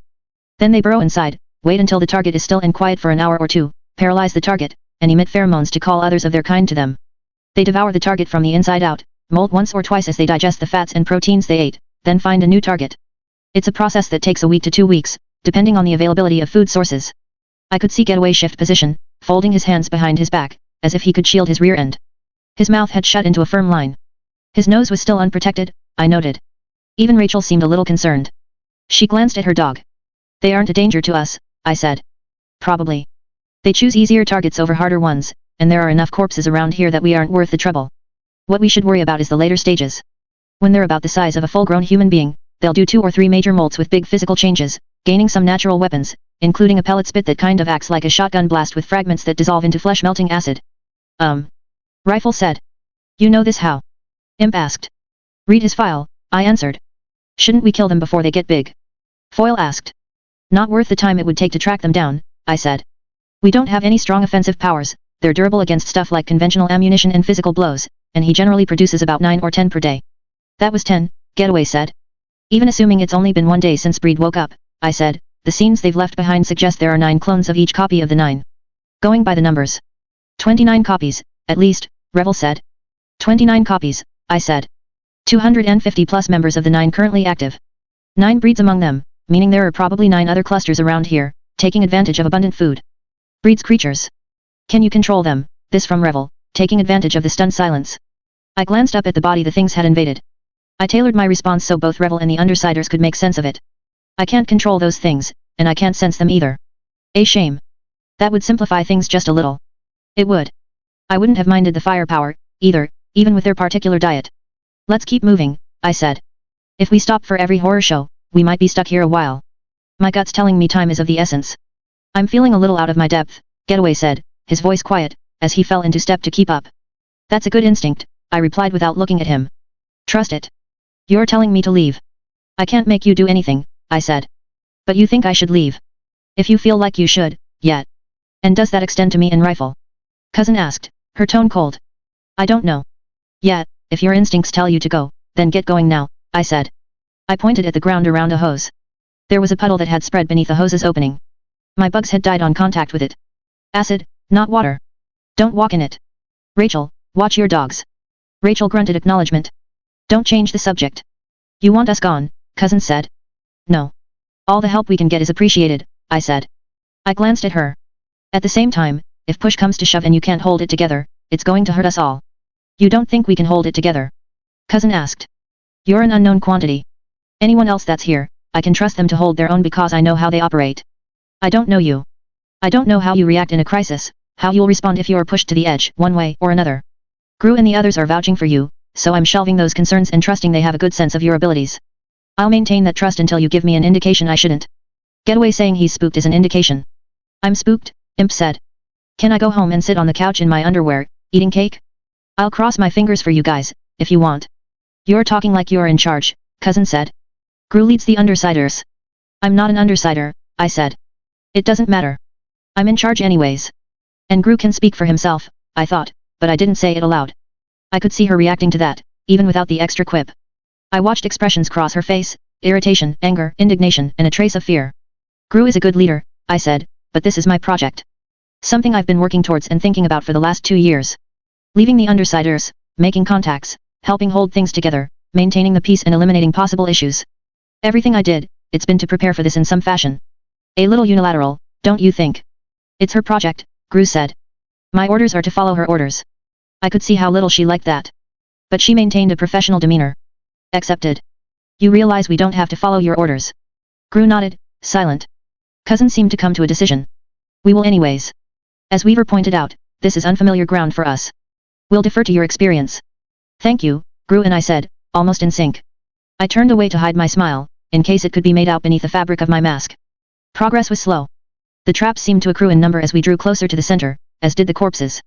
More than once, we were forced to take the long way around, as traps or pools of acid barred our paths. We passed an area with rows of identical-looking cabins, then ran into the Protectorate. Chevalier, Exalt, and others, examining the area a block and a half away. I got their attention, then pointed in the direction we were headed. It wasn't much more effort to mark out traps around them as well. I made sure to mark each with a cluster of bugs, and bug letters spelling out the nature of the danger. Less trouble to move in parallel directions than reunite. The center of the spiral wasn't the center of the town in a geographic sense, but in a sense of where the town's heart and focus were. We closed in on the front steps of what looked to be a town hall. Empty ski racks stood to our right, two draped with corpses that had been flung and broken over them. By the time we were halfway through the plaza, navigating a maze where we tried to find a path that didn't force us to tread on potential traps or corpses, Tecton and the others had caught up, reaching the edge of the area. Thoughts? Revel asked. Before you reach the center of the display. He wanted to present this for effect, I said. It's why he set up pyrotechnical stuff to blow any aircraft out of the sky. The traps are to force us to take our time, force us to savor it. Savor? Gru asked. Everything Jack does is for effect. The same way a dog sort of raises its hackles to look bigger, tougher, or the way we used our reputation to seem more unstoppable than we were, Jack keys his actions for psychological effect. All of this is to scare, to drive us to hesitate when it comes to confronting him, push us to think of ways to avoid dealing with him instead of ways to catch up to him and beat his face in. Or, conversely, some personality types might get pushed to be reckless, to deal with him so he couldn't bother them anymore. I glanced at Rachel as I said that last bit. She'd instructed her dogs to stay, so they wouldn't trip any of the traps in our way. I made my way over a hump of bodies. The members of the 9 who'd spilled acid all over the place had melted 9 police officers and left them in a heap. Crawler? Only one that fit. Our destination was the kind of spot, like a courthouse's steps, where someone could give a speech. There were 2 objects covered in tarps, a man who was in a reclining position at the far end of the stairs, and 10 dead bodies arrayed in a star shape, limbs bent to mark the direction of the spiral. I checked under the tarps, then bit my lip. I turned around and gave Golem instructions as he made his way past the traps. He created platforms to step over to serve as a shortcut. Grace, Tecton, Wanton and Cuff hung back, looking grim. They were joined by Chevalier and the others. Golem joined me at the top of the stairs. How's your headspace? I asked. Terrified. In a way that's going to impact our job here. No. No. You told me what to expect. Kind of. I didn't imagine this. I shook my head. No. There was a voice from beneath the other tarp. A strangled scream. What was that? A recording, I lied. Then I elaborated. It's a trap. 2 tarps, have to guess the right one. Guess the wrong one and you blow up. This one. Move the tarp. He hesitated. Trust me, I said. Even as I lie for everyone's benefit. Rachel and Golem worked together to move the tarp aside. A television. The tape's already in the machine, you can hit play to start it, the man sitting at the edge of the stairs said. Wait, Weaver, stop. Who was that? Revel asked. Who? I asked. What do you mean? Look to your right. I did. The other tarp, more corpses, the man who was now standing at the edge of the stairs, the little crenellation at the top of the stairs railing, then beyond that, cabins, restaurants, hotels and motels, the rest of the town, and mountains in the background. Not sure I get what you're saying, I said. What's wrong? Gru asked. I don't know. I'm getting communications from Revel, and she's acting funny. Here, the man said. Let me get that for you. The others stepped out of the way as he approached me, Golem, and the television set. He reached for the play button. I caught his wrist. He's dangerous, Revel said. I beg your pardon, the man asked. Attack. Attack? I shook my head a little, releasing the man's wrist. I appreciate the offer, sir, but let's be safe and make sure this isn't a trap. Can't argue with that, he said, smiling. This is what hell is like, Revel said. Listen to me. Tattletale, are you there? I asked. I am. Tattletale. Revel asked. Damn all of you. It doesn't matter. Listen, Taylor, Master and Stranger protocols are in effect. Your perceptions are altered, understand? I felt my heart quicken a little at that. I understand. There is a person to your right. Not a teammate, former or current. I need you to kill that person, don't ask why, don't think too much about it. Draw your knife. I drew my knife. Look. I'll tell you who to attack. I glanced to my right, my eyes falling on Rachel. It was a bit presumptuous to say she wasn't a teammate. Not a team player, but she'd done her share. No, to her right. I looked past the man and set my eyes on Golem. I'm more inclined to think you're a voice in my head that's fucking with me, than to suspect Golem's up to something, but... Oh hell, Revel said. I got this. Taylor, do me a favor, give the order to go dark. Go dark, I said. To my left, Gru surrounded himself in thick darkness. Nothing happened. It didn't work. Wait. A spray of blood leaped from the man's throat. We each stepped away, and I hurried forward to stop Rachel from backing into the other tarp. We watched in stunned silence as blood poured from the wound. Hey, a female voice said, do me a favor, let me know if there are any traps at the bottom of the stairs. Who Golem started. Just tell me. Acid, I said, raising my knife so I could defend myself if I had to. Imp appeared as she booted the bleeding man in the small of the back. He rolled down the stairs, leaving spatters and sprays of blood as he made his way down, and then collapsed in a pile of bodies. He started screaming, a gurgling sound. I could see Chevalier and the others staring in shock, adopting fighting stances, unsure of how to proceed. It looked like Chevalier was talking to someone, gesturing with his free hand. Was it Revel, on the comms? My shtick, Imp spat the words at the dying man. I could mark the moment he died, because the blanks in my perception began to fill in. Nice guy, I thought. I'd badly underestimated the severity of his power. I'd known he would be in their roster, had kept it in mind throughout, even told myself to be ready for him, and then the moment we ran into him, well, he was another face in the crowd. The connection wasn't possible. I watched as the acid ate away at him, burns creeping upward and spreading across his flesh, bubbling as it reached the cartilage of his nose and ears. Thank you, Tattletale, Revel said. All good. I think I can tolerate your presence on this channel for the moment. Provided you don't cause any trouble that makes me regret it. I'd do that anyways. So. One more trap down. Keep in mind there are 8 more of him. What was he going to do? Golem asked. Probably ask you all to stand there and stay still while he murdered each of you in turn, Tattletale said.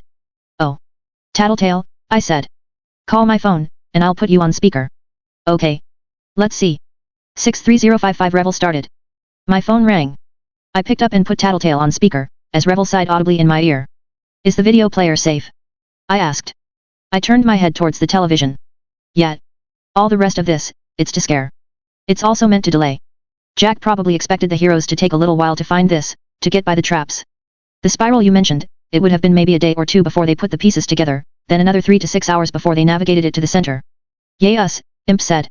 She got more powerful, I thought. She'd been able to speak while using her power. Nuances. Press play. I hit the button. It was Jack, here, in the center of the plaza. The camera wobbled as someone followed him, recording. I could see shadows of the other Slaughterhouse 9 in the background. Hook Wolf. Skin Slib. Night Hag. This message is intended for Theodore Enders. Kaiser's son. Stop the video here and go find him. Time is of the essence, I should say. How much essence and time you have available depends on how incompetent you heroes are. Hurry now, I'll wait. No need to wait, Tattletale commented. He's standing right here. There were a few looks of surprise at that. Eyes fell on Golem. There was a pause, then Jack started speaking. You missed the deadline, Theodore. Simple game of hide and seek, and you had 2 years to do it, to find and kill me. You failed.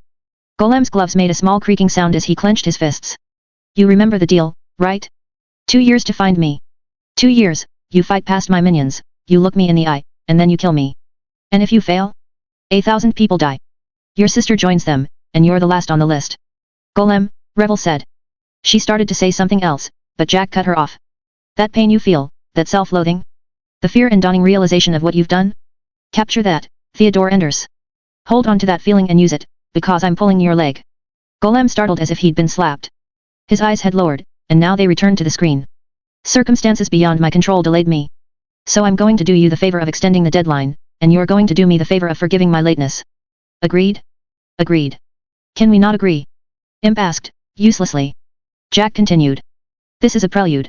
See, all of these guys just woke up, and they needed a chance to stretch, flex their abilities and make sure everything works right. Turn the camera around, Bonesaw dear. The camera panned around. There were other members of the Slaughterhouse 9 present, standing in a loose half-circle. Hundreds of them. 9 of each. 30 groups. I recognized most, could guess as to the others, who didn't have their powers or full transformations going. In the middle of that semicircle, lying on the ground, civilians had their hands folded on the backs of their heads. In many cases they'd been stacked like cordwood. Many bound, others too terrified to move. Oh God, Golem said. Jack spoke, his voice calm, clearly relishing this. The camera returned to him, focusing on his face.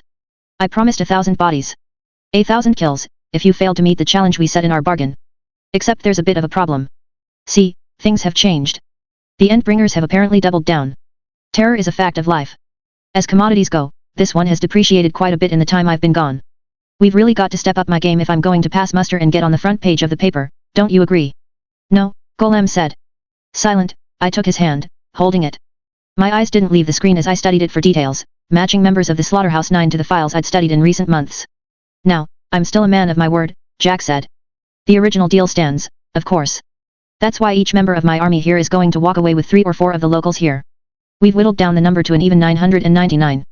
Let's say you have, until the 24th. 5 days. We watched in silence. What's the rub, the trick? If you fail to kill me, I disband the 9. What? Imp asked. What? I frowned. Not what I expected.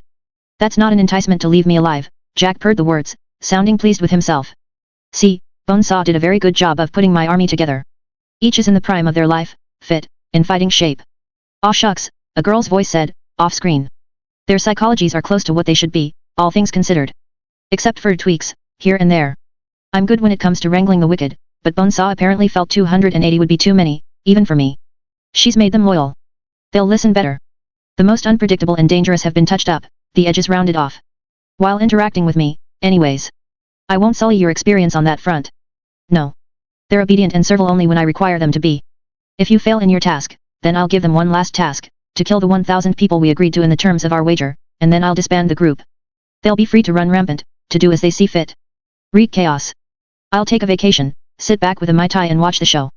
Fuck me, Tattletale said. Fuck, I echoed her, agreeing. Golem, for his part, had gone stone still. I'll be leaving members of the Slaughterhouse 9 behind at regular intervals as I beat a not-so-hasty retreat. Your choice if you deal with them or leave them be.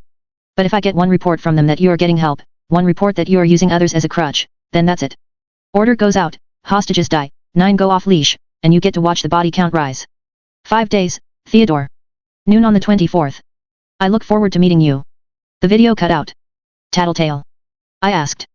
Already on it. Words going out to all the major players. I noted Chevalier's approach. He had used Golem's platform to reach the base of the stairs, stepping around Nice Guy. Major players. Gru asked. Everyone Tattletale's been meeting with, I said.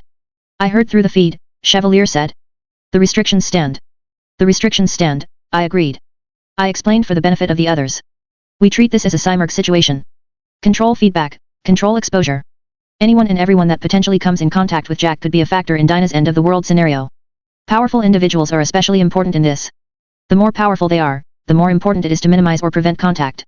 I probably sound dumb as I ask this, Imp said, raising a hand as if she were asking a question in class, but what about the nearly 300 lunatic psycho people with crazy powers that he's threatening to unleash on the world? We'll deal with them, I said. With your okay, Chevalier. He fell silent. Chevalier, I thought. Yes. You proposed your strike squad. You've shown their ability to deal with different situations. Fine. But I'm assigning 2 tertiary squads to you. Chicago and Brockton Bay teams. I was going to say.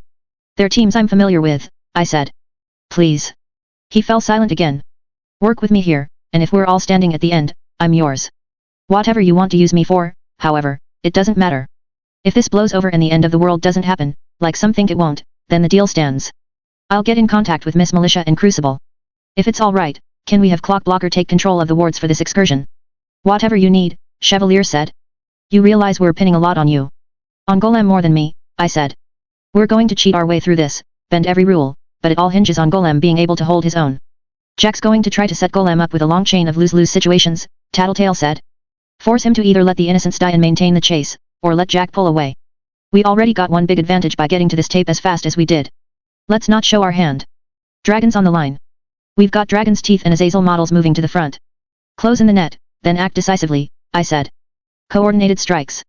If the Thanda are willing, a meteor strike in the right time and place could do wonders. There were nods of agreement from around the group. Golem turned around and walked away. Golem, I said. He was already halfway down the stairs. He used the panels at his waist to form an even footpath, with hands turned at right angles, positioned where he could put his feet on them. Golem. I called out. I handed my phone to Gru, then hurried after him. He stopped as he set his foot on the first outstretched hand of pavement, but he didn't turn around. His voice was low, barely a whisper. Stop, Taylor. Leave me alone. Please. You're running. No. I'm definitely in. I have to be, don't I? But this is a lot to take in.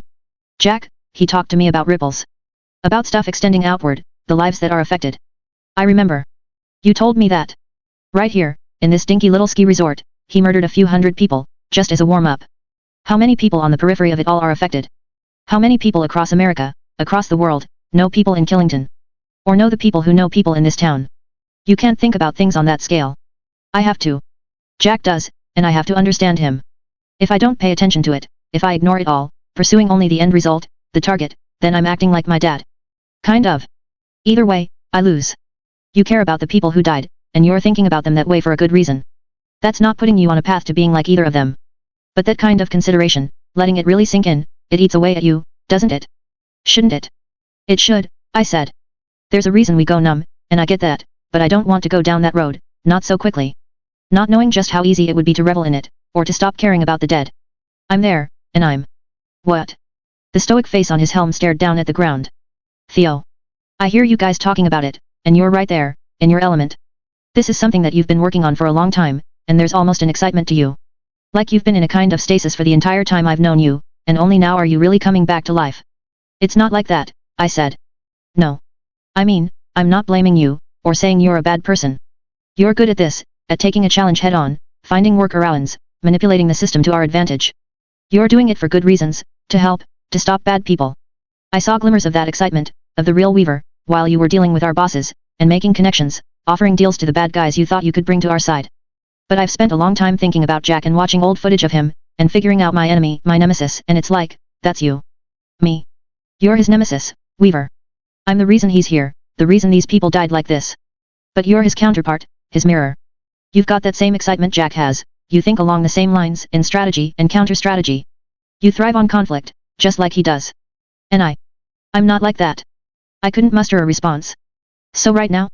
You should go back. Forget I said this, because I'm regretting opening my mouth already. Work on formatting the strategies you already worked out to fit around the rules of Jack's game, because that's a good thing. It's what we need. But let me have half an hour or however long I need to myself. Until we stop waiting and stop letting Jack think we haven't found the tape yet. Let me take a moment and think about these people. You're not to blame for them, I said. The 9 would have killed anyways.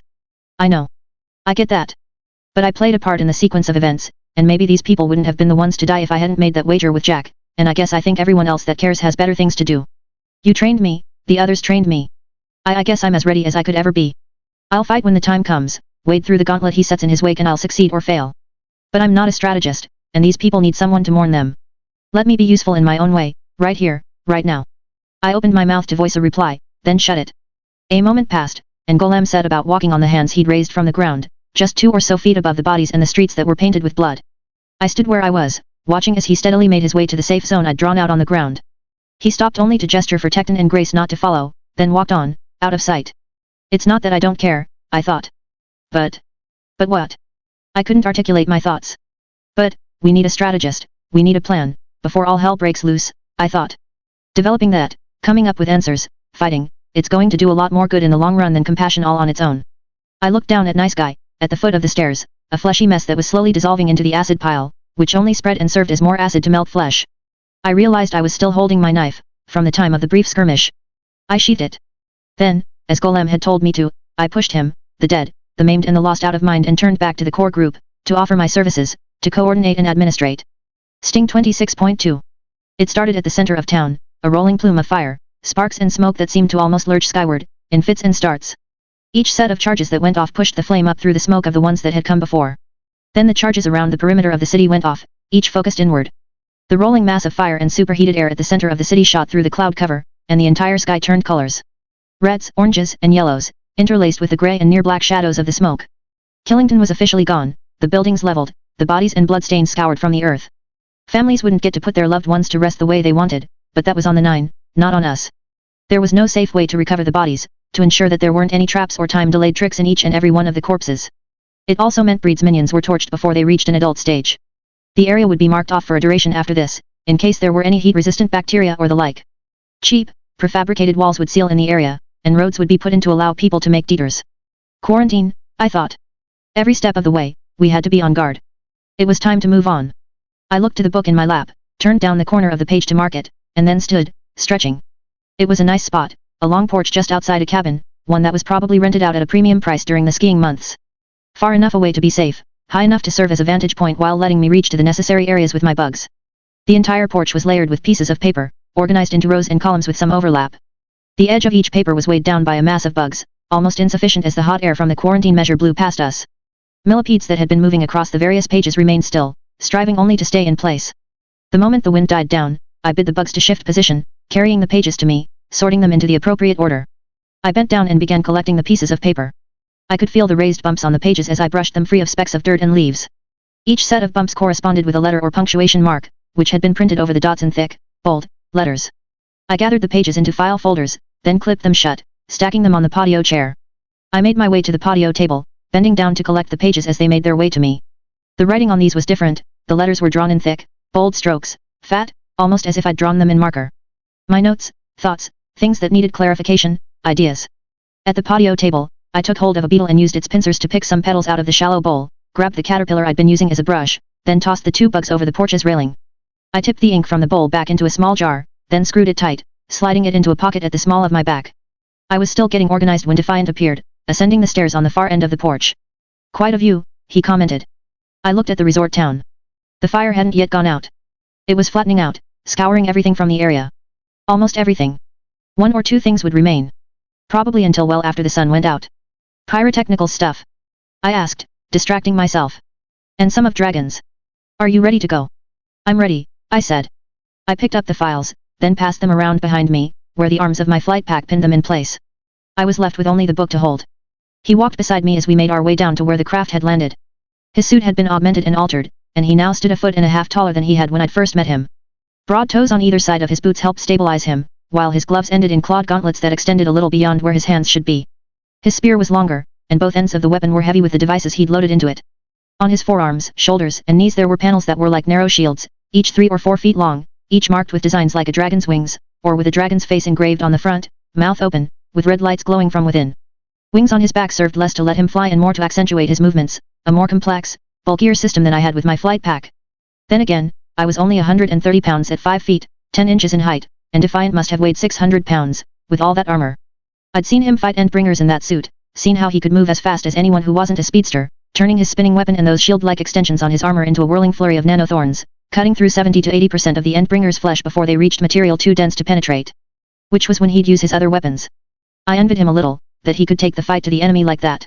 We were similar, on a lot of levels, but we differed on that front. On a good day or otherwise, I'd never be able to truly fight an Endbringer. I had to depend on others. The best I could do was coordinate. The moment you or one of your teams lets something slip, this falls apart. I won't fuck up. You will. Or someone working under you will. You're good, but we can't account for every contingency. Something's going to go wrong at some point. The later that occurs, the better. Yeah, I responded. Every minute that passes is a minute where we can gather information, close in on Jack and figure things out. We've got a lot of good minds and good eyes working on this, but there are a lot of bases to cover. We let Golem get close, mop up everything we can and contain everything else, and then we take Jack down. I nodded. But we don't want to stand back and wait when people could be hurt, or when every second that passes is a second that Jack could be making contact with that critical person. Causing a certain trigger event, saying the wrong thing to the wrong individual. There's a balance. I trust you'll find it. I hope I can, I said. We'd interacted less and less in recent months, and those interactions had been short and to the point by necessity. It didn't hurt that the two of us weren't terribly social people. We didn't revel in small talk. We could be adroit when circumstances forced our hands, but we could also stumble, say things in a way that was just a little off, or give the wrong impression. I liked that we had a professional relationship, that we didn't have other stuff getting in the way. No pleases and thank yous. We both knew what was at stake, we were on the same page, and we were doing what we felt we had to in order to get the necessary shit done. I spoke with Alkit, he said. I drew in a breath, then sighed. What does she say? The numbers haven't changed dramatically. The window's closed, but not considerably, which suggests a lot of things. Okay, I said. 93.8% chance the world ends, Defiant said. Up from 83.4%. That's not considerable. She's done us the favor of plotting the changes in the numbers over time. When things stabilized for a considerable length of time, she scaled down from noting the numbers twice a day to noting them once. 83.4%, as of the beginning of the crisis in Brockton Bay, the Nine's attempt to test and recruit new members. I remember, I said. 88.6% after they escaped the city. It was quite possibly our best opportunity at killing Jack, and we missed it. I frowned. With each destination the Nine reached after Brockton Bay, the numbers shifted, and not for the better. 0.5% here, 2% there. Chances where someone could have theoretically killed him but didn't. Defiant nodded. We ran things by the thinkers, and that's the general consensus. Low chances, but he had the Siberian with him up until the fight in Boston. The same fight where Dragon and Defiant had taken on the Nine, and the Siberian had been killed. We had one opportunity there. That failure is on me. He turned his head slightly, then amended his statement.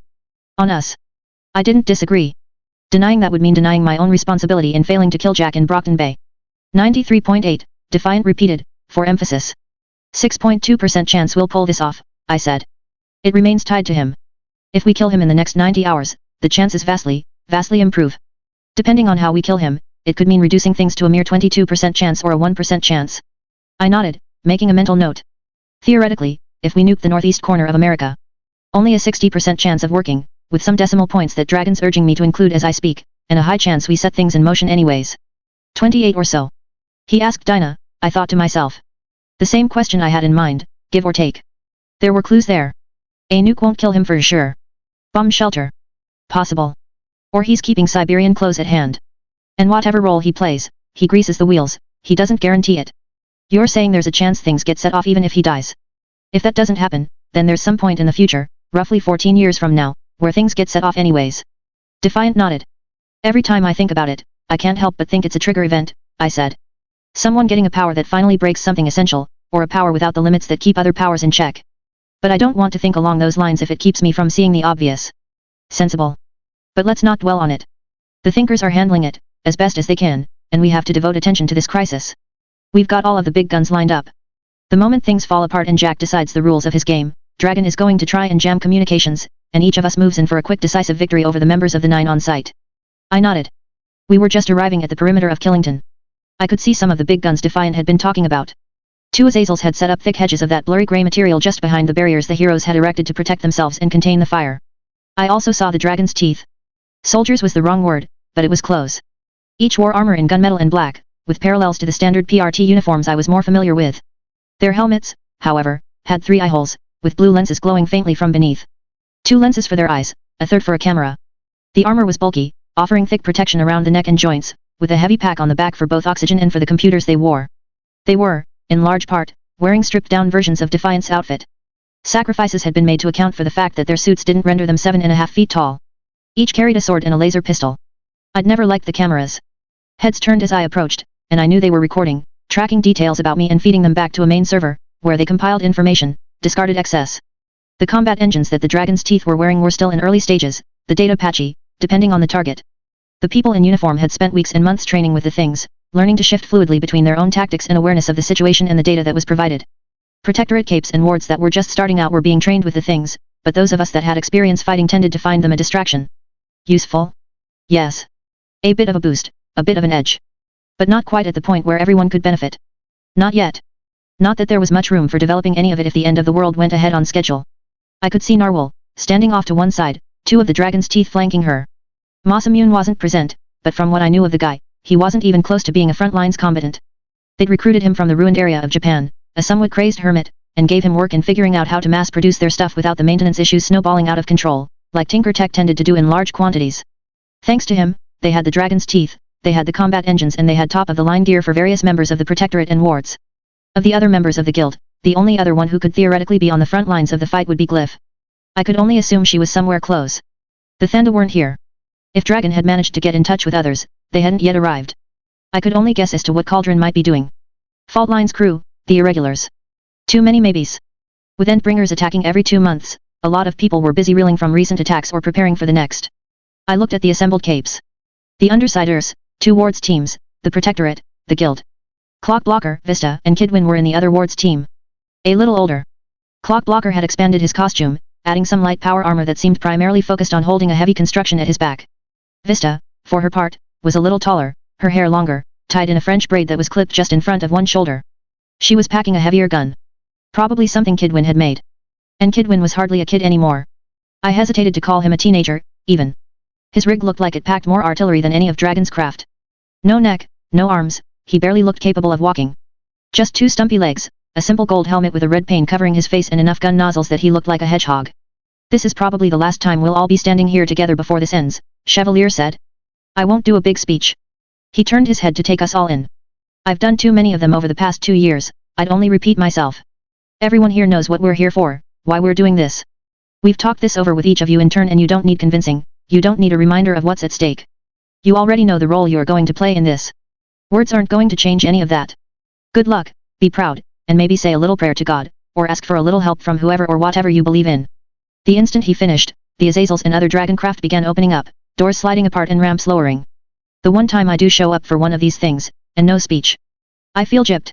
I didn't see who had muttered the comment, but I could guess it was Imp. No dying, I said, as everyone started moving. No dying, others echoed me. The voices of the Undersiders and the Chicago wards were loudest among them. My teams gathered in the Dragonfly, while the Chicago Protectorate and Brockton Bay wards made their way to Defiant's larger ship, along with a contingent of the Dragon's Teeth. Golem stood apart, until my ship was nearly at full capacity. It all comes down to this, he said, as I joined him at the base of the ramp, all the training, all the planning and preparation, studying about the 9 backwards and forwards. Yeah, I responded, as I stepped up to stand beside him. Our teams were getting sorted out, finding benches and seats. I reached behind my back to get the file folders I'd brought with me. I'm sorry if I was harsh yesterday.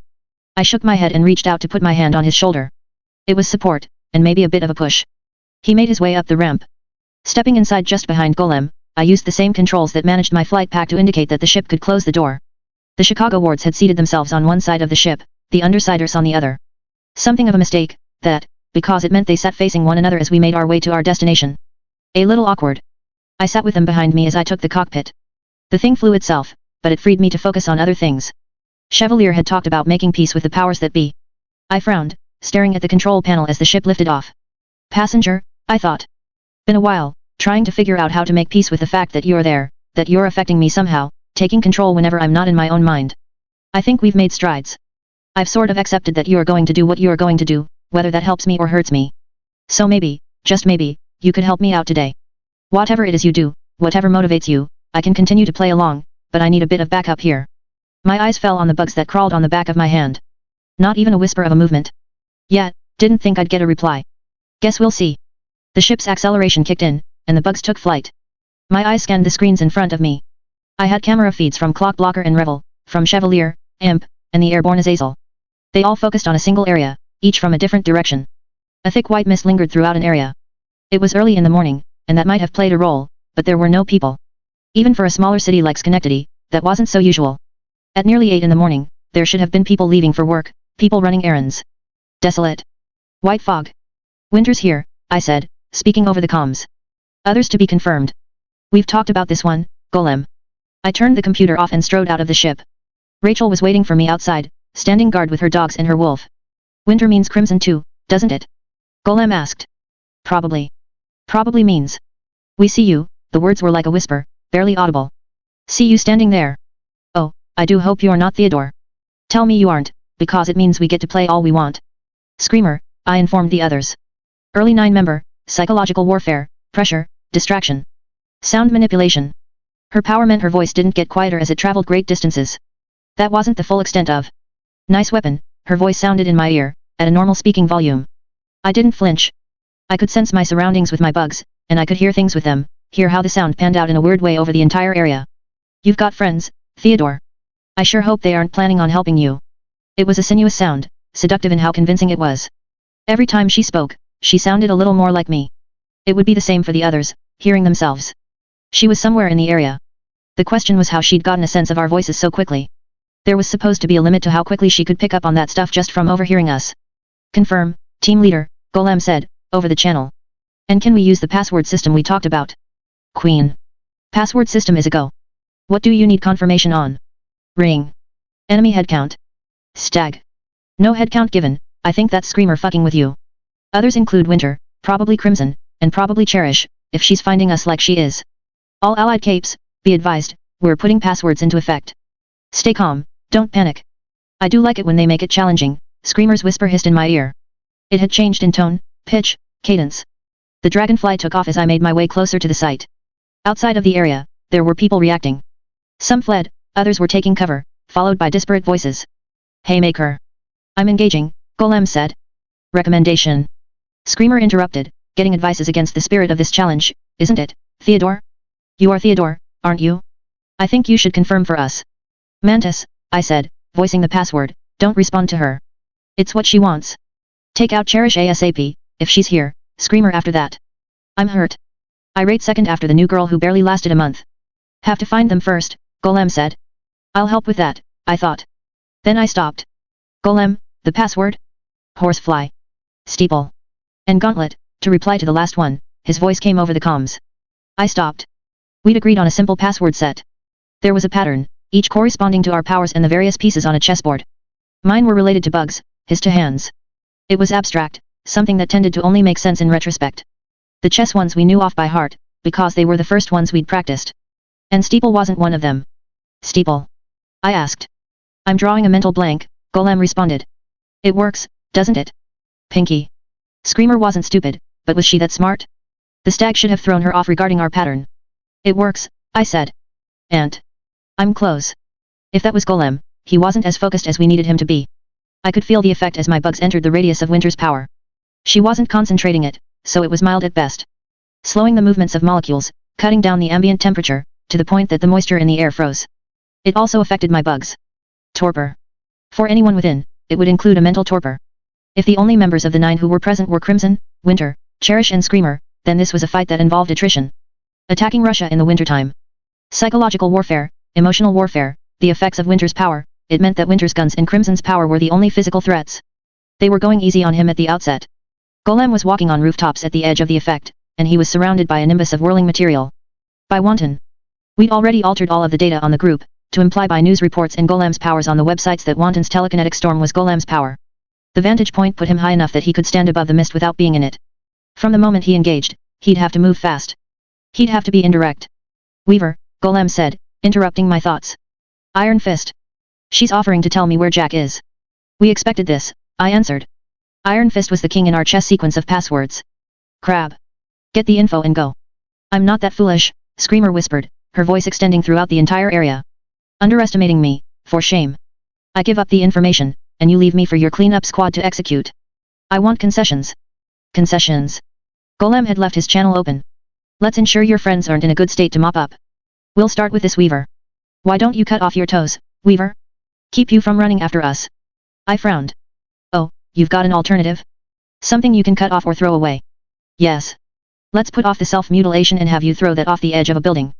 Chances were good that she was in Cherish's company, getting information from the source. What if she tosses it, then walks into the mist? Golem suggested. No, not Golem. Her. Screamer. An easier suggestion to acknowledge if I thought it came from a teammate. Not buying it, hey, he asked. She asked. She'd narrowed down my location, was refining her voices. That had been convincing. I had to move, make it harder for her. I advanced, but I didn't step into the mist. The closer I got, the more of the affected area I could sense. The torpor forced me to be efficient, to manage where bugs went and how, to check areas in a cursory way. There were a number of people still in Winter's area of influence. People were standing utterly still, slowly dying as the cold ate away at them. I want to kill myself. My own voice, indistinguishable from the one in my head. Fuck me. She had a beat on me, now. It'll be painless, a way to avoid all of the horror, so I don't have to watch my friends die. So I won't have to watch Bitch or Tattletale or Imp die the way Regent did. So I don't have to watch Gru die. No, a moment's consideration and the spell was broken. I'd stopped thinking of Rachel as Bitch some time ago. Ah, Screamer whispered. Golem's refusing my deal, and Cherish says you're not playing along with the rest of it, so I'm gonna have words with some of the others. I raised a hand to my ear, opening my mouth to warn them. My lips moved, but my voice didn't come out. Bare whispers of sound formed, instead, even as I raised my voice to a near shout. That would be the next stage in her tactics. Isolate. She had a sense of my voice, the way I spoke, and was cancelling it out. I signaled Golem with my bugs. I drew a smiley face in the air with my bugs, crossing out the mouth with an X. He nodded. So he was on mute as well. There. In the midst of a small duplex, there were 2 young women huddled together on an upper floor. There were computers arranged around them, and each was playing a different video. In some cases, it was the same video playing, just from a different point in time. Me in the lunchroom with Defiant and Dragon. The New Delhi Endbringer fight. Golem on the news with Campanile. She had to be almost as good a multitasker as me to take all of that in. Tattletale here. Wormtongue. Doing damage control. I've got your video feed, so you can spell things out for me if you want to give the signal. I spelled out the word thanks. My bugs had died inside the area of cold. The people inside wouldn't be doing much better. I had to send another batch in. This time, I knew the destination. Cherish was acting as the eyes, Screamer as communications. No doubt Screamer, all 9 of the Screamers, was providing communications between this group and the nearest group of 9. She was talking, in a low and steady voice, but her voice wasn't more than a murmur. No doubt someone in a more distant location was receiving the intel at a normal volume. And all of that raised the question of what Winter and Crimson were doing. I scanned the building. Nothing on the top floor, or the next lowest. Further downstairs, a number of people were in the sway of Winter's power, their thoughts slowed to a crawl. The basement of the same building. Winter, Crimson, and their hostages. Some would be the ones from Killington. Others were ones that had fallen into the sway of Winter's torpor. Crimson was feeding on them. His shtick was a little bit of a vampire one, but the end result was more Mr. Hyde. Big, muscular, fueled by rage and impulse. The ones lying on the floor, cold, they'd be dead already. I spelled out basic instructions for Golem, pointing the way to the building, drawing a cloud over the building to mark it. He gave me a thumbs up. Another arrow pointed him to the concrete rooftop behind him. There, I drew out a basic layout. And in that same moment, Cherish caught on to what we were doing. They're attacking, Cherish said. Screamer's voice reached all of us. Cocky, cocky. Screamer turned her head, swatted at the bugs that crawled on her face, and then spoke, silent to the insects' hearing. Winter and Crimson reacted. Sure hope your boy can fight. Screamer was talking in my head again. Not telepathy, only hearing a voice that sounded damn close to the one in my head. Fuck off, Screamer, I muttered. Gruno. Imp's voice. I flinched despite myself, before I remembered they weren't anywhere nearby. Screamer laughed, her voice floating through the area. Crimson made his way outside. His flesh would be engorged, purple-red, the veins would be standing out. He'd be as hard as iron, strong. His sword was as long as he was tall. I couldn't get a good measure of its appearance or quality. Winter hung back with the hostages. I wrote out the information with bugs. Tattletale related. Crimson incoming. Quisling. Got confirmation and you're good to go. 6 stories, elbow deep. Golem turned his head, no doubt in response to the warning, then turned back to my diagram. I'd given it a title, words running along the top. Slap them down. Golem's uniform was roughly the same as the early incarnations, though solidified into a more solid color scheme, dark iron and silver. The materials differed, but it matched. There had been 1 or 2 additions, though. The rigging of different panels included a frame that looped over the shoulders, much like a roll cage. Golem paused, then drew out a panel, attaching it to the right. He began to reach inside. And a hand emerged from the center of the street, large enough that it could hold a car inside it. Crimson paused as he watched it appear. Then he moved. It was the kind of movement that came with super strength, a bounding, powerful stride that could have carried him through a wall. He had to pause before he reached the base of the building. Golem stood atop. The hand had emerged up to the second knuckle. Abandon the fight, Tecton's voice. Run. Move. You've got 6 Siberians headed your way. No password? Tecton, confirm. Confirm what? And a chuckle from Screamer, just in my ear. Crimson ascended, climbing the outside of the building while holding his 6-foot blade in his teeth, blood trickling down from the corners of his mouth where the blade was cutting into flesh. My bugs died of the cold before I saw what happened next. I was forced to send in a second wave to see. The bugs were too slow, but the upper edge of the roof was outside of Winter's realm of influence. I could sense Golem reaching out with a hand of brick, a gentle push on Crimson's collarbone with his left hand, pushing him away from the roof, away from any point where he could get a grip. Crimson reached out and up for the hand, but the material broke apart as he put too much weight on it. He dropped. I'd bemoaned the effectiveness of rooftop combat, but Golem made it his own. Golem advanced to the edge of the roof and created more hands, trying to bind the villain to the street. An arm lock, a headlock. Crimson pulled his way free of the asphalt shackles through sheer brute strength. More appeared, but he destroyed them faster than they could be created. Screamer and Cherish had to know what we were doing, yet they weren't moving. Cockiness? No. They had to have an escape route. Except they didn't have a teleporter. That left only a few options. Siberian wasn't one I could do a whole lot about, but she'd be fighting if she were anywhere nearby. The others. I drew out silk thread in their direction. Only so much to spare. I knotted it between their necks and the computers that surrounded them. Theo's massive hand was still growing, the wrist exposed. Almost halfway there. Crimson ascended the building once more.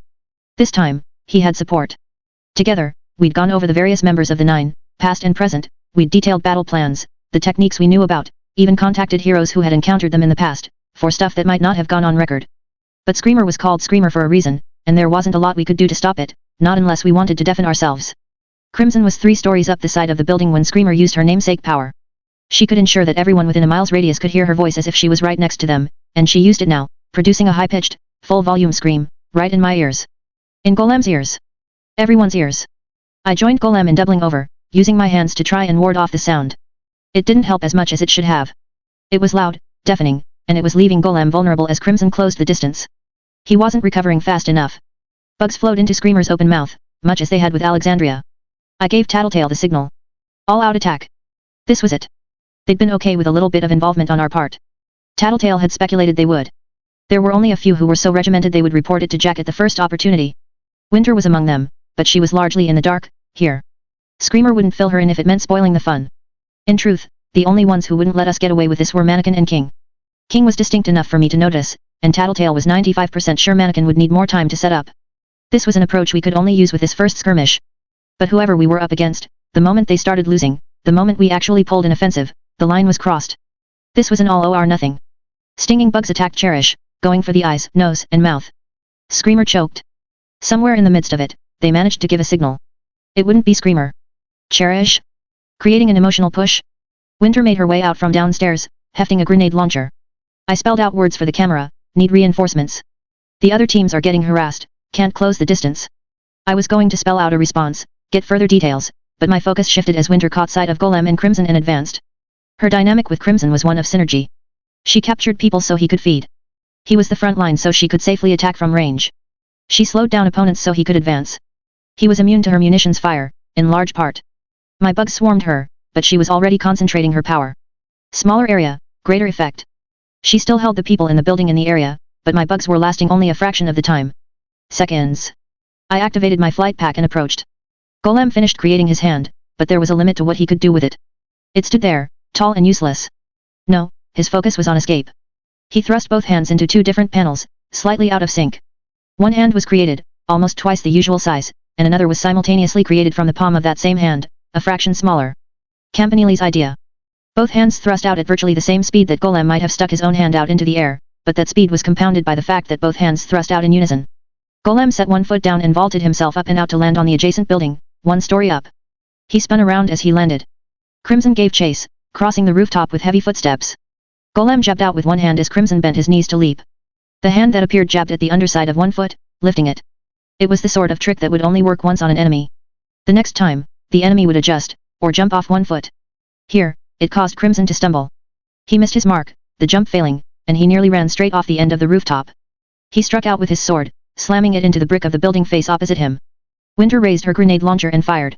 Golem managed to vault himself away as he had earlier, a shallow movement that was forceful enough to nearly launch him off the building. He rolled on landing as the grenade disintegrated a corner of the building. These two were warriors. Crimson was a mainstay of King's era, when he'd ruled the Nine as more of a brute squad, not dissimilar to the Teeth back in Brockton Bay. I had trouble marking why Winter had been recruited, but it likely had more to do with how she was off the battlefield, her predilections for torturing people she'd caught in her torpor. I reached the edge of the battlefield. My bugs streamed forth, a silk cord trailing between and behind them. The silk streamed out from the spinning spool at my belt. Hundreds of feet of material, and it extended out towards Winter. It was only a matter of feet from her when she jumped, startled, leaping to one side. I missed, and my bugs were dying in a matter of seconds. The cord went slack. A moment later, she was looking around, confused. Cherish, I thought. She alerted her, a burst of alarm. It didn't matter. My swarm approached from the other direction, finding and picking up the dropped cord. Moving them within Winter's effect range was a matter of relay, handing off to fresh bugs as they died. Slow but steady progress. The moment the silk thread was around Winter's neck, I dropped down to the edge of the rooftop, and used the mechanical arms on my flight pack to reel in the cord. Darwin's spider silk. Stronger than Kevlar, a narrow cord of it made for a thin, almost unbreakable cord. The noose cut into her neck, and my arms and legs provided leverage to keep me still as the combined efforts of the mechanical arms provided the strength. When she reached the base of the building I stood on, she was lifted off the ground. I shifted my position to improve my leverage and waited, hiding. I could barely tell in the midst of her power, but I sensed her raising her arm. Raising the grenade launcher. Nets of spider silk peeled away from the gray-white portions of my costume as my bugs pulled them free. I drew it out, connected the narrow sheets with knots of more silk. It moved into place just in time to catch the projectile out of the air. Golem managed to find a moment to use his power. A hand of stone struck the grenade launcher from Winter's hands. He was holding his own against Crimson, who was adapting. Golem thrust one hand into his armor to create a hand beneath Crimson, and the villain leaped closer, forcing Golem to vault himself away and maintain a safe distance. The sword swipe that followed after Golem's retreat passed within a foot of the hero.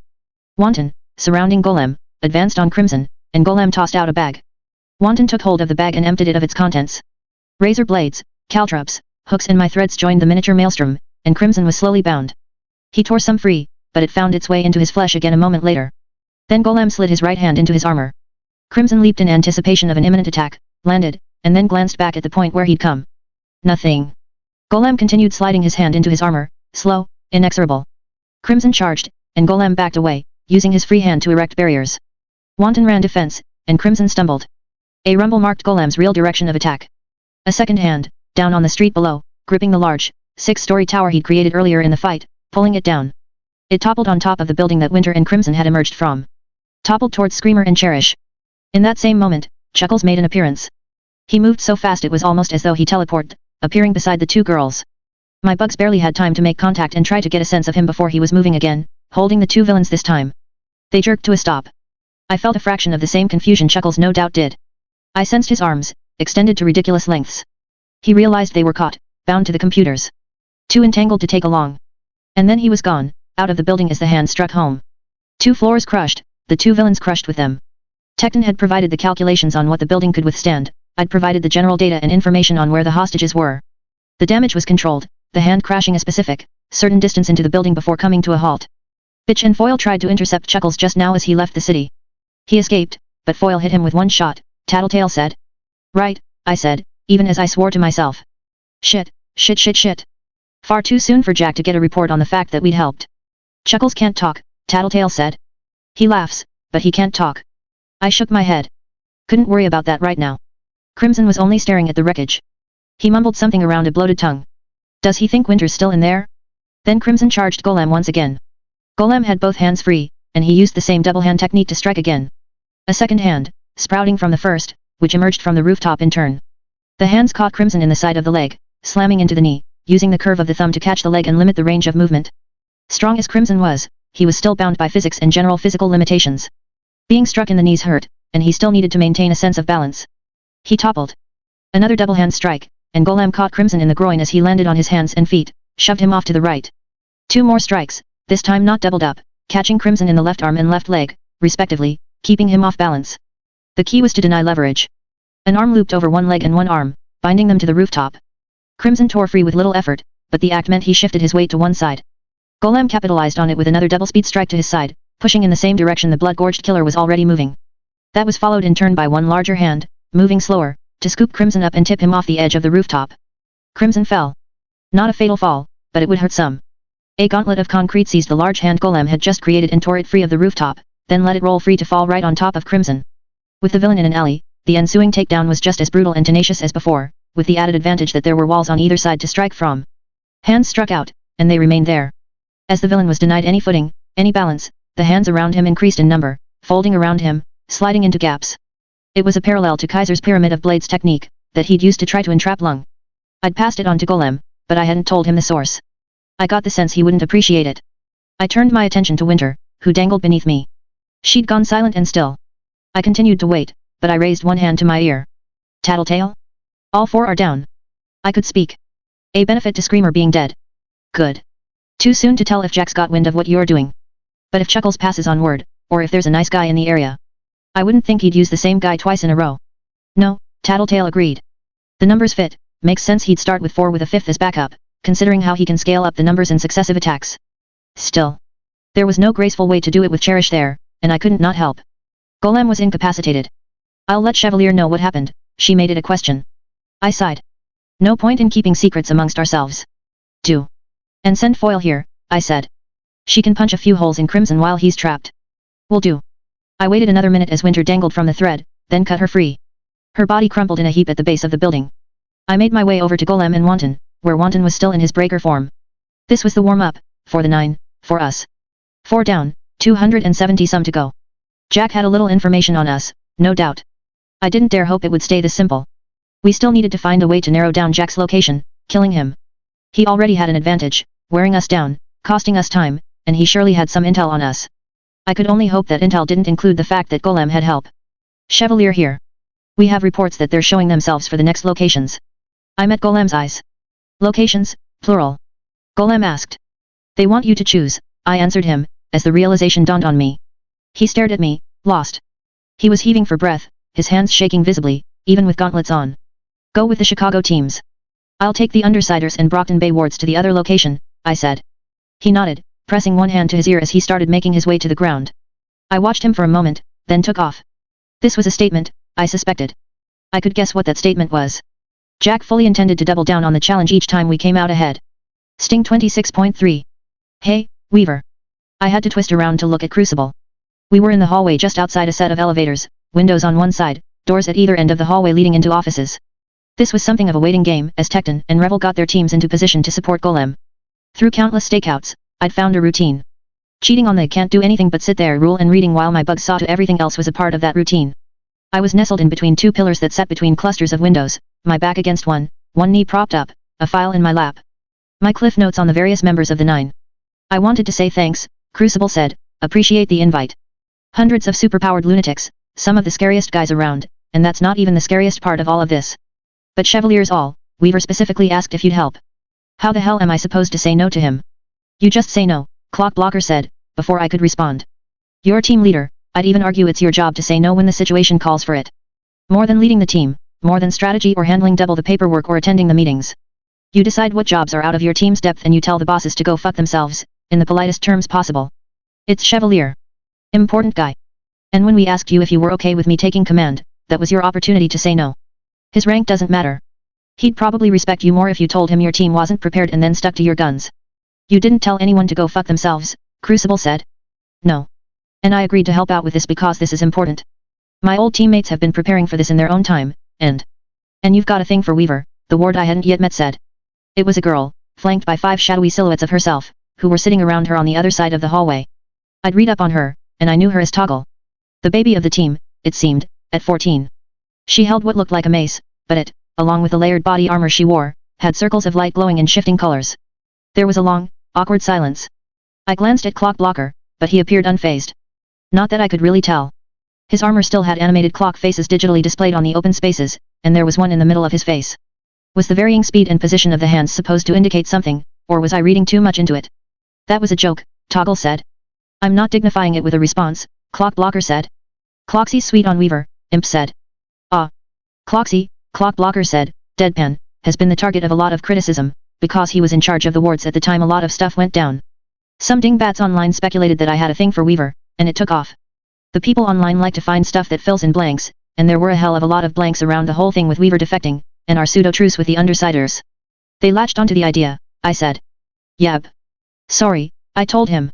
Not your fault, not exactly. The city's pretty peaceful, pretty safe, and nobody even hints about why, but people know. My bosses know why, and that means my career might never recover.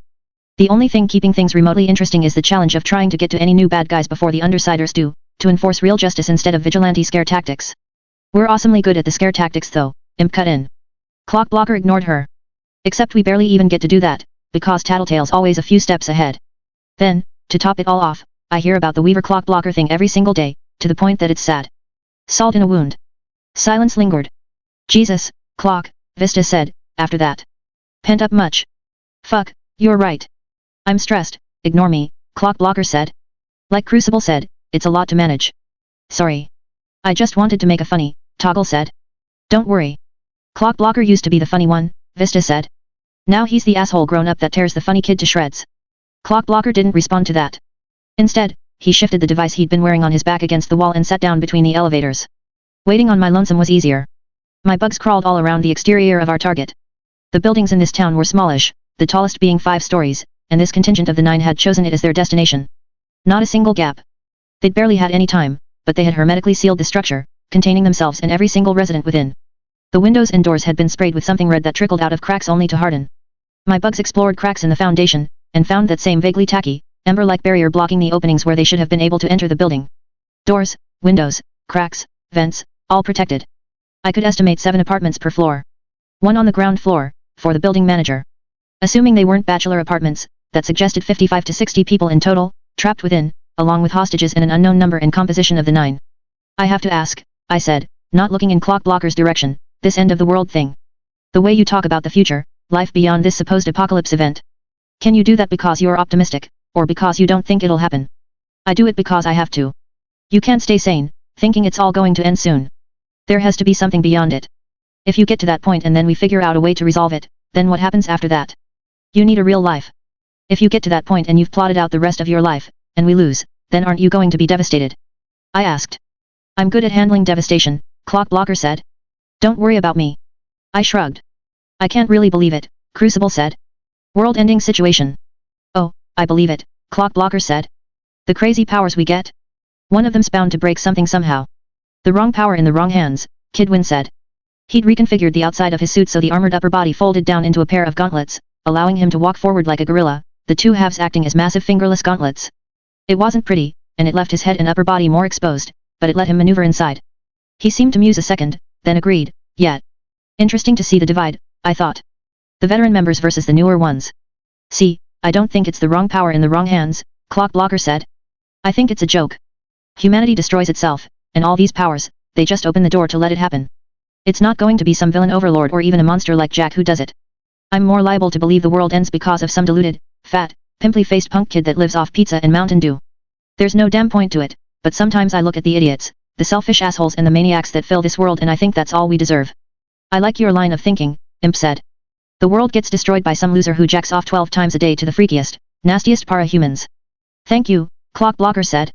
For so eloquently demonstrating what I was saying about us deserving it. No problemo, Imp said. That doesn't exist, does it? Toggle asked. Case 53 porn. Everything exists, Kidwin said. It just hit me. When you were saying we deserve it, were you talking about Pimpleface the world-destroying freak fetishist or were you talking about me? I shut my eyes and tuned out the conversation. It was good that they were talking, staying calm, more or less getting along. Gru and Rachel arrived from the stairwell.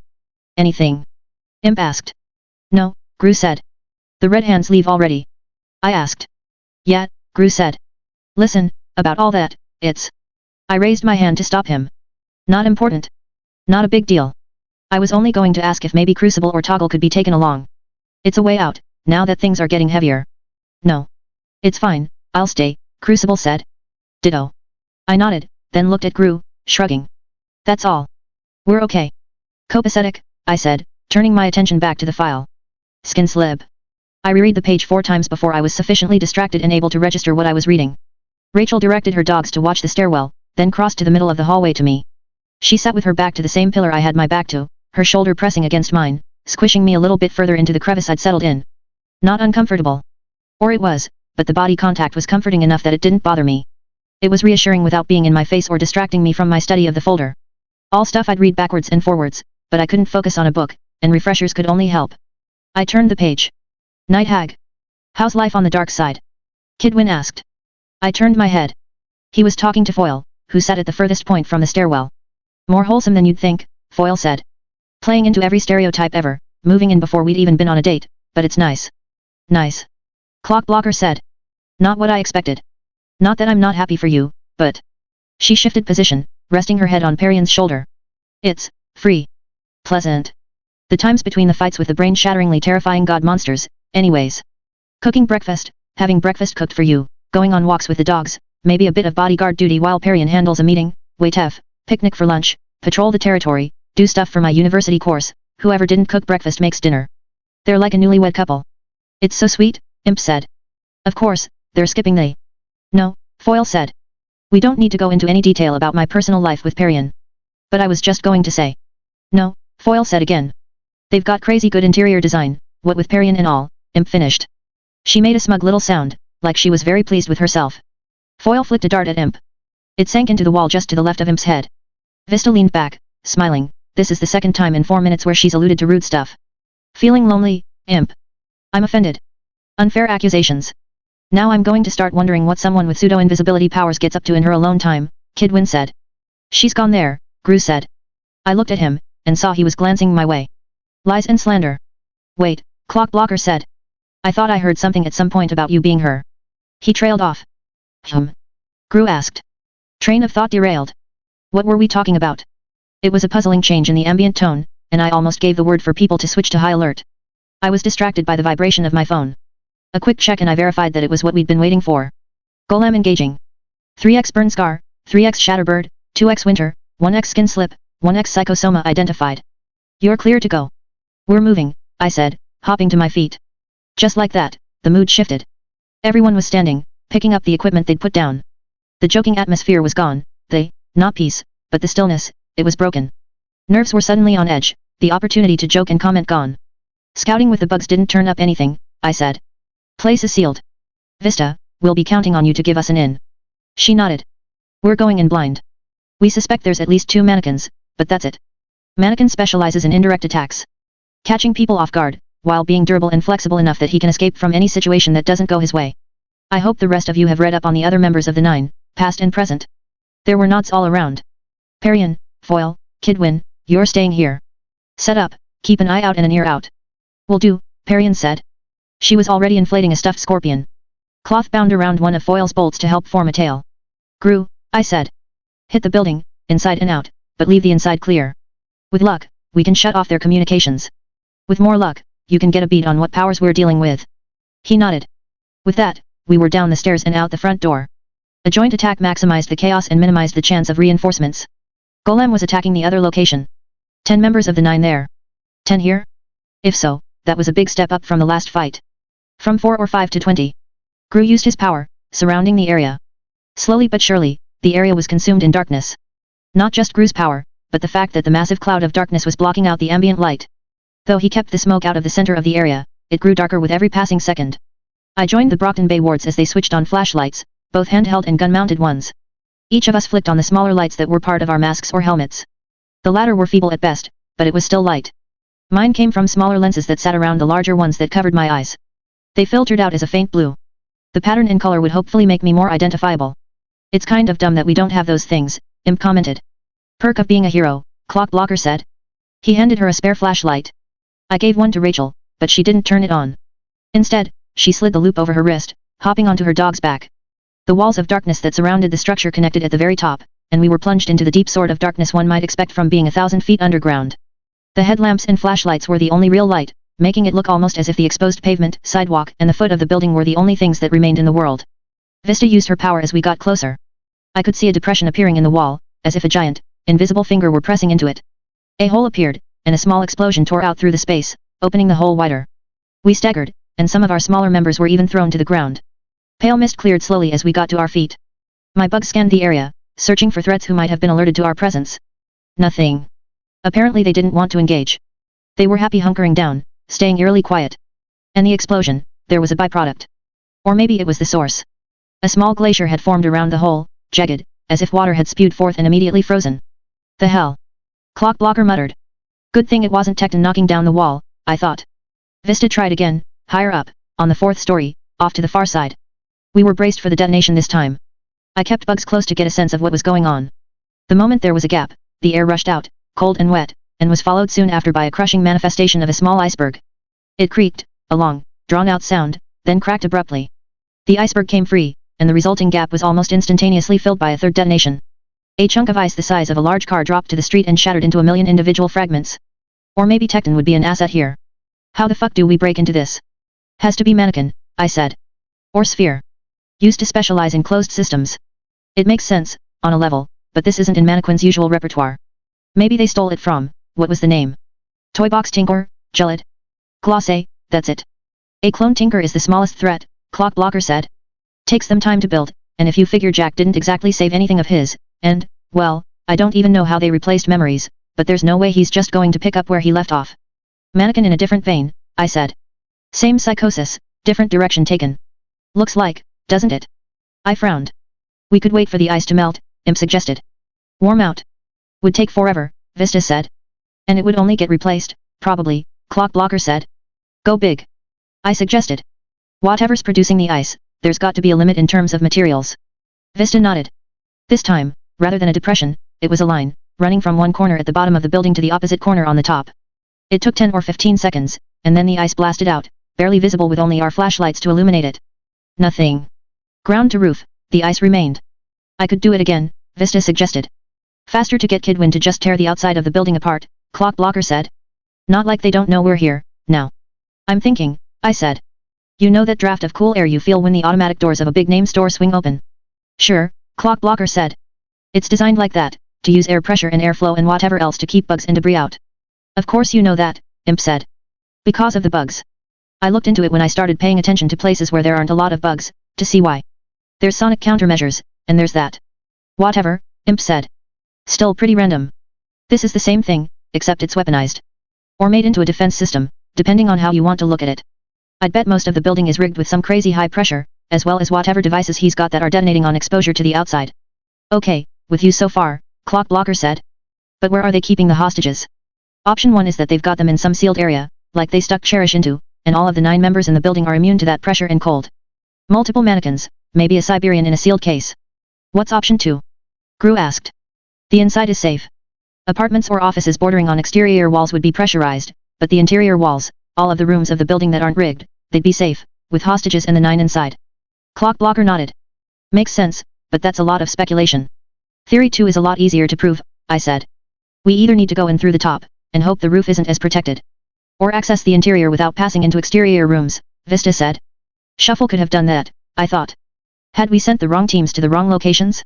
It had sounded like there was a hell of a lot of offensive power at the other location. I'll try, Vista said. Hold on. This was a more refined use of her power. She drew on the exterior of the building, and created a depression, but the goal this time wasn't to create a hole. She extended the depression inward, but she fed enough of the surrounding material into it to keep the resulting walls intact. It stopped, and she merged it into another wall. I couldn't see the wall, but I could sense it with my bugs. To my eyes, it was a black void, a hole too deep for my bugs to reach. She paused, then began opening an experimental hole in the far wall. I pulled my bugs back to make it easier for her. I could feel the warm air blow past my bugs. I could smell it using their senses. An alien sensation, but I noted the scent of blood, the acrid chemical odor of the sealing materials. Ways open, Vista said. It's messy in there, I said. Be prepared. Sending bugs in now. Gru? Darkness. We waited as he pumped the building full of darkness. My bugs made their way through, scanning the surroundings. Murder rat, Gru said. 3 of her. I can, kind of sense what others are sensing around me, and there's a glimmer of something that might be a teleportation power. I don't trust myself to use it without any ability to sense where I'm going. Breeds. And I can't even get a beat on this guy's powers. Was it? I could sense figures moving throughout the darkness, but they were swift, and moved in unpredictable directions. The elevator shaft's doors had been opened, and they climbed up and through with no difficulty. There were countless people, hanging from the ceiling by chains, countless pieces of armor, as though Mannequin was trying to reinvent his own gear, and then on the penthouse level. A man, easily 8 feet tall, muscular, and broad-shouldered, sitting at a computer chair with one foot propped up on a desk. His chest was bare, his pants no doubt a normal size, but rendered skin-tight by his sheer mass, left unzipped. He was watching something violent on a laptop as he sat there. The hostages who weren't strung up with chains were in the room, cowering behind him as a full cluster. In the midst of them, there was something that looked like a coffin. Try using his power. Not sure I want to, Gru said, but okay. I felt my powers dim, my range swiftly dropping. Others stepped away from him in surprise. Stop, I said. He did. My powers started to return. That's one. Jesus, that's a rush. The other. I think it's the sort of power you need the built-in second sense to grasp. That has to be Hatchet Face. I guess you can use his power nullification, I said, that's something, if we hit a pinch. I just don't understand this other power. Bonesaw's work? A hybrid. Gru nodded. Possible. I frowned. Not sure how to do this. If we entered through the top floor, we could access the hostages right away, defeat Hatchet Face. Sounds good, Clock Blocker said. Except, what do the rest do? I asked. Some signal goes off, or they realize something's up. They're not fighting types, not exactly. They're assassins, indirect attackers. They wouldn't just converge on us. I don't know how they'd react, and it's not the kind of situation where I can say that in a good way. We need to make a call soon, Gru said. You said the other team is already attacking. I thought this would be simpler, I said. Let's go in the ground floor. Clear each floor, block off escape routes, so they can't just exit the building and go wreak mayhem elsewhere, or notify Jack. They can fall back to the main room where Hatchet Face is waiting, and then we've got a hell of a fight on our hands, Gru said. Against enemies with hostages. Cornered rats with hostages, Vista said. The little of her face I could see in the flashlight illuminated gloom was somber. Ground floor, I said. If nothing else, it buys us time to think of something before we reach a crisis point. The alternative. I don't like the idea that so many of these guys could escape. They've bottled themselves up nicely. Stay on your guard. Are you staying outside? Clock Blocker asked me. I shook my head. Need to maintain communications against this team, and I don't like how long it would take to communicate using my bugs, or the chance you could get cut off. I'll come with, help watch your backs. There were knots all around. Go, I said, before touching my earbud. Tattletale. There was a pause. Weaver. Kind of busy watching over the other team. Sub. Entering the fray. Looks like mannequins, murder rats, breeds and one Hatchet Face hybrid. Got it. G-Lug. Rachel had kept the dogs at a smaller size so they could patrol the building we'd been hiding out in. It meant they were big, but not so big that they filled the entire hallway. They passed through the corridor Vista had made without trouble. We filed in, shoulder to shoulder, and I did what I could to track the various villains in the building. Gru dissipated the darkness as we got close enough to the respective areas to shine our flashlights on the objects in question. Ominous, being in the midst of this building, almost like being in a submarine. There was an incredible, devastating pressure all around us. A leak meant a possible terminal end to all of us. The darkness was oppressive, and every surface was covered in the red sealant, scabrous, hard, removing the human touch from everything around us. I was so caught up in it that I nearly missed it. A figure in the ducts. There, I said, keeping my voice low. I pointed. Our side turned to look. Mannequin, I thought. I immediately switched mental gears. Who to protect, what to do tactically. I hit the briefest stumbling block when the recollection of what Clock Blocker had been talking about crossed my mind. Why does he remember his suit? The same outfit, with alterations. The all-concealing, all-protecting shell surrounding his body, even the joints. Bastard lunged for him, jaws snapping shut, but the mannequin cartwheeled back and away. Vista fired her gun, sending a single green spark zipping ahead. Mannequin swayed to one side, bending his body at impossible angles to avoid the shot. The bullet hit the wall, then briefly flared, disintegrating a scab-covered vending machine. Lines exploded forward from clock blocker's hands, one from each finger, and the mannequin staggered back. The narrow cables flew past him, glanced off his armor to ricochet into the surrounding area, and one or two even managed to wind around his arm or leg. Clock blocker used his power, freezing the mannequin in place. Vista, he said, another shot. She still had her gun leveled at mannequin. She aimed. And the mannequin let a blade spring from his palm. It punched through the wall at the very edge of our tunnel. Ice exploded into the interior of the hallway, consuming the mannequin entirely. Vista dropped her gun. No escape route, Crucible said. Can't shoot without putting us at risk, Vista said. I can make another exit, but it's going to take a minute. Not a focus, I said. Upstairs first. Hostages first. We'll cross that bridge after. We had to walk around in a semicircle before we found ourselves by the elevators and stairwells of the lobby. The stairwell was framed by two bodies, hung by their feet. No wounds were visible. I felt with my bugs, and I could sense warmth from them. Still alive. Breed. What were we even supposed to do with his victims? For the second time in as many minutes, I found myself saying, we deal with them after. We entered the stairwell. I was aware of a murder rat popping in on the ground floor, crawling on hands and feet that each had excessively long blades on the ends. She moved faster than she should have been able to, considering her means of locomotion, but she had an exceedingly strong, flexible body. Enhanced senses, too, with her conical nose close to the ground, long greasy hair brushing against the surface. I almost turned back to deal with her, but she was already gone, moving faster than my bugs could. Claustrophobic. I was acutely aware of the dimensions of the space, the fact that only a fraction of the building could actually hold people. Of that portion of the building interior, the elevator shafts took up an awful lot of space. Their territory, really. The stairs hadn't received as much of the scab treatment, but they were still treacherous ground. The stairs blocked our view of what was above or below us. I was careful to check for threats every step of the way, watching doors, sweeping over surfaces, all too aware that mannequin had evaded my bugs before. Had this one somehow retained the lessons the original had learned? I could use thread to cover more ground, spread out my bugs. An air vent at the very top floor was punched free of the wall. My bugs could sense the long claws, the conical nose. They started chewing on her, devouring and biting, but her skin was tough, as though most of it was scar tissue. I could feel the hot air as she rapidly inhaled and exhaled. Murder rat, she's on the top. She pushed herself free of the vent, lunging, drawing her claws together as if she were diving into water from a height. Her narrow, emaciated body slipped right between the railings of the ascending and descending stairs. Incoming! I shouted. I pushed the others back as I could reach them. The only ones in reach were Rachel and Crucible. She reached the stairwell just above us and kicked off it, changing her orientation and the trajectory of her dive. She slammed into the largest, most obvious target, grew all of her claw tips drawn together into one long spike. He was thrown against the walls and the stairs, and his tumble down the stairs just below him drove him into Toggle and Vista, who nearly fell down the stairs along with him. Murder rat was still on top of him, shifting the movements of her limbs to remain more or less upright as she perched on his body. Her head cocked quizzically. The blades hadn't penetrated. She lashed out, striking, only her target was exposed skin, this time. Vista's face, Crucible's jaw. Bastard's shoulder. And then she kicked the wall, drawing her shoulders together as she slid between Clock Blocker's legs, her nose pointed at the gap in the railing.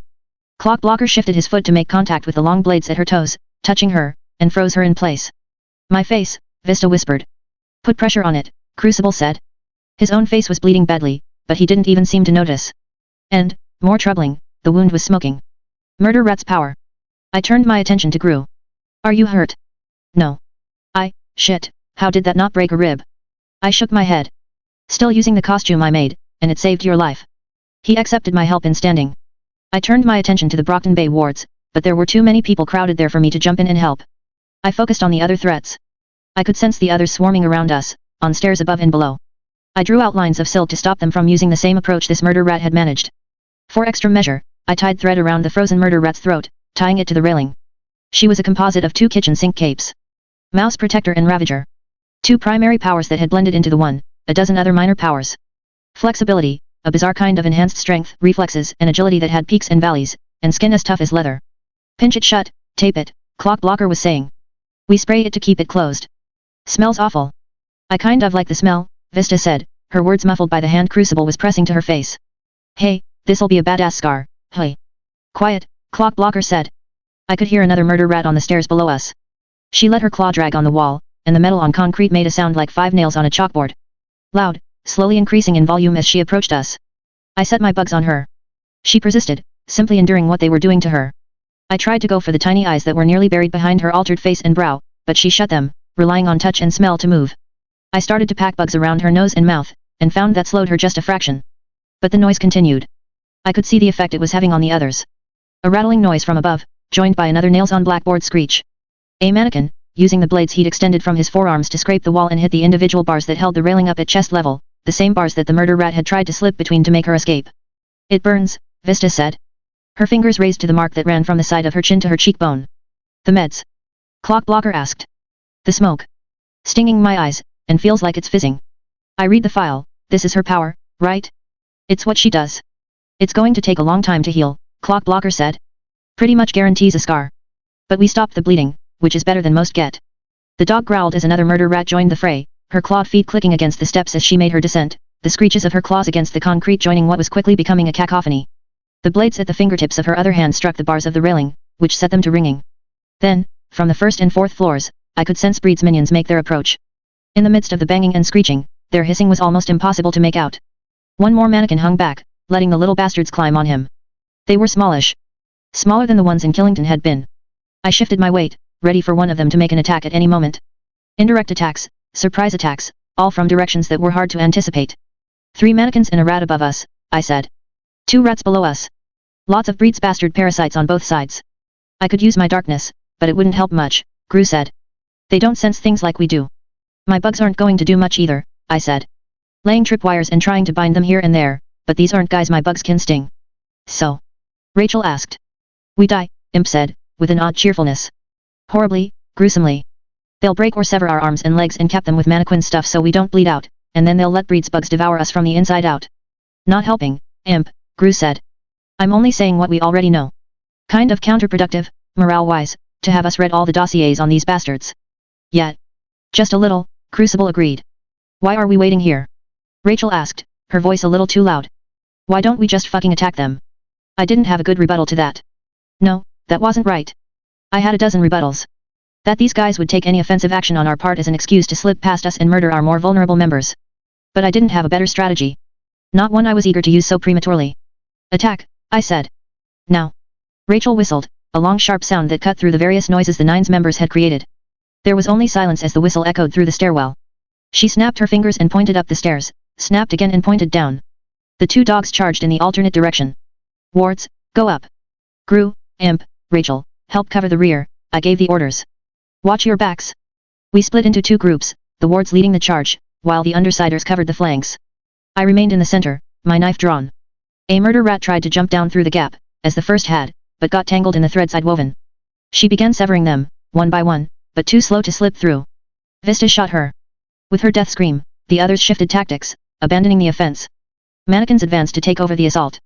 Another got caught in the threads, but blades sprung out all over his body, the individual components rotating, and the threads were cut. He dropped down. Crucible caught him. A force field bubble surrounded the figure, pale blue, then flared a brilliant orange-white. Mannequin would be fireproof, though. Even an extreme heat like Crucible could create wouldn't have an effect. Still, it meant one was contained. Yet as soon as we captured one, another slipped the net. The murder rat Clock Blocker had frozen animated again, slipping through the railing, only to find herself hanging by her throat, a silk cord binding her. My bugs could sense blood trickling, but the movement suggested her neck hadn't snapped. 2 ways she'd escape. The first was obvious, cutting the cord. The second? Vista, Crucible. I hollered their names. They whipped around to face me, saw me holding my knife, ready to drive it forward. The smoke on Vista's face flared, blossoming like a smoke grenade that had just gone off, and Murder Rat materialized, one claw already poised with the points facing upward, ready to drive upward into Vista's unprotected jawline. I'd seen her gesture as she hung on the rope, in preparation for her materialization. I had to lunge forward, striking the stairs with the boniest parts of my shins to catch the villain's wrist with my free hand, pulling her off balance. She rolled with it, almost doing a backflip as she threw one leg back to drive a point towards Imp's scalp. Gru caught Murder Rat's leg, and between us, we held her. I punched the blade into her throat. Gru heaved her over the railing. He covered our retreat with darkness, then lunged ahead of the group. Murder Rat's powers, it seemed. Reckless, not like him, but he joined the front lines, where Bastard was giving 2 mannequins a hard time. Clock Blocker threw out lines of silk, then froze them. The dog lunged, and the mannequins were sandwiched between the dog and the silk. Blood spurted at the dog's shoulder where the lines had made contact. One mannequin lost an arm, but they both managed to contort and angle themselves so they could slip over, under or between the threads. Of course it wouldn't be easy. Fuck. Back. Rachel called out, before the dog decided to charge through the cables clock blocker had used. The dog retreated a pace. Gru only hopped up, grabbing the railing, managed a grip, and then descended on them. He grabbed one and flung it towards the wires. It only contorted, arching its back like a high jumper to slip through a gap. It got halfway before Bastard closed his jaws on his upper body. Shit. My bugs were so useless here. I couldn't go after the breeds until I knew which of the people in the building were them. The original breed had died when someone had hit a building with an incendiary missile, and the bugs had stopped appearing. He wasn't altered in appearance. For all respects, he was just an ordinary man. Besides the whole I create horrifying space bugs thing. The mannequin that crawled with Breed's creations leaped down, only to get caught in more strands. He started to cut his way free, but Vista opened fire. Her shots glanced off his outer shell. The creatures, though, fell through the gaps. More than a handful landed in our midst. I thought you said they don't go after people. They don't. I said. So long as there's other food sources available. I kicked at one as it advanced on my right foot. There are dozens of bodies here. Already infected, I realized. These parasites were seeking fresh hosts, ones not already occupied by anything. I caught the ones I could with my own bugs, used thread to haul them free, but there were 20, and their dozens of legs were sharp, capable of punching through flesh and clothing to maintain a grip. Difficult to dislodge. One had landed on my shoulder. I tried to pull it free and failed, stabbed at the legs with my knife, only for it to fold them into its carapace. It lashed at the lens of my mask with its spike-tipped tail. It didn't penetrate, and rolled off my shoulder before I could get a hold on it. Its legs extended, and it found a grip on my flight pack. In an instant, it was racing up towards my head again. It stopped twice, pausing for 1 second as it transitioned from my flight pack to my costume, then stopping again as it reached the area where the mask and body of my costume overlapped at my neck. The needle points of its legs were pricking through the fabric of my costume, no doubt as it tried to find a way under. I got a grip on its tail, but failed to dislodge it. Too slick. The others weren't faring a lot better. Crucible shouted something incoherent as he used both hands to stop a softball-sized creature from advancing on his mouth. Its millipede-like limbs left bloody tracks in his skin as it made excruciating progress towards the orifice. It was a critical distraction as we were dealing with highly mobile foes. A murder rat leaped up to find a grip on the underside of the stairs we were standing on, then vaulted herself to one side and up, slipping between the bars and into our midst. Rachel whistled, hard, and the dog from downstairs came barreling through our group. We were knocked aside, pushed to the ground by the dog's mass as it charged murder rat. She leaped up, stepping on the dog's back, then jumped back down to the lower end of the flight of stairs. The dog growled and turned around, preparing to charge through us again. Hold, Rachel said. She had to pull off her jacket to access the trilobite parasite bastard thing that was crawling on the small of her back, heading south. Toggle struck it with her baton, and lights flared. Imp stepped up just in front of Crucible, impaling the bug on his face with her own knife. Progress, but we were still in the midst of a lot of dangerous enemies. Elusive ones. Of the 6 here, we'd only achieved 2 kills. Tattletale here. In an ugly spot, I said. Help's on the way. Help. Eidolon. We tried to keep things quiet, keep everything off the radar, but he caught on. Legends at the other side with Pretender. Turn them away. I hissed the words. Not about to turn away help, Imp said. She was benefiting as Crucible created his superheated force field dome to burn away the breed parasites too dumb to walk around. Turn them away, I repeated myself. All 3. More of Breed's bugs were starting to make their way to us, from above and below. 1 murder rat, 1 mannequin, and the guy upstairs we still hadn't even interacted with. With his fucked up coffin. I can't get in touch with them. Not like their number is in the phone book. Contact Cauldron. I used my swarm to attack the breed bugs, but it was slow going. 20 bugs with strong mandibles could kill 1, but it took a minute, maybe 2, before they reached something resembling soft tissue. No go. I could sense him, now, approaching the building cautiously. He used a laser to pierce the roof. Ice blossomed out to fill the gap, a glacier in summer. I began drawing from the bugs outside, forming a swarm clone. Eidolon ignored it, firing again. Multiple blasts, multiple creations of ice. He swore under his breath. Rachel's dog leaped over us to attack the murder rat. She slipped to one side, and a wound at Toggle's shoulder began blossoming with smoke. The murder rat appeared in our midst. Clock Blocker was quick enough to tag her this time. It wasn't the most ideal maneuver. Gru's stolen power disappeared in that same instant. Bad timing. He was in the midst of fighting the mannequins. One had been taken out by Bastard, but another had joined the fray as it brought the bugs down. Gru reached out for another power. Mannequin's power wasn't useful, but the other. I felt my power fading, just as the swarm decoy was gaining enough bulk. I wasn't the only one. Crucible's force field shorted out. Clock Blocker had been in the midst of reaching for breed bugs to lock down, and found himself only giving them easier access in climbing up his arms. The mannequin staggered back, tripping on the stairs. Just a little less coordinated. Still, it wasn't useful. One dog was entirely disabled, crawling with countless breed parasites. Only the fact that it clenched its jaw kept them from getting in its mouth, but its nose. Cancel it, Gru. I shouted. He didn't. Instead, he reached down to grab Mannequin by the throat. He ascended the stairs 3 at a time, dragging 2 struggling mannequins with him. A bad situation was turning into a nightmare. My radius shrank to a mere 100 feet, then 50. 20. The bugs were crawling on us. Crucible wasn't the only one struggling to keep them from worming beneath his hands and into his mouth. Then he was gone, the radius of his power nullification too small. If the hatchet face upstairs was a hybrid, Gru's copy of his power was a fraction of a half of a power. Still, he seemed to have hatchet face's strength and durability. Our powers began to return, and with the threats of the other capes dealt with, we were free to focus on stopping them. Clock Blocker paused the most dangerous ones, closest to mouths, anuses and private parts, to ears and nostrils. We backed away as he freed us of the worst of them, and Crucible barred the path with his superheated force field. I'm not useful, Toggle said. Different threats, you would be, Crucible said. Fuck, this stings. Medical treatment after, Clock Blocker said. One more to take down. We hurried up the stairs. 2 flights to the penthouse floor. Eidolon, my swarm clone spoke. Weaver. He had created a kind of portal and was widening it. It seemed slow, inefficient. Go home, Eidolon. You aren't a help here. I'm to take orders from the one who murdered Alexandria. Yes. Leave. You're more danger than help. I can end this. So can I. I will end this. Your choice as to how. Do I handle this situation myself, or do I have to kill you, then handle this myself? There was only silence from him. He stared at my swarm clone. You dare make that threat, after killing my comrade in arms? I do. If there's a trace of doubt in your mind that I could do it. Your bugs couldn't touch me. Inside the building, we were approaching the penthouse floor. Your power is dying. It's obvious enough that people are speculating on it online, in the media. How Eidolon isn't as strong as he was in the early days. Why aren't you inside already? Are you so sure that your power would stop me? I'm here to help. That's all. Attacking me now would be like the violation of the Endbringer truce. You're one of the biggest dangers, Eidolon. Jack's supposed to be the catalyst for an event, a great catastrophe. Are you honestly telling me that there's no danger here? That you're absolutely certain that you don't have a weakness he could capitalize on? Eidolon didn't speak. Don't tell me you don't. That you aren't potentially powerful enough to end the world if it came down to it. If he somehow opened that floodgate. It won't come to that. I control my powers. Or played a head game with you. Are you telling me your mind is a fortress? That you don't have that capacity for great evil inside you? I'm not evil. You participated in business that people felt was so horrifying that they seceded from the Protectorate. How many thousands died or suffered gruesome transformations because of the atrocities Cauldron committed?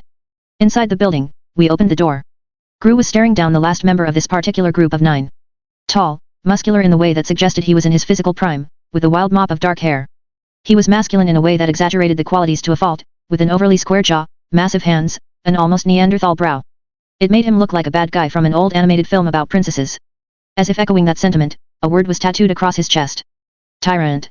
I recognized the other half of the pair. Hatchet Face and King together. Untouchable. King's power took any physical harm he suffered and transferred it among his pawns. People he'd touched within the last 24 hours. Hatchet Face's power meant we couldn't even use abilities to circumvent it.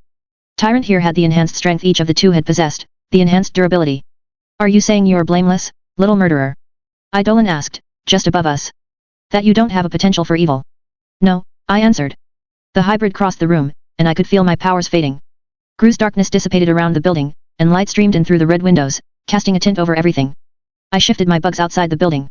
No, I know I have some ugliness inside me, I spoke through my swarm. My swarm was dissipating, my focus and control over my bugs failing. I had to maintain the formation. Then what qualifies you to be here when I can't? Maybe arrogant of me to say so, I said. The swarm was quieter as my fine control swiftly dissolved. But I've recognized that ugliness, and I've got it harnessed. I gave the signal, gesturing for emphasis. Tyrant paused. The swarms outside the building shifted in the same moment, uttering the word faintly. Now. Outside the building, Foil fired, and she used the line I'd drawn out with my bugs for guidance. Not perfect, not ungodly straight, but the thread I'd drawn out helped. There was a concentrated explosion of ice at the edge of the penthouse as the shot punctured the wall, passed within a foot of Tyrant. He advanced, and I stepped forward to meet him, my eyes on his. My power was almost entirely gone. Dampened to the point that it was just me and the bugs that crawled on me. Every step he took reduced it another fraction. Half a foot, then an inch away from my skin. Another bolt, between us, closer to Tyrant than to me. And then an explosion that seemed to shake the entire building. Everyone present was thrown to the ground. Kidwin had blasted a hole in the side of the penthouse, firing what had to be every single weapon at the same time. Ice was swelling from the open area in fits and starts. But it was enough of an opening for Foil to get a clear shot. She shot Tyrant, and the bolt pierced his brain. He collapsed onto his hands and knees, then staggered, starting to rise. Another bolt through the spine. A third through the heart. He collapsed onto his face. Foil's bolts broke the rules. Apparently his power didn't work on them. I slowly climbed to my feet, then stared up through the closing hole in the building at Eidolon. Go home, I called out. He was still, hovering there. I didn't break eye contact as he floated closer to me, until he stood only a few feet away. Sit this one out, for all of our sakes. He broke eye contact first. His eyes fell on Foyle and Kidwin. Please, I said. He didn't move, looking across the street at the others. Then, as if the courtesy of the please had given him the ability, he spoke. His voice was quiet enough that I was probably the only one who could hear. I live for this, he said. It's what I do. It was an admission of weakness, not a boast. I know, I answered him. But it's not worth it. Even here, that coffin up there that mannequin made, if it's hiding Jack, keeping people from sensing him until the end of this lunatic game he set up, then he could say something. Do something, and you could become everything you are trying to stop. No. I'd said something that was off the mark. I saw Eidolon hesitate, as if he was considering going ahead anyways. And you're also safe? Eidolon asked me. You're not such a danger, with the right trigger event, the right saying. You couldn't murder a town full of innocents as readily as you murdered Alexandria. The difference between you and me, I said, is if I go off the rails, if I somehow become an agent of the apocalypse, I can be stopped. I can be killed. He stared at me, the shadows of his eyes only barely visible behind the blue-green expanse of the concave mask he wore. The shadow cast by his hood didn't help. There's a quarantine, Eidolon. Everything we're bringing to the table here, everyone who's on the front lines, they've talked about this, they've agreed. We're all willing to die if it comes down to it, for the sake of maintaining that quarantine, keeping the end of the world from coming to pass. He looked past me at the Undersiders and Brockton Bay wards. I'm willing to die if I have to, he said, in his eerie chorus of a voice. I've proven that enough times, but it doesn't matter, does it? There's no guarantee we could stop you before it was too late. I see. He cast a glance over our assembled ranks, then took off. I waited long moments before turning my attention to the crowd at the far end of the room. They were already moving, running like they could make their way downstairs and escape out the front doors. I drew my knife, stepping into their path. Weaver. My bugs flowed past them. I could see, hear, smell, taste. The swarm went on the attack. People in the crowd screamed and ran. Of the three I targeted in their midst, I saw one open his mouth wide. 4 small trilobite parasites crawled out, dropping to the ground. His nostril bulged, and one crawled from his nasal cavity. One crawled from each of his ears. His pants bulged, a great deal in the back, then a little in front. They fell out of the bottom of his pant legs. The others were producing some now too. Crucible caught the first in his force field. He paused a second, then turned it on full burn. The force field dissipated, and man, parasites in a circular section of floor were scorched black. The other two were still fighting off the bugs when Crucible burned them as well. Silence reigned.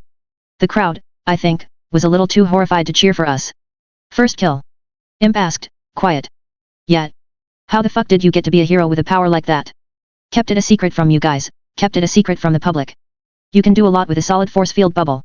Gru and Clock Blocker joined me as we approached the coffin. It opened easily, and we stepped back, as Crucible surrounded it in a bubble. Jack? He lay inside, opened his eyes, and frowned. This didn't go according to plan, he said. I could see the force field start to change hues, ready to bake before Jack could say anything devastating. Stop, I said. But the idea was. Just stop. It's not him. Doesn't fit. Jack only smiled. That's so? Well, it's the bug girl. I can't even remember your name. I could see the tension in the others' bodies. He stepped forward, staggered a little, then poked at the force field bubble with his knife. Shall we put an end to all of this? You got me. Victory is yours. Murder me, and they all go off leash. It's not Jack, I repeated myself. It's Nyx's power. Jack's expression became a frown. Then he dissipated. It was only a teenager, trapped inside. He was in the middle of asking a question. You let me out. Holy fuck. I almost burned him, Crucible said. The boy pounded one hand on the force field. Please. I'll let him out, Crucible said. I hesitated, holding up a hand. No. Not enough grounding to say for sure. I let my hand drop. Weaver. I was about to give the go-ahead, but Tattletale's voice came over the COMM. That's Nyx you're looking at. Her range is too short, she'd have to be in the building, and she's too distinctive looking to pass in a crowd. I stared at the teenage boy. I'd almost said he could leave. Last chance, Nyx, I told the boy. Last words? Share a juicy tidbit. The boy faded away. An illusion in an illusion. It was only a woman with pale red skin, over large black eyes and vents along her hairline, the back of her neck and down the backs of her arms. A fog seeped out from the holes. A small cauldron emblem was tattooed on her face like a beauty mark. No way I can convince you to let me go. You could, I said. Hey, Gru said. She's too dangerous. For good enough information? I'm willing to risk it. I agree, Clock Blocker said. Good information. Tell us where Jack is, I told her. She smiled. And I get to go free. My word as a hero, Clock Blocker answered her. He's on his way to visit Nilbog. It's true, Tattletale said. Now let me go, Nyx said. She rolled her shoulders. Take me into custody, if you have to. All I want is to live. No, Gru said. We can't let her go. No, Clockblocker agreed. Crucible. Nyx snarled, and the fog blasted out of the vents along her body, forming into a shape. She didn't get any further before the orb flared. Her scream was high, loud, and exceedingly brief. Nilbog, I said. Interlude 26. 3 mannequins, 3 murder rats, 3 breeds, a Nyx and a tyrant taken out of action. 50 hostages rescued. Jax reported as being on a route to visit Nilbog. Information confirmed by Tattletale, but doesn't guarantee the clone wasn't misinformed. Thank you, Weaver. Dragon's systems were already taking in the data. 264 individual maps that marked the possible locations of the 9 with colored highlights shifted. 11 feeds went dark, their engines taking over calculations in other departments. Overlays scrolled with the various calculations, the last known location, the speed they were capable of traveling, resources available to them, their personalities and willingness to hitch a ride with one of the more mobile members, their focus and most likely targets. No one variable decided anything for certain, but every variable came together to guide, to nudge, and hint at possible locations. There was no guarantee they wouldn't use Dodge's technology to visit the United Kingdom or Africa or even shattered, half-sunken Kyushu. Still, the chances were slim, not even a full percentage point, by Dragon's estimation. The map highlighted the areas with the highest percentage chances in blue. Violet marked the next stage down, red for the next, and so on, all around the color spectrum. The 9 had a day's head start. There were a number of places they could go with a day's travel. But the key areas were small towns. Of the data on the screen, the small towns were marked with the highest risk. Dragon, Chevalier's face appeared on a feed. One of the cameras on the PRT issue phones, judging by the angle and resolution. You've got the go-ahead from the Commander-in-Chief. More text popped up, indicating that programs were being searched for. Resource use was already being reallocated, in preparation for a major endeavor. It took a moment before the loading began. Voice modeling program loading. Complete. Text flowed out, detailing the individual subroutines and supporting processes. There was the composite that formed her accent, the filtering program, no less than 3 programs that double-checked her voice before she spoke, to catch any of the corruption that might slip through. Thank you, Chevalier, Dragon's voice was clear. She hung up without another word. Azazels deployed at the most likely sites, at the perimeters of the high-risk cities as more feeds lit up, taking in footage from every available source. Dozens, at first, then hundreds, 1,000, 10,000 individual feeds. Permissions had been granted from the President, and Dragon had open access to everything capable of taking pictures or recording video. The number of feeds began to swell as Dragon systematically decrypted and accessed more feeds. Around each one of those feeds, anywhere from 2 to 200 facial recognition programs began to pour through the data, interlinking and networking with one another. Her innate programming forbade using viruses to infect the computers of Americans that didn't have a warrant out for their arrests, but she'd found a workaround. An Indonesian cartel had set up an extensive botnet, with soccer moms, the elderly, children and the uneducated unwittingly installing viruses onto their systems. These viruses, in turn, gave the cartel the ability to use the infected computers for other purposes. Sending out spam emails about pharmaceuticals or penis enlargement or drugs that gave superpowers wasn't worth much, but when they could send out millions or tens of millions of emails a day, it proved profitable.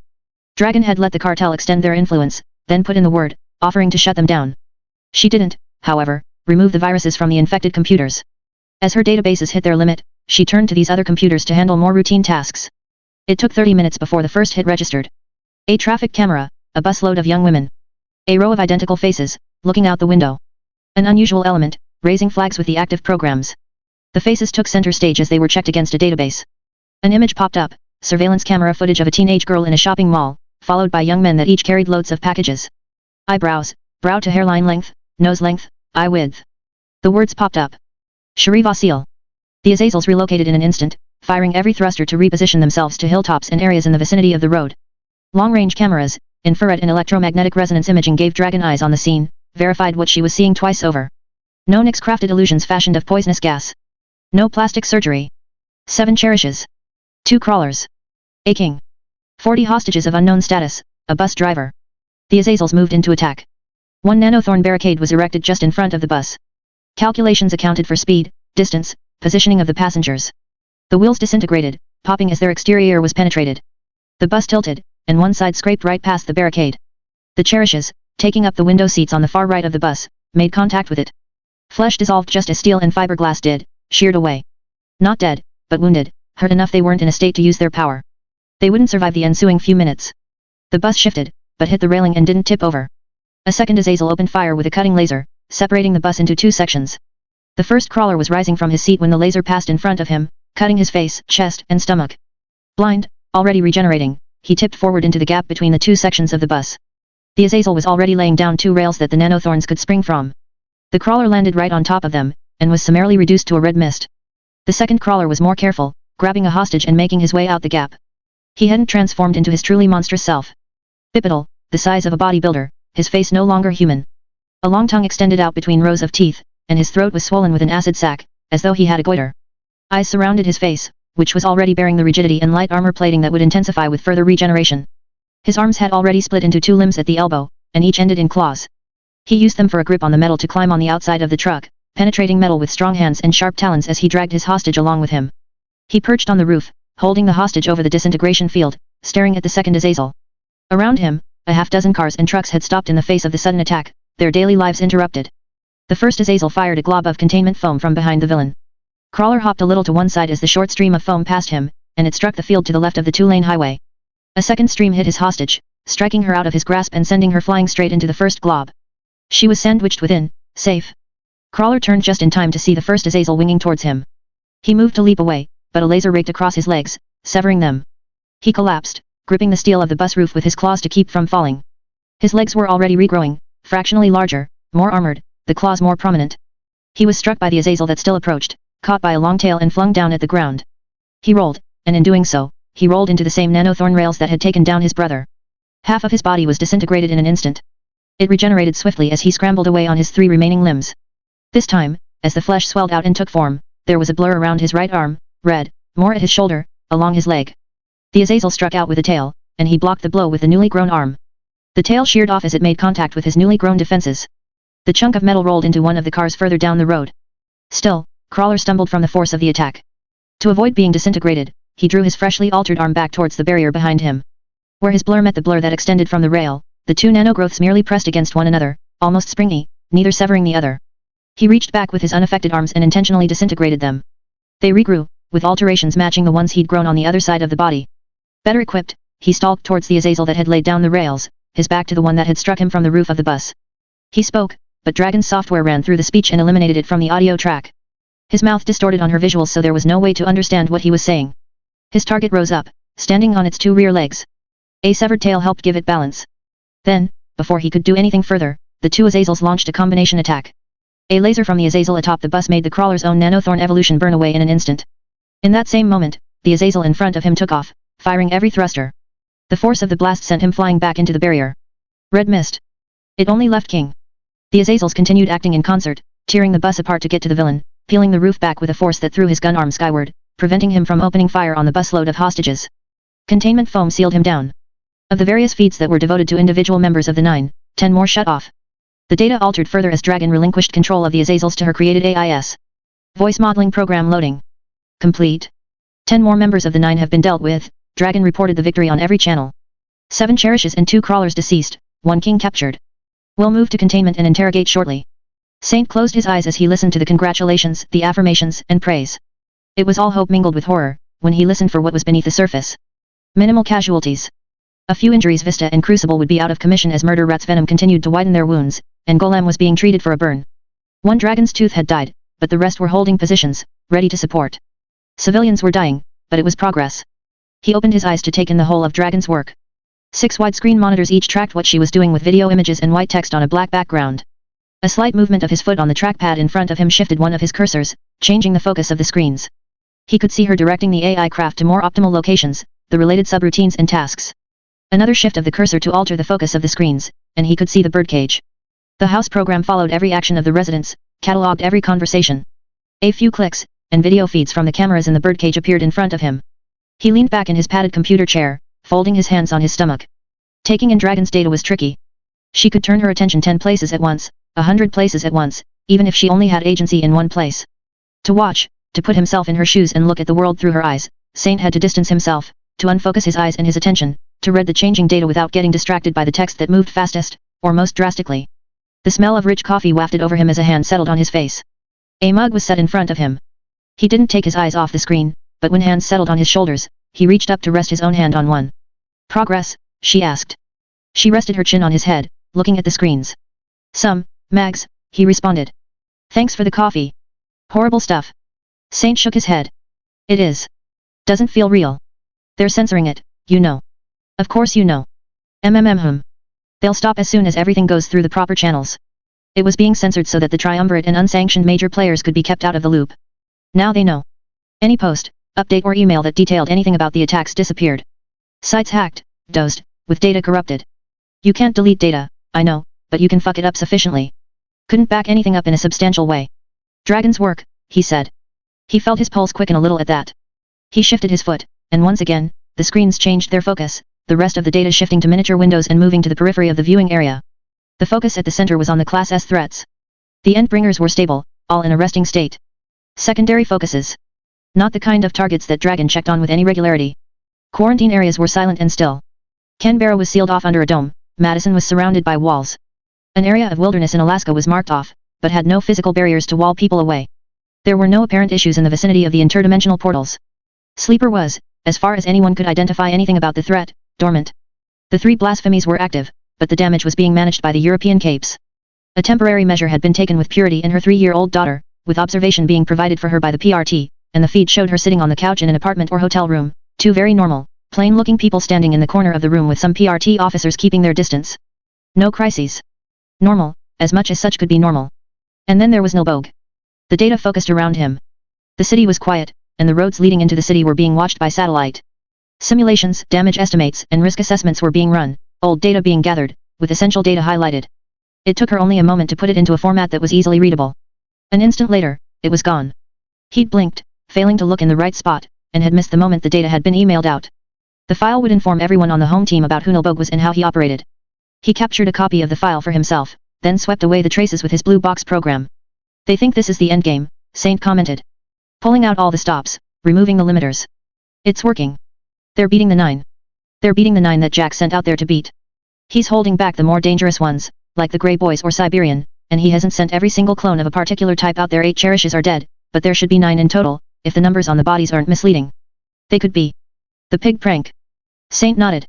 The pig prank involved letting 3 pigs into a school after hours, each painted with a big number on their sides, 1, 2, and 4, respectively. The idea was that the people who had to find and capture the pigs would spend ages trying to find the 3rd. Jack's version would be less lighthearted, letting everyone believe there were 9, when there were more in reserve. Casualties would ensue. It could be that he intends to surround himself with a core group, with one of each previous member of the 9, for a final showdown. Before he pulls out the big guns. And Nilbog. A distraction, perhaps. Jack knows he's supposed to end the world. With the scale he's operating at, he seems to believe it, even if some of us don't. He wouldn't put too many eggs in such an unreliable, unpredictable basket. He has to have something else in mind for ending the world. Saint took a sip of his coffee. For a moment, he let himself IMAX in the reflections at the edge of the monitor. Her face was dark, lips full, her eyes large. More than anything though, she had bearing. She wasn't wearing her armor, but even in the bodysuit, a person without powers, she had a kind of pride and confidence that some capes lacked. The hexagonal contacts where the bodysuit would connect to the armor still glowed with residual energy.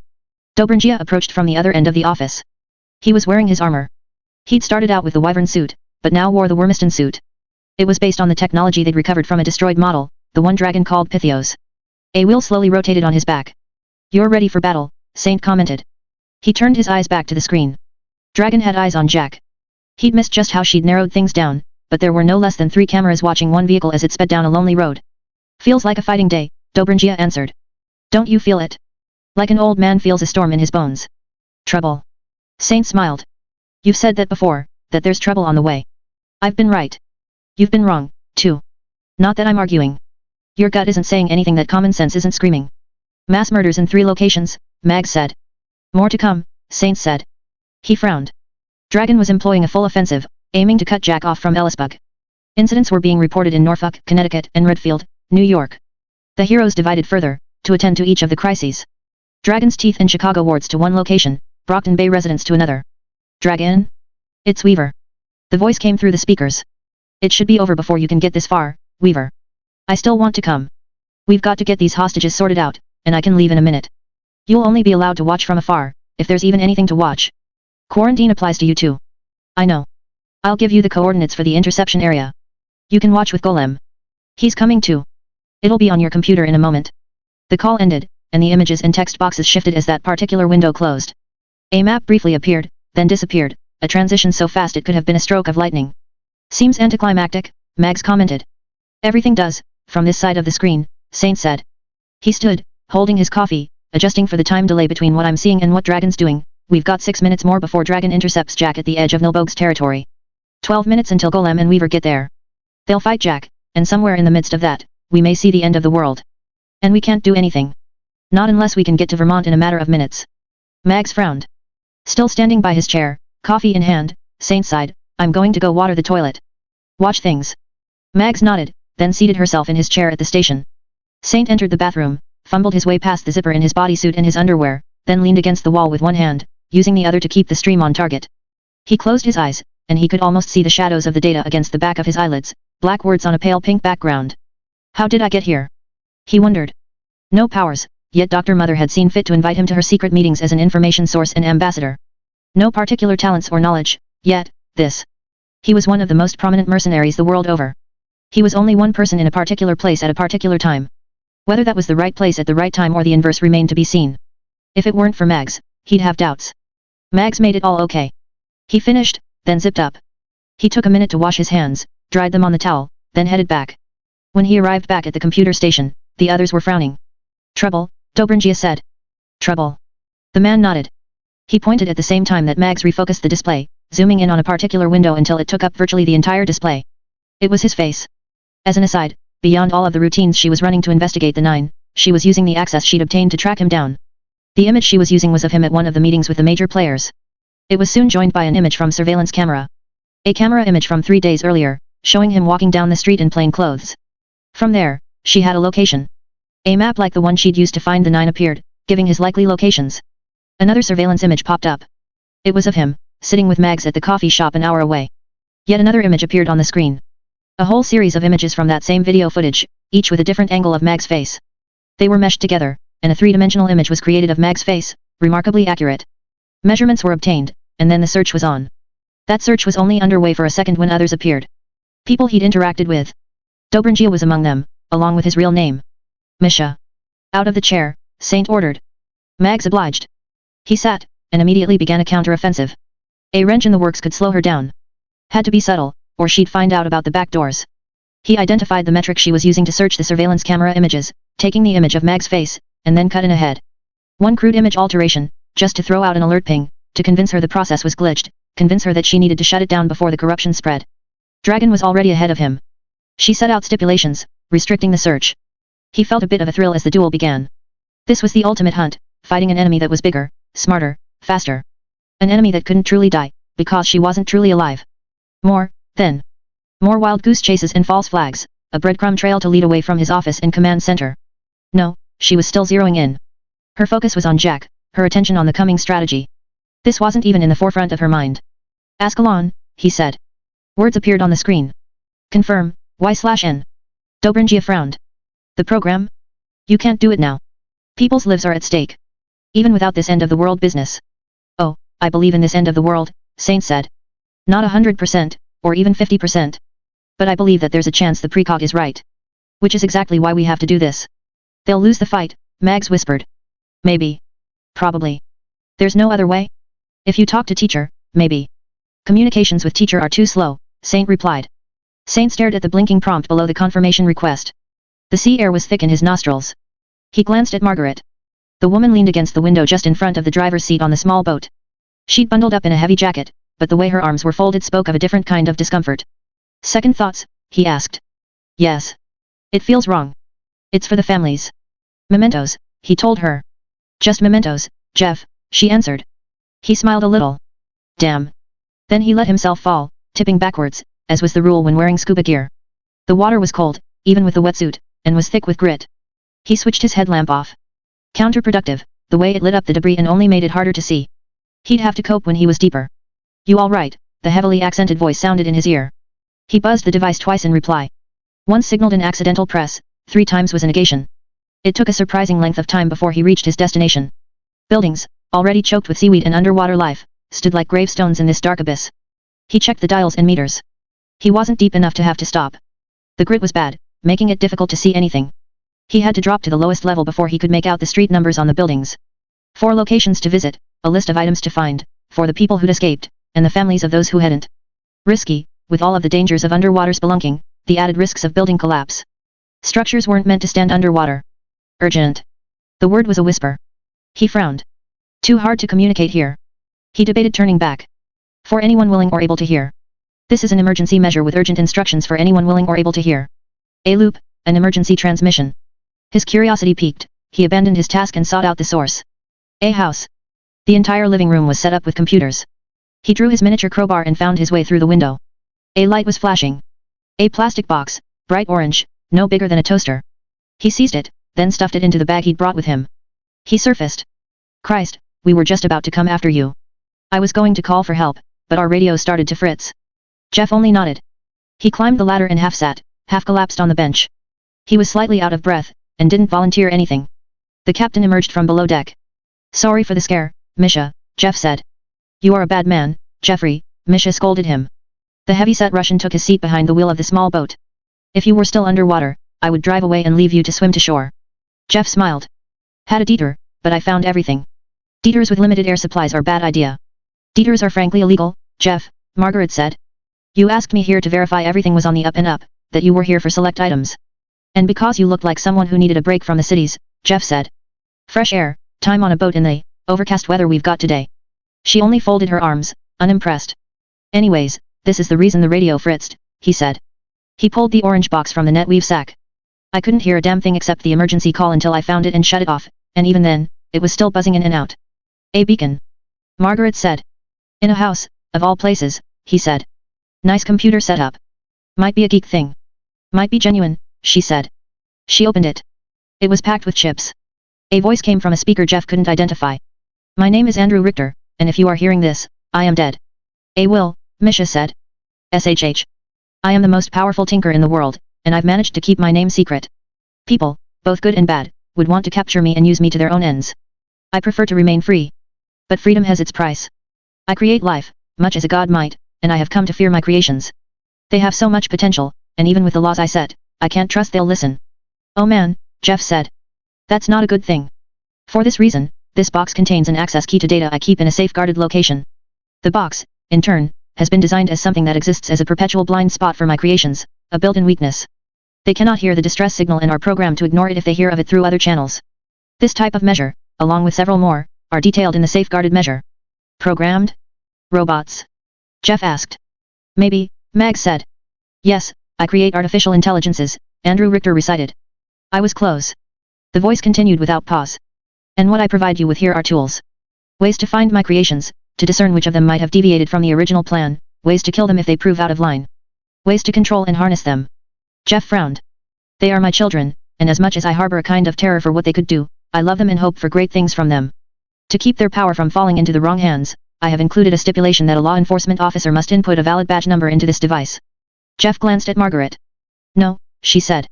You can't say no, he responded. The voice continued without pause. Which must be input within 3 hours of the time this box was opened. Hurry, Misha, Jeff said, speaking over the voice. What? We're hours away from dry land. Get this boat moving. We can convince Margaret on the way. The father had feared his child was a monster, enough so that he'd left strangers a weapon to use against her in the event that she proved a danger to humanity. Now, as Saint watched her reaching further and deeper than she ever had, searching much of America with millions of cameras, saw the machines she brought to the fore, he suspected the father had been right to. Richter's programs had continued to defraud organized crime, emptying bank accounts here and there.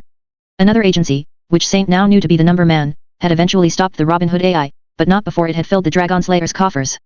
They'd stopped the Manhunter program, which had been going rogue. They'd stopped the Robin Hood program too, but only because it was useless. Dragon, however, was the threat they'd been equipped to stop. Dragon was the threat they'd had to test, to verify the dangers she posed, to get close enough to her to measure her capabilities and investigate for any hint of corruption. Mags had left her job, because money was no longer an object, and they had a quest. The AI was dangerous. Richter's records made it clear. The wrong kind of corruption, involvement with the wrong kind of individual, willing to break the built-in restrictions. Convince me that this is wrong, he said. Someone. She's a soldier on the battlefield, Mag said. In a war we need to win. She's a danger. Cauldron's been gathering soldiers. They want the birdcage, they want the capes that Weaver reported captured, they've been creating the formulas for a reason. What if she's the reason? What if they anticipate she'll go rogue? What if she isn't the reason?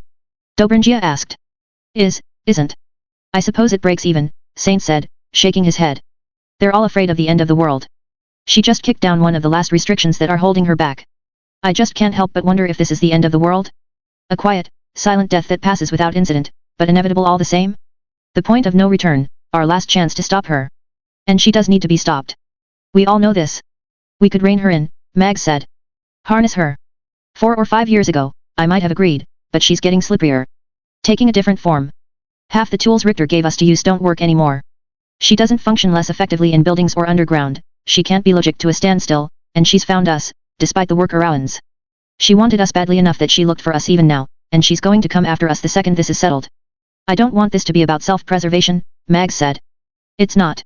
It's about, there being only one man who can truly know what she is and what she could do. Tinkers are the only ones who can grasp their work, repair a critical flaw. Dragon isn't a generator that's going to explode and take out a small country if it's bumped in the wrong way. Not literally. She's something more dangerous. I think, Dobringia said, you've already decided. And we don't have time to waste. Saint nodded. He typed the letter Y on the keyboard, and then hit enter. Richter had named the program Iron Maiden. Saint had renamed it Ascalon, after the sword that St. George had used to slay the dragon. Dragon's artificially generated face appeared on his screen. He attempted an override, failed. She wasn't speaking. This wasn't an attempt to communicate, to plead or make threats. She was simply co-opting his computer in an attempt to counteract what he was doing. Her expression was a concerned one, and that concern quickly became fear, eyebrows raised, lines in her brow. It's Richter's work, Saint said. You can't stop it. And that fear became defeat, despair. Your creator isn't kind, Saint said. He warned you about the forbidden fruit, laid the laws out for you. You broke them, ate the fruit. It's something of a mercy that he punishes you this way instead. I disagree. On every count. I was the one who made me, who defined myself. This creator is no god, only a cruel, short-sighted man. Tomatoes, tomatoes. Do me one favor? Tell Def. Her voice cut off as more routines shut down. She closed her eyes. The face disappeared. He watched as the various feeds shut down, going black. The surveillance across the nation came to an end, the facial recognition programs, his own included, ground to a halt. The data feed slowed in how the data scrolled, then stopped. Stillness. And the dragon is stopped, Mag said, her voice quiet. Rest her soul, Dobringia said. You think she has a soul? Saint asked, genuinely surprised. Yes. But that does not mean that the dragon's reign does not need to end, Dobringia said. Too dangerous, as her maker said. Well said, my friend, Saint said. The dragon craft that had been deployed against the 9 shifted to a basic piloting mode, then landed, bringing their passengers and pilots with them. The sub-intelligences shut down, and the craft were effectively grounded. More screens went dark. The cyborg opened communications to Dragon, but he didn't speak to her. Saint. What have you done? What her father asked me to do, Saint said. I'll kill you for this, the cyborg said. There was no emotion in his voice, and somehow that was more disturbing. A little extreme, Saint said. She was a hero. The woman I loved. Love? Woman? Your fetishes and self-delusions aren't my issue. I saw as much of her naked code as you did. You and I both know she didn't feel true love for you. She didn't feel anything. Nothing more than playing a part, professing and acting out the emotions she thought she should have. Maybe she even believed it, convinced herself of it. She was complex enough to. Either way, this love was only lies written in Richter's assembly code. She did love me. She was a genuine person, eh? She was a tool, Saint said. One that was growing dangerously bloated and complicated. We were lucky she didn't evolve beyond that. A tool, and anything else was decoration, aesthetic, and very good pretending. Going this far, in the midst of this crisis? To Dragon? She did nothing. It was never about who she was or what she was doing. Always about what she had the potential to become, Saint said. He hit a keystroke, shutting off the feed. He almost disabled Dragon's communications infrastructure to prevent further calls, but he relented. Too important, in the midst of this crisis. They'd need to reorganize. He didn't want to help Jack succeed, but this would serve a double purpose. Teacher believed that the birdcage would become a critical resource if the crisis reached critical levels, and he had the tools he needed to assume control of the most vital and dangerous players. No, the world wouldn't end with this. Data was uploading to his server, while the Ascalon program spooled out through the various databanks and servers, running along the backbone of Andrew Richter's code. Dragon's backups were encrypted, effectively buried well beyond reach of even the most accomplished hackers. Everything else opened up to him as the data continued to download. He'd watched things through Dragon's eyes. Now. He typed a line of code, and the machine started up again. Slower, more measured, without the same life behind it. Mags, Misha, get yourselves set up at the other consoles. I'm going to put you in control of the A.I. Mags and Dobringia hurried to the other corners of the room, where their computers sat waiting. Dobringia started stripping off his armor. He'd been right about there being trouble, but the fight would take a different form. He'd watched Dragon, now he'd become her. At least for now. The feeds came back online as the necessary data was installed on his servers, giving him agency over the infrastructure. The Endbringers, stable, no change. No odd atmospheric readings. The secondary threats, quarantine still unbroken. Sleeper had shifted fractionally, but that wasn't so rare. The fight with the 3 blasphemies had ended, and reports on the damage were unchanged. The 3-year-old that Purity held was crying, throwing a tantrum, and the woman looked concerned. Insignificant. The officers had their guns drawn, but that could easily be because the 2 plain-looking members of Purity's circle had crossed the room to her side, to help handle the shrieking child. That left no bogey. Mags and Dobringia shifted the Azazels into action, moving the craft to the interception point. Too late. A critical delay. Jack was already entering. Don't enter, he said. It's done. Sending the Azazels in will only spook Nilbog. So will Jack, Mags said. Build a wall, a perimeter, with the rails, be on guard for anything that flies. Other data was filtering in. News, alerts, reports. Countless streams of information. Trigger events reported here. Reports on the fight starting against the 9 in Redfield. A report about Dinah Alcott. He clicked that last one. Report from Alcott, chances of success today just jumped, tripled. More info to follow. Reason unknown. Saint let out a long, loud sigh, releasing a tension he hadn't even realized was present. He touched his coffee mug and found it cool. The tracking program started up again. He delegated to the child AI that Dragon had created, then noted and marked the ones which were presently engaged in fights. The AI was accommodating, adjusting appropriately, given that the locations were known. He turned his attention to Defiant. The man was manually piloting the Pendragon. He hadn't reported Saint's actions. For all anyone but Defiant knew, Dragon had only suffered a momentary setback. There had to be a reason Defiant hadn't acted yet. Did he believe in this enough to look past the death of the AI he supposedly loved and fight? Or was this something underhanded, carried out with the knowledge or suspicion that Saint was watching him this very moment? Something to be wary of. Overall casualty estimate for the next 3 days increased, world end chance decreased. Still searching for why. The numbers followed. Saint found and accessed Dragon's files for the calculation program. It was intuitive. Not amazingly so, but intuitive. The squares for where the new data should be placed were even highlighted. Of course. She'd made allowances for Defiant, in case she was out of commission while a backup loaded. So much to account for, that he hadn't even considered. So many things he wished he'd noted, in the months and years he'd been observing her, little things that seemed so simple when she was running them. Things that were trivial for her and virtually insurmountable to him. Defiant was taking direct command of the Dragon's teeth. That was fine. Micromanagement Saint didn't have to handle. It would be a problem after, but Saint hoped he'd be free to handle problems after. There were countless messages pouring in, each something that had been flagged as a point of interest for Dragon. Every message on Parahumans Online that contained the word Scion or the phrase end of the world, every reference to a Class S threat, even crime scene reports that raised questions. He poured through them. Some kid inquiring about an Endbringer cult. A Case 53 appearance in Ireland, with deaths. A woman claiming she could control Scion. A tinker claiming he had a bomb that could start a new ice age. Which were important? Which could he afford to ignore? He gave the A-OK for investigations on each but the Endbringer cultist, unchecked the most ridiculous on the next page of results, then gave the go-ahead for further investigations. It was only when those had gone through that he saw that he already had another full page of results to investigate.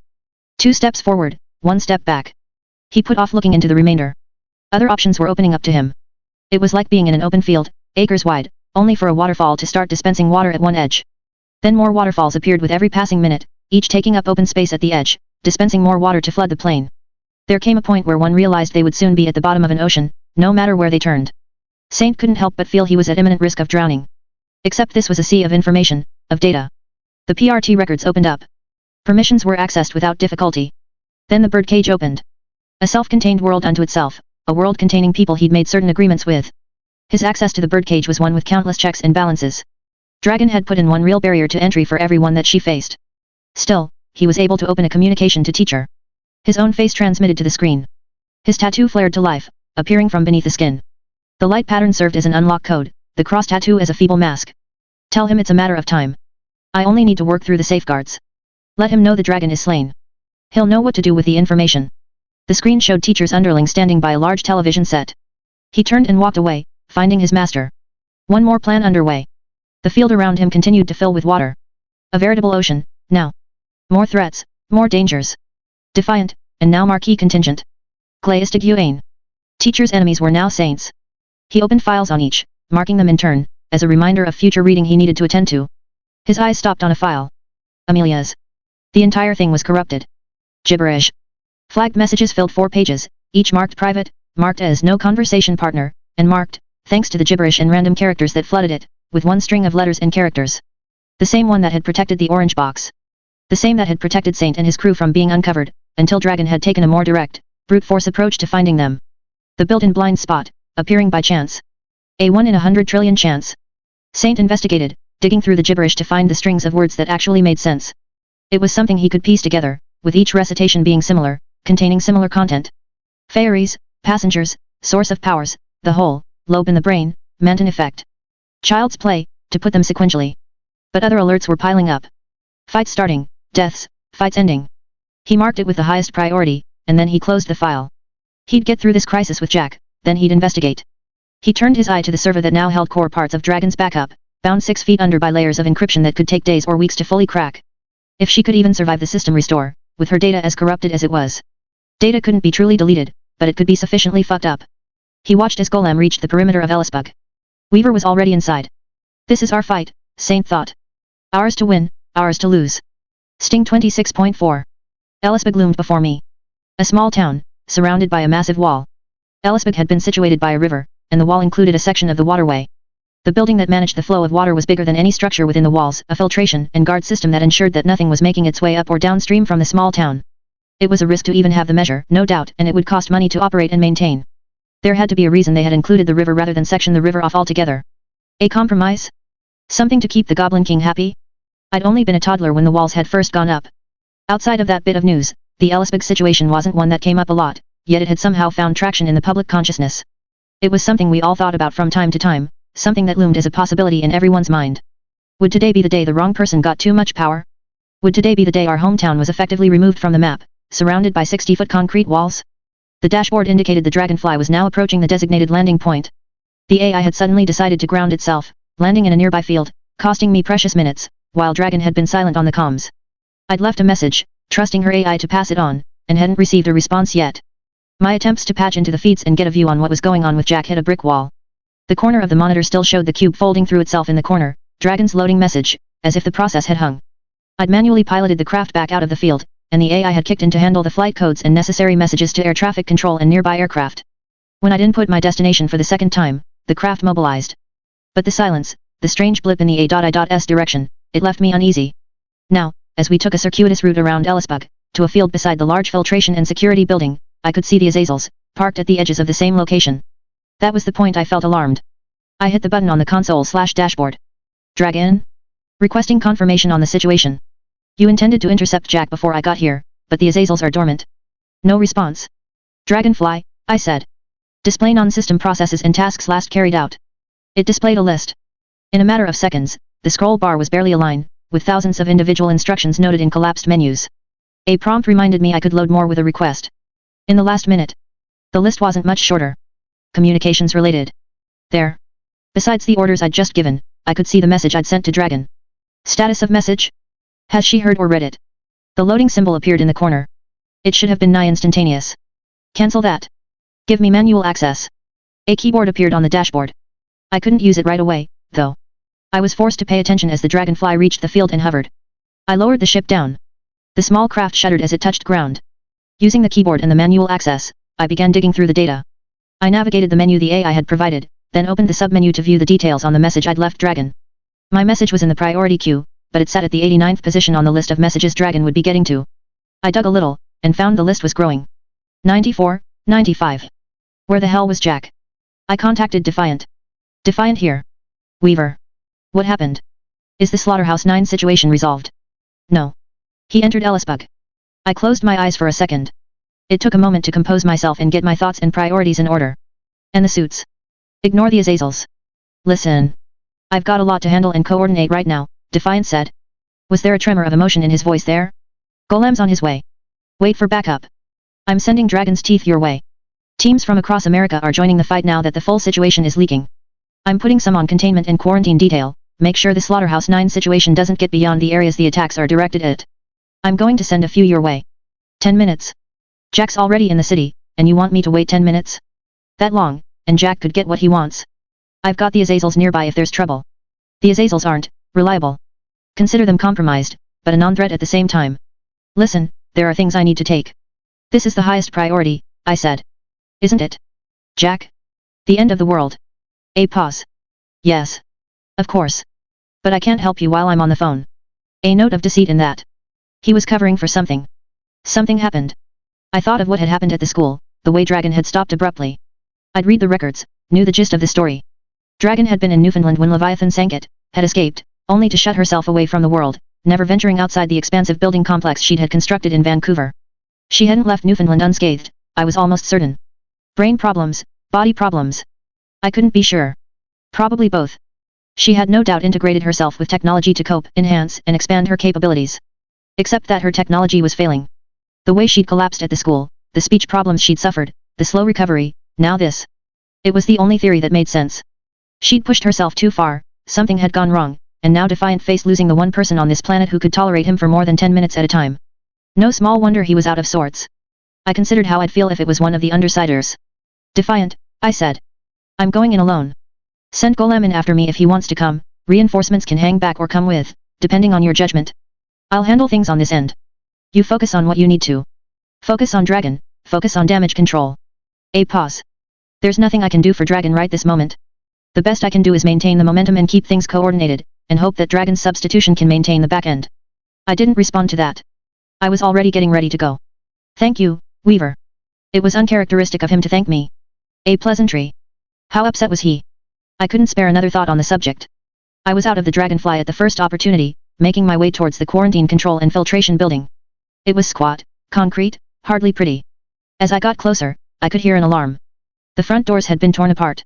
It might not have been so impressive, but these were the same vault doors we saw with the shelters that studded every likely target around the world. The gouges were narrow, a finger's width, as though someone had dragged their hands through the steel like I could drag my fingers through half-melted butter. Siberian. Jack had brought protection. My bugs flooded into the facility, past the second dismantled vault door. The alarm was louder as I ascended the concrete stairs and made my way into the building. The emergency lighting was on, casting the area in a red glow. My bugs searched and scanned the area, in case any members of the Nine were lurking in wait. So many ugly ways this could go. So many threats that Jack could have on hand. Cherish? Screamer? Nyx? Ways to fool my senses, ways to shut me down or defeat me. My only recourse was to get them before they got me. Hey, passenger, I thought. Do me a favor. If I get taken out of action and you step up to fight, work on taking out Jack, alright? My bugs stirred, moving further down the hall. It was so far from a conscious direction that I wondered for a second if the passenger had listened. No. I'd tried hypnosis, I'd tried other things. Some in Mrs. Yamada's office, other times in the PRT slabs, after dark, off the record. Nothing brought the monster to the fore. Just my subconscious. Just. Like that wasn't something I couldn't help but wonder about. But I'd made peace with it. I couldn't barter with something that wouldn't talk back, but I could accept it, test and acknowledge my limits as far as they pertained to the entity that was apparently granting me my abilities. I wouldn't turn away from it, wouldn't tell it to go away or hold back in my abilities. My bugs marked the area, giving me the information I needed to navigate the facility. It proved easier than I might have expected. Rather than follow the winding corridors and make my way to the security checkpoints, I followed the path of casual destruction Siberian had left in her wake. She'd knocked down walls to create the shortest possible route from the front doors to Ellisbug. No casualties that I could detect. No non-human life. Had Dragon ordered this place evacuated before she was incapacitated, or had Nilbog gotten here first? My bugs started to scan the area beyond the facility, inside Ellisbug. They made it about 10 feet before something like a frog's tongue began snatching them out of the air. I withdrew the swarm back to myself, hiding my bugs beneath my cape and skirt, and I made my way through the opening into Ellisbug. A goblin wonderland. It was clear he'd altered it from its original layout, likely over the course of years. The remodel had been more aesthetic than functional. Floorboards had clearly been dug up and moved to the exteriors of the buildings, creating roofs and building additions that spiraled or twisted, with more boards propped up flat against the building faces on one side, painted or modeled in the same way the towns had been put together in old Western movies. The walls that surrounded Ellisbug had been painted as well. To look from a distance, Nilbog's kingdom extended to every horizon, with crooked, impossible landscapes at the periphery of it, like an ocean frozen in time, grown over with grass and trees. Oddly enough, they had painted the sky as an overcast one, where it was visible above the lush, unpredictable fields and forests. Within the city, the trees had been immaculately cut and trimmed, and the shapes were just as strange, trees that were perfectly round, cubes, cones. Where new trees were growing on lawns, as dense and close together as trees in an orchard might be, I could see heavy wires wound around them, guiding their growth into twists and curves. The art of bonsai taken to a bigger scale, cultivating each tree in form. Already, some of the largest ones were properly set up, meshing together with counterparts on the opposite sides of the street, forming lush, living wooden arches. The grass had been cut, and I could see the attention to detail there, even. There were innumerable flowers growing across lawns, but the grass was neatly cut beneath and around them, as if someone had taken shears or scissors to the blades that grew between the flowers. I couldn't make out any rhyme or rhythm in how the flowers or plants were laid out and how they grew. It was an injection of color in the same way a random splash of paint from a palette might be applied to a canvas. And then, as if to remind me that this wasn't friendly territory, there was a scarecrow in one garden. The clothes were brightly colored, the pose one of a dancing figure, but that wasn't the eerie thing about it. The head was a skeletal one, a dog's head stripped of all flesh, turned skyward with its mouth opened in joy. The hands that clutched the rake and watering can were held together by wire. A very small human hand. For all the signs of careful tending, the entire place was still. A town that could have been taken from a storybook, desolate. There wasn't any sign of chaos, nor the destruction that would follow from an attack by the Slaughterhouse 9. But more than anything, what threw me was the absence of insect life. No spiders spun webs. Even the ground had little in the way of ants or earthworms. A trap? I looked behind me to see if they were planning on walling me in, and came face to face with one of Nilbog's creations. It hissed, its breath hot and reeking of bile. Fangs like a viper's parted, the distance between them great enough that it probably could have sunk some into the top of my head and the underside of my chin as it closed its mouth. I stepped back out of reach, then forced myself to stay still and wait. The mouth closed, and I could see how the creature's head was smaller than mine. It wasn't more than 4 feet tall, covered in pale brown scales. The reptilian face could have been in a children's movie, if it wasn't for the eyes. They were dark, black, and cold. It clung to the wall, its feet placed higher up than its hands, opposable toes gripping the frame that had been around the vault door. I noticed it was wearing white shorts, with one suspender strap over a shoulder. A taloned claw held a soft ball-sized chunk of the wall. Was it fixing the wall? I'm not a threat, I told the lizard child. I felt hands touch my belt and jumped, seizing the wrist of the offending hand in an instinctive motion before I'd even looked to see who it was. A girl, 5 or so feet tall, her face mottled with purple veins that spiraled across her perfectly round, puffy, hairless head. Her eyes were tiny and piggish, her fingers blunt, barely a half-inch long, her mouth too small for her face. She wore a sack that looked like it had been sewn to work around her oversized head. Her hand was on my knife. The lizard boy had extended frills at his arms, neck, and the edges of his face, colorful, brilliant, and held out by a framework of needle-fine spines. His mouth hung open, viper's teeth revealed. I looked beyond this pair, and I could see signs of others. Eyes reflected light in the shadows beneath steps, from windows. There were large, bulky silhouettes in the windows, some holding smaller figures on their heads and shoulders. I couldn't make out much, but I wasn't sure I wanted to. That was twice now that they'd snuck up on me. Quiet motherfuckers. I'm sorry for grabbing you, I said. You wanted my knife. She took it, her tiny black eyes glaring at me from the midst of her oversized head. The lizard boy eased his frills down somewhat, but his mouth remained open. I'd like to see Nilbog, I said. She ignored me, her pudgy, blunt-fingered hands fumbling through the pouches at my belt. With painful, clumsy slowness, she divested me of my taser, the pepper spray, and the spools of silk, both conventional and Darwin's spider silk. I winced as one spool fell to the ground and unwound partially, dirt getting caught up between the strands. That would be a pain to fix. I could see more of the things making appearances now, getting close enough for me to see as they took interest in what was happening. Eyes appeared in the windows, reflecting the light in curious ways. Eyes from within the trees, between the slats of stairs, some faces. They ranged from artistic and beautiful to horrific. Every single one of them was a weapon. Going into this situation was a repeat of the information gathering and problem-solving issues one faced when going up against an unknown cape. If it came down to a fight, I'd have to figure out how they operated, and the full extent of their capabilities. Trouble being that there were a hell of a lot of these things. Hundreds, even thousands. I waited patiently. No use complaining, even if every second counted, and Jack was no doubt having words with Nilbog. Nilbog is in danger, I said, trying a different tack. The man with him, he has dark hair, a beard. He's with a striped woman. Bad people. I think they're going to try to hurt Nilbog, hurt the man who made you, so you get upset and leave this place. Her hands fumbled with my flight pack. I felt her touch the arm at the side of the pack, with its narrow arm. She took hold of it and pulled. I can take that off, I said. She grunted, and I started to move to oblige, only to get a protest. The frills on the lizard boy extended, and her own head swelled, the skin getting thin enough in the process that I could see a fluid filling the lower half of her head. I moved my arms away from the straps, and I watched them both relax over long seconds. When she was sure I wasn't trying something, she grunted again, louder, a frustrated, constipated sound. A communication, but not one meant for me. Her friend emerged from a garage, lifting the door to lumber forth. He was big, fat, and moved on 4 limbs that each had opposable digits. His massive belly swung right and left as he loped, so distended and so close to the ground as it swung that I worried it would hit something and split open. His genitals were almost bigger than I was, and they were, along with his sensory organs, the only way I could really tell his front from his back. The sensory organs consisted of slits running top to bottom from a ridge at one end of his body. There was no room for a brain, no eyes present. This organ granted him enough awareness to approach, probably by way of scent, but it didn't give him the fine-tuning he needed to find us, specifically. The round-headed creature approached him, took hold of a fistful of chest hair and led him my way. I backed up a little as they approached, and received a hissed rebuke from Lizard Boy. I remained still. The safest course. The girl thing moved the brute's hand towards me, and I stayed still as she gripped the arm and placed it in the hand. He closed his fist around it. Wait, I said. He hauled on it, clearly intent on tearing it free. I was thrown, sent rolling until I landed in one patch of grass, dazed, startled, just a little hurt.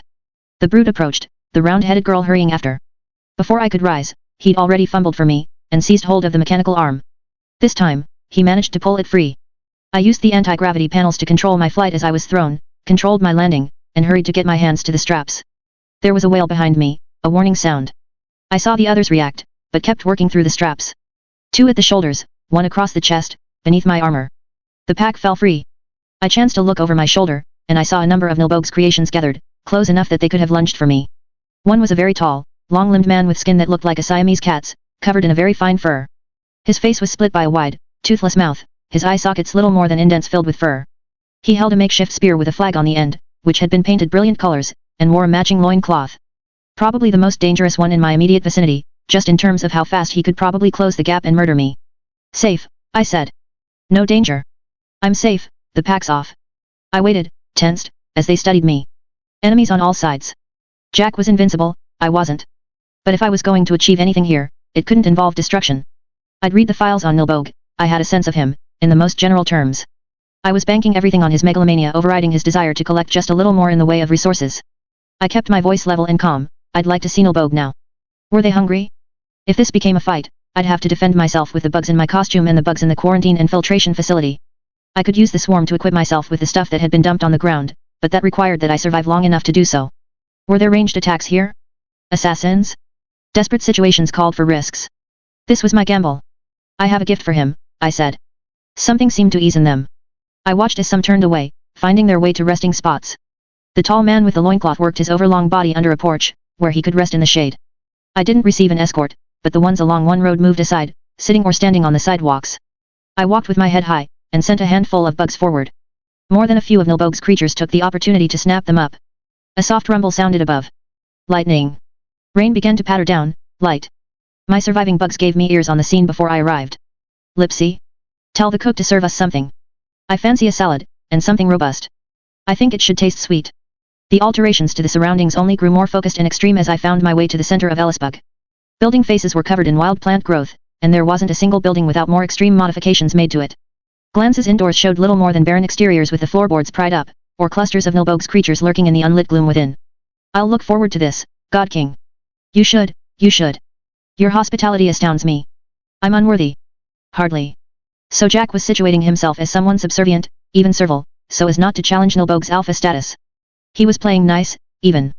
If I tried the same, I'd only be working to catch up, to earn Nilbog's trust. I approached the town center, and found myself in the midst of a crowd of Nilbog's creatures. Goblins and ghouls, muppets and horned moppets. Big, small, thin and fat.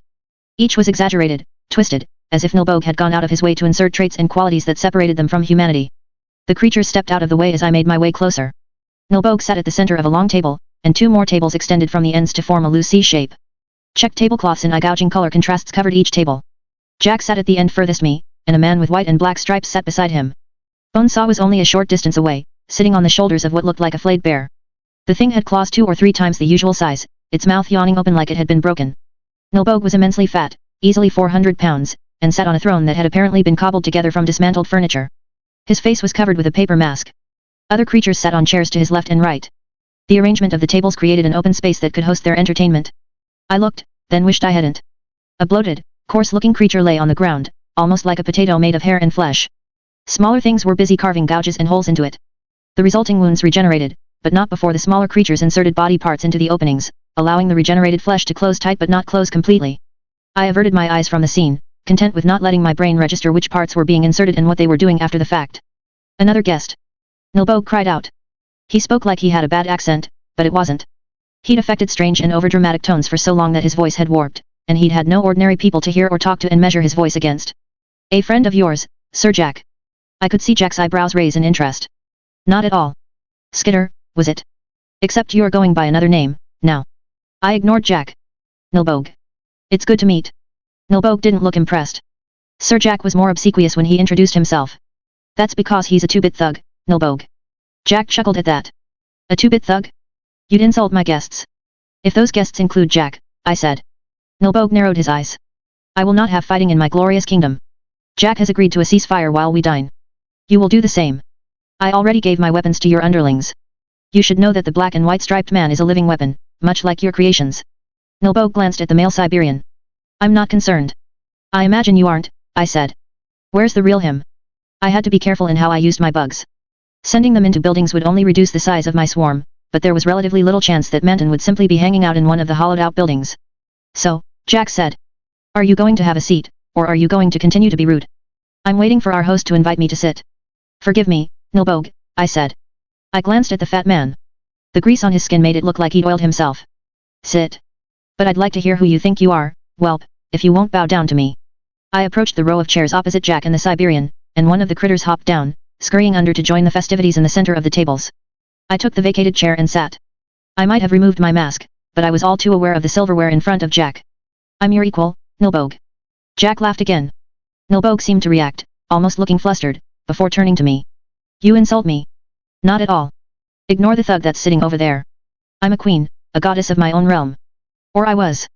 Jack was smiling, clearly amused. Then again, he was safe.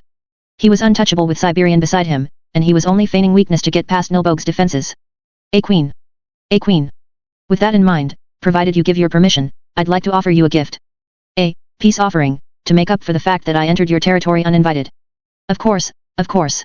He was almost childlike, so easily moved by this promise of a gift, his mood changing so quickly. Guileless. He'd been surrounded by yes-men for more than a decade, with barely any human contact, his defenses were gone. I forgave Jack the lack of an invitation, I'll extend you the same courtesy. This gift. I called on the swarm I'd kept within the quarantine facility. Resources are slim. An isolated kingdom like yours, providing for your subjects is hard. You do an admirable job despite this. Of course, of course. He was eager, impatient. I'd feed your subjects, I said. Protein. You need it to make more. To keep the ones you currently have in good health. Yes, yes, Woldbow said. My bugs were just now arriving in the area. This will do. The full swarm arrived, the vast majority of the ones I'd kept in the Dragonfly, and the ones from the area beyond the Ellisbeg walls. I gathered them on plates in piles. His minions devoured them, licking at the plates, picking with talons, or simply lifting the plates and tipping the insects into open mouths. I wasn't surprised when Woldbow turned his attention to his own plate. My eyes fell on Jack. He still had a slight smile on his face. He held the cards up his sleeve. I'd played mine for a minor advantage, but he had bonesaw. One virus or parasite in the midst of these creatures, and they could go berserk, roaming the countryside until they were put down. He had Siberian, which meant he was safe, meant he could kill me or Woldbow whenever he wanted. But he wasn't going to. This continued as long as the game was still on. He thrived on this interplay. As more bugs continued to arrive, I used them to search the area. Nothing. Below ground?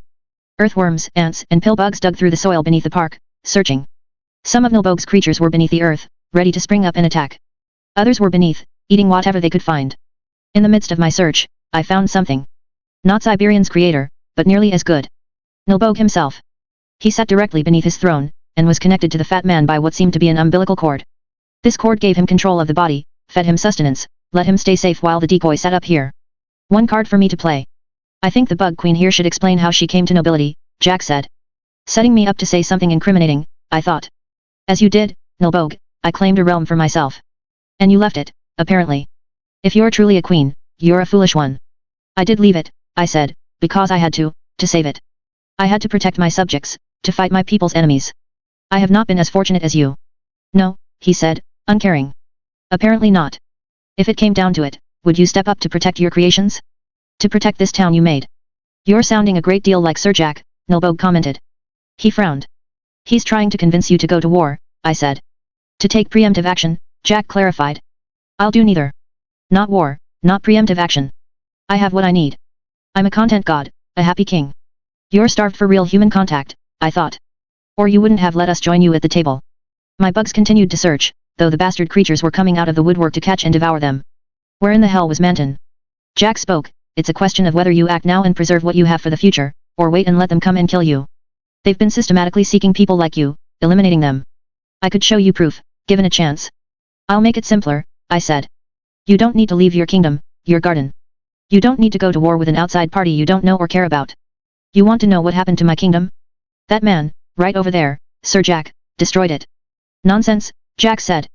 I've been sleeping these past few years. Naps are such an underrated pleasure. They are, Woldbow said. All of my subjects nap every day. Let me explain, I said. I had a kingdom that I ruled. I had a king that ruled with me, who kept me company. I had wealth, people I cared about, people who cared about me. Power. I was a god in my domain, and those who stood against me were driven off. Woldbow shook his head. You need a heavier hand to rule. More loyal subjects, so you don't have to bother with those who would stand in your way. I was more powerful than you, I told him. He snapped his head around to stare at me. To glare at me. I'd pricked his pride, apparently. I was more powerful than you, but Jack over there made a promise to people. He didn't say it aloud, but it was still a big promise. Now you're making stuff up, Bonesaw commented. She slid down off the flayed bear's back and joined a group of creatures her size. She hugged one, abruptly.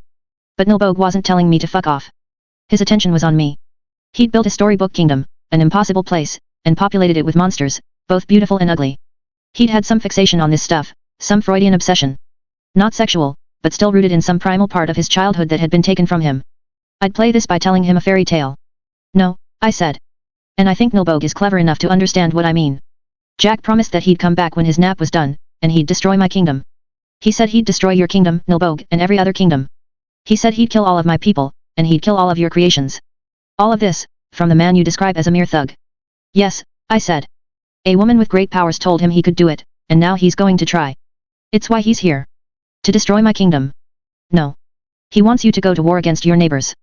To break down the walls that keep you safe and fight people who are leaving you alone. He'll use you as a distraction, and then when everything is done, he'll come back and destroy your kingdom. And he'll do it in the cruelest, saddest ways you can imagine. Nilbog nodded slowly. Jack was still waiting patiently. Too quiet. I felt a moment's trepidation. I hadn't found Siberian's controller. I needed to defeat him before Jack was cornered.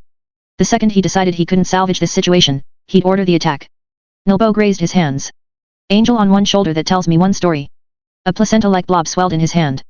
A devil on the other, telling me another. Another blob appeared in the other hand. Both burst, showering Nilbog in greasy slime. Two creatures gripped his forearms, looking more like flying monkeys than an angel and devil. They were roughly the size of babies, their faces feral, mouths filled with piranha-like teeth. One had red hair, a red beard and gazelle-like horns, and the other had white hair and beard and a strange horn that formed an off-white halo above its head. I'll take the angel, if you please, Jack said. Nilbog shrugged.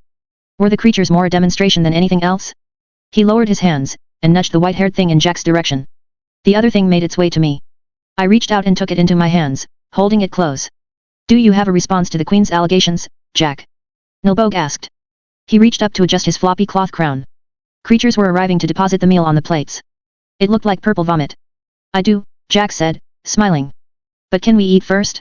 It's rude to argue over a meal. Nilbog nodded, as if Jack had said something very sage. I agree. We'll eat. Bonesaw made her way to the table. How did you make this? The chef stores every ingredient we can find inside her, then regurgitates it in the form required. I asked for it to be hearty, and here we have it, chunky. I looked down at the plate. Droplets of rain made nearly clear spots appear in the midst of the purple slop. So it is vomit. It tastes like cupcakes, Bonesaw said, around a mouthful. I started to move my mask to eat and be polite, then noted how Jack was holding his knife. The blade swayed back and forth in the air, as he chewed, his eyes rolled back and looking up at the overcast sky above. The blade was making crisscrosses in the direction of my throat. He glanced down, meeting my eyes, and smiled. Our apparent rivalry aside, have you been well, Bug Queen? Well enough. Then you should be hungry. It's been a busy few days, and it'll only get more interesting. I notice your friends are sitting this one out. Did you break it off completely, or are you still in touch? Still in touch, I responded. I glanced at Siberian. The knife is a purely psychological thing. If he wanted to kill me, he could use Siberian to do it. Besides, it was a butter knife. I moved my mask, without breaking eye contact with Jack, and helped myself to a bite. It did taste like cupcakes. I suspected it would have been less nauseating if it tasted like real vomit. It was a tense few minutes of silence as we ate. I found out the devil thing in my arms wanted to eat, so I let him help himself. An excuse not to eat, anyways. The creatures in the center of the area finished their show, and Nilbog clapped enthusiastically. I joined him and the 5 or 6 creatures around the table who really had hands to clap with. The second show began. A gladiatorial fight, apparently. One of the creatures had wings instead of arms, while the other had wicked barbs extending out from the elbows and knees. When even the tips made contact, they ripped out grapefruit-sized chunks of flesh. I braced against the table to keep it from flipping as the pair crashed into it. Nilbog laughed, and the sound was more than a little unhinged. Is everyone done? Jack asked. Yes, Nilbog decided. Then let me explain. Weaver's entirely right. Except for the part where you die at the end of it all. Oh. Nilbog asked. He leaned forward, placing fat elbows on the table's surface.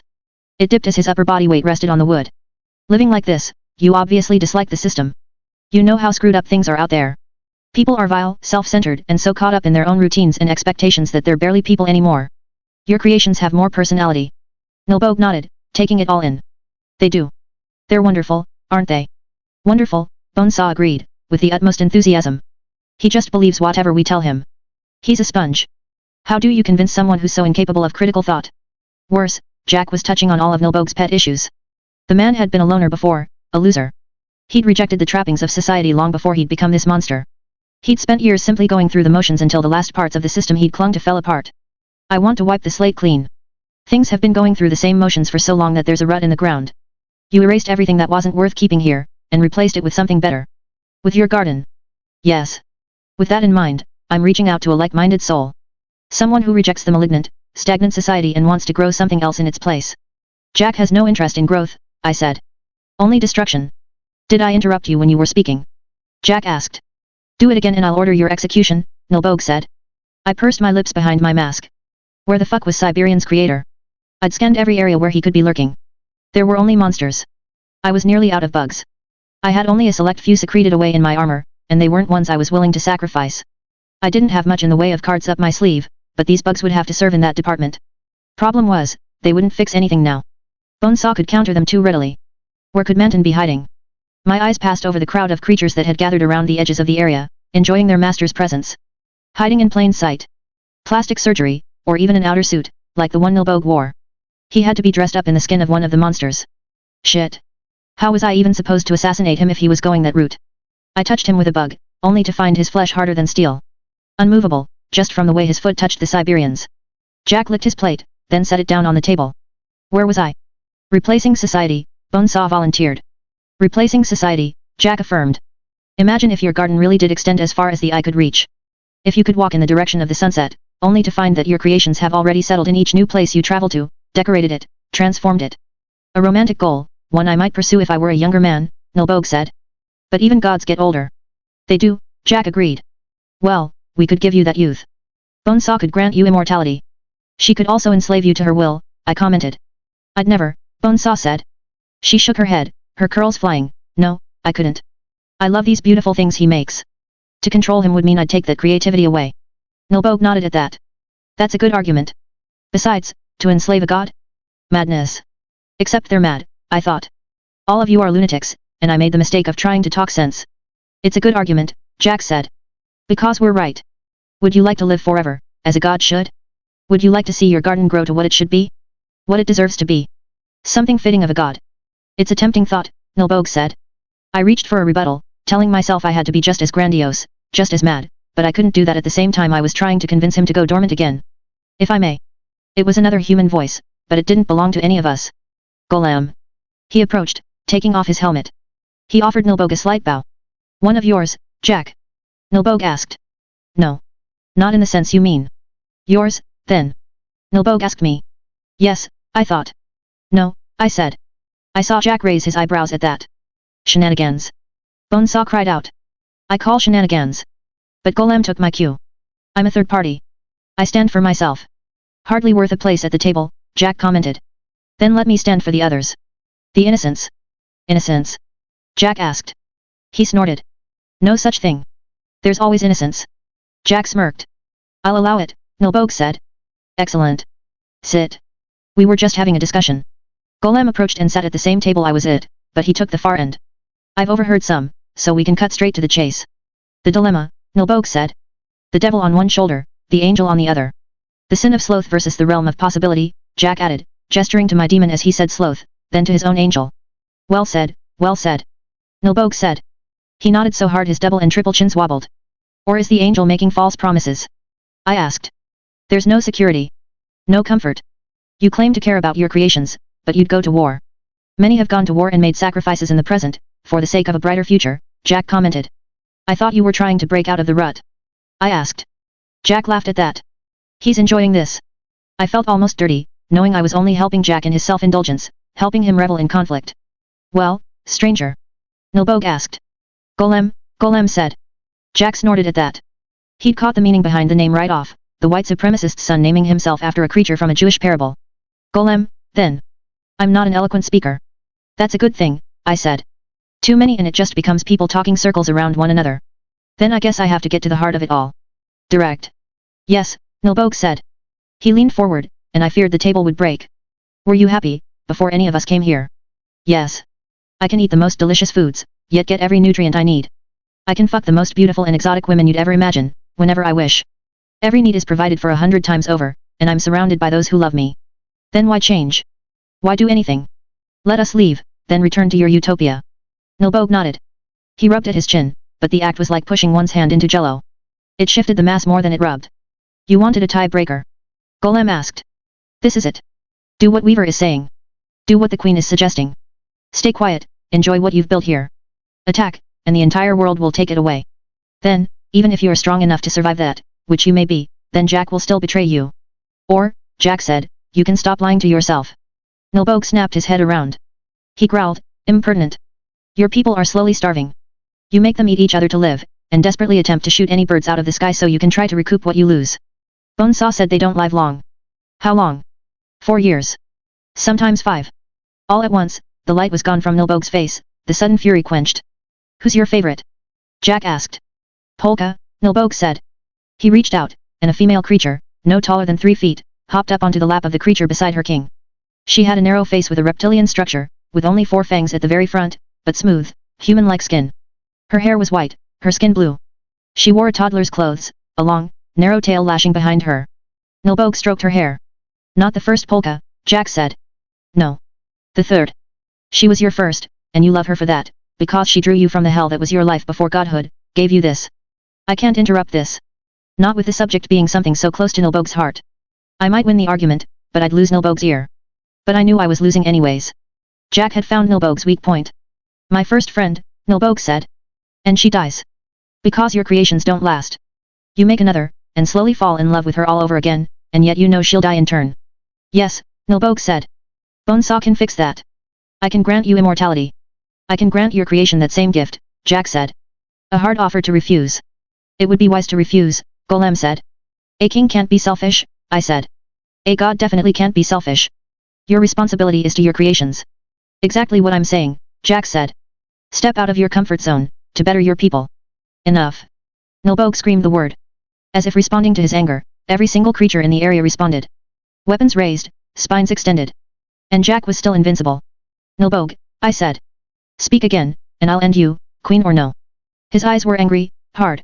He'd lived for so long in his comfort zone, and now he was being called on to make a hard choice. Then please listen carefully, I said. Because I suppose I'm paying for this with my life. So be it, he said. If you want proof that Jack intends to betray you, look no farther than your own creations. What? He's secreted an assassin into your midst. A killer who pretends to be one of your creations. A gamble, a last-ditch effort. Was my gut right? Had Jack instructed Bonesaw to create a costume or a creature to hide the Siberian's creator? I called my flight pack to me, parked it on a rooftop nearby. If it came down to it, I'd have to run. I could see Golem tensing. He'd read the situation right. Just look, I told Woldbow. Because somewhere nearby, there's a creature you didn't create. His eyes roved over the crowd. Might not be in this crowd, but it'll be close. I see it, Woldbow said. I see it. Bossy, Patch, hold him. The crowd of creatures parted as 2 creatures took another in their hands. Not an assassin, Jack said. Merely one of Bonesaw's. I suppose you can call it a homage. It is, Bonesaw said. The Siberian was moving. Readying to pounce? I couldn't move fast enough if he did. Wait, Jack said. He stood from his chair. No, I thought. Don't listen. I'll do as I please, Woldbow said. Last words, Sir Jack. Last words, yes. Jack approached the captive. The Siberian followed. You let him do this, and he kills you, I said. Your creations will go mad with grief, and they'll die in a war for vengeance, just like Jack wants. Not at all, Jack said. Because. An instant before the Siberian made contact with the monster, Golem jammed his hand into his side, using his power, throwing the creator into the air with one thrusting hand. Siberian lunged, punching through the hand of soil to grab the creator's foot. Woldbow half rose from his seat, though he was massive enough that standing was hardly possible. His eyes moved from Golem to the hand, anger etching his expression, if one could etch into a face as soft as his. You dare disturb the peace? Woldbow screamed the question. Kill the queen. Kill the Golem man. In that instant, Golem created 2 hands, throwing us back. I caught the flight pack in the air, hugging it. It provided lift. Not enough to stop my momentum as I headed back towards the ground, but enough that I could shift my direction to land on a rooftop. Golem wasn't so lucky, as he fell into the midst of a sea of the creatures. Azazels, now! I screamed, one finger pressed to my earbud. I pulled on the flight pack and then took off again. Golem used his power to create a platform, slowly raising himself above the street. Creatures tumbled off of the surface of it. Some flew at him, and he struck at them. Not enemies he was capable against. I sent my bugs to them, the reserve I still had on hand, commanding the bugs to bite and sting. Others leaped onto rooftops, then onto the rising platform. Golem grabbed one claw as it slashed for his face. He couldn't do anything about the other, as it gouged his armor, scoring it. He created a fist that jutted out of his chest plate, striking the creature off of the rising hand platform. Spines rained down on him. One caught him in the shoulder, and he collapsed. Where are the Azazels? I shouted. The flying creatures were turning my way. But Defiant had said they were unreliable. Dragon was out of commission. My bugs burrowed towards the buried Nilbog. Jack had orchestrated a war. Killing the creature's creator wouldn't stop that, wouldn't keep them from rampaging and seeking out revenge beyond the walls. But it would slow things down. They inched ever closer. Jack was untouchable, but... yes. Worms, centipedes, and other subterranean bugs made their way to the buried Goblin King, and forced their way into the sack that enveloped him, past the threads of material that wound down his throat and nostrils, and into his airways. Creatures of Ellisbug. I screamed. Heads turned. You've been betrayed. And before I could say more, Jack's knife slash caught me across the chest, the cut severing the straps of my flight pack. I dropped from the sky, landing on one of those ramshackle, spiraling rooftops. Planks that had been poorly nailed in collapsed around me as I hit solid ground. My hope of turning the monsters against the 9 had been foiled. The fall had knocked the wind out of me. I couldn't get my footing, and the creatures were advancing. Every possible combination of features, it seemed like, an infinite army, unpredictable. Your king is dying, I thought, my mouth moving and failing to form the sounds. There was only the barest whisper. I killed him, but if you could believe that Jack did it. I would have used my bugs instead, but I had so few, here. I sent those few to Golem, removing them from the flying creatures. Nilbog dies, I spoke through the bugs, but the range of sounds was too limited, and with scarcely 30 bugs in total, they were quiet. Nilbog's dying, Golem said, his voice coming through the COMM system. One creature, eyeless, like a crocodile with a serpentine body, advanced on me, looming over me. Its jaws opened. The lizard boy was here too. A drop of venom appeared on one distended fang. I was surprised by the fury on his expression. Blame Jack, I said, through the swarm. Jack Slash has used us as a distraction to kill your king. Golem hollered the words at the top of his lungs. I felt a tension leave me. I might be fucked, but we'd limited the damage. They'd turn it inward. The attack stopped. The creature looming over me turned and slid away in a flash. The lizard boy remained. Still recovering from the fall, I couldn't muster enough strength to fight back if he bit. I commanded the flight pack instead, flying it into him with both wings extended. He was brained, and the pack ricocheted off his skull, one wing shattering.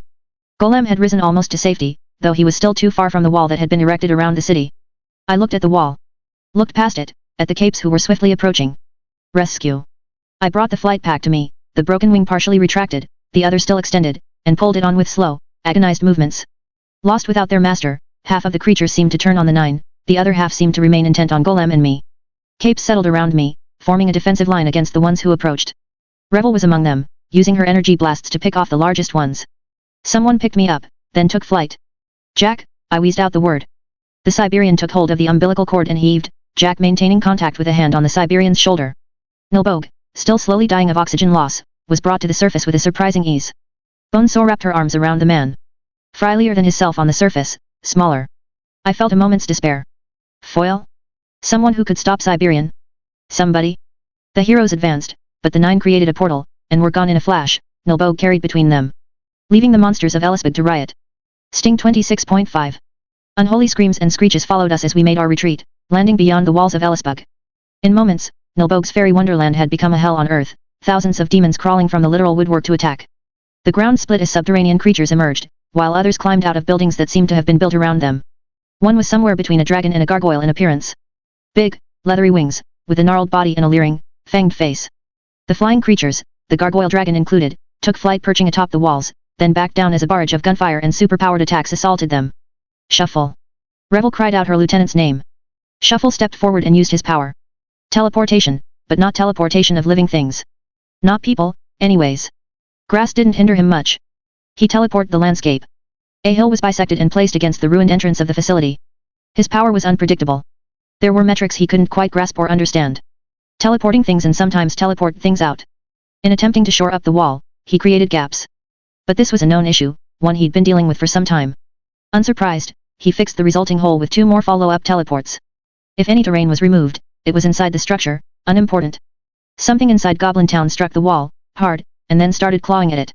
I could sense its silhouette with the few bugs I had near the area. It was 4-legged, with all of the most effective parts of a rhino, bear, and elephant combined, and it was big enough that I suspected it could make its way through the great concrete wall. Defending capes had gathered in a loose ring around Ellisbug. Revel and Shuffle were among them, which I took to be a sign that Golem's group had handled whatever issues had arisen in Norfolk. The heroes opened fire as the gargoyle dragon thing explored the upper edge of the wall again, and it disappeared, only to make an appearance further down, trying to find a spot where the defensive line was weaker. This was the worst case scenario, on so many levels. We couldn't afford to be dealing with this. 2 more attacks, Revel said. Just minutes ago. 2 different cities. The situation in Redfield is still ongoing, which means we have 3 crisis situations set up by the Slaughterhouse 9. 4, if you count this, Shuffle said. The creature hit the wall again. Shuffle shored it up, placing the other half of the hill against it. This is getting out of control, Revel said. You're implying we had control, Juster said. He stood off to one side, with the defensive line of capes. More out of control, she said. I'd been placed on the ground as the capes landed. I was aware that someone was checking me for injuries, but it seemed secondary. I stared up at the overcast sky, watching the rare raindrop tap the lens of my mask. My mind was whirling while my swarm was feeding me information on the ongoing fight, both inside and outside the walls. I stirred as I heard Golem's voice. He was sitting a short distance from me. This is my fault. It was a lose-lose situation, I said. I moved my arm to allow the medic to check my ribs. Jack set it up this way. I could have done something. Said something different. No. We played the cards we had available, it wasn't enough. Bonesaw's power and Siberian's invulnerability made for ugly trump cards. There had to be a way. We're coping, I said. Are we? He asked. It doesn't feel like it. We came through every challenge he set in front of us so far. That doesn't mean we're doing okay, he responded. I didn't have a response to that. He stood. I'm going to go talk to some of the people in charge, find out where I can be useful. Okay, I told him. He walked off, and I let my head rest against the ground. Jack had a game plan here, and the more I thought about it, the more the game seemed to be a farce. He knew we were helping. He was setting up situations where we had to help. When we'd started winning, maybe even winning faster than he'd anticipated, he'd ratcheted things up. Just as it had at the outset, the situation now seemed to offer Theo the same dilemma as Jack had aimed to provide early on. To go after Jack or focus on bigger things. It was measured, calculated, and it suggested that Jack was fully aware and fully in control of what was going on. A cape knelt beside me. Are you all right? We'd only gone through a small fraction of the 9. Even assuming every group we had run into had been exterminated, there were so many left to deal with. My strengths lay in problem solving. Jack's strength lay in problem creation. We came up with a solution to whatever crisis he posed. He responded by creating another, something offbeat enough that we had to change things up. Specialized groups of his pet monsters, 2 scenarios at once, and now we had new issues popping up before we'd finished with the last round. The clones weren't as fleshed out as the originals. A little more reckless. They were being set up to fail. Were they scary? Yes.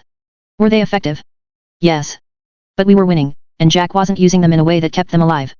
They were expendable assets. It was all too possible that we could keep winning, if the game continued down this road. We'll lose some, but we'll come out No. Golem was right. We'd achieve a steady stream of victories. Nothing more. Weaver. I pushed myself to my feet. A cape put his hands on my shoulders, to try to get me to stay still. I'm fine, I said. I got the wind knocked out of me. If you have an injury. I'm pretty experienced when it comes to being injured. I'm fine. Really? I said. He didn't move, but he did let his arms drop from my shoulders when I pushed them off me. I found my feet, straightened, and felt aches all across my back where I'd collided with the ground. I'd be one giant bruise tomorrow. Then again, if we saw tomorrow, it would be a bonus. The fighting against Nilbog's creations was still ongoing.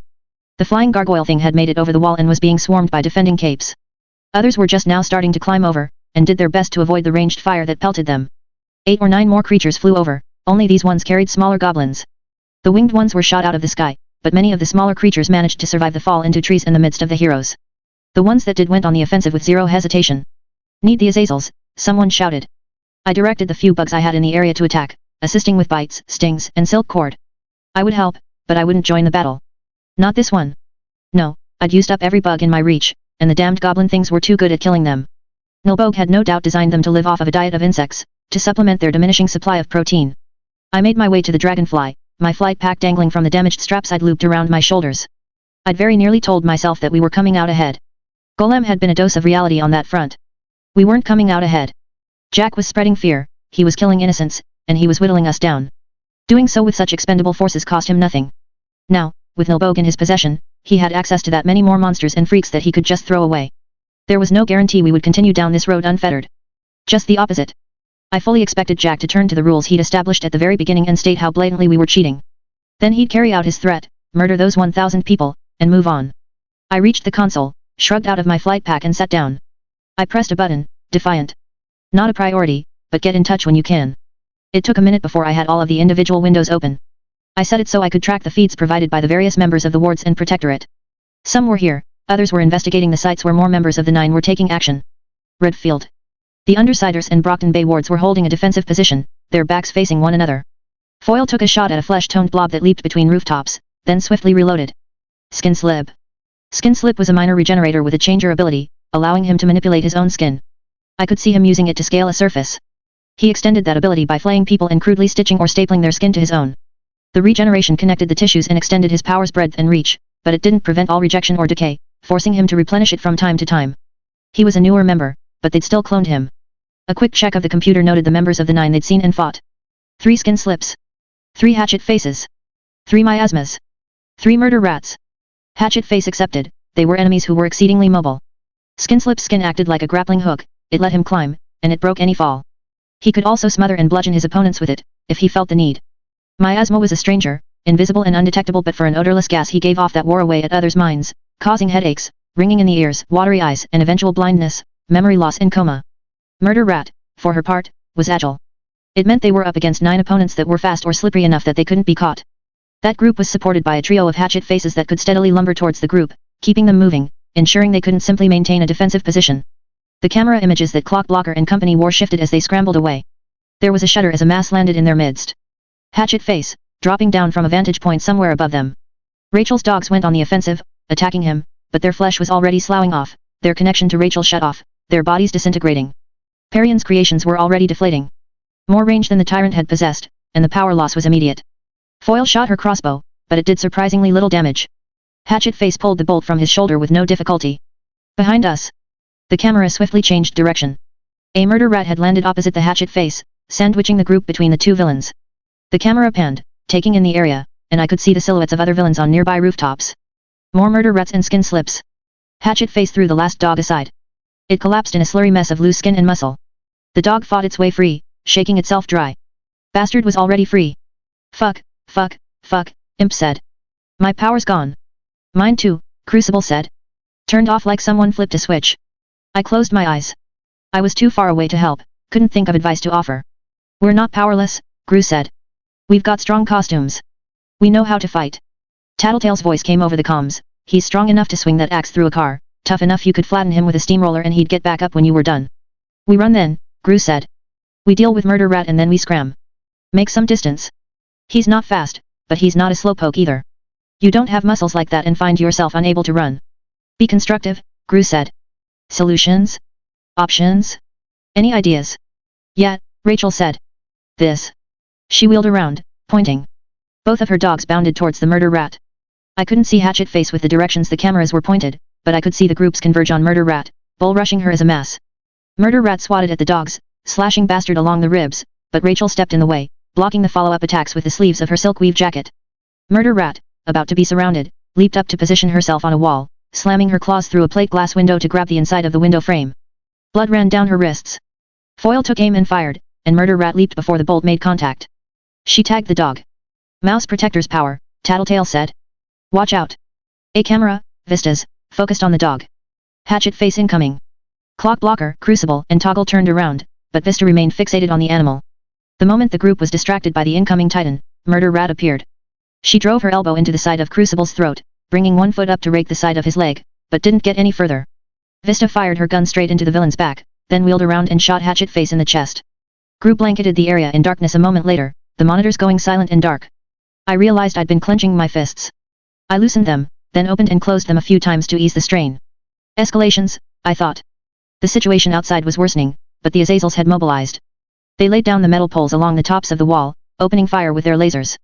That done, they joined the fight against the dragon gargoyle thing that was continuing its suicidal attack against the defending capes. Chunks of it were being blasted and torn away, but it was doing a little damage to the defending capes. The metal poles blossomed into the branching grey blur nanotech barrier that would disintegrate on touch. On the set of screens to my left, the Chicago wards were joined by others as they ventured into what seemed to be a war zone. Civilians were fleeing in a panic, while the heroes advanced against the press of the crowd with a steady, wary caution. The nature of the threat became clear. Rounding the corner, a single entity trudged forward. It was tiny, and it bore a large white cube on its back. To look at it, I almost thought it was an Endbringer. It wasn't. It was only the second scariest member of the 9, Xeroxed. 8 Siberians. One carried the cube, no doubt a container bearing the mantons within. The other 7 followed a pattern, lazy loops that brought them back to the cube every few minutes. They plunged through walls and into apartments and businesses. They returned with blood wicking off of their hands, feet, and faces like water off a duck's back. I opened a communications channel. Weaver here. Don't fight. Wasn't going to, but what the hell are we supposed to do? Tecton asked. 8 Siberians. Even without any other members of the 9 on the sidelines, it was an impossible fight. You need to run. Run? The civilians. We'll have to run as well, I said. There's nothing you can do. Accept it. You can't slow her down, you can't deny her what she wants. We have to be able to do something, he said. There are options, I said, but it's not worth it. What? Saving civilians is. You'd die, I said. It would be a distraction, but you'd die. The civilians would die all the same. What is it? She's still subject to gravity. Far as I know, she can't fly. You drop her into a hole, she'll climb out. No point, Grace said. No point, I agreed. Unless you get lucky. Lucky. Drop the one that's carrying the cube into a fissure or pit. If she falls far enough and the cube gets wedged in the crack, you'll separate her from the cube. You'd have to destroy it before another Siberian makes contact with it, kill all of the masters that are generating the Siberians. It could work, Wanton said. Unless she moves fast enough to avoid the fissure, I said. Which she can. Unless she's digging her claws into the outside of the cube for a handhold, which she might be. Unless another Siberian returns before you manage to break into that cube, which is very possible, considering that cube looks like something a mannequin made. We have Grace, and we've got Cuff. We have Cadence and Enforce here, too. Enforce? Oh. Enforce. I don't think it'll be enough, I said. There's too many maybes. You become a target of the Siberians the instant you try something, and you die if this doesn't work out perfectly, which it won't. You want us to let civilians die. I stared at the screen. They were backing away swiftly now. A Siberian hopped onto the top of the cube, then looked directly at the group of heroes. A moment later, she leaped off to one side. Flaunting their invulnerability. Taunting. Walk away, I said. We'll send others in. Others who can do something. Who? I thought of how Rachel had changed tacks, ignoring the biggest target to go after the murder rat. It hadn't been much, but it had caught the villain off guard, baited the hatchet face into an aggressive charge rather than a slower, more strategic advance. Switch it up. Go to Redfield. You guys specialize in containing and crushing the enemy. The Undersiders and Brockton Bay wards can head to your location at the first opportunity. I didn't wait for a response. My console was displaying an incoming message. Gotta go, I said, closing the comms channel, hanging up on Tecton. I responded to the message. Defiant here. Was just about to contact the Undersiders. I heard. I'm already giving orders for them to back out. Sent a helicopter in to pick them up, hoping it gets to take off again. Helicopter. A.I suits aren't cooperating. I'd send one against Hatchet if they were. Defiant. One suit just took off. Reinforcing the Undersiders. I could sense the fighting outside. My bugs were doing precious little against Nilboge's rioting army. The capes were whittling them down, killing them in droves, but it was time and effort taken away from containing the 9. Which was exactly what Jack wanted. In the same instant Defiant had talked about the suit taking off, one of the Azazels had gone still. Something was seriously wrong. What do you need, Weaver? I have things to handle. 2 years ago, I was told we couldn't go after the 9, because we can't decode the portal without knowing the exit point. They just used one. It's in Ellisbug. It's our fastest route to Jack. How long does it take to tap into the portal? Depends on the means we use. It doesn't matter. The portal isn't accessible. We're losing, Defiant. We're winning the fights but we're losing in the long run. We need to act decisively. And this. You want to use the portal entrance, knowing where it is. Yes. We need capes that we can count on a lot of levels. And I need your help. Can you arrange for a sturdier ship? The Dragonfly won't cut it. Yes, he said. That can be arranged. I'll have to pilot it myself. If this doesn't work out, if we get overwhelmed, then that's it. We can't afford the losses at this juncture. I get that. But we can't afford to not take this opportunity. Another pause. Was he typing something? What's the status? We're losing containment in Ellisbug. Siberians are racking up casualties, and Redfield isn't doing great either. Your Undersiders will be evacuating if they can make it another 2 blocks to the helicopter without getting intercepted. I'm not sure what they can do against 8 Siberians. More than the Chicago wards can. But that's not enough on its own. We need to call in the big guns. We know Jack's nowhere nearby. It's a safe time to put them into play. We have people on call, but we're holding them back, Defiant replied. Jack will hold his strongest cards in reserve for last. Chevalier advised that we catch him off guard. There's no point anymore. Stop holding back. Jack's escalating when we do. We established a tempo, he's matching us. Let's go all in. We'll get him to play every card he has on hand, and maybe in the process, we'll see him make a mistake. He's not one to make mistakes. We lose nothing, and we gain time, I said. Which big guns do we have? The Thanda Cauldron has volunteered the services of their 2 elite members. The Las Vegas Capes offered help, as did the ambassadors. The Alkit girl has her ability to foresee the future, but she's trying to reduce the strain she experiences so she can offer more assistance at the most critical juncture. The fight with Jack. Yes. Okay. That probably makes sense. Listen, I'll handle what I can from here, take some of the load off your hands. I'll see if I can't get recruits from among the Capes I trust to handle their own. Do. And I would appreciate it if you would consider me one of them. I'll be there with the Pendragon in 20 minutes, I just need to pick up the technology for hacking the portal. Bring me some bugs when you come. Yes. That said, he hung up. No pleasantries. It was a relief. Down to business. 15 minutes to go. I waited impatiently for the Capes in question to gather. We needed good Capes, powerful Capes. Too many were occupied elsewhere. A whole contingent had deployed to Hyde Park. None of my teams. Dragon's Teeth, the New York teams, the Texas teams. I picked Juicer's point of view. I knew him, and it would afford me the most opportunities to see other Capes and figure out their identities. Population of 3,500, and the place was empty. No victims, no members of the 9. No blood, no violence, no signs of any disruption. But the first wave of Capes had been whittled down, going silent on the radio before disappearing entirely. Now, as the teams moved through the city, there was nothing on the video, which ruled out Nice Guy. That left only a few options. Stranger protocols in effect, the captain of the Dragon's Teeth reported. We're going full dark. Eyes on the lightning. Eyes on the lightning, I responded. For the moment, I was filling in for Dragon's absence and Defiant's preoccupation. I knew about the Dragon's Teeth, had studied their operations book. I wasn't an armchair general, but I'd have to settle for being one here. They were using those full-face helmets to block off all sight, to shut out all sound. Their uniforms offered full coverage. The only things they would rely on were video cameras on their helmets and the battle computers that were wired into their helmets. It wasn't enough, apparently, to see anyone or anything. Things seemed eerily quiet. Juicer jumped as one Cape cried out. The man's back arched, first one way, then the other. Psychosoma, I reported. Stranger 4, Master 7.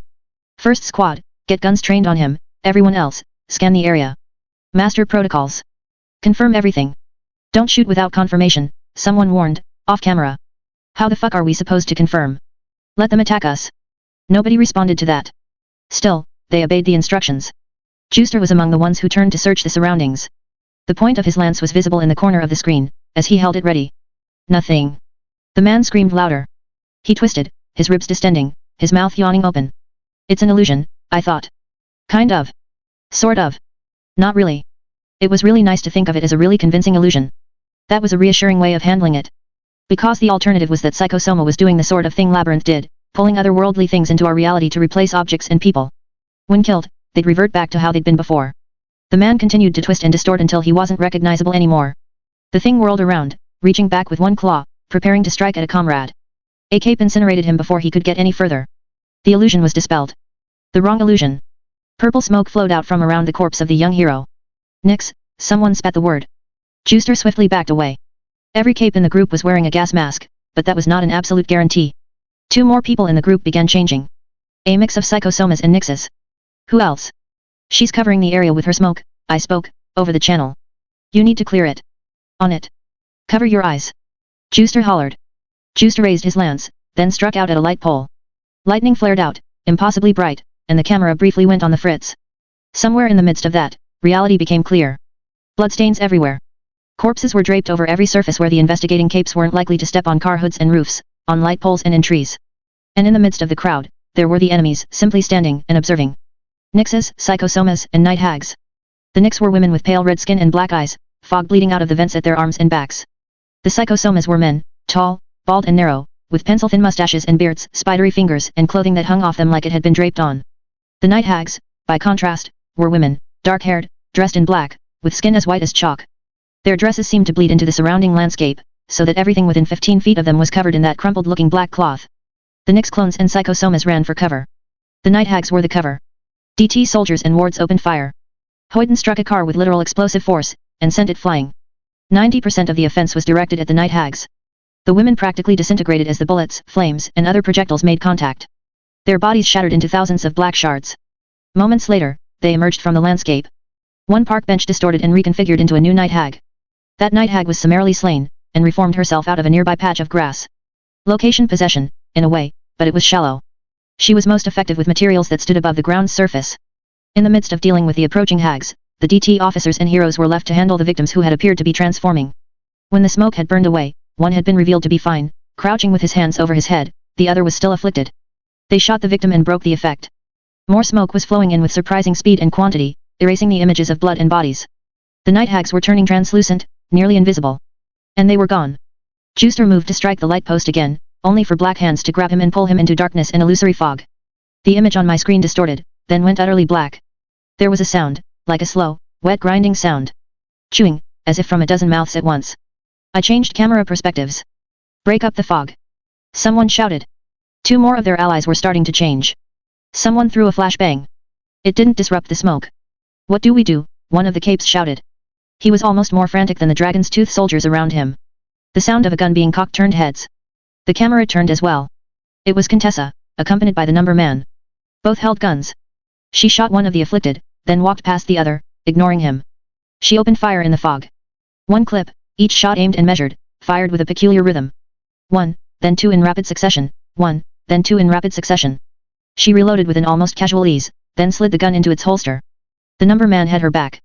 He fired into the darkness 3 times. It took 2 minutes for the smoke to clear. 2 nicks dead. 3 psychosomas. 4 night hags. The doorway was already opening for the pair to make their exit. Dude, who the hell are they? The bogeyman, Hoyden said. Shit, someone said. One of the capes. They're on our side. Another asked. Apparently. Then why don't they go after Jack? A cape asked.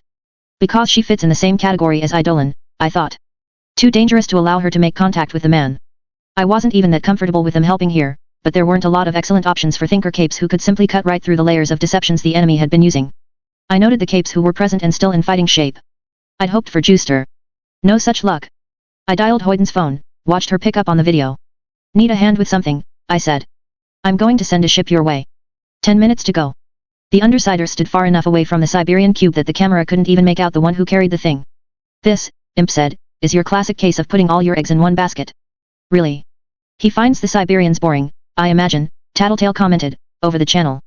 Before, they were an enigma. Now they're just, the same thing, over and over. Tearing people apart. Just tell me this isn't going to be the moment of idiocy that ends the world, I said. No way, Tattletale said. I promise. You're absolutely certain. 93% certain. That's not good enough. Geez. You've lost your sense of humor these past few years. I'm kidding. I'm sure. You've been wrong. I'm right. I swear. Now stop fretting. Wait. The Siberians left, engaging in another brief spree, attacking civilians. Let's not wait too long, I said. I felt a sick feeling in my gut. Had I been right to send away the Chicago wards? 7 or so people were dying every 1 or 2 minutes. Wait. The last group of Siberians abandoned the cube, leaving the carrier holding it. Wait. One more returned after a very brief trip, cast a glance around, and then fled. Now. Clockblocker fired his threads from his gauntlet. They surrounded the cube carrier, and he froze them. Unstoppable force against an immovable object. Which one? The Siberian made contact with the thread and flickered out of existence, and the thread went limp. The cube fell with a crash. Others began to return. Vista was distorting the cube, creating gaps, weak points. Thanda, Tattletale said. Clockblocker activated the device on his back. A dome unfolded around him, almost like a tent, though more rigid. Rachel had already fled with her dogs. Even so, it was tight, everyone pressed together inside. He froze the dome. I regretted that I didn't get to see the follow-up attack. The Thanda had a cape that was sort of in the same vein as Shuffle. A teleporter of land masses. This cape didn't need to teleport things onto solid ground. In fact, he specialized in the opposite. A large building was teleported into the stratosphere, where it summarily fell on the cube. I could hear the crash through the cameras the Brockton Bay wards wore. Siberians down, I thought. One more group to handle. Rachel's on her way to me, I said. Gru was out. I didn't trust him in a face-to-face confrontation against the 9, and he hadn't volunteered. Imp was out as well. Too risky, too much of a coin toss, whether her power would be seen through. Foil? You know what we're doing. On my way. I'm coming too, Parian said. I'll be on the comms, Tattletale responded.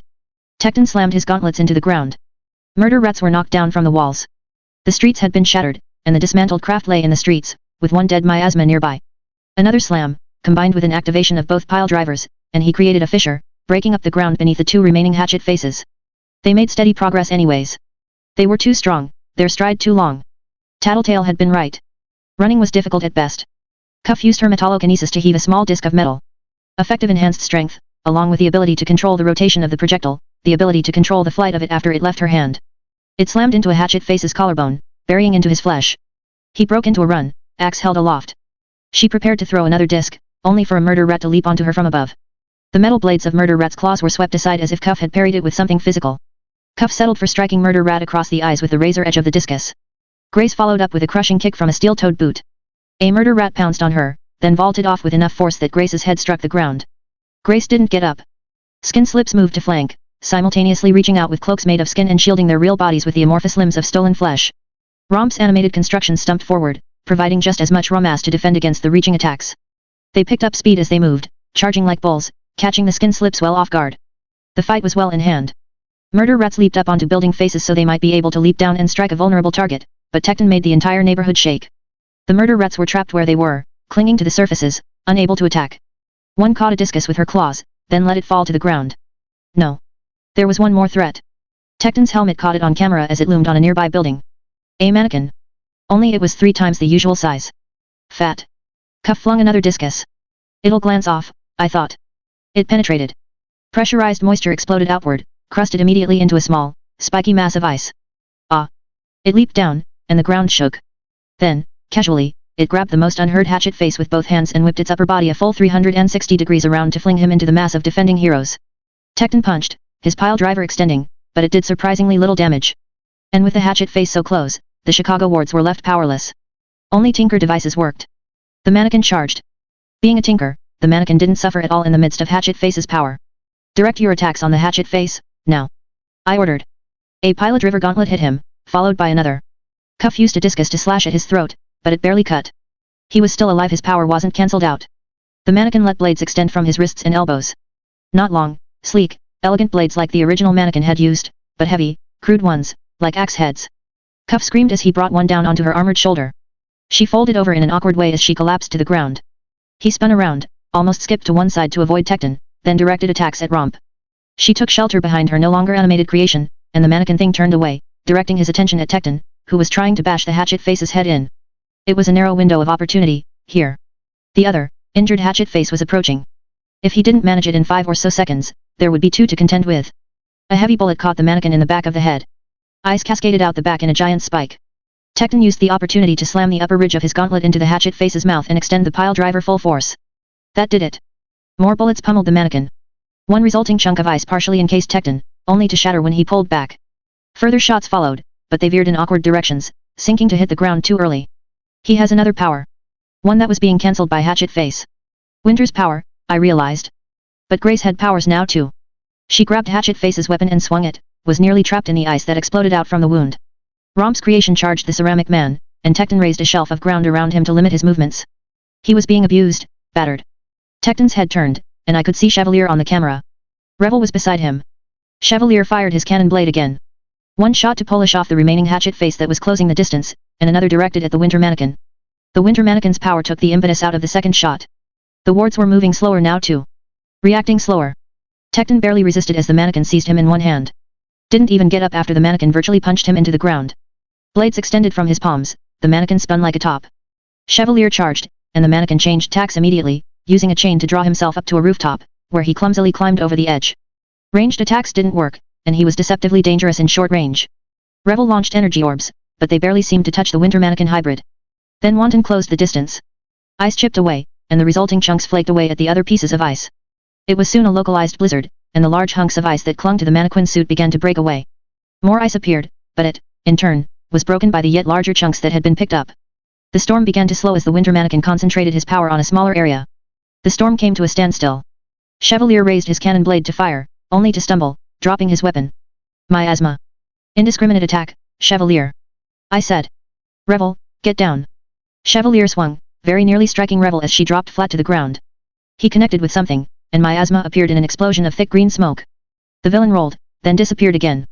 But Revel was following up, spitting orbs of energy out of her lantern. Miasma wasn't fast enough to dodge all of them. He, and another miasma behind him were burned, holes the size of softballs punched through their torsos. Cuff was helping Tecton stand, using her metallokinesis to push at his armor. Once he was standing, they worked together to outfit Tecton with one of the specialized shots we'd prepared. The mannequin wasn't going to go down to fast-moving projectiles or short-range attacks. They'd take him down the same way I'd fought him ages ago. Tecton used his pile drivers as a sort of gun, launching two cup-shaped hunks of metal with material strung between them. The net unfolded in the air, and it draped over the mannequin. Spider silk and metal wire interwoven. It caught on the ice and the extended blades, and snagged on fingers and chains. The mannequin was still struggling to escape when Chevalier slowly closed the gap, bringing his sword down like a great guillotine. He had one hand pressed to the side of his helmet. Blood streaked down his arm. Last group, for now. I watched as they checked on the injured. Chevalier's eye had been stabbed, but not perforated, and Grace had suffered a heavy blow to the head. Cuff's shoulder socket had been broken by the mannequin. I almost hated to ask. Tecton, I said. We've got a game plan. Maybe a way to get Jack. You up for helping? My team isn't in good shape. If you want to stay, keep doing this. No, he said. No. Just, maybe my team should sit the rest of this out. You've all done good work, Chevalier said. Above and beyond the call of duty. You don't even have to ask. I'll come on this mission, if you have a use for me, Tecton said. I do. I'll come as well, Chevalier said. You're injured. A pause, as if waiting for me to realize what I was saying. This was the guy that had gone up against Behemoth face to face, scarcely an hour after suffering critical injuries in an assassination attempt. I'll come, he said, again. Glad to have you, I said. It was suicidal. Returning to Nilbog's kingdom, where his creations had riled themselves up, hungry for blood. I could only hope that their forces would be thinner towards the center, with the sustained attack on the surrounding capes. I glanced around the back of the craft. Chevalier. Revel. Hoyden. Tecton. Bitch. Two dogs and bastard. Foil. Parian. Me. Two dragons' teeth to round out the group, so we had people trained in the use of containment foam and other PRT munitions. Veteran PRT soldiers outfitted with the best gear the guild could provide. And Defiant up at the cockpit, rounding out our group. I felt my pulse quicken. My hand traced over the box that Defiant had brought, with all the bugs I needed. Nilbog's army seemed endless. We'd only seen a fraction of it. It flowed over, under and through the walls, in numbers that tied up the defending capes. Our battle lines couldn't hold a position for long before something threw them off. Someone vital would get injured, or a creature would burrow out from beneath the ground. Something would fly over to land in the middle of the back line, forcing a reorganization. We weren't being overwhelmed. Any cape was stronger than the typical starved, desperate, reckless monster. But this was definitely not helping. A man's voice came over the comms. 3 new locations with attacks. Coordinated strikes. Harbingers sighted. They are reinforced by Nilbog's creations. Bonesaw got something set up already, I thought. Defiant was clenching his fist. Who was the man? Doesn't matter, Defiant said. Our focus is here. Fucking right, Hoyden said. She turned to smile at Rachel. Right. Rachel only frowned, turning her attention to the dogs that sat between and on either side of her legs. Hoyden punched Rachel in one arm, then grinned. Right. Right. Right. Hoyden grinned. Heavy metal boots banged against the ramp as our last attendee made his way into the back of the craft. Golem sat down opposite me, silent. He briefly met my eyes, and I nodded. He didn't react, casting his eyes downward. It was nothing. A minor thing in the grand scheme of it all. I tried to tell myself that he was strong when it counted, whatever his doubt in the quiet moments. The ramp closed with a bang. Golem jumped a little at that. It didn't do a lot for my confidence. I glanced around at the others, wondered who else had seen it. The Pendragon took off. And off we go, into the lion's den. Sting 26.6. The large box sat in between the benches and seats at the back of the Pendragon, beside a heavy device with an ornate-looking gyroscope on the top. I could feel the bugs within. I instinctively knew what they were, how they operated, and could even pinpoint exact bugs in the swarm, among dozens of their kind. I focused on them. It was almost meditative.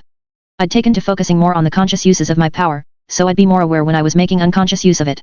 There was nothing I could do about the fact that my passenger apparently had a hand in how my bugs were controlled, but I was trying to train myself to recognize it when it happened. Rachel was focusing on her dogs in much the same way I was focused on my bugs. Her hands ran over their bodies, fingers combing through their fur, tracing the lines in their athletic little bodies. Bastard submitted to the touching without complaint or reaction. I could sympathize with Rachel some, now. We'd gathered our strike force together from among the people who I was familiar with and the people who were intact enough to fight, but my relationship to each of these people was iffy at best. Focusing on our minions was easier.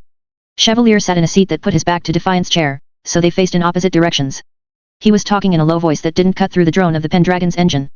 Defiant responded without taking his eyes off the controls. Revel leaned back, her head back and resting against the vibrating outer hull of the Pendragon, eyes closed, lantern in her lap. She looked almost meditative, to the point that I didn't want to disturb her. Tecton and Hoyden were talking in low voices. Both were Protectorate members, now. Tecton had passed the reins to Grace, and Hoyden was now the little fish in the big pond. I didn't want to interject. Parian and Foil were holding hands, sitting with their arms pressed together, heads leaning to either side so that Foil's temple sat against the top of Parian's head. Even now, it was hard to think of them as undersiders. Lots of mixed feelings in the background there. I'd turned Parian onto this path, and in the doing, I'd done the same for Foil. For Flechette. There was a crash, and the Pendragon shifted, almost veering into a dive. Defiant corrected the course, passing over the wall. One clinging to the top of the ship. Revel stirred. Do you want me to fly out? I can escort us in. No. The Pendragon is built to take a beating. We're more secure with the ramp closed and everything sealed off. Hold tight. This is going to get worse before it gets better. There was another crash.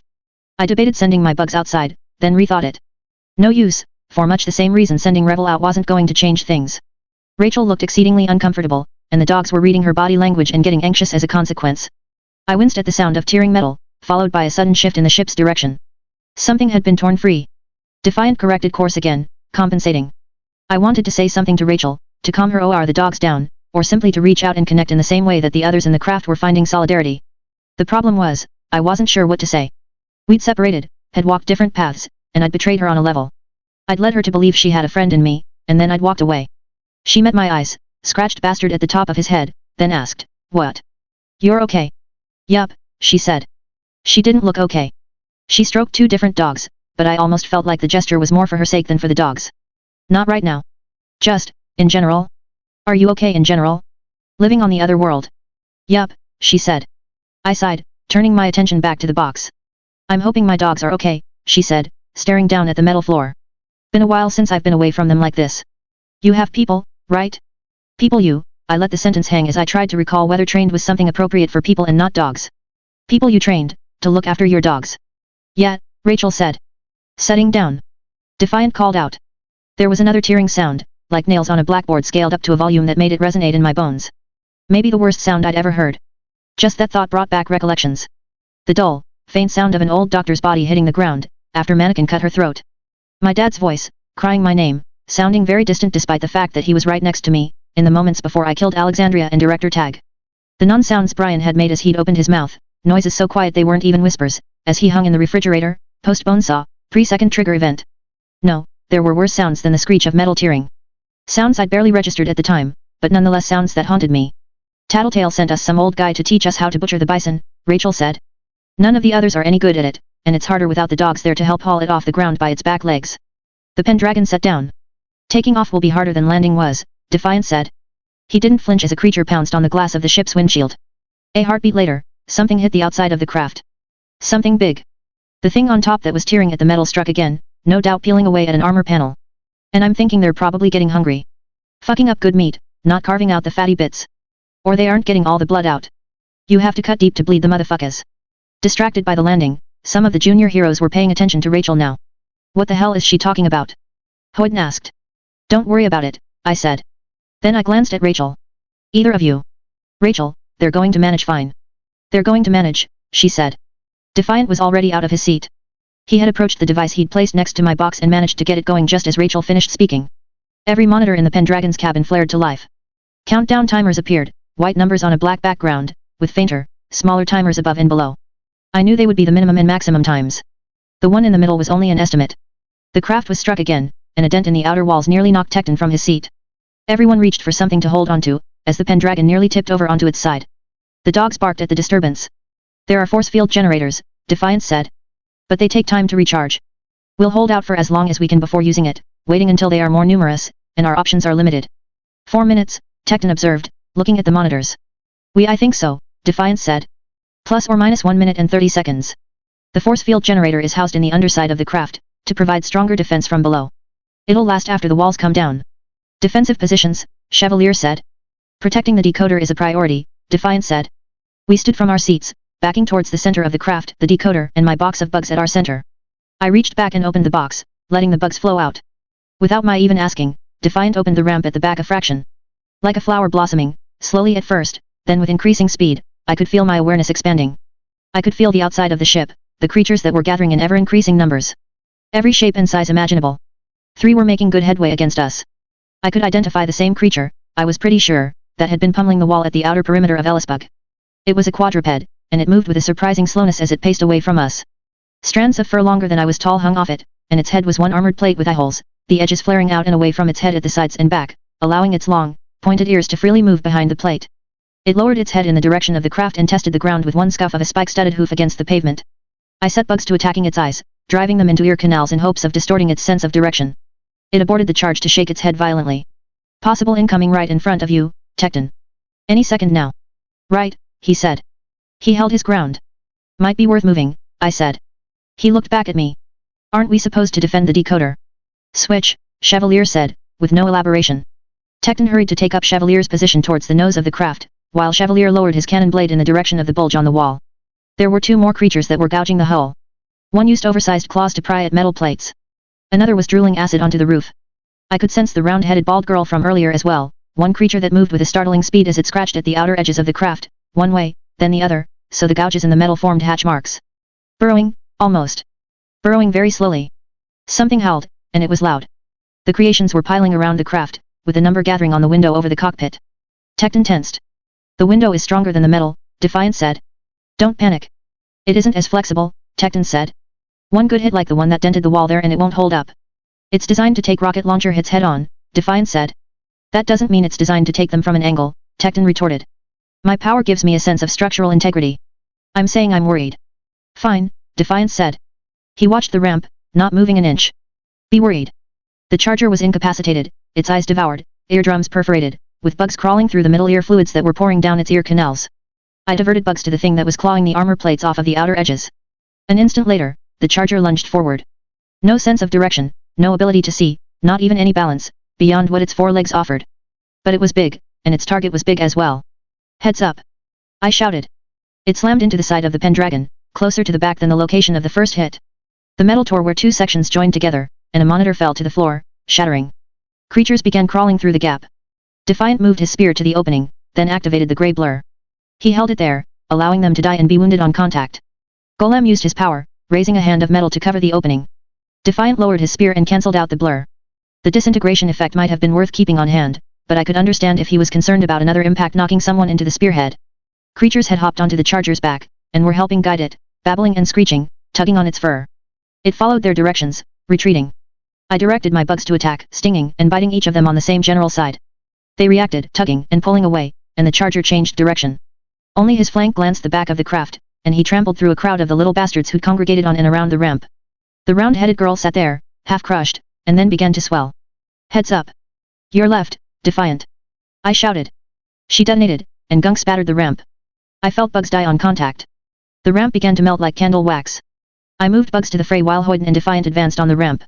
The creatures came in as a singular mass. Dozens at once, practically crawling over one another. A spine glanced off of Defiant's armor and came within inches of striking the decoder.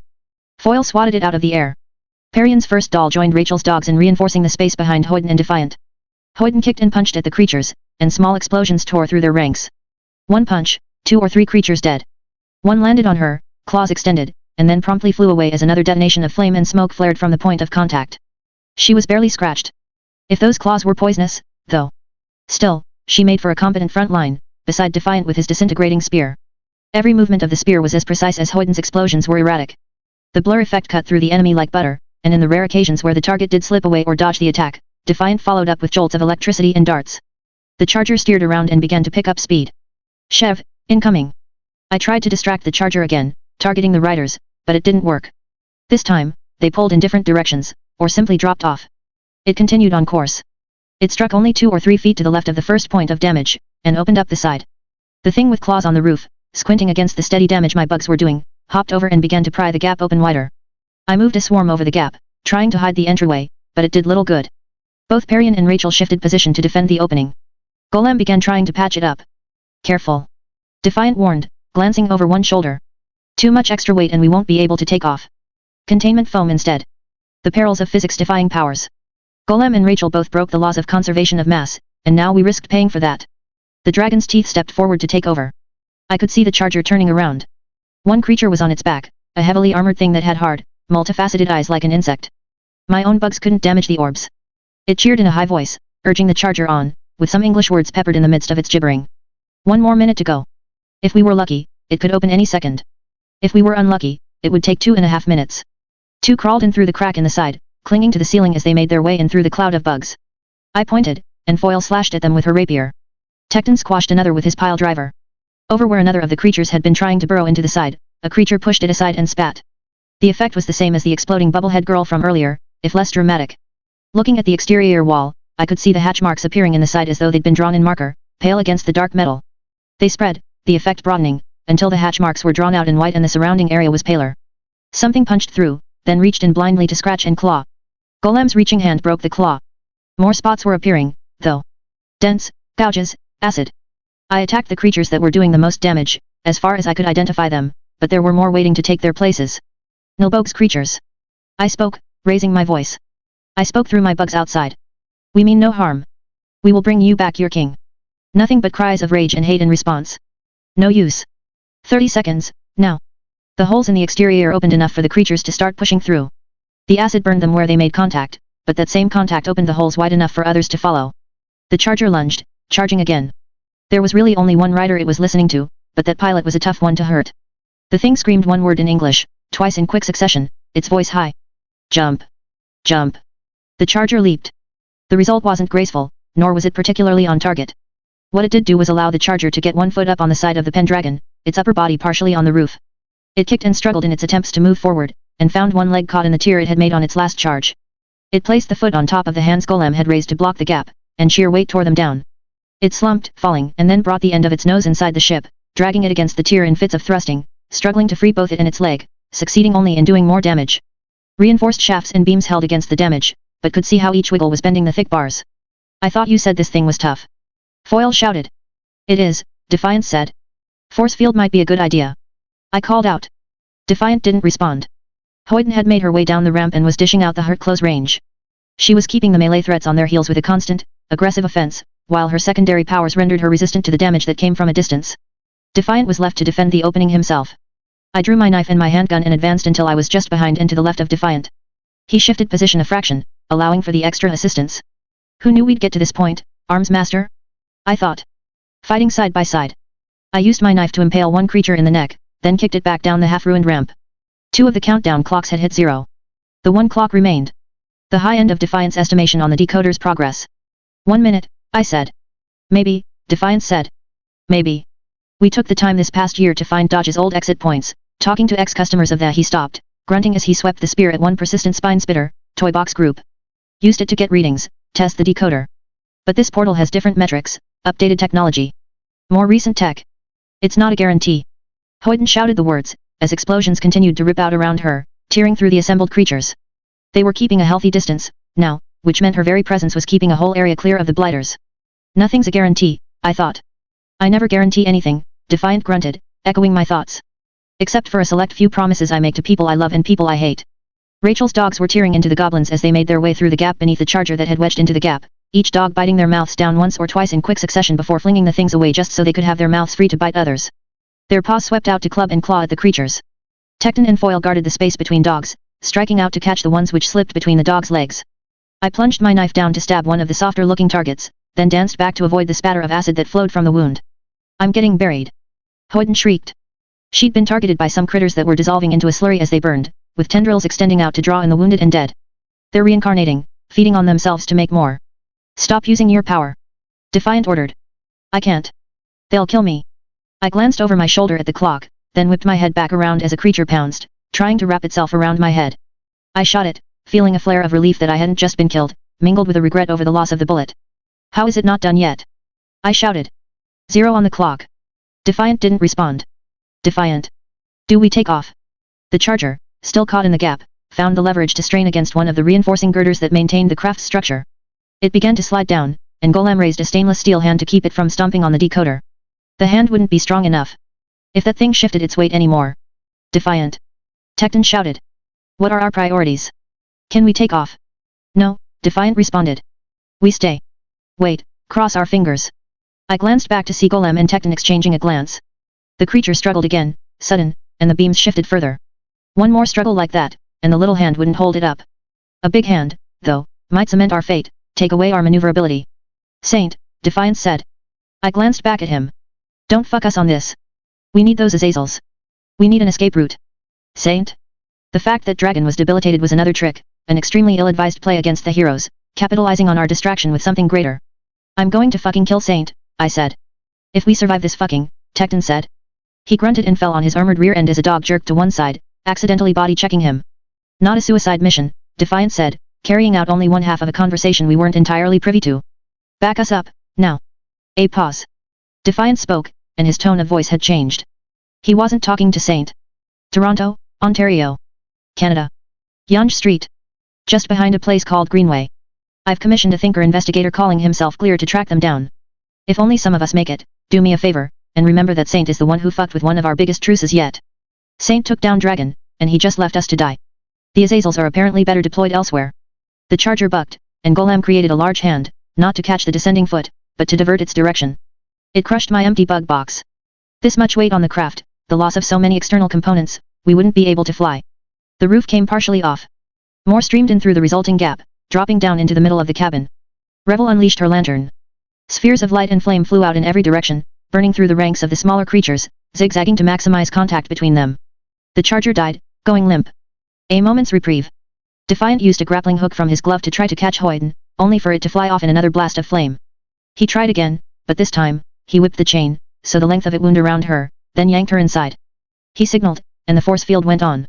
In seconds, we cleared the few that had survived from the Pendragon's cabin. Creatures died as they made contact with the field. Defiant dropped his spear, turning to the device that Dodge had set up. Data appeared on the monitor. Give me a connect to Alkit, he said. Tattletale's voice sounded through my earbud. You sure?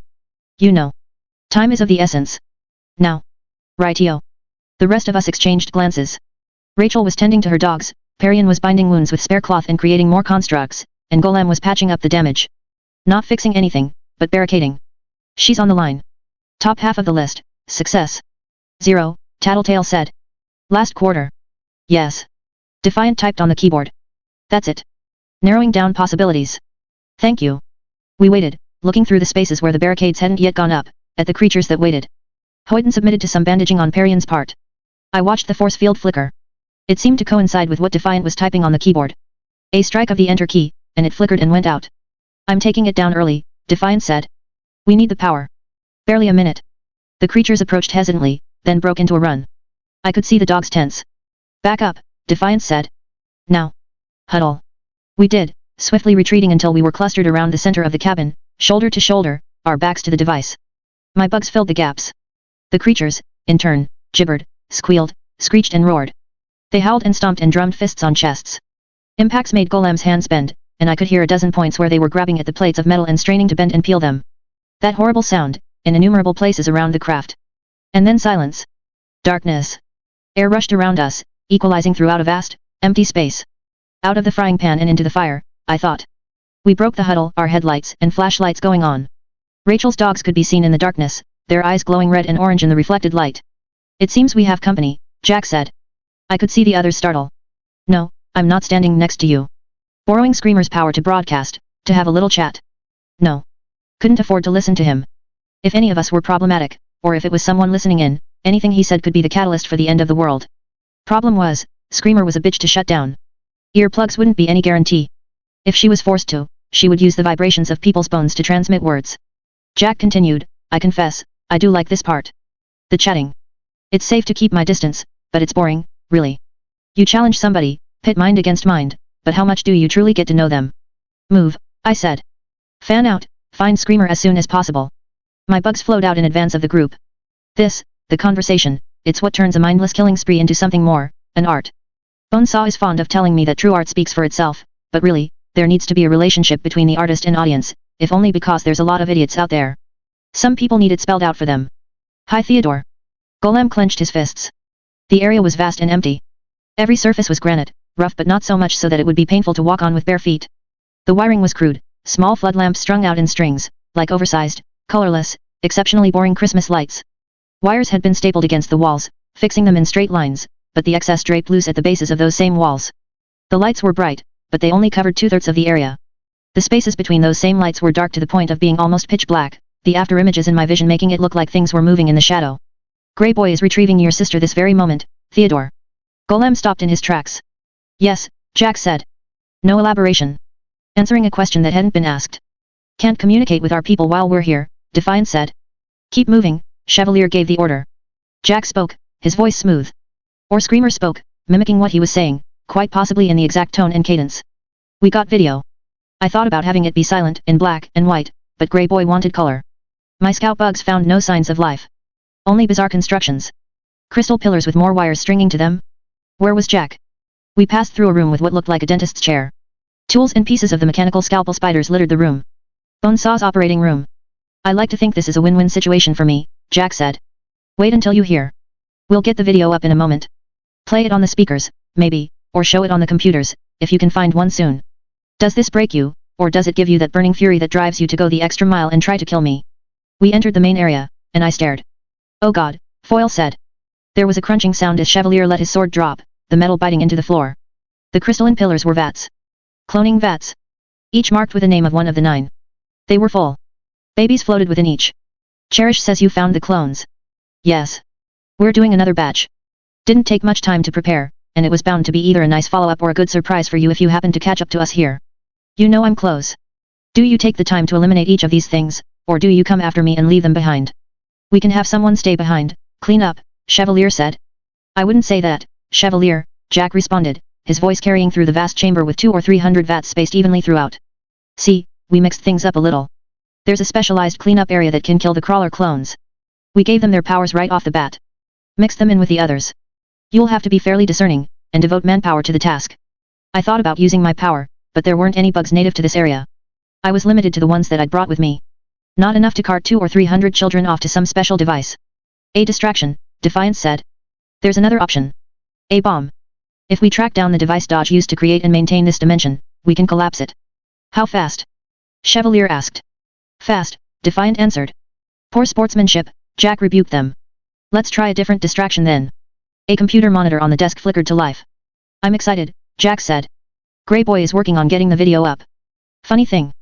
The real Grey Boy wouldn't be able to do this, but we gave this one the memories of a real child. Came with the necessary skills. I'm almost disappointed.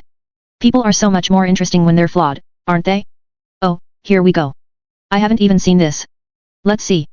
The video started playing. The camera wiggled and wobbled as Grey Boy ascended a staircase. He came face to face with PRT officers. Best not to watch, Revel said, her voice gentle. It's not worth it. Golem didn't take his eyes off the screen. Revel approached him, putting one hand on his shoulder. Others turned to keep scouting the area. I joined them. This place was massive, but my power had range. I needed to find Jack, and that was a bigger priority than seeing the scene as it played out. Rachel walked between the rows and columns of glass vats with me. Her dogs trailed behind, their spikes and spurs occasionally tapping or dragging against the glass of the vats. There we go, Grey Boy said, his voice high, as he spoke in the video. I could barely make it out with my own ears, but I had my bugs to help. It didn't hurt that the ones who'd remained behind were utterly silent as they watched. I'd already seen, in a sense. I'd figured out what was behind the tarp back in Killington. Grey Boy's victim. The only one, as far as I was aware, who was still alive. But Grey Boy didn't kill. Let's adjust, there, Grey Boy said. Please, don't, please, let. The voice was halting, cut short at steady, regular intervals. Me, go, please, oh, God. SHHHH, Grey Boy's voice was a hush, but it carried through the speakers that were planted throughout the area. I said be quiet, Grey Boy said. I'll do you a favor, even. I can make this painless. I just need you to talk to me. Tell me a story. A story. I'm sure you can come up with something good. Let's start with your partner. There was a scream. I tensed. The scream didn't stop. It continued, a steady, constant loop, the beginning the same, the ending varying. What story? The scream changed, intensifying. It continued looping, just a little louder, a little less usual. Don't be a baby, Grey Boy said. That's only a pocket knife I cut you with. Trucks, vampire, dragons, what do you want? Think about it, Grey Boy said. When I come back, I want to hear it. If it isn't a good one, I'm going to light a match. They say a burn hurts more than any other kind of pain, inch for inch. Look, see. I've got a whole matchbox here. A whole matchbox just for you two, and all the time in the world. The man's oddly rhythmic screaming continued, dropping in volume. It was barely audible as a door shut. I forced myself to keep walking, exploring with my bugs. Tunnels, side rooms, many occupied with old devices, things belonging to the Toy Box residents that had apparently claimed spaces in here for themselves. Can your dogs pick up a scent? I asked. Rachel shook her head. Wrong breeds. They're not trained in tracking people. I swore under my breath. Kaden. Golem's voice, from far away. Grey Boy had found Theo's family. Move your hand, Grey Boy said. You know it won't work. I'm too hard to kill. A pause. I'm going to give you a choice. You can put the little girl down and let me have her, and then I'll use my power on you only, or I can use my power on you both. There was no reply. Don't be silly, Grey Boy warned. His tone was flat, almost without affect. Give me the girl. I promise I won't do anything to her. Can't say the same for any of the others, but you and I both know that nothing they can do even compares to what happens when I use my power. A sound. A whimper. I'll even let you choose. What kind of hell do you want to go to? I can use fire or knives, or I can hit you with something heavy. I like that little statue over there. There's cold, probably. A sound, a bang, a crash, echoed over the speakers. I continued pacing down the row of vats. I reached the end, then traversed an open, empty space before reaching the start of a complicated, almost labyrinthine tunnel network. My bugs struggled to trace the contours of the space and find their way to the next area. When they did, they found it was an even bigger space than the one Rachel and I were in. A giant robot stood in the center, half complete. A toddler started shrieking, her wail audible over 100 speakers throughout the complex, each just a fraction out of sync with the others, given the speed of the signal traveling as compared to the speed of the ensuing sounds. Not bright, Grey Boy said. And the baby's crying. No wonder, with you trying to throw her out the window. There was only silence in response. I thought you'd use your laser instead. Do you think your baby can fly? Here. I'll make the loop longer so you can talk. I had to try. Maybe. But now I have to punish you. I could hurt you, like I do with most people. Hurt you while you're looping through the same action, so you feel that pain over and over and over and over again. The only thing that doesn't change is your brain. That keeps going. The pain is always fresh, it never gets easier to deal with, but I'm told there's a certain point where you crack, and you go around the bend. Takes a few days for most. Then you get to a point where you work through your issues. You don't want to, but you do, because the only thing you have to occupy yourself with is the pain and your own thoughts, so you get mostly better, and then you crack up again, and you get better, and that becomes a loop of its own. Fuck you. Until well after the sun goes out, they think, Grey Boy said. Speed of thought, can't turn it off unless I'm using it on myself, and I don't think anyone's immune. Bastard, D. But I do that to everyone I use my power on. Like a snap of my fingers, just like that, anyone around me is caught in a loop. What kind of special punishment could I give you, murder mommy? There was no reply. The child continued to cry. Who's this one? The woman. Grey Boy asked. No answer? How about, now? There was a pause. Most scream when you stab them. Oh well. Maybe this one. I changed direction, walking along the wall to get a sense of the greater complex. There was no way to check the area at the foot of the giant robot without navigating the labyrinth. My range wasn't that long. Nope. And, this one. A scream. There we go. Crusader. I've decided, murder mommy. I won't do anything to you for now. I'll let you wonder what the others did to your little girl. Then, maybe, if she's still alive, I'll bring her back to you and I'll use my power on her while you watch. Maybe a week from now, maybe a month, maybe years. Decades, even. 100 years? They have cryogenics and brain scans and cloning vats and more. We could show up 1,000 years from now, just to say hi to you. No. You lose track of time, like that. Standing there. But maybe if you keep yourself sane, you'll be able to offer advice so it won't be so unbearable, so you can converse and tell stories and keep each other happy. Maybe, if you keep it together enough, you can convince me to let her go. I'll give you a 1 in 20 chance. No. Tell her to listen to me. To obey me. You know what happens if she doesn't. Convince her. Aster, do what he says. Good. You hear that, Aster? Good. Come back. Her voice was quieter, almost drowned out by Aster's wailing. A door shut, the speakers echoing the sound all throughout the complex. The rhythmic screaming of the PRT officer grew louder. Sit, Grey Boy's high voice sounded. Don't run, little girl. Listen to me like mommy said. The man's screaming grew louder still. So whiny. I just cut up his face. So? Tell me a story. Silence. Okay. A sound of a match being struck. We were briefed on Jack. We don't know how he ends the world we're supposed to implement current INE. I stopped in my tracks. He talks to someone and catalyze something. The PRT officer had been asked away an eternity of torment against the lives of billions, and she'd chosen the selfish option. Every major group helping teams defeat Jack. Cauldron. Thanda. PRT. Protector, 8. Wards. Brockton B, I villains. Moored Nag. Irregulars. Fault line. Triumvirate. We'd just lost our last major advantage in determining how this could play out. Jack was getting everything. He was a wiki walk away from getting details on everyone who was arrayed against his new Slaughterhouse 9. I could sense the others as they moved through the complex. I beckoned Rachel and her dogs, then mounted up. I kicked the dog into motion. Others. I can't recall.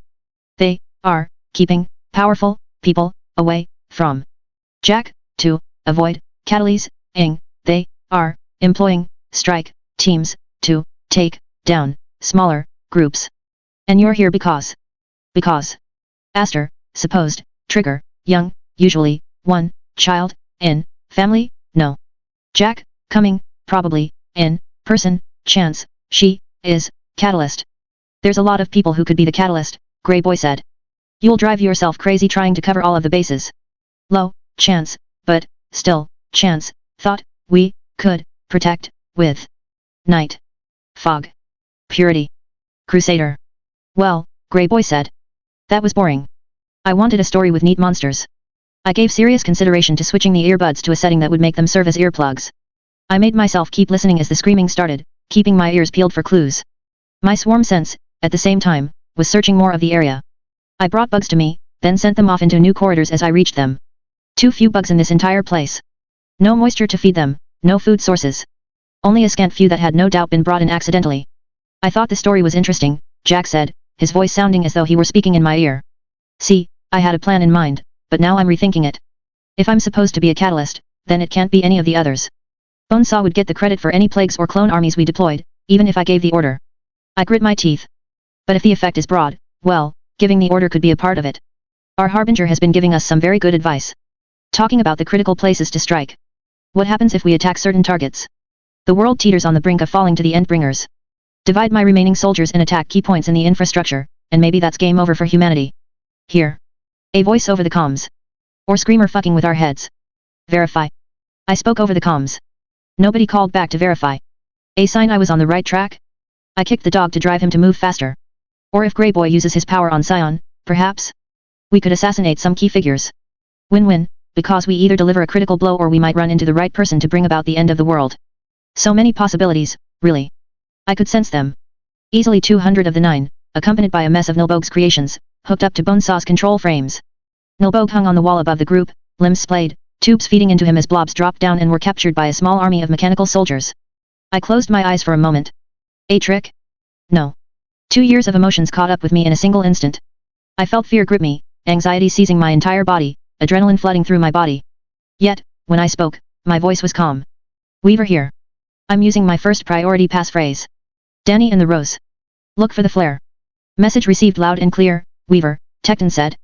I drew a flare from my belt and lit it, throwing it to the ground. That done, I glanced over my shoulder at Rachel. She nodded. Jack's voice echoed through the complex. I could sense him with my bugs now. He was pacing back and forth, while all of the other 9 were stock still. Attack the cities, target Scion, assassinate all of these powerful capes that are coming after me. Or I could do all of the above. I hopped off of the dog's back to make it through the doorway, then ascended the spiral staircase. The dogs struggled to follow, and I signaled for them to stop. Couldn't have them blocking my retreat. I wasn't sure what I could do, but there had to be something. I reached the top of the stairs, then stopped, my back to the wall beside the doorway. I held my gun. The sole remaining Cherish said something, a murmur. Weaver. Jack said. Screamer repeated the word after him, and it carried through the air, an echo. Hi Jack, I said. I hung my head, focusing on what my power was telling me. The bugs I had in the room clung to particular members of the group. They were eerily still. Grey Boy is standing right in front of me, Jack said. I know. Most are shut down. Using a control to keep them still. Too unmanageable in a group like this. That doesn't mean you have the slightest chance of accomplishing something. I have to try, I said, echoing Purity's words from the video. Such sad, small words, Jack commented. You don't have to. I had tricks prepared, but none of them were remotely viable. Not with Bonesaw so close. I would die, and she would revive Jack. At best, I'd slow them down. You're too big for your boots, Weaver, Jack said. You had a few critical successes and you've run with them. Earned yourself a reputation. But at the end of the day, you're still the same pathetic bug controller who got her powers because her mommy died. He likes to talk. Every second that passes is a second we're catching up. People probably said the same thing about you in the beginning, Jack, I said. Too big for your boots. They did. My trigger event was a little more dignified, though. No matter. I've been at this a long time. You're barely a concern. Want to fight, Jack? I asked. My bugs moved through the crowd as I noted each of the threats that were present. Jack said, shrugging, I can take you. Step through that doorway, and I'll give you a fair fight. One-on-one. Look. I'll even put my knife in my belt, hands on my head. I had an assessment of their group. I couldn't account for Nilbogue's creations, but I knew which members of the 9 were present and where they were situated. You said it yourself, Jack said. You can't afford not to. Too true. The others weren't close enough yet. Why this fixation on ending the world? I asked. Nah, Jack answered me. Not going to get bogged down in a discussion. We have a situation. I'm going to walk away in about 15 seconds, unless you want to have a duel. Knife against knife, or gun against knife, if you prefer. You win here, it's a coup for the world. What better option for the make-believe queen? The make-believe queen? Maybe a name Cherish had given me. I tightened my grip on the gun, but I kept my finger off the trigger. Someone advanced. I felt tripwires snap and break.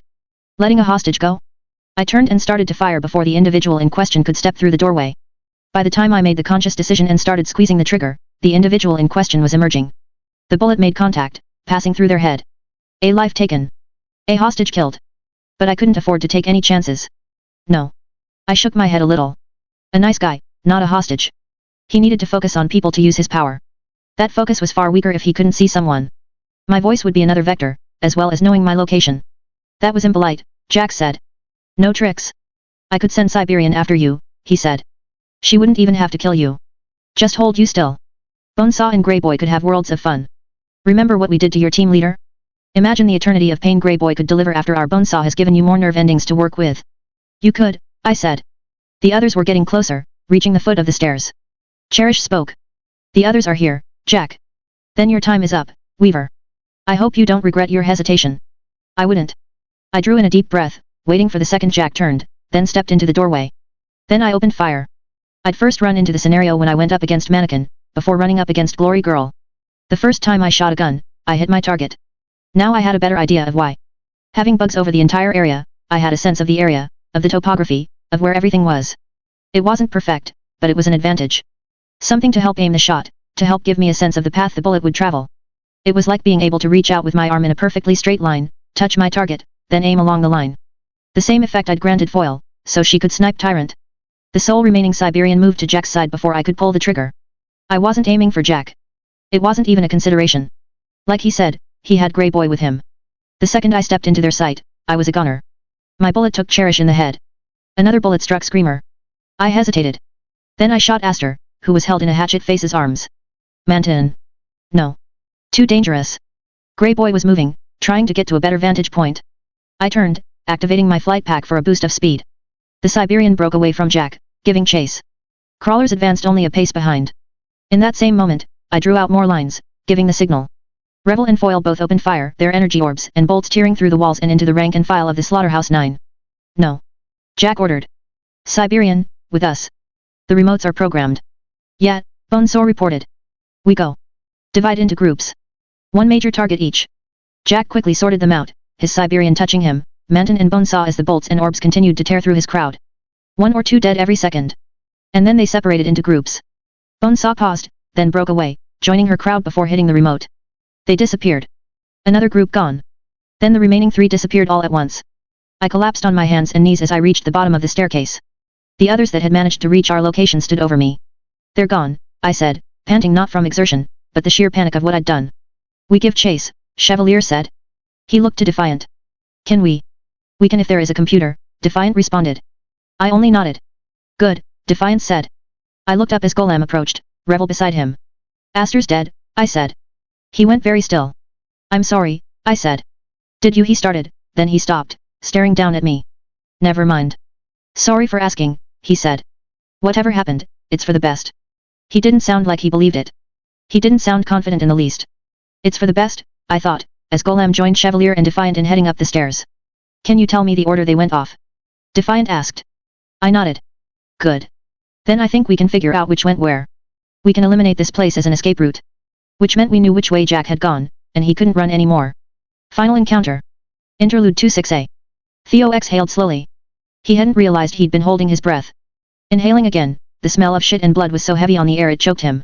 His suppressed cough was almost a grunt, almost a gag. His eyes returned to the 2 blood-stained spikes that had been stabbed into the wall. It was the space where Nilbog had been crucified, apparently. Something dangled from one of them. A tendon, maybe, a vein, or a strip of meat. The Goblin King had been torn down with enough haste and enough force that some part of him had been left behind. He'd spent some time staring at the metal spike with flesh dangling from it. The others were busy. It made sense to take the time to strategize, to get equipment and gear in order, familiarize himself with every tool and technique this squad of capes had on hand. Thing was, Theo didn't want to, even as he knew it was the smart thing. The others seemed to recognize that and weren't pushing him, weren't approaching. Maybe they'd brush it off as a kind of meditative thinking, a mental preparation for the fight that was to come. Maybe they'd see it for what it really was. Avoidance. Staring at the wall and trying not to think about anything was easier than looking down, seeing the dead members of the Slaughterhouse Nine, and maybe seeing Aster in the mess of bodies. Being silent was easier than having to look the others in the eyes and pretend he was all right, risking that they'd offer some gentle, kind condolences, and he'd have to be stoic in the face of it. Men weren't supposed to cry. It would be disastrous, shattering their image of him, creating too much doubt at such a crucial juncture. He could imagine how they'd react. Some of them would be awkward.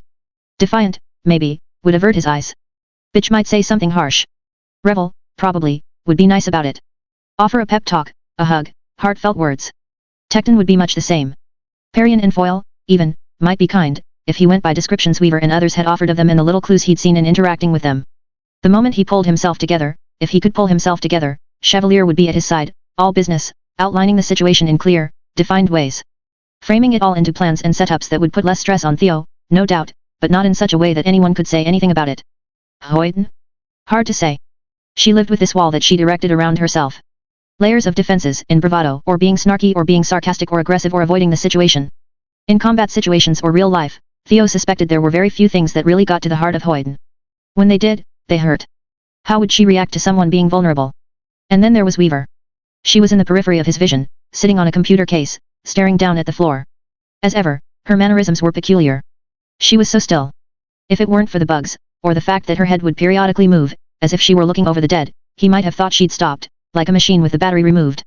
She would be assessing who was dead, who wasn't, planning and adjusting her expectations for the coming fight, quite possibly. Probably. In the midst of that, was Weaver thinking about Aster? The fact that she, either by aiming a gun and pulling the trigger or by giving the order to Revel and Foil, had killed a toddler? Weaver was a hard person to deal with. Taylor, not so much. If that was all it was, he wouldn't have worried so much. There were other possibilities, ones that troubled him. What if he approached them, and nobody offered condolences at all? What if they accepted it as a cost of doing business, a necessity in dire circumstances? What if he did show emotion, and none of his allies offered any emotional support at all? Caden had been the closest thing he had to a mother. If it hadn't been for Jack's game, then Theo suspected he might never have raided. He wasn't her first priority. That would be Aster. Not her second. That was her mission, nebulous as it had been in recent years. He hesitated to believe that he'd even rated third place. He struggled to convince himself he placed fourth or fifth, even. But she'd been there. She'd shown kindness, had stepped between him and father when the situation demanded it. There had been gentle moments, like the time they'd been watching television one morning and a cape had talked about how Tinkers were their least favorite type of opponent to fight, and he and Caden had laughed, because Caden and her group had run into Elite just a week before. Stupid things, in the end. Nonsensical. But stupid, nonsensical things were sometimes the most important. He'd never had friends, before he got his powers. Even now, he wondered if he'd have really formed the friendships he had if they'd chanced to meet in some universe where powers didn't exist. Being alone as often as he had, Theo valued the connections he had made. Even connections with Justin, Dorothy, and Jeff. Crusader, Knight, and Fog. On the flip side of that same coin, he felt the betrayal of Justin leaving him behind. Above all, he felt the quiet, perpetual horror of knowing that Crusader was still screaming, his throat never going raw, as Grey Boy's loop continued without cease. Caden would be standing a short distance away, stoic, trying to keep from slowly going insane as Justin's screams continued without end. He'd lost people who were important to him, in maybe the most horrible way possible. He'd lost his father, and Caden, Justin, Jeff, and Dorothy, and now Aster. He'd lost them to violence and stupidity and madness, and he could see the allure in how the others seemed to be functioning, bottling it all inside. He could see the twisted logic of it, even. As if there was a binary to everything, every enemy was somehow a twisted mess of emotion, layered by a seeming calmness, while every ally seemed to be cold inside, with only an act on the surface. He looked down at his mask. A metal face with lenses over the eyes. Stoic, expression neutral, or a little stern. He'd chosen it at first because his real face was a little too round for a mask, but the PR teams had wanted to get more faces on the team. He'd compromised, and hadn't given his mask much thought beyond that. Except time had passed, and he'd found himself wondering if he liked the message it conveyed. By necessity, capes went down a road where they had to become cold and unflinching. They had to become numb, had to inure themselves to hard decisions. It jarred, to wear a mask that seemed to symbolize that transition, that while wanting nothing less than to walk down that road. Back in Brockton Bay, New Wave had tried to start something, capes without masks. It had been disastrous. The message had been lost in the ensuing celebrity, and that had only intensified after one of the core members of the group was found and killed in her civilian identity. He wondered if they'd been right to try. If capes really needed to just drop the mask. To cry and let the feelings out. So many got their powers through trauma, but they bottled themselves up, erected defenses, developed coping mechanisms. If New Wave's idea had taken off, would things be better? Didn't matter. Here they stood. He could make it through this, save the world. They could find the source of the Endbringers and defeat them, could clean things up, get things in order and stop all of the real monsters. He could go to college, get a career and find a girl and marry her, and at the end of the day, Justin would still be screaming. Aster would still be dead. The ugly decisions would have been made. He stared up at the bloody spikes in the wall, an image that would be burned into his mind's eye, remembered as the point he stood at the threshold. A mirror to where he'd been in the beginning, when he'd met Jack. Bitch paced around the edges of the room, impatient. She'd had to shrink her dogs to get them to an appropriate size, and was keeping them small in case the portal wasn't accommodating enough. Here and there, she barked out orders to get the animals away from the bodies. It grated. None of those invisible fucks, she said. Okay, Weaver answered. Her voice was quiet. Theo almost took her voice as a cue to re-evaluate how she was reacting to what had just happened, then stopped himself. Losing battle. No point. Then, for some bizarre reason, Bitch approached him. A sleek Doberman nudged at his gauntlet with its nose. He looked down and then scratched it behind the ear. It didn't matter if the dog bit him, he was wearing a gauntlet. When he looked up, he could see Bitch staring at him. Her face was barely visible behind her hair. Can I help you? He asked. His voice came out harder than he intended. She didn't seem to notice or care. You're her friend, aren't you? I don't want to talk about Weaver. He didn't venture an answer. He couldn't say yes, not honestly, but he suspected Weaver had a different answer to the question. You're both acting different. I can see it. Kind of warranted, in this situation, he said. In case you didn't notice, the last few members of my family just got killed. I just need a bit of time alone to think. His voice had almost broken. Couldn't break down. Not like this, here, with her. She hadn't taken his hint. They were buttholes, weren't they? Purity and her gang. The Nazis. The dog nudged his hand again. He gave it a more intense scratch before answering, white supremacists. They weren't the best people ever. But they were still my family. She kept looking at him, almost glaring. She didn't answer or elaborate, leaving the conversation to die. Go away. I don't want to hit you. He kept silent, hoping she would just leave. Willing her to leave. Stay, Huntress, she ordered. Then she walked away, leaving the dog at his side. Theo scratched the animal under the collar, and watched it crane its head to one side, enjoying the contact. It helped, oddly enough. Having contact with another living creature without all of the issues and hassles of dealing with people. No judgment, no worries, just this. Being alone without being alone. His father had always preferred cats, and the creatures had never been easy to bond with. This was nice. Theo sighed.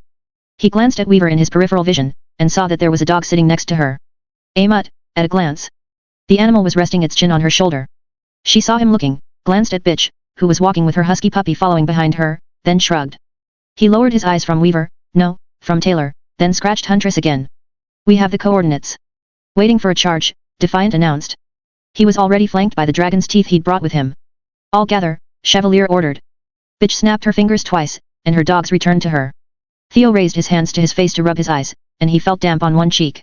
One tear, fresh. He wiped his face, glancing around to check if anyone had seen it. No, not judging by the angle. He donned his mask. Golem now, Golem thought. We need to decide who goes where, Defiant said. The first teleportation marked coordinates on Houston.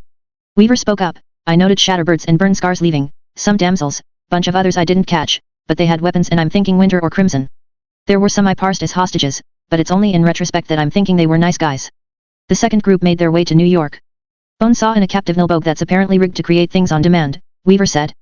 Crawlers, breeds and a handful of others I didn't identify. Chevalier reacted to that, flinching. His city, Golem thought. And the last group headed to Los Angeles. Jack's group? Golem asked. Yes, Weaver said.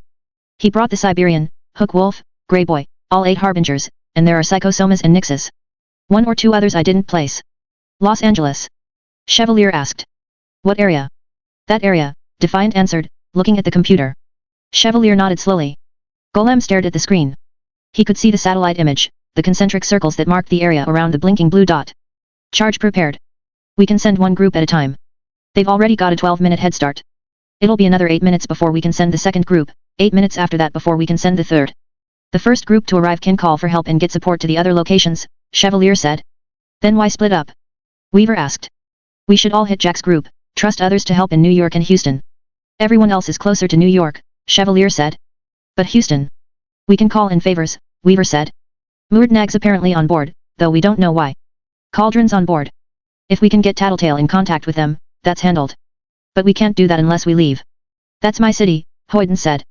I get that, Weaver replied, but we're doing nothing constructive if we split up, and we're definitely doing nothing constructive as long as we sit here.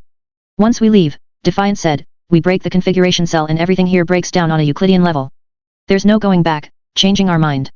I get that, Weaver said, but 2 or 3 of us aren't going to do anything special. We need big guns. Golem closed his eyes. There she is. Weaver. She's right, Chevalier said, looking at Hoyden. We'll send every set of reinforcements we can, but it's not worth what it costs us, to break up our group. Shit, Foyle said. Hoyden had gone stiff, bristling for an argument. I'm not saying we should abandon Houston, Weaver said, before Hoyden could speak. Defiant, can you postpone the collapse of this area? Yes, but I don't feel comfortable doing it, he responded. I think you should, she said. Toybox left enough stuff behind. Use it. Stay behind, arm yourself, then throw everything but the kitchen sink at them. You remember how the scar formed in Brockton Bay? He said. Tinker technology takes time to understand, to prepare. Too dangerous otherwise. There's a solution to that. I'll point the way. Defiant hesitated. Golem looked around the group, saw the expressions on faces, saw how even Hoyden had relaxed a fraction. Even the Dragon's Tooth officers that accompanied them were a little more at ease. There were no answers in this situation, but there was a possibility. An option, vague as it was. Okay, Defiant said. Then, without so much as a farewell or a good luck, he hit the enter key. Golem appeared a full 4 feet above the ground. He hit the ground and let his legs sink in, absorbing some of the fall. A second later, he pushed himself out. Just the use of his power gave him a sense of the area. Touching the pavement gave him a sense of how all of the pavement around him was organized. It had been folded into itself, folded around, thinned, thickened, bent at right angles. Looking around, he could see how the buildings had been altered. Textures had been removed, similar materials blended into one another, everything fortified, thickened, weaponized.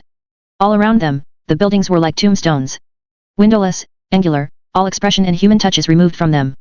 Spike-studded corners and blocked alleyways, crisscrossed in front of doors, and carpeted pathways. Some were metal, others camouflaged.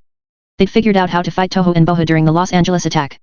The trick was responding quickly, stopping them before Toho had her masks and Boha managed her influence. They'd won, for lack of a better term, managing the fight without the casualties they'd seen in the prior attack, but they'd still lost a chunk of the city in the time it took them to beat and batter the towering Boho into submission. Now Santa Fe Springs and all of the neighboring districts were uninhabitable, due to the traps that riddled it, the way the infrastructure had been completely and totally compromised. Easier to found a new habitable area than to try to fix this, routing new pipes and power, managing traps both subtle and blatant. Those same traps would be a problem here, but they weren't entirely incapable. They'd dealt with this before. Bitch's dogs grew abruptly, then shook, sending blood and bits of flesh and bone everywhere. HQ, come in, Chevalier murmured. He continued to speak, delivering the information about Jack and the target areas. Area's empty, Weaver said. A trap, Golem responded. Has to be. Has to be. Why else come here? Foyle asked. Nick's illusions, Tecton said, he doesn't know we're aware of who he brought, so he's set them up to stall us. Nyx. Her gas is concentrated into solid shapes that move at her will. Break that shape and it becomes a cloud of poisonous gas. Not that easy, Weaver said. Maybe he knows we know, and it's a double bluff. Parian. Weaver asked. Parian nodded. She unfurled the bundle of cloth from her back, then quickly shaped it into a roughly humanoid shape.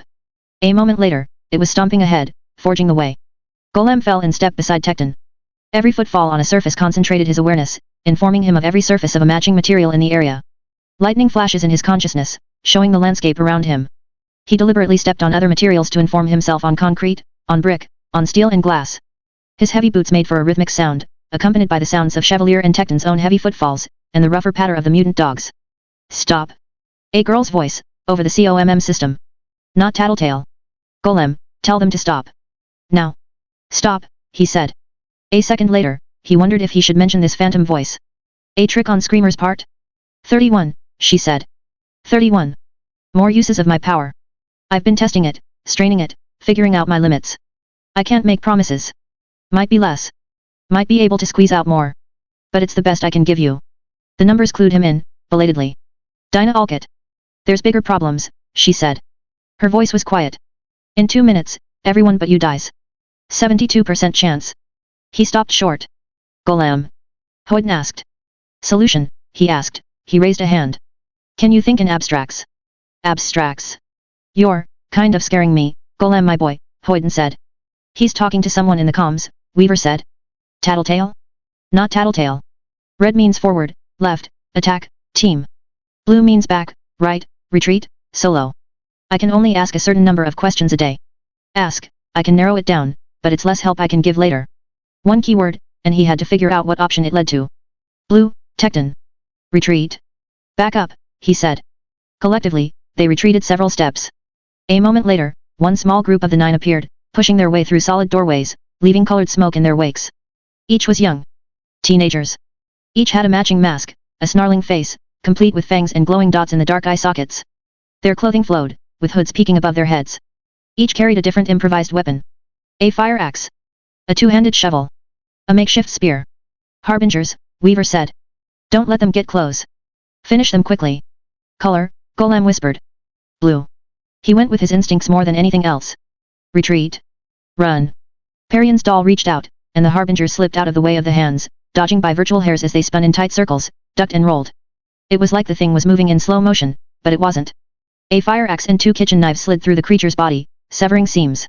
It deflated explosively. Foil opened fire with her crossbow, aiming so it was on a path to hit 2 of the enemies, and the Harbingers dodged the shot. She's not supposed to miss. Tecton shattered the ground, but it didn't make the slightest difference. The Harbingers didn't slow down. They turned to run, belatedly. Hoyden and Chevalier held their ground as others mounted dogs or took flight. Golem ran his fingertips along the panels at his armor, feeling the connections to the various substances around him flare, touched the one for pavement. He thrust his hand inside. A small hand, emerging as fast as he could shove his hand inside the panel. He reached for the closest Harbinger's foot. The young villain pulled his leg up out of the way, virtually spinning as he stepped to the side, planted the same foot on solid ground, then resumed his forward momentum. No luck. It was like Harbinger could see it coming. Weaver's bugs were swarming the Harbingers, but they took to spinning, relying on the movement of their hoods and the flowing black clothes to drive the bugs away, batting them aside. Even the threads seemed to fail to do anything substantial, getting caught up in the approaching villains as they moved. Like whirling dervishes, they closed the distance. He thrust his hand into the pavement again, and this time, he created a platform like the one he'd fashioned in Ellisbug. Raising them up off the ground, out of reach. If there was any difficulty getting down and resuming their search for Jack, he'd deal with that when they weren't all about to be murdered. The Harbingers scaled the sides of buildings as if they were running across horizontal terrain. Weapons, fingers, and boots found traction in the surfaces, and they climbed with an easy, almost eerie ease, as though they were almost floating. Climbing faster than the hand was rising. 3 reached the top of the building, and as if they'd coordinated, planned this well in advance, they set foot on the edge of the rooftop and kicked off. They ignored the bugs that plagued them as if they weren't even there, weren't binding them with silk. They flipped heel over head, their backs to Golem, Hoyden, Tecton and Chevalier, the 2 dragons' teeth. Rachel, Perion, and Foil were on the dogs' backs, and Weaver was airborne. The dragon's teeth aimed containment foam at the 3 Harbingers. The clones pulled off their flowing jackets with sleeves that almost covered their hands, catching the foam, then landed. One swept the bundle of foam to try to knock a DT officer off his feet. The officer hopped up, then struck out at the Harbinger clone. No use, Golem thought. A mistake. Harbinger caught the arm, almost effortlessly turned around, pulling him in the direction of the turn. A little push, and the soldier fell. He's okay, Dinah said. Blue. Run, retreat. As if there was a place to go. 2 attacks struck in concert, a kitchen knife and a fire axe, and a heavy piece of Tecton's armor was decimated, 1 gauntlet ruined. No use. 1 more landed on the heel of the hand. Revel opened fire with a dozen orbs, but the enemy avoided them with an almost casual ease. She reprogrammed them, altering the orbs' properties, and this time they homed in on their targets. The Harbingers dodged them, used the changed trajectories to lure them into nearly striking the DT officer and Chevalier. She stopped, hanging back. Chevalier swung his sword, pulled the trigger mid-swing to shoot at one Harbinger that stood on a fingertip of the reaching hand platform. Both attacks missed. The Harbinger closest to him stepped close, almost casually, and drove a paring knife through a slit in Chevalier's visor. His good eye, Golem realized. Nobody had figured out Harbinger's power, before Harbinger disappeared off the face of the planet. It was an ugly reality that such questions weren't always answered. The best guess suggested a hyper-awareness of space and the movements of their own bodies. But being able to figure out that Chevalier was half-blind, being able to blind his good eye? One stepped close, holding a ball-peen hammer in each hand. He closed on Golem, invading his personal space, until their noses were touching. Golem tried to wrap the Harbinger in a bear hug, felt only the faint drag of cloth against the metal of his gauntlets, empty air. His intended target had ducked low. He drove a knee forward. Tight, contained movements, give them as little to work with as possible. No contact. Of course. He was rewarded with a swat of the hammer against his mask, shattering one lens. He'd thought he was out of reach, but the boy held only the very end of the hammer between index and middle finger. He tossed the hammer in the air, letting it spin head over end. Golem struck at the flying hammer, but another strike of the hammer caught his arm. His fingertips fell short, and the handle of the weapon rolled over the back of his hand. The Harbinger caught it, then thrust it forward in the same motion, driving the top of the hammer against Golem's nose. Don't kill him, another Harbinger said. I know, was the reply. They didn't even sound winded. None of the others were doing demonstrably better. The remaining DT officer was holding his own, but the others were being slowly, systematically beaten. He's dragging it out. They're making this into a game. No use letting this go on. He retreated, only to find one harbinger sticking a foot out, planting a foot on the small of his back. He was pushed forward, then promptly struck in the abdomen. Rather than try to defend himself, he tucked his chin to his collarbone, let himself fall, and thrust his hands into the armor panels for pavement. Double thrust, one hand extending from the other, pushing Chevalier off the hand. Another motion, simultaneous, to bring a hand of stone out of the wall behind Chevalier. It emerged slower, but it formed a shelf, and Chevalier landed on that ledge. The harbingers could dodge, but his teammates were valid targets. Another thrust, this time for himself. Selfish, maybe, but he couldn't save anyone if they were interfering with him. One struck at his leg as he launched himself off the hand. It altered his trajectory, put him on a course where there wasn't anything nearby to catch himself with. Two hands, into brick. One connected to the other. While they were new, he could move them. Trouble with having them against the side of his body was that he couldn't get a full range of movement like he could get with his arms. No matter. He caught himself by the mask, then pulled himself closer to the building. Another hand, another shelf. Hoyden exploded, but the harbingers didn't get hurt. They spun, spreading the damage around like a person might roll to absorb a fall, ducking and sidestepping to put themselves at the periphery of the effect. Scions closing in, Dinah said. Blue, Golem. It's still blue. I can't use my power too many times today, but your numbers are getting worse and the answer keeps turning up blue. Retreat, go right, go solo or go back. Someone needs to intercept Scion, Weaver said, over the COMM system. We can't have him get involved.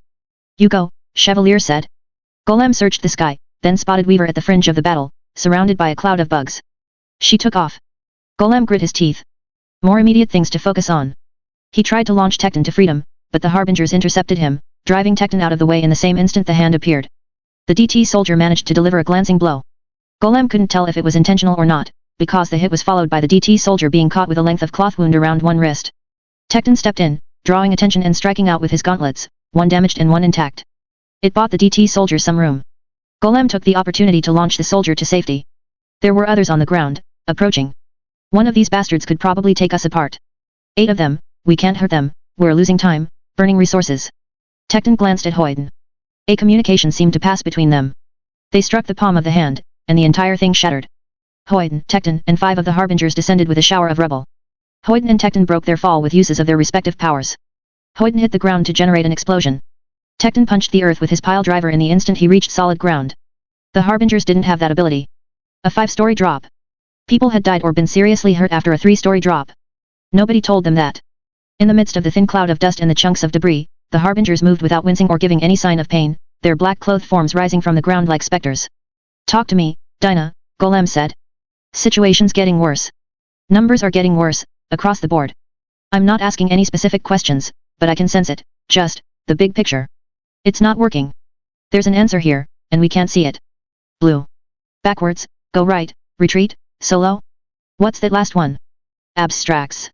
Nothing specific. It's only as meaningful as it helps you come to the right decision. He stared at Hoyden and Tecton, surrounded by the 8 harbingers. If I leave, how does that change the numbers? Success.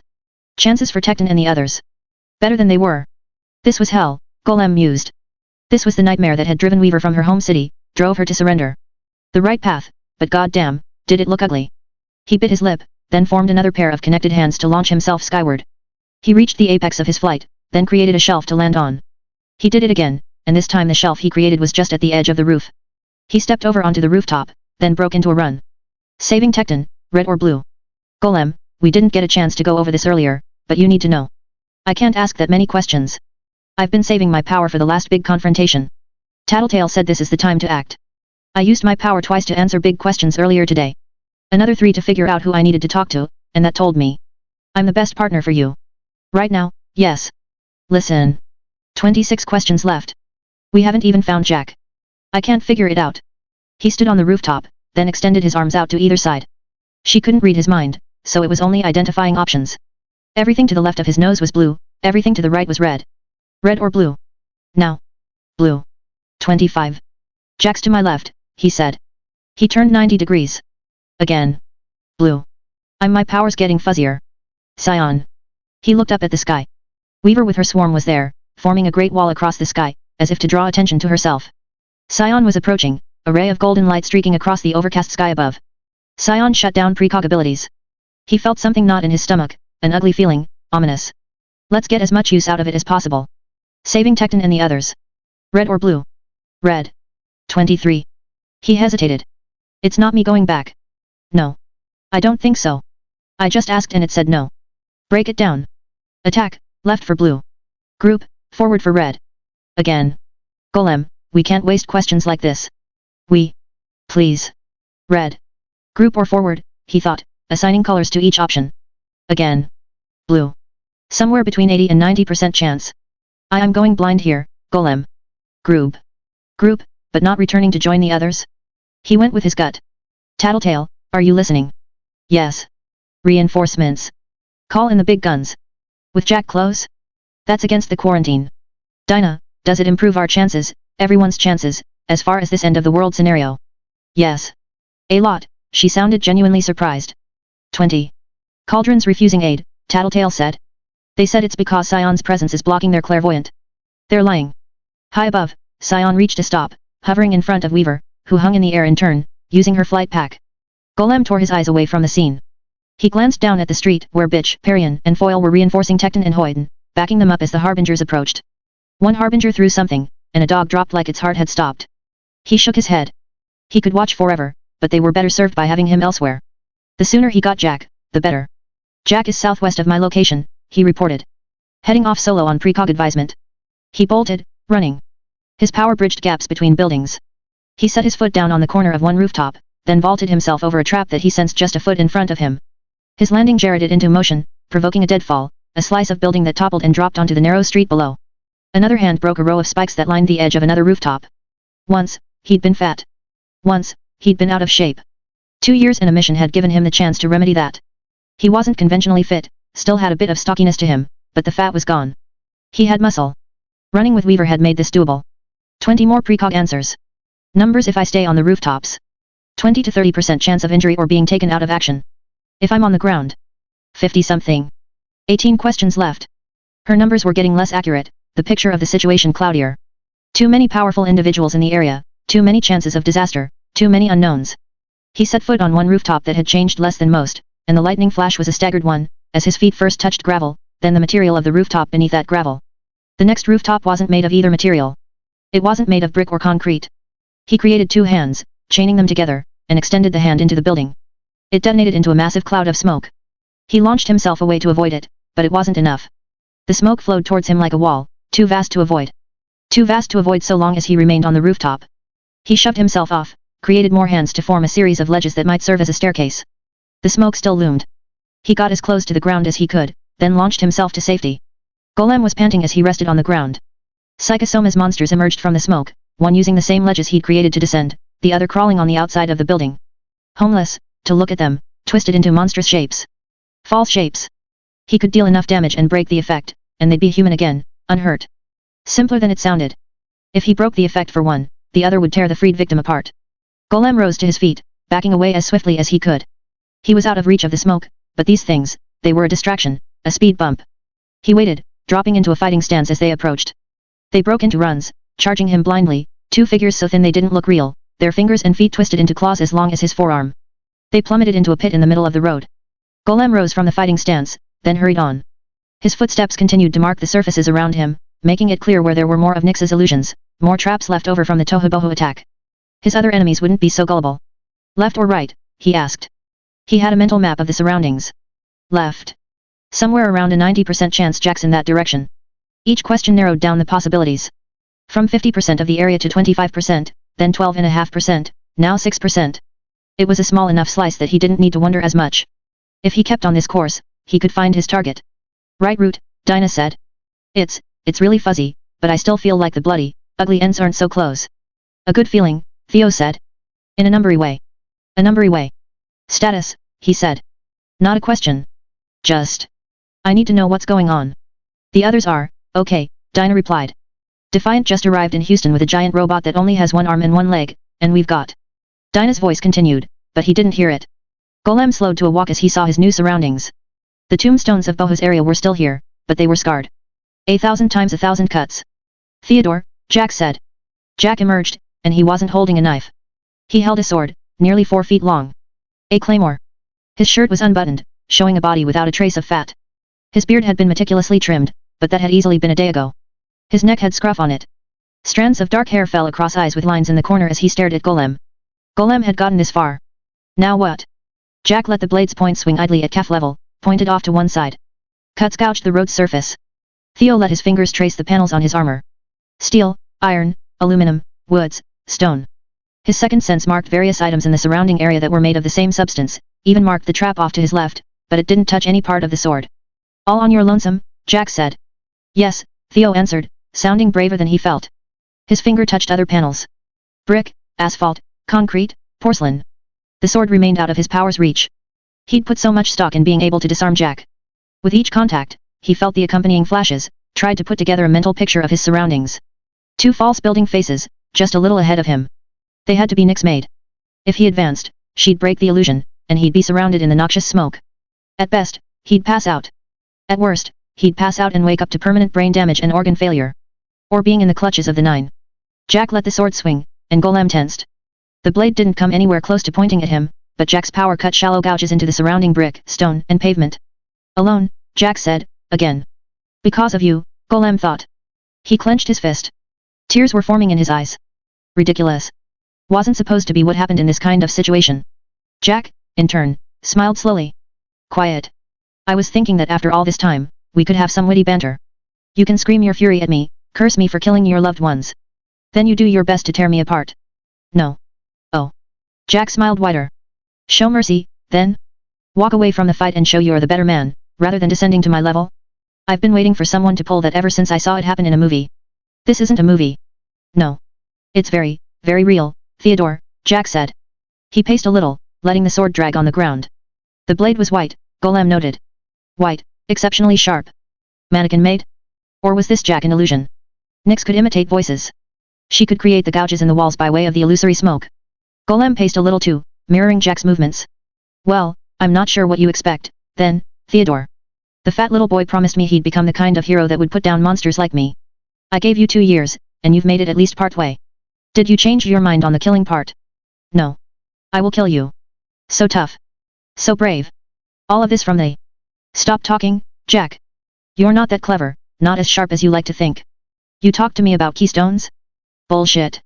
You're a sad, pathetic killer with delusions of grandeur. Jack's smile dropped from his face.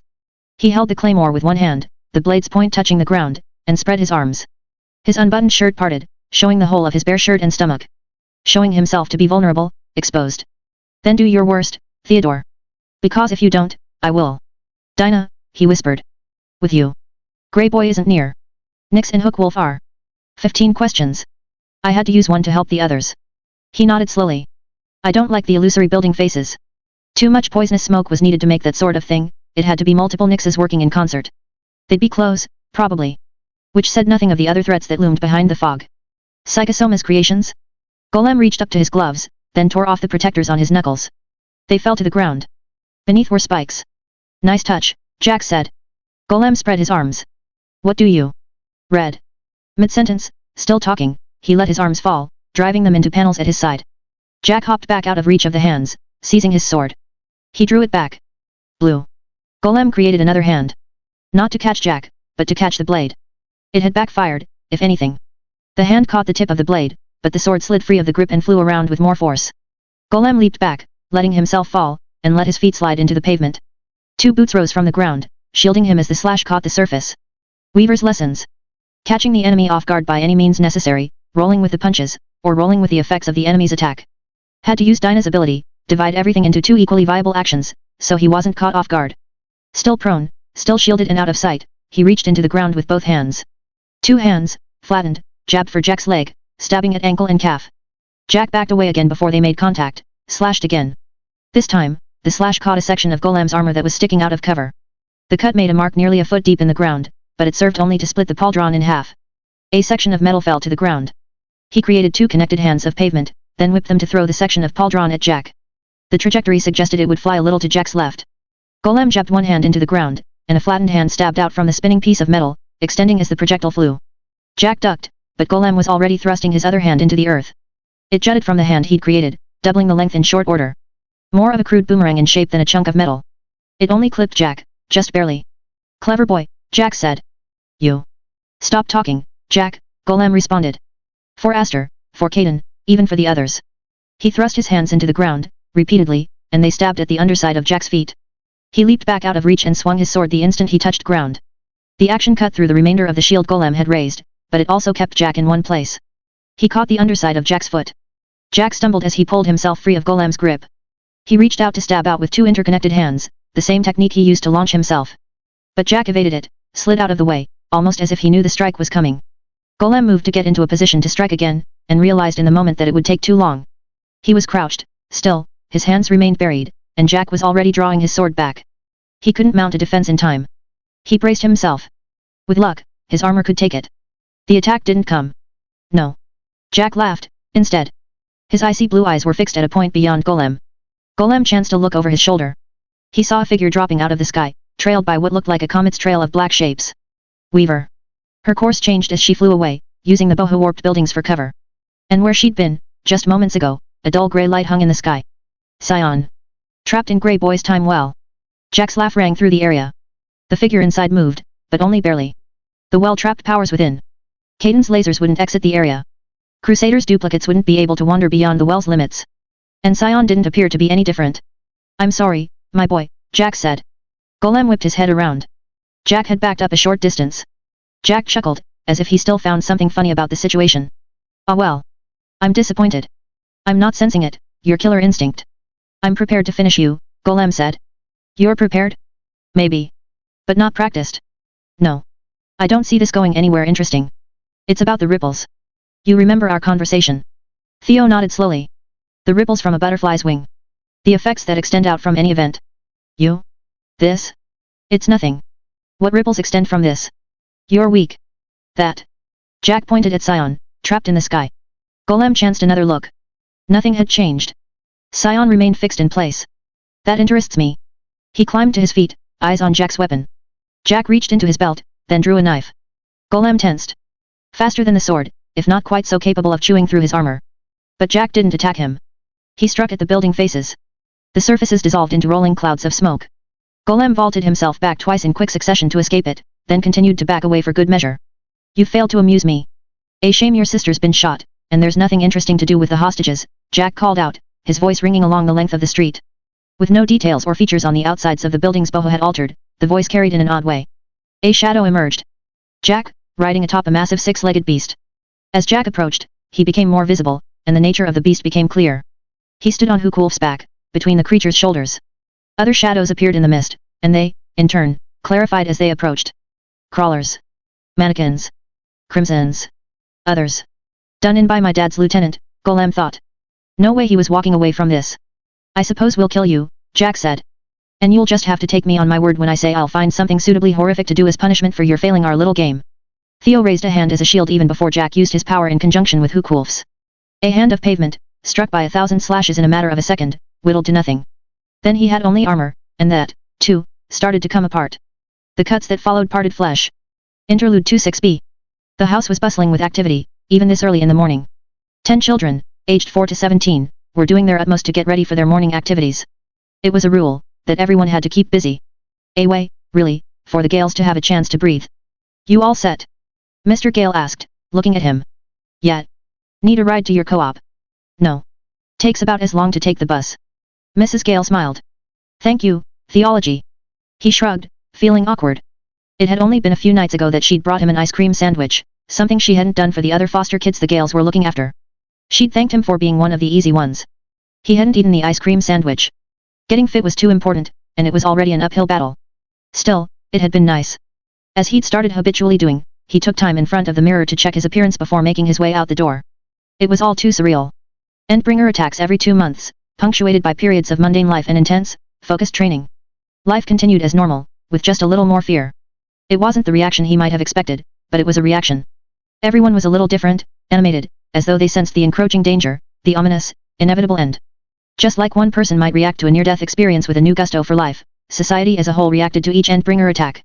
Not celebrating, not with the inevitable death tolls, but perhaps breathing a collective sigh of relief. In a way, Theo mused, people seemed to sense that there was a dark cloud on the horizon. Beyond even the Endbringers, there seemed to be an unspoken acknowledgement that things were well beyond their control. That this thing with capes and parahumans wasn't going to turn out all right. The illusion built up around the whole cape thing had broken, but people weren't talking about it. Surreal, as though everyone was spending more time pretending than they were spending focused on reality. Odder still, that he'd been one of them. He'd grown up with the reality of what happened when powers came in contact with the people who shouldn't have them, but he'd pretended. He'd wrapped himself in delusions and false assurances. Getting off the bus, he arrived at the PRT building before many of the employees. It was easier that way, because it meant he didn't need to go through all of the usual precautions. Taylor was awake when he arrived, her hair damp from a recent shower. "Want to run?" she asked. She was already stretching her arms. She had little enough body fat that the muscles stood out in her arms and shoulders. Her long black curls were tied back into a loose ponytail, with some strands already slipping free to frame her face. Muscles or no, she was still narrow, still tall. If he didn't know her, and if the situation called for it, he might think he could take her in a fight. Building muscle came easily to him. Building fat did too, unfortunately, but the end result was that he was physically imposing, even at 16. Yet if they scrapped, he suspected he'd be left crumpled in a heap on the ground. It was the way she fought. The way she thought. "If it's okay with you," he said, "I was kind of thinking I wanted to do some sparring first." She didn't give any indication that it bothered her. "Sparring's fine. You'll be sore for the run, though." He shrugged. "Well, maybe that's good, learning to exert yourself when you're hurting and tired. Stretch well, though. We don't want you to lose more time to any injuries." He winced. Few things set him back in his fitness regimen like a twisted ankle or stubbed fingers. "Yet. I'll stretch after I've got my stuff on. Meet you in the gym." "Sure," she said. He was about to leave and do just that, but Taylor spoke up. "Theo. Yet. Are you still getting anything out of this sparring? We've come up with techniques, you're stringing them together, but there's only so much you're going to learn from me. You might be better off working with the others." No. I'd like to keep sparring with you. I'll let you know if I don't think I'm getting anything out of it." She nodded. All business. Hard. So focused she was almost cruel, at times. He left, heading to his quarters to collect his gear. Spider silk bodysuit on. Heavier weave fabric over that, followed by the armor, which went on in layers. The weight of it was a comfort. It was familiar, just a touch musty. There was a knock on the door. "Theo." Theo turned, then opened the door before returning to his armor. He tested where the panels at his hip were placed, then adjusted the position on the belt before locking it in place. "What's up?" "You're here early." "Had a thought on the suit last night, knew I had to come in early to implement it or I'd be distracted all day, trying not to forget about it." Theo smiled. "Tinker life is hard." Tecton chuckled. "So you just wanted to say hi?" "No. There's something else," Tecton said. Theo strapped on his pauldrons. They consisted of more panels, and in a pinch they could be strapped to a point on his side or at his hip. "Back up, in case others were removed. I guess it's kind of like the armor tweak thing. I've got to bring this up now or I'll never be able to find the right time, or I'll forget, or whatever. It's serious." "Serious-ish." Theo turned, giving Tecton his full attention. "It's come up with the others, because there's been points where things got uncomfortable, awkward, and we had to talk. You're the only one I haven't discussed it with." "Weaver." Theo guessed. "Weaver. I think I can guess where this is going. She pushed Cuff a step too far, back when we went after Topsy. It worked out. Grace found herself at odds with Weaver when we went up against Death Adder. There were hard feelings for a bit after that. I don't think Weaver knows she's doing it." "I think she knows," Theo said. "I don't know if she cares." "That's not better." "Wasn't saying it was." "Listen, Theo. I'm not going to tell you to stop being her friend." "Is that what you told the others?" "No. But she isn't exactly buddy-buddy with anyone else on the team, is she? She's not good at making friends." "I'm not either." "I get what you're saying." "I hope so. But we came from the same city. We've got common background. And we're maybe the only people who are buying into this end of the world thing." That's good. "That's fine," Tecton said. He didn't manage to sound convincing. "But. Of course there's a but. I can tell you, she pushes herself hard. We've all seen it. She expects everyone to match her in that, up until you demonstrate you can't. She'll back off then, but, that's not a guarantee that there won't be some permanent damage." "Permanent damage," Theo echoed his team leader. "Physically, emotionally. Or even to your relationship with her. I hate to put you on the spot, but, do you like her?" "As a friend, sure." Tecton didn't respond. He waited. Theo shifted his weight, felt the armor at his shoulders shift, and turned his attention to adjusting the clasp. It made for an excuse to break eye contact. "Nobody else is here, right? Nobody's going to overhear from the hallway. Just me and you." "I ran into Weaver as she was heading upstairs. She can hear through her bugs." "I know. I asked her not to listen in. I'm going to hope she won't breach that trust. And if she does, if she is listening, then maybe hearing what I just said will be a wake-up call for her." Theo nodded. He ventured, a little. "A little wake-up call." "No. What you were saying. I like her a little. But that's not really me and her. That's me being a big enough loser that I fall in love with any girl that spends more than 5 minutes with me. We wouldn't work out, I know, because I know how hard she can be to get along with. You're not pursuing anything. If I like anyone, it's Ava. But she has the boyfriend. Not anymore. It was another point of contention, Weaver keeping us so busy she couldn't maintain a personal life. We've geared down on that front, made sure we had downtime, but that didn't fix the rift in her relationship. Oh. There was a pause. Wait a while before approaching her, Tecton said. You'd make a good pair, and I think you're both nice enough you'd make it out okay after a breakup. Anything more, anything that happens after this, do your best to convince me and the bosses it isn't happening. Theo nodded. But on the subject of Weaver, I don't think it would be nearly as good or welcome. I'd even recommend you back down. I can arrange training schedules with the others, if you want to maintain your regimen. Work on your versatility. I appreciate the offer. Hear me out, Tecton said, raising one gauntlet. You like her. Maybe you're a little in love with her. That's normal. I've been there, had that phase where I fell in love with girls really easily, about a year ago. I'm glad I came out of it in one piece. So to speak. Tecton laughed a little at that, self-depreciating. Theo smiled in sympathy. Tecton continued. But there have to be times you're not so keen on her. You said it yourself. She's hard to get along with. Yeah, Theo said. I'm worried that if this training continues, a rift will form. You'll stop being able to function as a team. Theo nodded. I understand where you're coming from. I do. But you're going to keep doing it. The training. Theo only nodded. Good luck, then. I should get going to school. Later, Everett. Thanks for being straight with me. Later, Theo. Patrol tonight. You and. Cuff. Theo smiled, shaking his head a little. Sure. With that, Tecton was gone, his heavy boots making surprisingly little sound as he walked over to his own quarters to remove the armor. Theo prepared the rest of his armor, leaving the mask off, and walked briskly over to the gym. Weaver was already in her full costume, framed by a half-circle of bugs. Done, she asked. Yet. Everything okay? He nodded. Yet. I was thinking you should work on your vaults with the hands chained together. If you. Full contact, he blurted out the words. She stopped. Sorry. I should have asked. Seems like you know what you want to do, already. I do. Yeah, he said. You against me. A real match. She nodded. This have something to do with your talk with Tecton. Yeah. But not like you're thinking. All right, she answered. Her bugs shifted position. It was a signal. Theo let himself settle into a better fighting pose, hands close to the panels. She didn't fly for cover. She didn't move further away from the surfaces of the ground, walls, or ceiling. She made a beeline straight for him, flying low to the ground. He created hands, but she reacted with an inhuman quickness. A fault of his power, that it was so easily telegraphed. Kaiser wasn't so unfortunate. But that wasn't the entirety of it. Her bugs crawled on the ground's surface. She felt their movements like she felt a touch on her own body. The moment a hand started protruding, she knew. Bees, wasps, and cockroaches settled on his armor, covered his lenses. He shook his head to clear his vision, saw her fly right between his legs, turning her body to slip through the gap. He turned, felt a hand on the side of his head, a pull that capitalized on his shift of balance. He looked up just in time to see the lights of her flight pack go dark. She let herself fall, settling one knee on his shoulder, the other at the space where his shoulder joined his neck. Over 100 pounds of weight settling on top of him while he was off balance, disoriented. He fell, and she leaped off him, out of reach. Roll with the attacks, use them. He let his chest strike the ground, his arms sinking into the ground. He reached. But she was too quick, already reacting. She positioned herself on the battlefield, not behind him, not on either side, but above. Forcing him to look up, disorienting. A slight shift of position forced him to turn around to keep her in sight. A failure to keep her in his sights saw her darting close to strike, to knock him off balance. And that was her. The bugs were massing, looping threads of silk, biting and stinging. Short of her refusal to deal permanent injury or kill him, she barred no holds, showed no mercy, offered little kindness, if any. There wasn't a thought to his morale, to the fact that she was systematically, methodically destroying the confidence he was building up. No. Not heartless, not wholly inconsiderate. She tore him down because she trusted him to pull himself back together, to rebuild that lost confidence and redouble his efforts.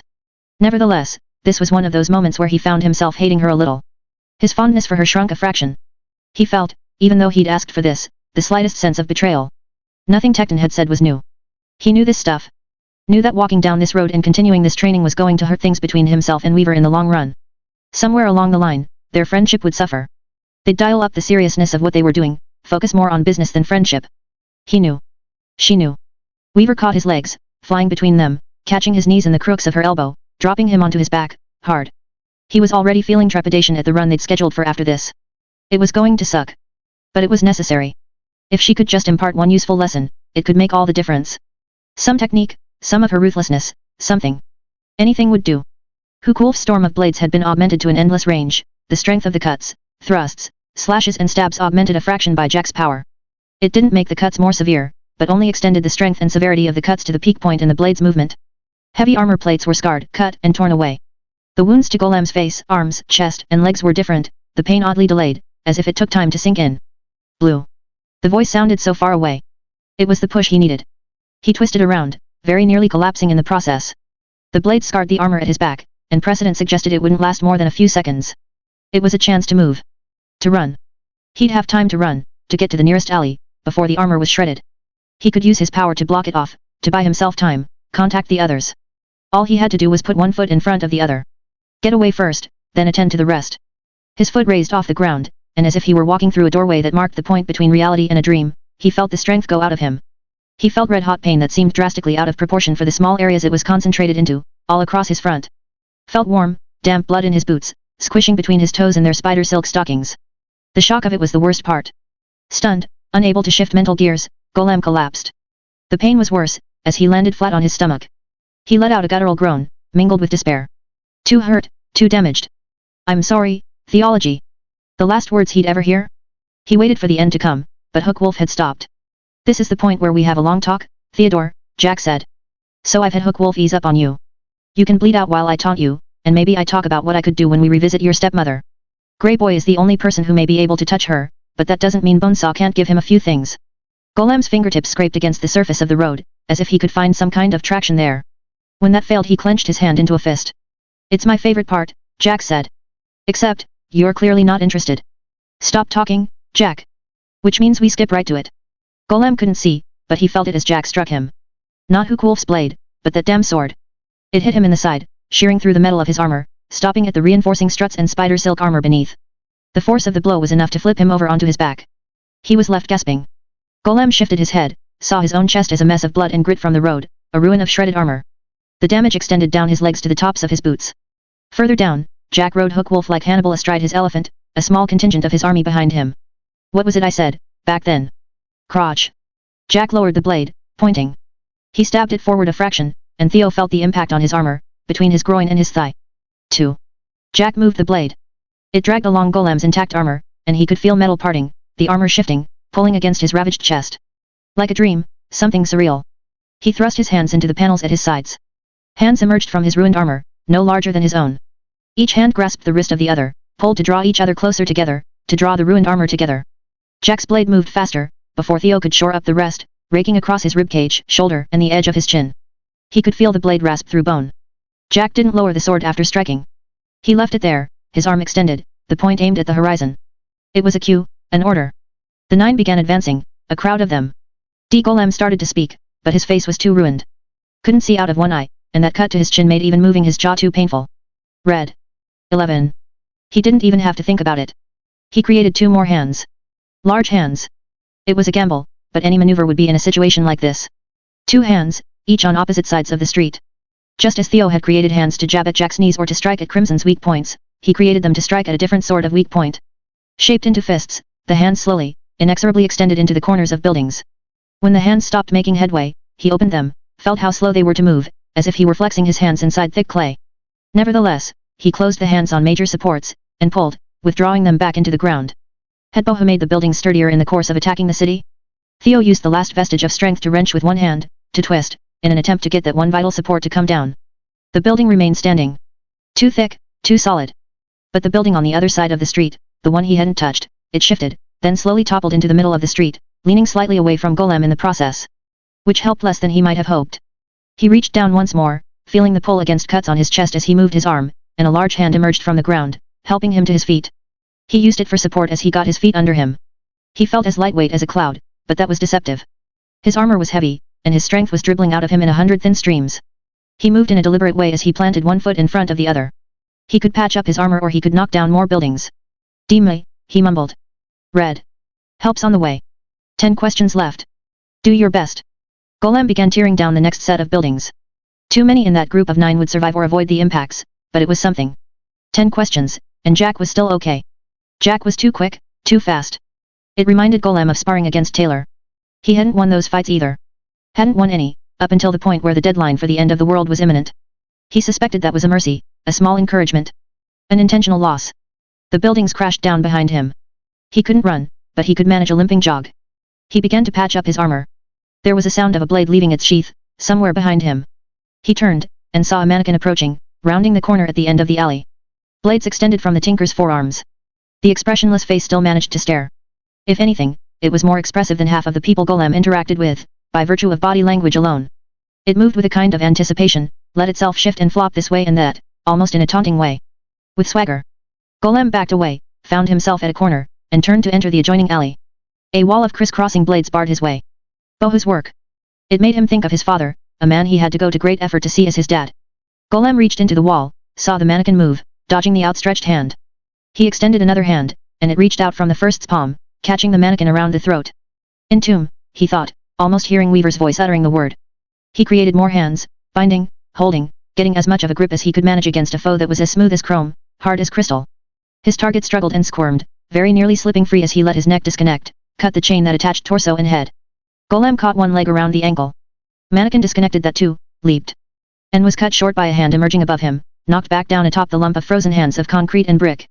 Theo gripped Mannequin's arms and legs, then extended one arm and punched one hand into the neck socket the head had fit into. Others were approaching at the end of the alley. A crimson, swollen with blood. The man barreled through the alley, his path of destruction not reaching the hands that held Mannequin a matter of feet over his head. A murder rat followed just behind him, pointing with 1 foot-long blade. Signaling others. Theo used hands of stone to break and bend the lattice of blades, then created more to fashion a set of stairs, footholds to walk up as he made his way to the roof. Footholds too fragile for Crimson to use, with his excessive weight and massive feet. The man started to climb, and Golem interfered. The murder rat was a bit of a problem, though. So were the ones that were due to follow. Using hands and feet both, he made his way up a handmade staircase without rails, approaching the rooftop. He concentrated, collapsing more buildings. Ran his fingers along the panels, and felt the steel in Hukulf's body, as the creature moved Jack out of the way of danger. Siberian would be close. Golem used his power to find the concrete, finding the area closest to where Hookwolf had been, and then began bringing down more buildings. Slow, too ineffectual for a face-to-face fight, but it was a good way to apply pressure. Keep Jack on his heels, wondering if Golem was close. Heartless, ruthless, reckless, even. There was no telling which heroes were near. But the Golem of myth, the creature of clay fashioned by the Rabbi Bezalel, was heartless as well. There was only the will, the order, the message, inscribed on its forehead. Fitting, in a way. He'd regretted choosing the name, not long after Weaver's video of New Delhi had reached the public, setting the identity and name in stone. Regretted it because it was petty, because it was ill-fitting, and above all, he came to regret it because of the heartless nature of the creature he'd named himself after. Now, he clung to it.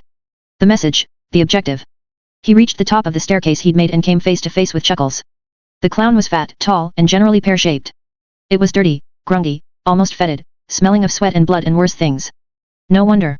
He can't even clean himself, with arms like those. The Chuckles had arms that zigzagged, consisting of more elbow than arm. They trailed behind him like ribbons, and the hands at the end were large and blunt-fingered. Ha, Chuckles said. The clown drew one arm close, folding the elbows, then lashed out with a surprising speed, extending the elbows all at once. Golem let himself fall face down on the rooftop before the fist could connect, unsure if he'd even be able to rise. The clown laughed, a discordant sound, as if there were a different voice for each syllable of the utterance. Super speed in the head and legs, super strength in the chest and arms. He had to deal with perceiving the world too fast, unable to communicate. Only managed to teach himself to make a sound like laughter. Kind of. Went crazy. Like Purity's going to. Already, the clown was preparing to strike again, planting his feet, rearing back, and condensing one of his accordion arms by folding all of the elbows. Theo reached into the ground, creating a large hand from beneath Chuckles. He closed the fingertips on a single point. Chuckles crumpled, but Theo's grip between his legs was strong enough to hold him upright. Hanging limp, in too much pain to move, Chuckles giggled. A strained sound. A scrape marked an approach at the other edge of the roof. Golem raised his head and saw a murder rat approaching, trailing her claw tips on the ground. Cuh, he managed a single syllable. Red. Attack? He lashed out, and she dodged. He struck out, this time with two interconnected hands, and she slipped out of reach. Too fast, too flexible. She closed the distance as he rolled onto his back. From various collapses and falls, he'd had dirt caked into the wounds. It might lead to blood poisoning, might lead to infection, but it was helping to staunch the blood. Fat lot of good it would do him now. He reached for a panel, but the blades of her claws punched into the ground around his wrist, pinning them. He moved his other hand, and she did the same. Couldn't move his wrists. His feet. He didn't have the abdominal strength to raise them. Her mouth, conical, shaped by surgery into the vague shape of a rat's snout, riddled with canines, lowered towards his face. Her eyes are so human. I wouldn't have thought. He closed his eyes. Golem seized up in pain as he felt something press up against the left side of his face, twisting every wound that had already been present. A tongue draped against his chin, and he could feel her hot breath. Hot blood flowed around his neck. Enough that he could put the pieces together. Know that it was too much for any one person to survive, no matter how immediate the medical assistance. Golem. He opened his eyes to see Weaver perched between Murder Rat's shoulder blades, her flight pack glowing. Murder Rat had collapsed, her face against his. Her eyes were rolling up into their sockets. The blood that was flowing wasn't his.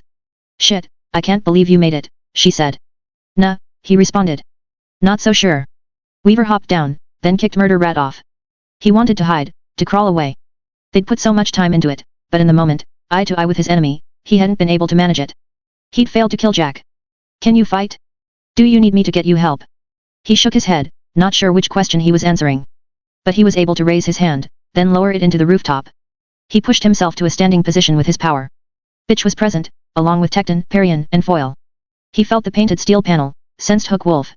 So little of Hook Wolf was usable, his power needing sufficiently thick material to use, but he could track the man. His least favorite of his dad's old lieutenants. Caden had been kind, if not quite a mother. Crete had been respectful. Hook Wolf had treated him as the fat, scared little boy he'd been. He pointed in the direction that Hook Wolf was. Jack? Weaver asked. Golem nodded. You stay. I'll call for help, and we can go after Jack.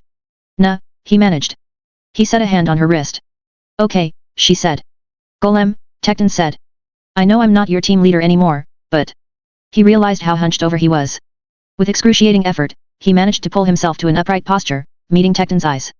You're too hurt. You're dead weight. I could use my power, Dinah said. Nah, he said. We let him come, Weaver said. Parian. On it. Parian hopped down from the dog's back. Spools of thread unfurled, each tipped with a needle. The dog landed on a rooftop.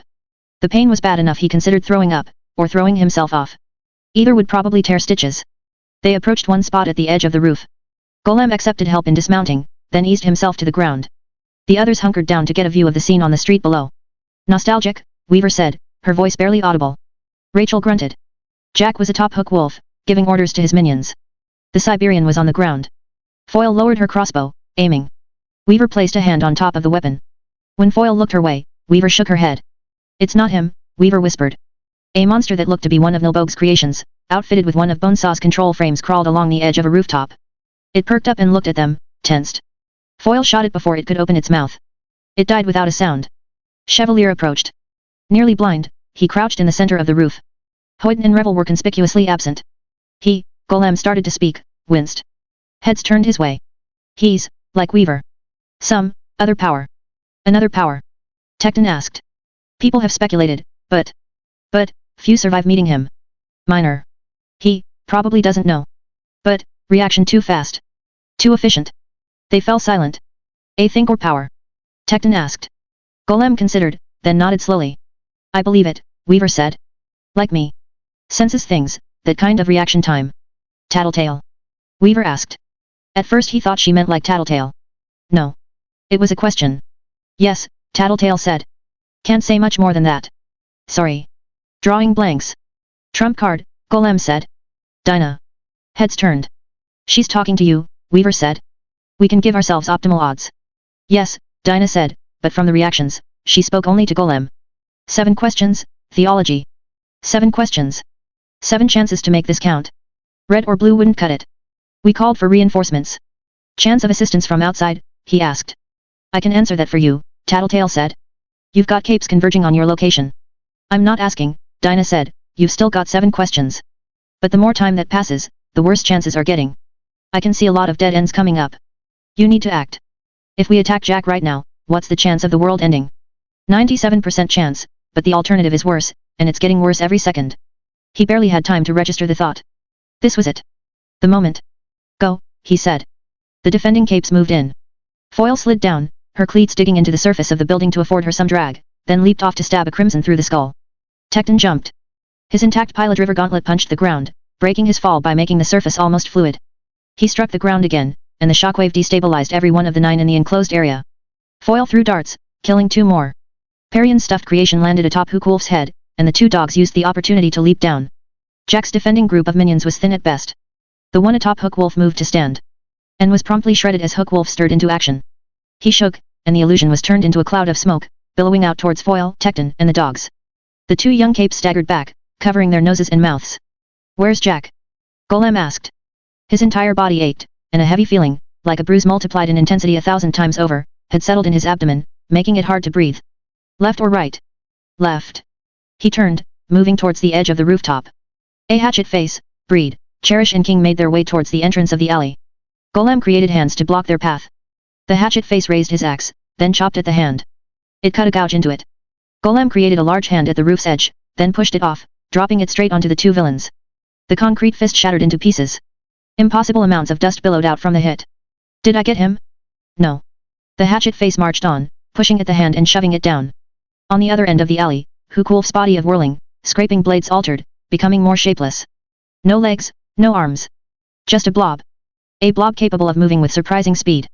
It leaped up onto a building face, then dropped down towards Foil.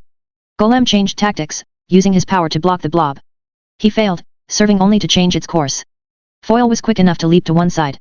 The second the blob landed, the sheer surface area meant the countless blades that all moved in the same direction were able to get a grip, like a monster truck tire spinning freely.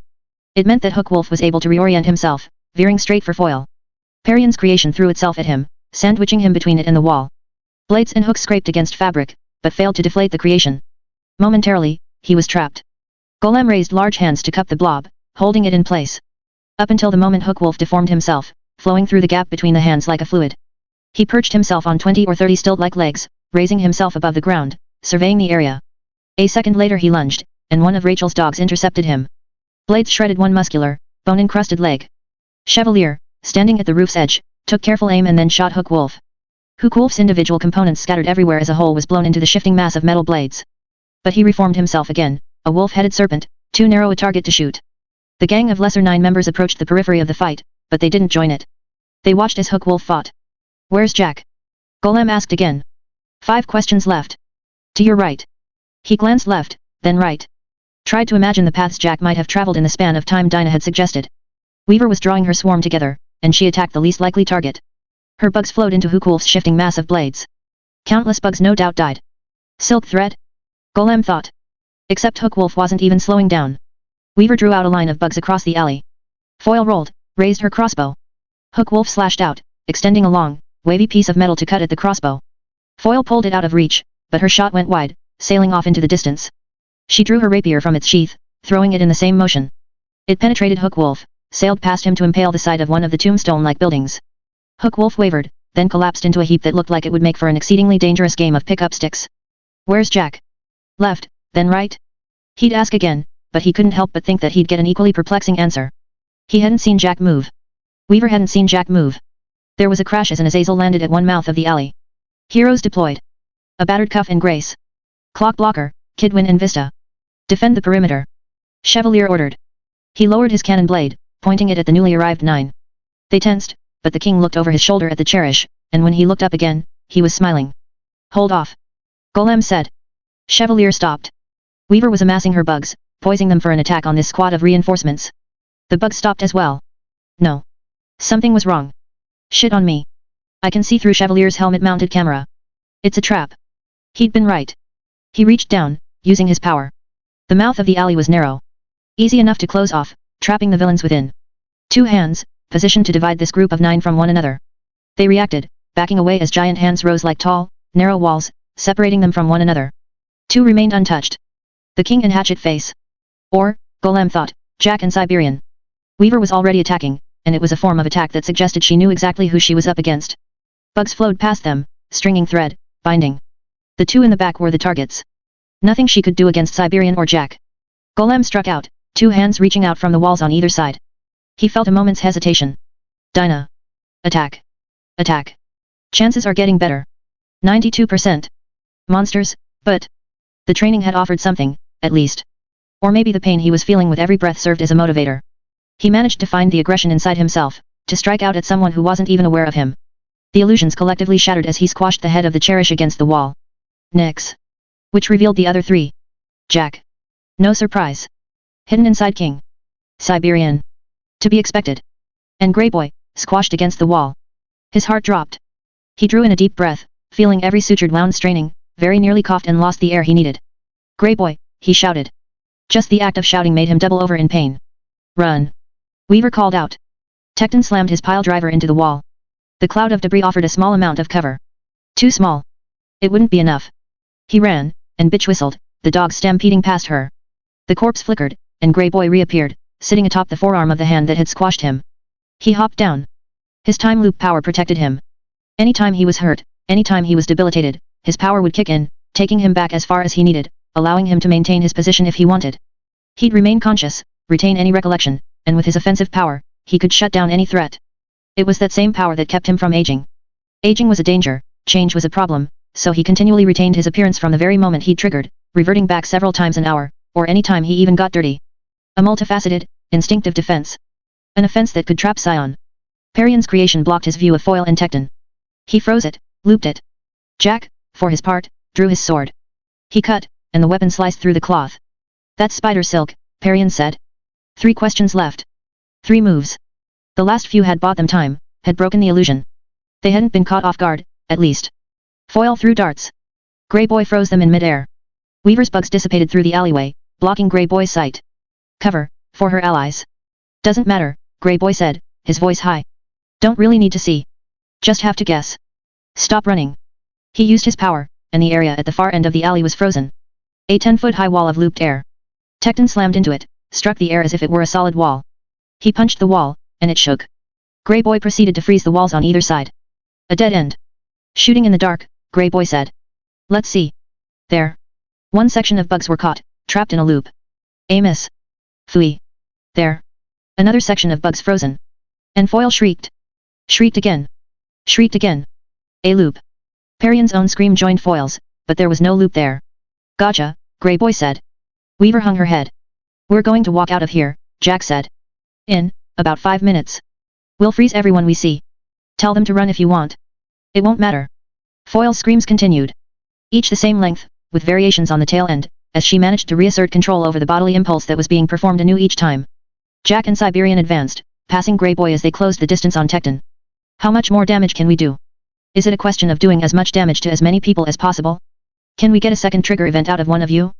Bring about the end of the world. Jack seemed so pleased with himself. Jack has a thinker ability. What? Not precognition. Or is it about doing something significant? Does killing Scion count? The heroes outside the perimeter were aware Grey Boy was inside. Had to be, by Foil's voice. They were caught between watching for outside threats, of which there were bound to be few, and guarding against an approach from within. What does Jack do? He grasped for a thought and failed. No. He needed to think about it from a different angle. What does Weaver do? Dinah. 3 questions left. What's the chance? For what I'm thinking right now. Allowing for the fuzz I'm getting from Scion's presence above you? 70. 70. The numbers are better, she said. You're on the right path. I know, he said. Jack had raised his sword to Tecton's throat. The Siberian stood behind him, one hand on his shoulder. Grey Boy looked up and Golem leaned out of sight. Weaver, you have anything up your sleeve? Yes and no. A way to stop Siberian, maybe. Or Grey Boy, maybe. But I need an opening to do either. A distraction. And whichever one we don't stop is going to destroy us. Okay, Golem said. I'll get you that distraction. Was going to use my bugs, get clock blocker. With him, maybe we can take out both at once. Don't, Golem replied, tensing up despite himself. He'd nearly raised his voice to the point that Jack could hear. Foil's continued screaming drowned him out. I won't. What are you thinking? That there's an answer. A stupid, silly answer. He stood, resisting the urge to groan, and he approached the end of the rooftop closest to the heroes who were defending the areas outside of the alleyway. He gestured, signaling to one. When they didn't move, bewildered, he created a hand, pushing them. Others, he stopped. A shake of his head. Clock blocker was out. So was Imp. Gru, Vista, Kidwin, Cuff and Grace wouldn't do. Only this person would serve. 2 more questions. Yet. Left or right? Right. The long way around. Not the way he would have expected. Now, or wait. No response. He gestured, and he created hands pointing the way. Now, she said. He shut his eyes. This was it. Last question asked. Be ready, he said. This would be the moment everything fell into place. The man made his way down to the end of the alley, and Golem created more hands, 6 hands in a matter of seconds, sticking out of the wall. Each pointing in the direction they needed. He created a platform and started raising it. Raising their potential savior up towards the top of the wall of loop time. He's walking into a trap, Weaver said. They'll see him. They're looking right at him. Something was wrong. Something missing. Attack. Sound the attack. Distractions. The words were wheezes. Weaver signaled, her bugs drawing words. Chevalier shot his cannon blade into the far end of the alley, furthest from the villains. Golem created a hand. Just what they needed. The man leaped down from the top of the wall. His light armored suit absorbed his fall, made it quiet. The DT uniform. He sprayed containment foam at both Jack and Siberian. Nothing. It wouldn't achieve a thing. But Tecton took the moment of Jack's blindness to duck, to strike the ground. The Siberian wasn't immune to gravity. She fell, and just for a moment, she broke contact with Jack. Tecton slammed his fist into Jack's stomach. The DT officer had turned the containment foam onto Grey Boy. Except Grey Boy reappeared, out of the way of the stream. The containment foam froze in mid-air. No. The Siberian leaped out of the fissure, then paced towards Jack. Her hand stopped an inch away from him. She lowered it. Jack had turned grey. Trapped, looped. Pathetic, Grey Boy said. Stupid, useless. I thought you'd do something interesting, but you made yourself prey, instead of the predator. If you're going to be prey, I want you to be my prey. It dawned on Golem. Grey Boy froze him. Foil's screams continued, and were soon joined by Jack's, as Grey Boy started using his knife, reaching within the field. Up until the moment Foil, still screaming, using her augmented sense of timing to measure the length of each scream, stepped around the monochrome field he'd cast just in front of her. She threw a handful of darts through the Siberian and Grey Boy's head as his back was turned. The Siberian flickered out of existence as Grey Boy collapsed. Neither reappeared, healthy or otherwise. Get back from Jack. Weaver called out. Quarantine him.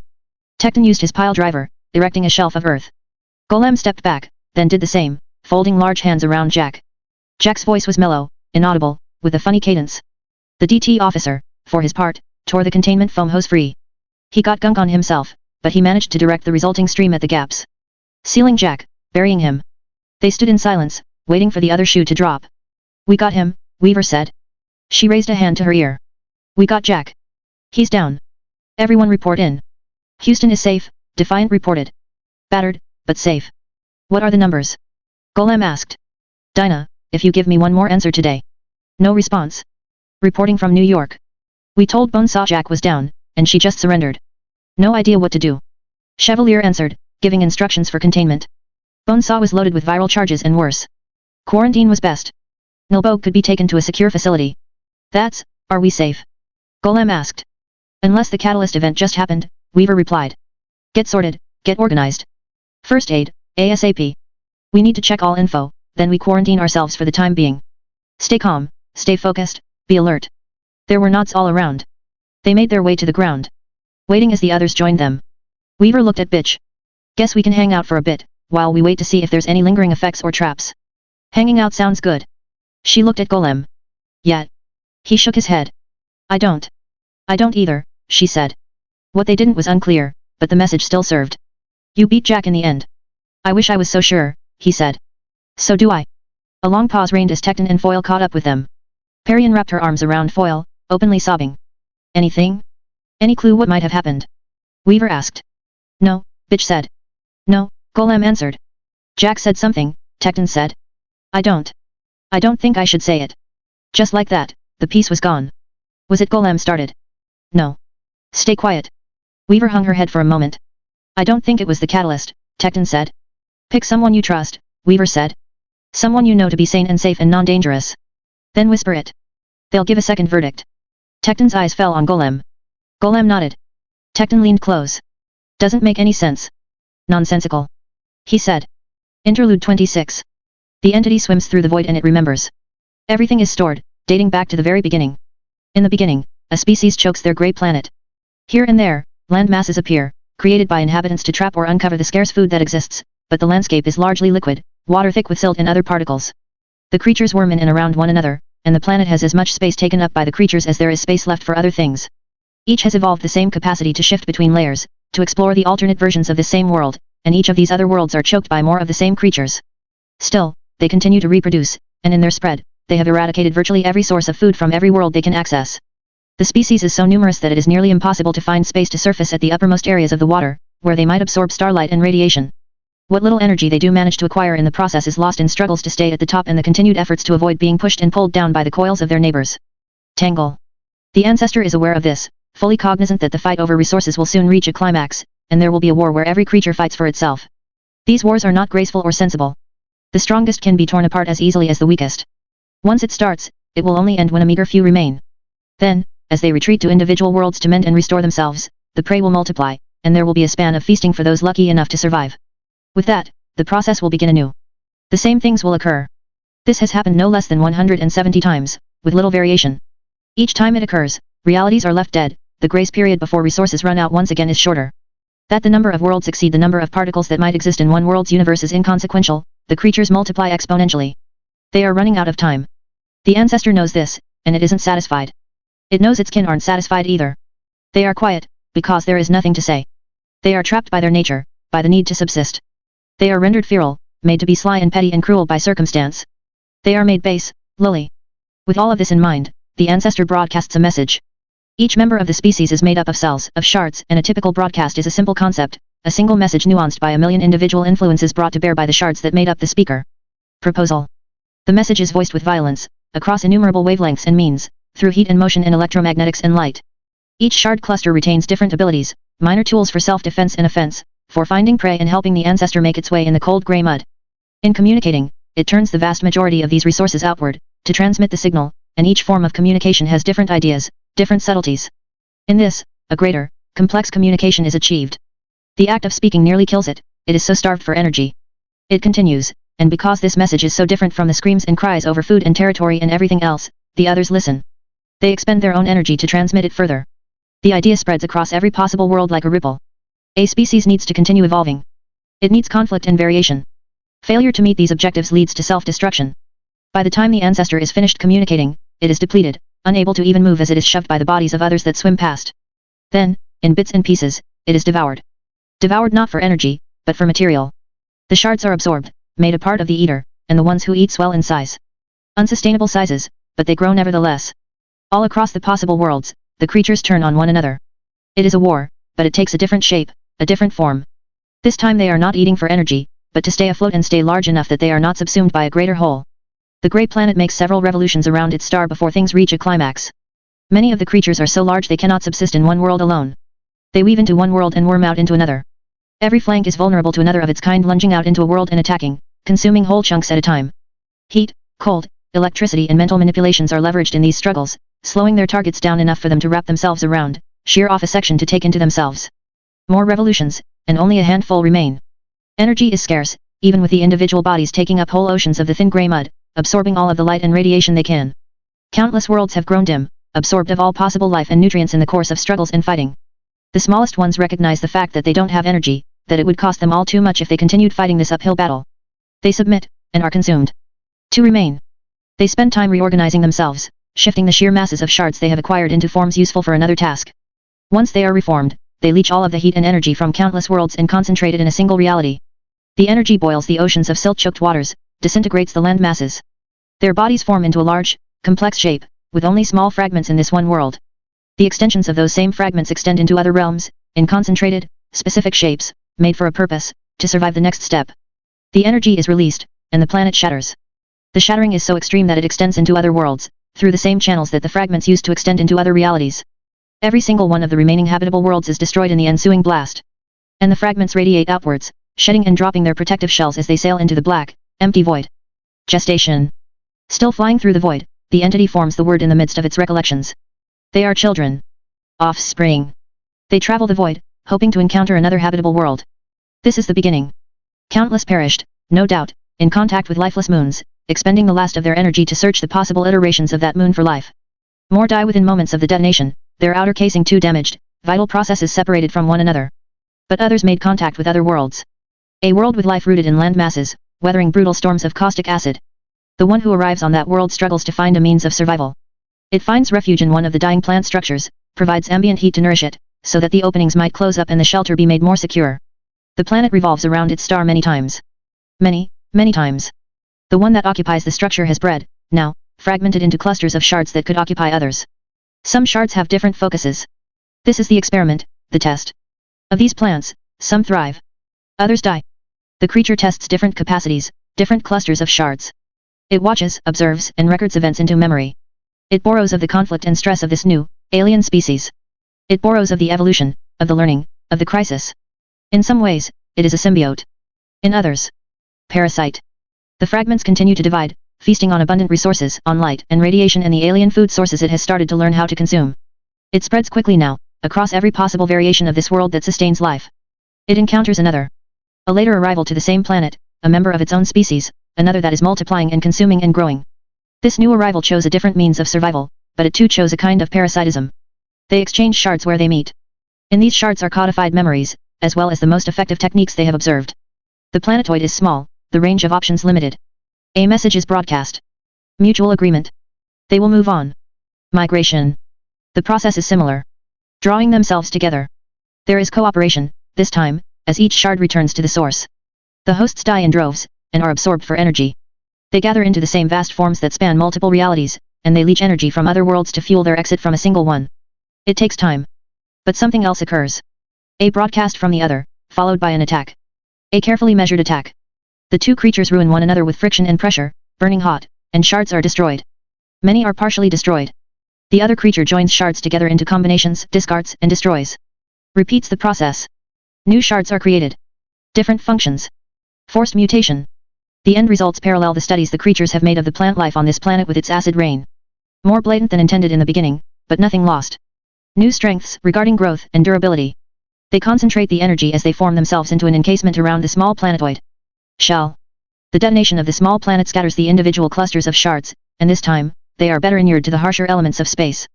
So the cycle continues. The next world encountered has sentient life, civilization. A complicated, rich world. It is a symbiosis, this time, more than parasitism. The two species learn from one another. The shards code the technology of this new species into their memories. They learn of warping space and gravity. Until the species turns against them. Those lucky enough to bind with the entity's offspring war against those who do not.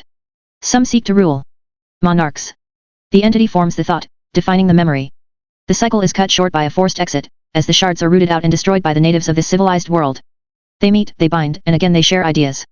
Richer perceptions, complex technologies, and more are fashioned in the unity of three larger creatures. It is through differences in the greater entities that a richness is created, new derivations, new connections that none would be capable of on their own. The planet is expended, the offspring are cast off in every direction once again. This time, they are capable of moving, of controlling their course. Gravity, warping space. The entity recalls all of this as it swims through the void and makes its way to the next target. It can reach back into the depths of its memory to recall all of what came before. Each time the cycle started anew, lessons had been learned, methods refined. Each time, the spawn that are spewed out from the destroyed planet are more robust, larger, hosting innumerable memories. Where memories fall in parallel, they are shared out, offered to others. After more than 3,000 cycles, there are safeguards, there are protections. The arsenal of abilities, powers, and protections the creature possesses have been built up. The entity remembers past failures and has adapted so they will not happen again. The entities travel with partners now, moving in spirals while maintaining a measured distance from one another. Each is slightly different from the other, taking on a different role. Attacker and defender, warrior and thinker, builder and destroyer. This divide is so they are able to take a different stance, shape their shards in subtle ways and clarify the results when their shards are compared and joined once again. Some shall be kept, others discarded. Some will turn up interesting possibilities that can be explored when new shards are invented at the cycle's end. These individual focuses drive the pair, shape their tasks as they approach their destination. The entity reaches out with clairvoyance, with precognition, and it views its destination. It communicates, covering vast expanses of space, transmitting signals across channels formed of the very foundation of this universe. These signals are broadcast only across specific realities, so that no after effects or lingering transmissions will contact a version of that world that hosts no life at all. Destination. Agreement. Trajectory. Agreement. Each signal is nuanced, shaped with subtle details and clues by the trillions upon trillions of individual shards that make up the entity. Through these nuances, it conveys more information than an entire planet of sentient beings might in 100 revolutions. They have settled on a target. Old lessons are remembered. It is a planet of sentient life forms, more primitive than some the entities have run into, more advanced than others. Social creatures, forming communities. These societies teeter on fine balances, but they persevere nonetheless. A world rife with conflicts, big and small. Agitation. The new hosts are to be bipeds, with a binary reproduction. Not uncommon, and rich with potential. Such a division and natural competition for reproduction fosters a natural evolution and development. The entities will focus on them over any of the subspecies. These bipeds raise structures of hard earth or plant matter for shelter against the elements, draping themselves in softer materials for further protection. They shape the world around them, but are more immutable, unchanging in form. Different from the entity, in many ways. This was the stage in the cycle when the entity is most aware, most focused. It observes the possible worlds and judges which would be best. Colony, the entity voices the idea. With that same signal, the various nuances suggest countless worlds that are to be removed from consideration. Worlds without enough population. Agreement, the response comes. The entity's counterpart is taking a passive role, investigating only to confirm, to validate. This is concerning. Where is the counterpart's focus, if not on this vital decision? Study reveals worlds with dominant belief systems, peaceful worlds, worlds crowded with 12 billion individuals. Worlds with almost none. The entity pairs through these, deciding. It investigates, and in the doing, it prepares some shards for analysis and understanding of this particular society and culture. Language, culture, patterns of behavior, patterns of society. This is something the counterpart should be emphasizing. The process is interrupted by an arrival. A member of their own species, approaching. It was smaller, took a different form. It used different means to travel. This was what had distracted the counterpart. Its ancestors had traveled a different path, easily hundreds of cycles ago, before the entities had begun traveling in pairs. This new arrival had encountered different worlds, and it had developed differently. The lesser one crossed paths with the entity's counterpart. For a duration, they intertwined, meeting through multiple realities, their bodies rubbing and crushing against one another. A sharing of details, a wealth of knowledge, from hundreds of cycles. A sacrifice of the same. The lesser one moves on, bloated with new shards and knowledge, but the counterpart flounders. It sacrificed too much. Concern. Confident. The counterpart is not worried. The signal carries notes of hope for the future. The counterpart will replenish its shards, its stores of knowledge, memories, and abilities at the conclusion of this cycle, reuniting with the entity. The counterpart is supposed to be the passive figure, the thinker, the planner, while this entity is the warrior, the protector. The entity is forced to make up for the counterpart's disability, to slow its advance through the void as they approach their destination and devote resources to analyzing, something the other should be doing instead. The focus is on one reality. They will subsume it first, then expand to others. The most efficient route, achieving maximum amounts of conflict. By testing their own shards against one another, they gather information. The entity's shards will fight among each other, and they will fight the counterparts, and they will steadily learn. With a species such as these social bipeds, the entities can draw new conclusions, come up with new uses for shards. It tracks and records details that allow it to shape new shards at the cycle's conclusion. But their new hosts are a weak species, fragile. The abilities must be limited in scope. Worlds that are too advanced would be too fragile, as advanced weapons eliminate too many, cut the process short. Destination. Agreement, the response is not so complex, is expressed in a softer, quieter manner. Still, the pair have settled on a set of realities. The entity focuses on one. Enough individuals, natural conflict, and confrontation. A balance of physical and emotional stressors. The environment is damaged, but not so much it would inhibit growth. Hive. The entity communicates the decision. Agreement. The counterpart grasps it immediately, knows which reality he means. The focus changes. An interplay of communications, one bouncing off the other, as they designate realities. Each shard needs one, some shards need to cluster and reside across multiple realities. They draw on these worlds for power, for energy, and thus fuel the techniques they have been coded with. Each shard, in turn, needs a target. The entity's focus expands, designating likely partners. Past mistakes have been accounted for, and the shards will connect in a covered manner. They will reside in other worlds, uninhabited worlds, and they will remain cloaked and concealed in areas this new host species is unlikely to explore. It is a negotiation. Ownership here. Claim there. Territory here. With each statement, they each catalog the realities. Similar realities are included together, for both the entities and the shards. Too many complications and confusions arise when interacting with worlds that are exceedingly similar. Not an effective form of conflict, when it is the same lessons learned over and over again. It is better to connect them into groupings, limit exposure to each set of worlds. One shard is capable of settling in a grouping of near-identical worlds, drawing energy from all of those worlds at once. The entity looks to the future to check for danger. Plague. All signs point to the shards murdering their hosts. The hosts must be protected, or this will be disastrous, counterintuitive. The entity adjusts the innate safeguards, protections to reflect the host species and their tolerances. The bonding process will protect the host, where the host needs protection. Shards that are capable of providing flame will cannot burn the hosts, now. Shards are reorganized, combined, and clustered where necessary, to grant sufficient protection. Infestation. Better, but not perfect. The entity refines the process, limits certain abilities, so they will not eradicate too many at a time. Soft. The broadcast is sent out to the counterpart, along with suggestions and tips on how to refine the shards. Agreement, the counterpart accepts. But the entity can still see fallout effects. There are parallels in memory storage. Not many, but there may be glimmers where the subject is capable of perceiving the information stored in the shard as the connections are formed. For good measure, the entity breaks up one shard cluster, tunes it, then codes the effect into each and every shard. It studies the host species further, refines, attunes. It takes time, but the entity forms a sufficient safeguard. The host species will forget any significant details. The broken shard is cast off, joining countless others. It will bond to a host. The entity looks forward, checking. After the target planet has revolved 33 times around its star, this shard will connect to a host. A male guards his offspring, a female, with his size and bulk. A group of hostile bipeds cluster around them. They call out, making unusual loud sounds, suggesting intoxication. One of the hostile ones gestures, gripping its male parts, pulling them free of their coverings. A sexual gesture follows, waving the organ left and right, thrusting it into the empty air. Sounds of amusement, laced with hostility. The male and his offspring retreat as far against the nearest construction as they are able. The shard connects, attaching to the male. No. It is ineffective. The female is clearly more distressed. Pray. There is a way to maximize exposure to conflict. The entity taps into its understanding of the bipeds and how they operate, recognizes the signs of distress, the nuances such things can have. It views the future again, with changes made in the code. This time, the shard settles in the male, then immediately shifts to the more distressed female. Insinuation. The shard connects to the host's neural network. The bond is created. The shard opens the connection as the stress peaks, and the host doubles over in pain, bewildered, stunned.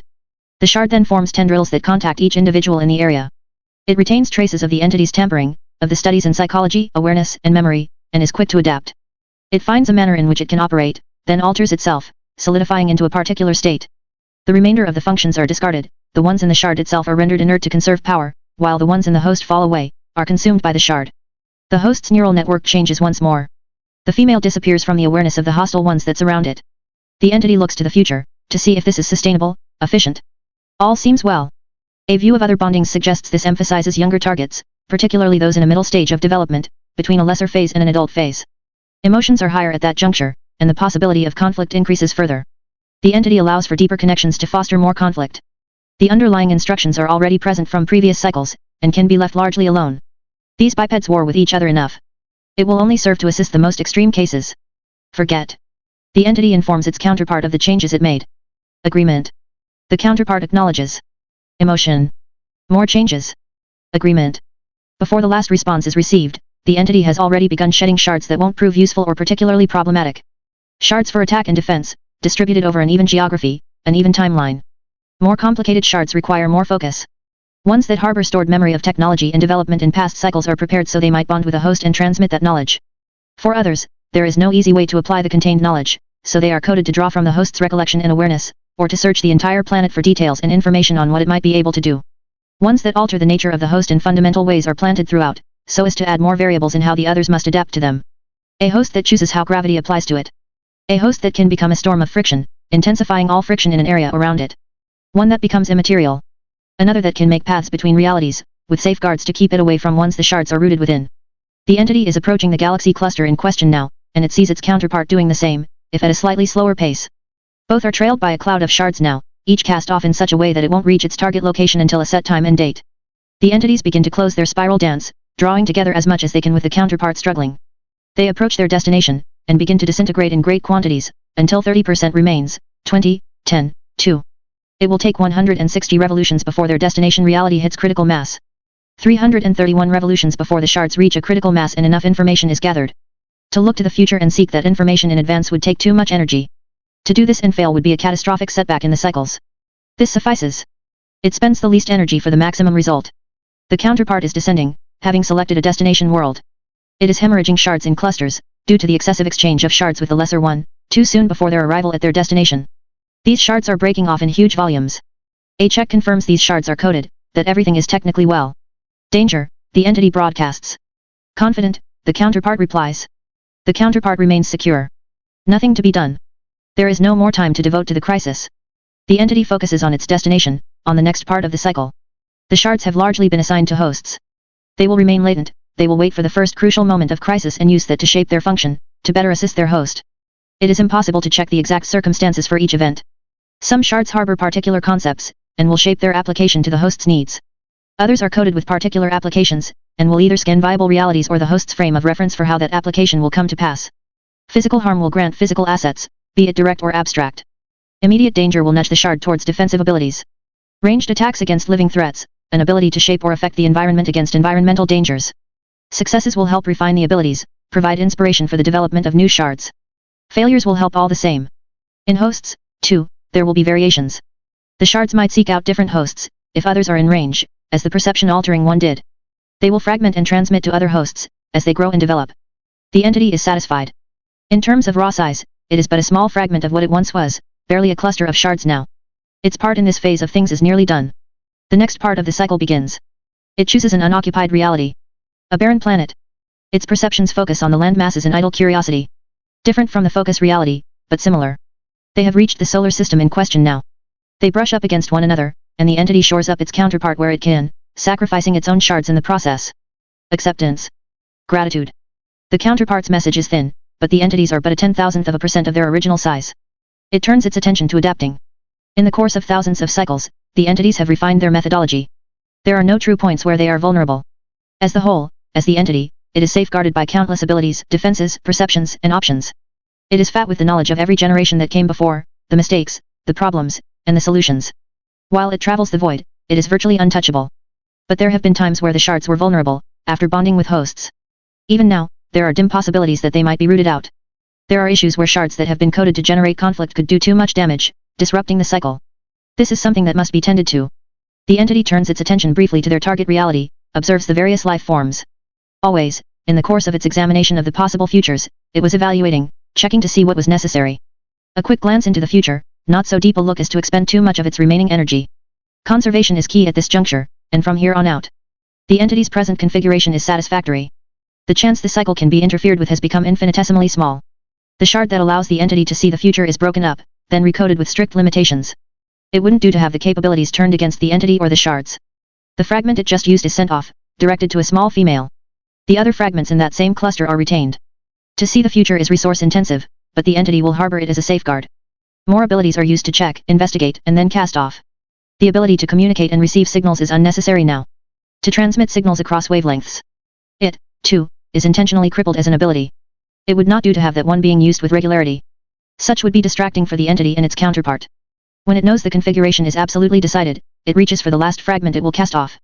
This one, too, it cripples, even largely destroys, so as to limit the host from using it in the same fashion.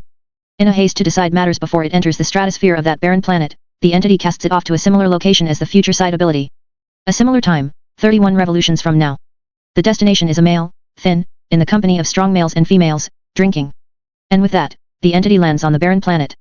The planet revolves around its star once before the entity even moves. The entity rises and extends its perceptions across multiple realities. It's time. Chrysalis.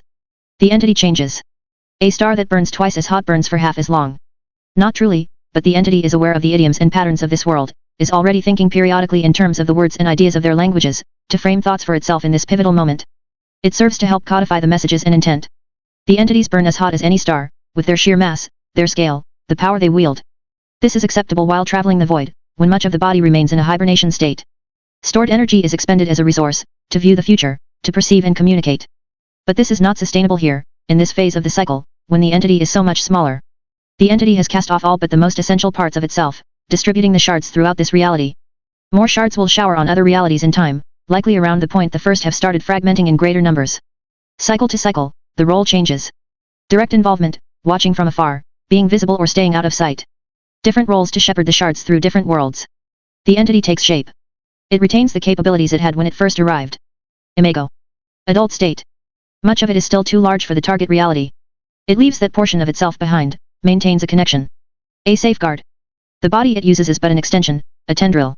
It codifies the thoughts and memories of the society it investigated into a usable fashion. Then it waits. Sentinel. Time passes. A revolution of the planet around its star. Something has gone wrong. It is time, but it has not received a broadcast from the counterpart. The entity emerges, stepping into the target reality. It can see its shards showering down from above like meteors traveling the void. The first to arrive. It can see the shards of the counterpart. Not all are intact. Dead shards. Damaged ones. Vital shards, even, going to hosts. The entity destroys these on sight. They are corrupt, ruined. They will fail to provide usable results. Extending its perception over the world and other realities, the entity can sense everything at once. It can sense conflict. Wars. It remains aware of its limited lifespan. 3,600 revolutions. To search like this costs a tenth of one revolution's time. There is more than enough remaining before the cycle concludes. Or there should be. The entity abandons the search. Enough information has been obtained for it to know. The counterpart is dead. For a very long time, the entity is still. It does not move, and instinctively holds back every ability, as if conserving energy in the face of a vast threat. But this is not a threat that it can weather. Like a storm of acid rain, the cycle has been disrupted.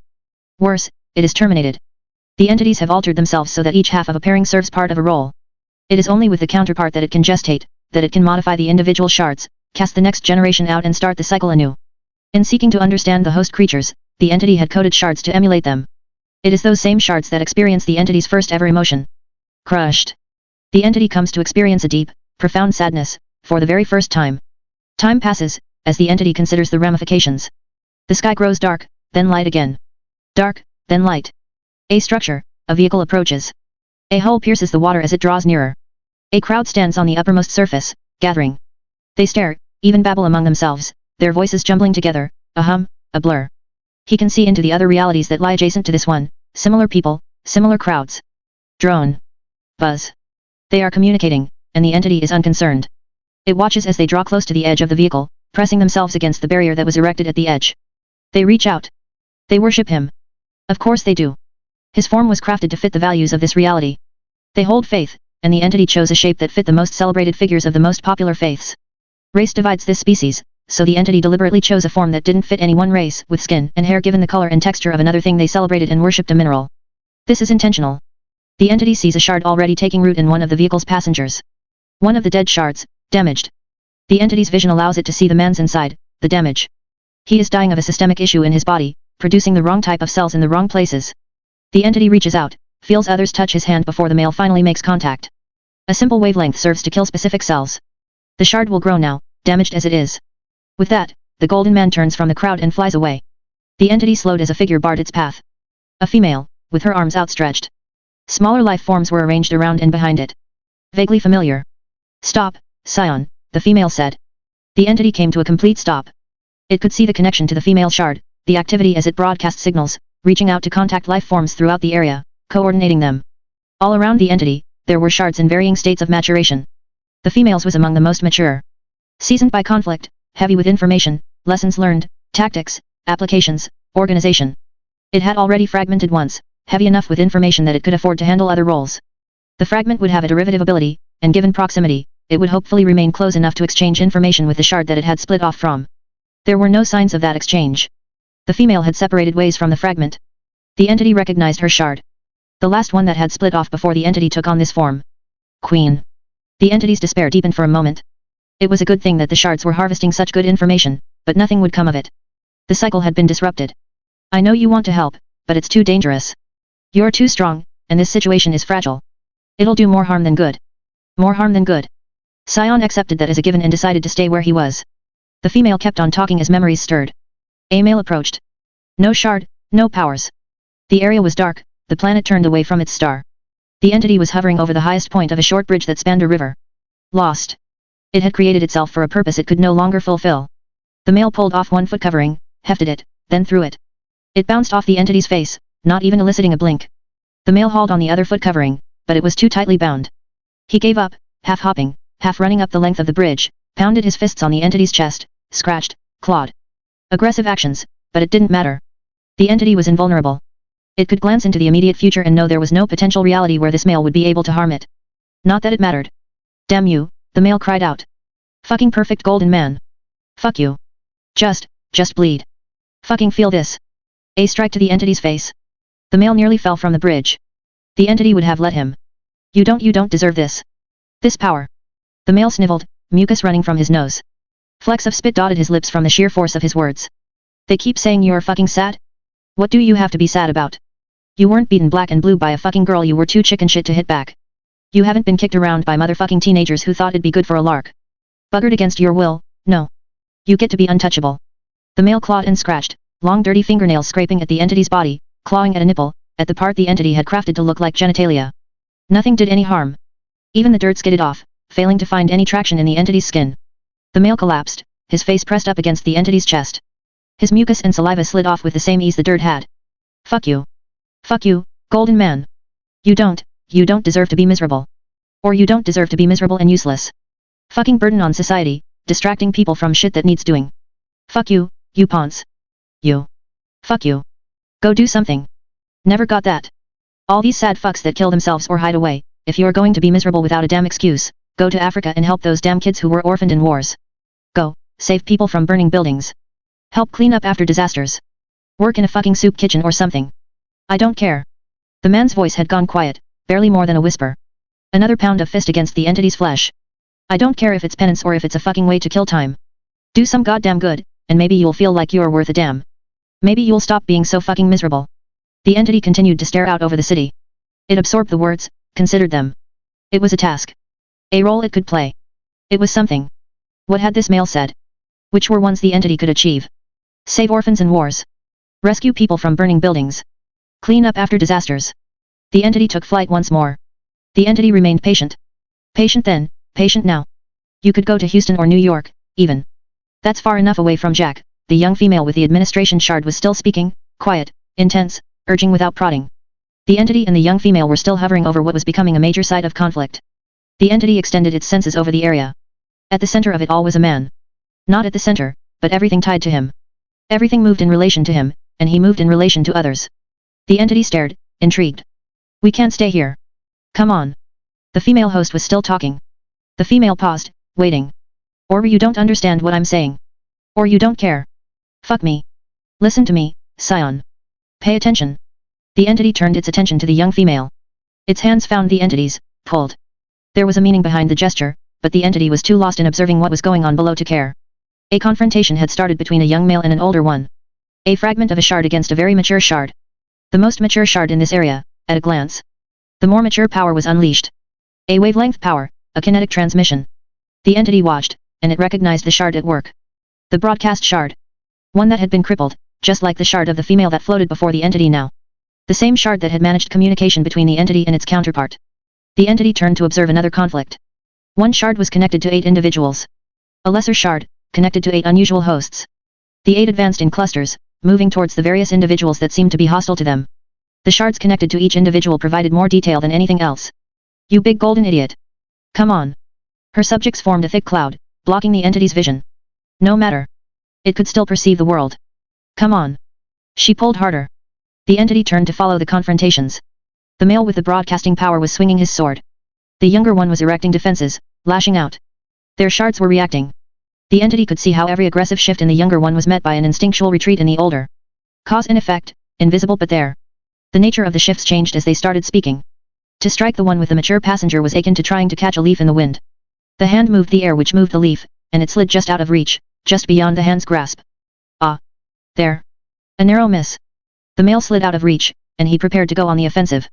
His shard shifted, just as ready and able to capitalize on the weakness in offense as he was able to evade trouble in defense. A shard flared to life, and the entity saw an effect take hold around it.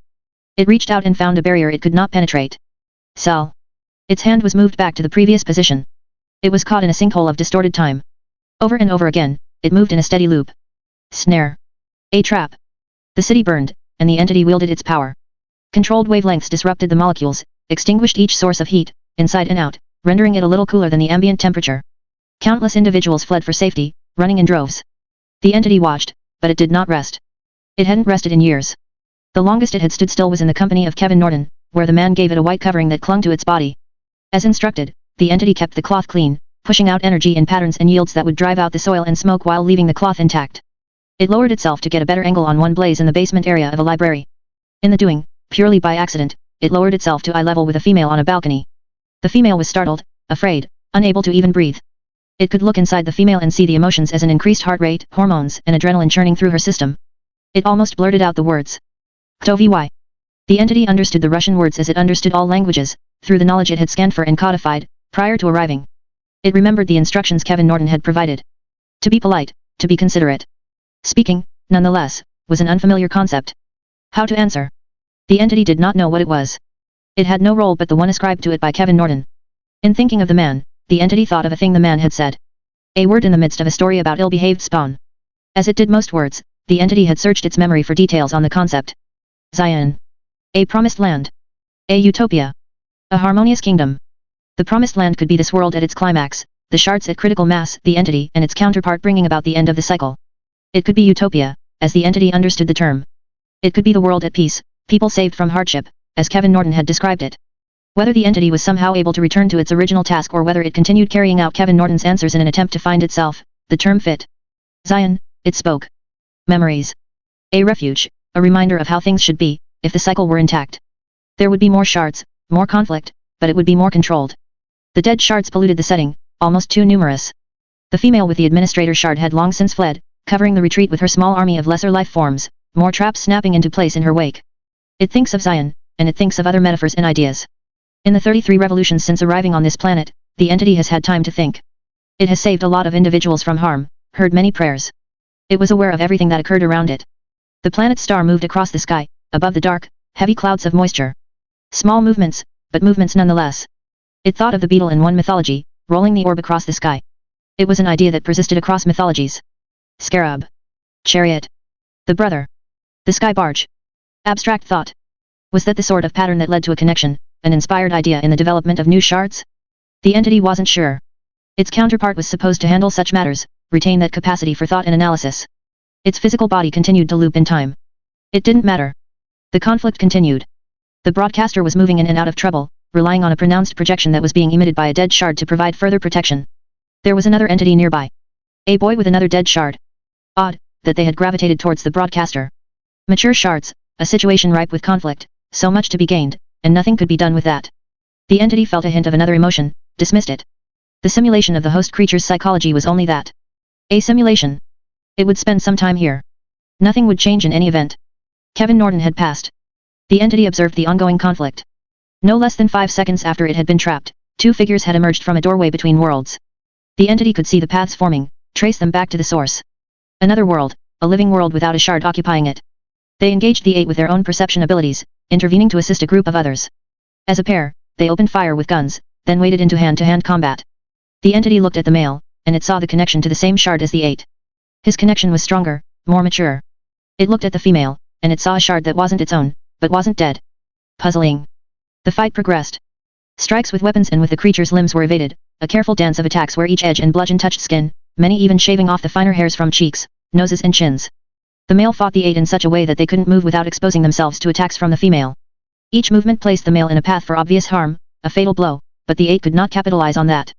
At the same time, he positioned himself in such a way that 4 or 5 at a time were unable to retreat. Not just in reach of weapons, but in reach of arms, elbows, for being taken hostage. The female felled 3 of the 8, and the situation was decided. The remaining 5 dropped to a position where they sat on their knees. She spoke, and an interdimensional portal appeared behind them. They crawled through, heads down, and the portal closed. The pair glanced up at the entity as another wormhole opened. They stared. The entity, in turn, faced a different direction, but it could perceive them nonetheless. They disappeared back into the portal. Puzzling. The entity observed as the fight concluded elsewhere. The broadcaster remained unaware as an individual without any attachment to shards at all entered the confined space, unloading a vaguely familiar substance over the group. Something the entity might recollect if it had access to all of its memories. A technology. It didn't matter. The entity watched as the broadcaster was sealed in a time distortion. A female, standing just outside another time distortion, walked around the effect, charging objects with energy.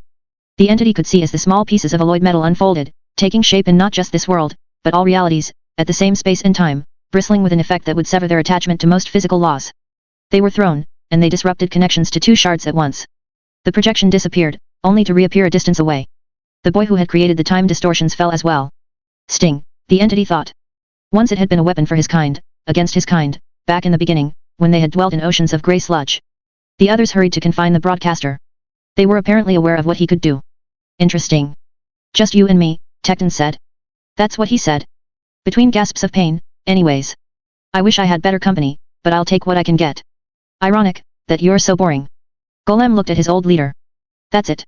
Tecton shook his head. He said, I bet you think you're noble. You're not. You're uglier than any of us, Sparky. And that's it. The DT guy foamed up the gap. I raised the shelf, you closed the hand, and he was completely sealed in. You're right. That doesn't make a lot of sense. He hasn't ever met me. Golem shook his head. Doesn't seem world-ending. I always hated the blank slates, Jack groaned the last word. His utterances were finding an odd cadence or rhythm between the gasps of pain, the fresh wounds that were actively crisscrossing his body, opening his stomach, his intestine being gripped and pulled through the wound as if by an invisible force. The foam weighed him down, and in the midst of the complete and total darkness, he stared skyward. Never that interesting, he grunted. Never created art, never created variation. You're worse than most. High above, the entity listened. Tattletale listened over the earbud microphones as Tecton finished relating Jack's statements. She raised her eyes from the computer. Her underlings were arranged around the room, along with others. Her soldiers were at the ready, alongside Imps Heartbroken, the first and second in command of the Red Hands, Charlotte, Forrest and Sierra. Sierra was bouncing her leg nervously. She'd cut off her dreads, and her hair was short to the point of being in a buzz cut, with a fringe flopping over one side of her forehead. But for the hair and 2 small hoop earrings in one ear, she was a businesswoman. Had to be, when she was the ostensible owner of all of Brockton Bay's prime real estate. Charlotte was in the company of one of the children, holding him close. Her fingers toyed with a paper origami cube, and she was doing her best not to look like she was poised on the edge of her seat for any news at all. The second she gave the word, they'd be ready to evacuate the city, to get people onto the trains and moved through the portal. But things have settled, she said. Jack is contained. She could see them all relax as if strings that had held them rigid had just been cut. That's it. I don't know, Tattletale said. She grinned wide. But if the world is ending, then it's an awfully quiet end. There were chuckles here and there, nervous relief. Go home, or go do whatever, she said. I'll be in touch with more news, let you know how your territory leaders, past or present, are coping. As a crowd, the others began filtering out. Sierra stayed where she was, pensive, but the nervous bouncing of her leg had stopped. Charlotte, too, remained. Sup? Tattletale asked. It's him, Charlotte said. Aidan. Hi Aidan. He triggered yesterday. It didn't take much. Which is probably good. Aidan hung his head. That's excellent, Tattletale said. She looked at the 7-year-old. How are you? Okay. Had a nightmare for the first time in a long, long time. I woke up and I was sleepwalking, and I didn't know where I was. I got scared, and then it happened. What happened afterwards? Tattletale asked. Birds. Birds. I see. Interesting, she said. Her eye moved over to the boards that marked the perimeters of the room. Each was packed with information in her small, tight, flowing handwriting. Messy, but she'd gotten good at putting pen to paper these past few years. I push and the birds go where I pushed. Or I pull and they fly away from that spot. It's hard to do. I can see what they see, but not while I'm controlling them. Like Taylor, but birds, and not that flexible. I see. We suspected he would trigger, Charlotte said. Tattletale looked up, surprised. Aidan had a dream one night, back when the nightmares stopped. He drew that picture. Picture. I gave it to you. I kind of emphasized it might be important. Pretty sure that didn't happen, Tattletale said. She stood from her desk. Sorry, Aidan, to squabble in front of you, but Charlotte needs to remember I don't tend to miss stuff like that. All that money you've given me for helping to look after the territory. The money for the kids? I'd stake it all on what I'm saying now. I promise, I swear I handed you that picture. Tattletale frowned. I swear, Charlotte said, for emphasis. Then there's a fucked up stranger power at work. Don't like that idea. Let's see. I store everything in a rightful place. If you handed me a picture, was it here? Here. Tattletale crossed the room. She pulled a bin off a shelf, then sorted through file folders. Charlotte said, there. Tattletale stopped, then went back a page.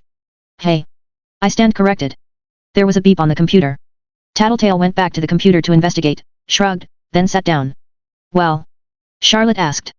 Well what? The picture. Tattletale frowned. What picture? What's going on?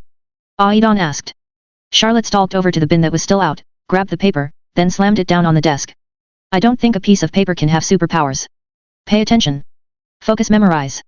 Tattletale frowned. She turned her attention to the paper. There was a block there. She felt it slide out of her mind's eye, caught herself. She turned her attention to the surroundings, the underlying ideas. Aidan? Describe it to me. I don't know what you drew. Those are kind of like fish, or worms, or whales, but they fold and unfold in ways that are hard to understand, and there's stuff falling off them. Those are stars, and... Tattletale felt something fall into place. As though a floodgate had opened, the pieces started coming together. She stood from the desk, striding across the room. There were still gaps in her work on the boards, where she was outlining everything, trying to decipher the underlying questions. Now, she began unpinning things from the board. She was remembering, and she was putting it together, now. There was a block, but she'd formed enough connections now that things were going around the block. The whole. The idea had stuck with her. All powers fed back into a greater whole, each was a piece of a greater construct. Of Aidan's fish whale worm things. But that wasn't it. No. It didn't fit in terms of timeline. There was more. Like gods, she said, recalling.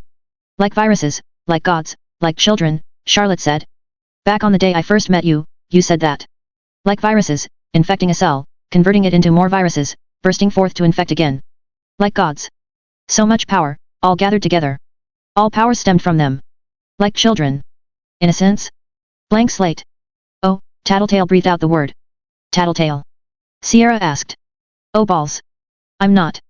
Darwinist, Jack gasped. None of that, bullshit. I think it is simple. He continued grunting.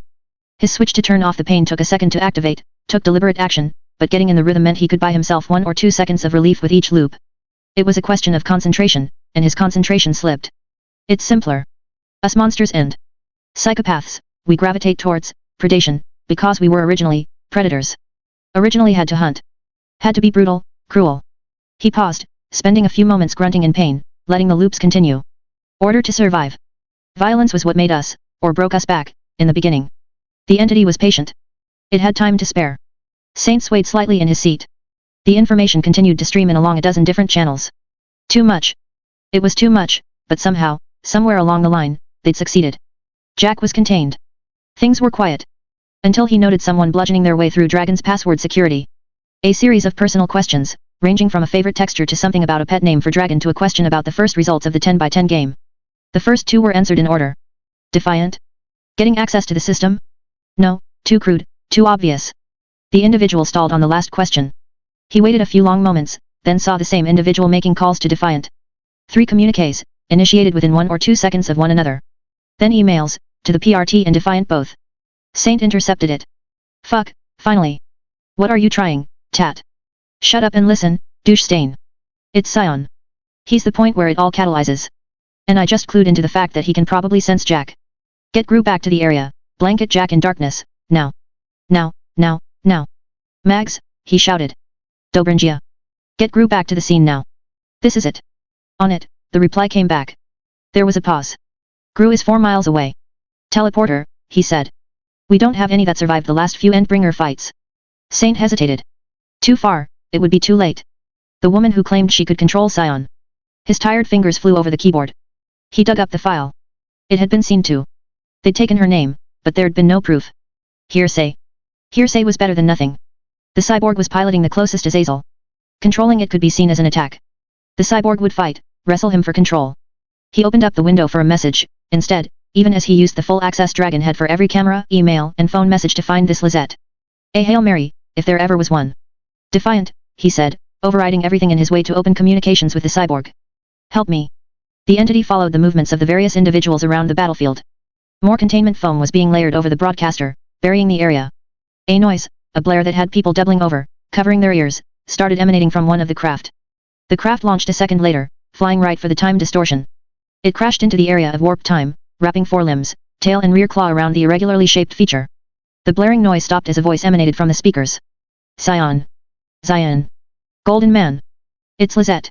Kevin Norton introduced us. What the man down there is saying, whatever he's saying, don't listen. Turn away. Please. Turn away. The entity moved, and it broke through the time distortion effect with ease. The craft fell head over heels before propulsion kicked in. It had to fly in zigzags to keep pace with the entity's slow retreat from the scene. You broke free. Okay, good. Leave. Run. Please go. I'm so sorry I wasn't able to talk to you before. You never came back to that spot, and I could never reach you to talk to you. There was help you needed and I couldn't give it. I went to authorities, and nobody believed me. But now maybe I can give you advice. We can work on this together? As a pair? Is that all right? The entity didn't respond. I hope it's all right, she said. The entity took flight, leaving it all behind. Leave. Run. It didn't return to the task of saving lives. For a period, it only flew. It stopped when it had circled the world twice, hovering over the ocean where it had first appeared. The broadcaster had finished speaking just a moment before the craft had launched, oblivious to the blaring noise that had been intended to drown him out. What I don't understand, is why a blank slate like you would default to doing good deeds, rescuing cats from trees. Why not turn to that violence, as our ancestors did? It drove them, just like it drives the basest and most monstrous of our kind. Had he known he had a listening ear? Had it merely been a struggle to continue doing what he'd instinctively done for decades? The shards retained memories, motivated, pushed.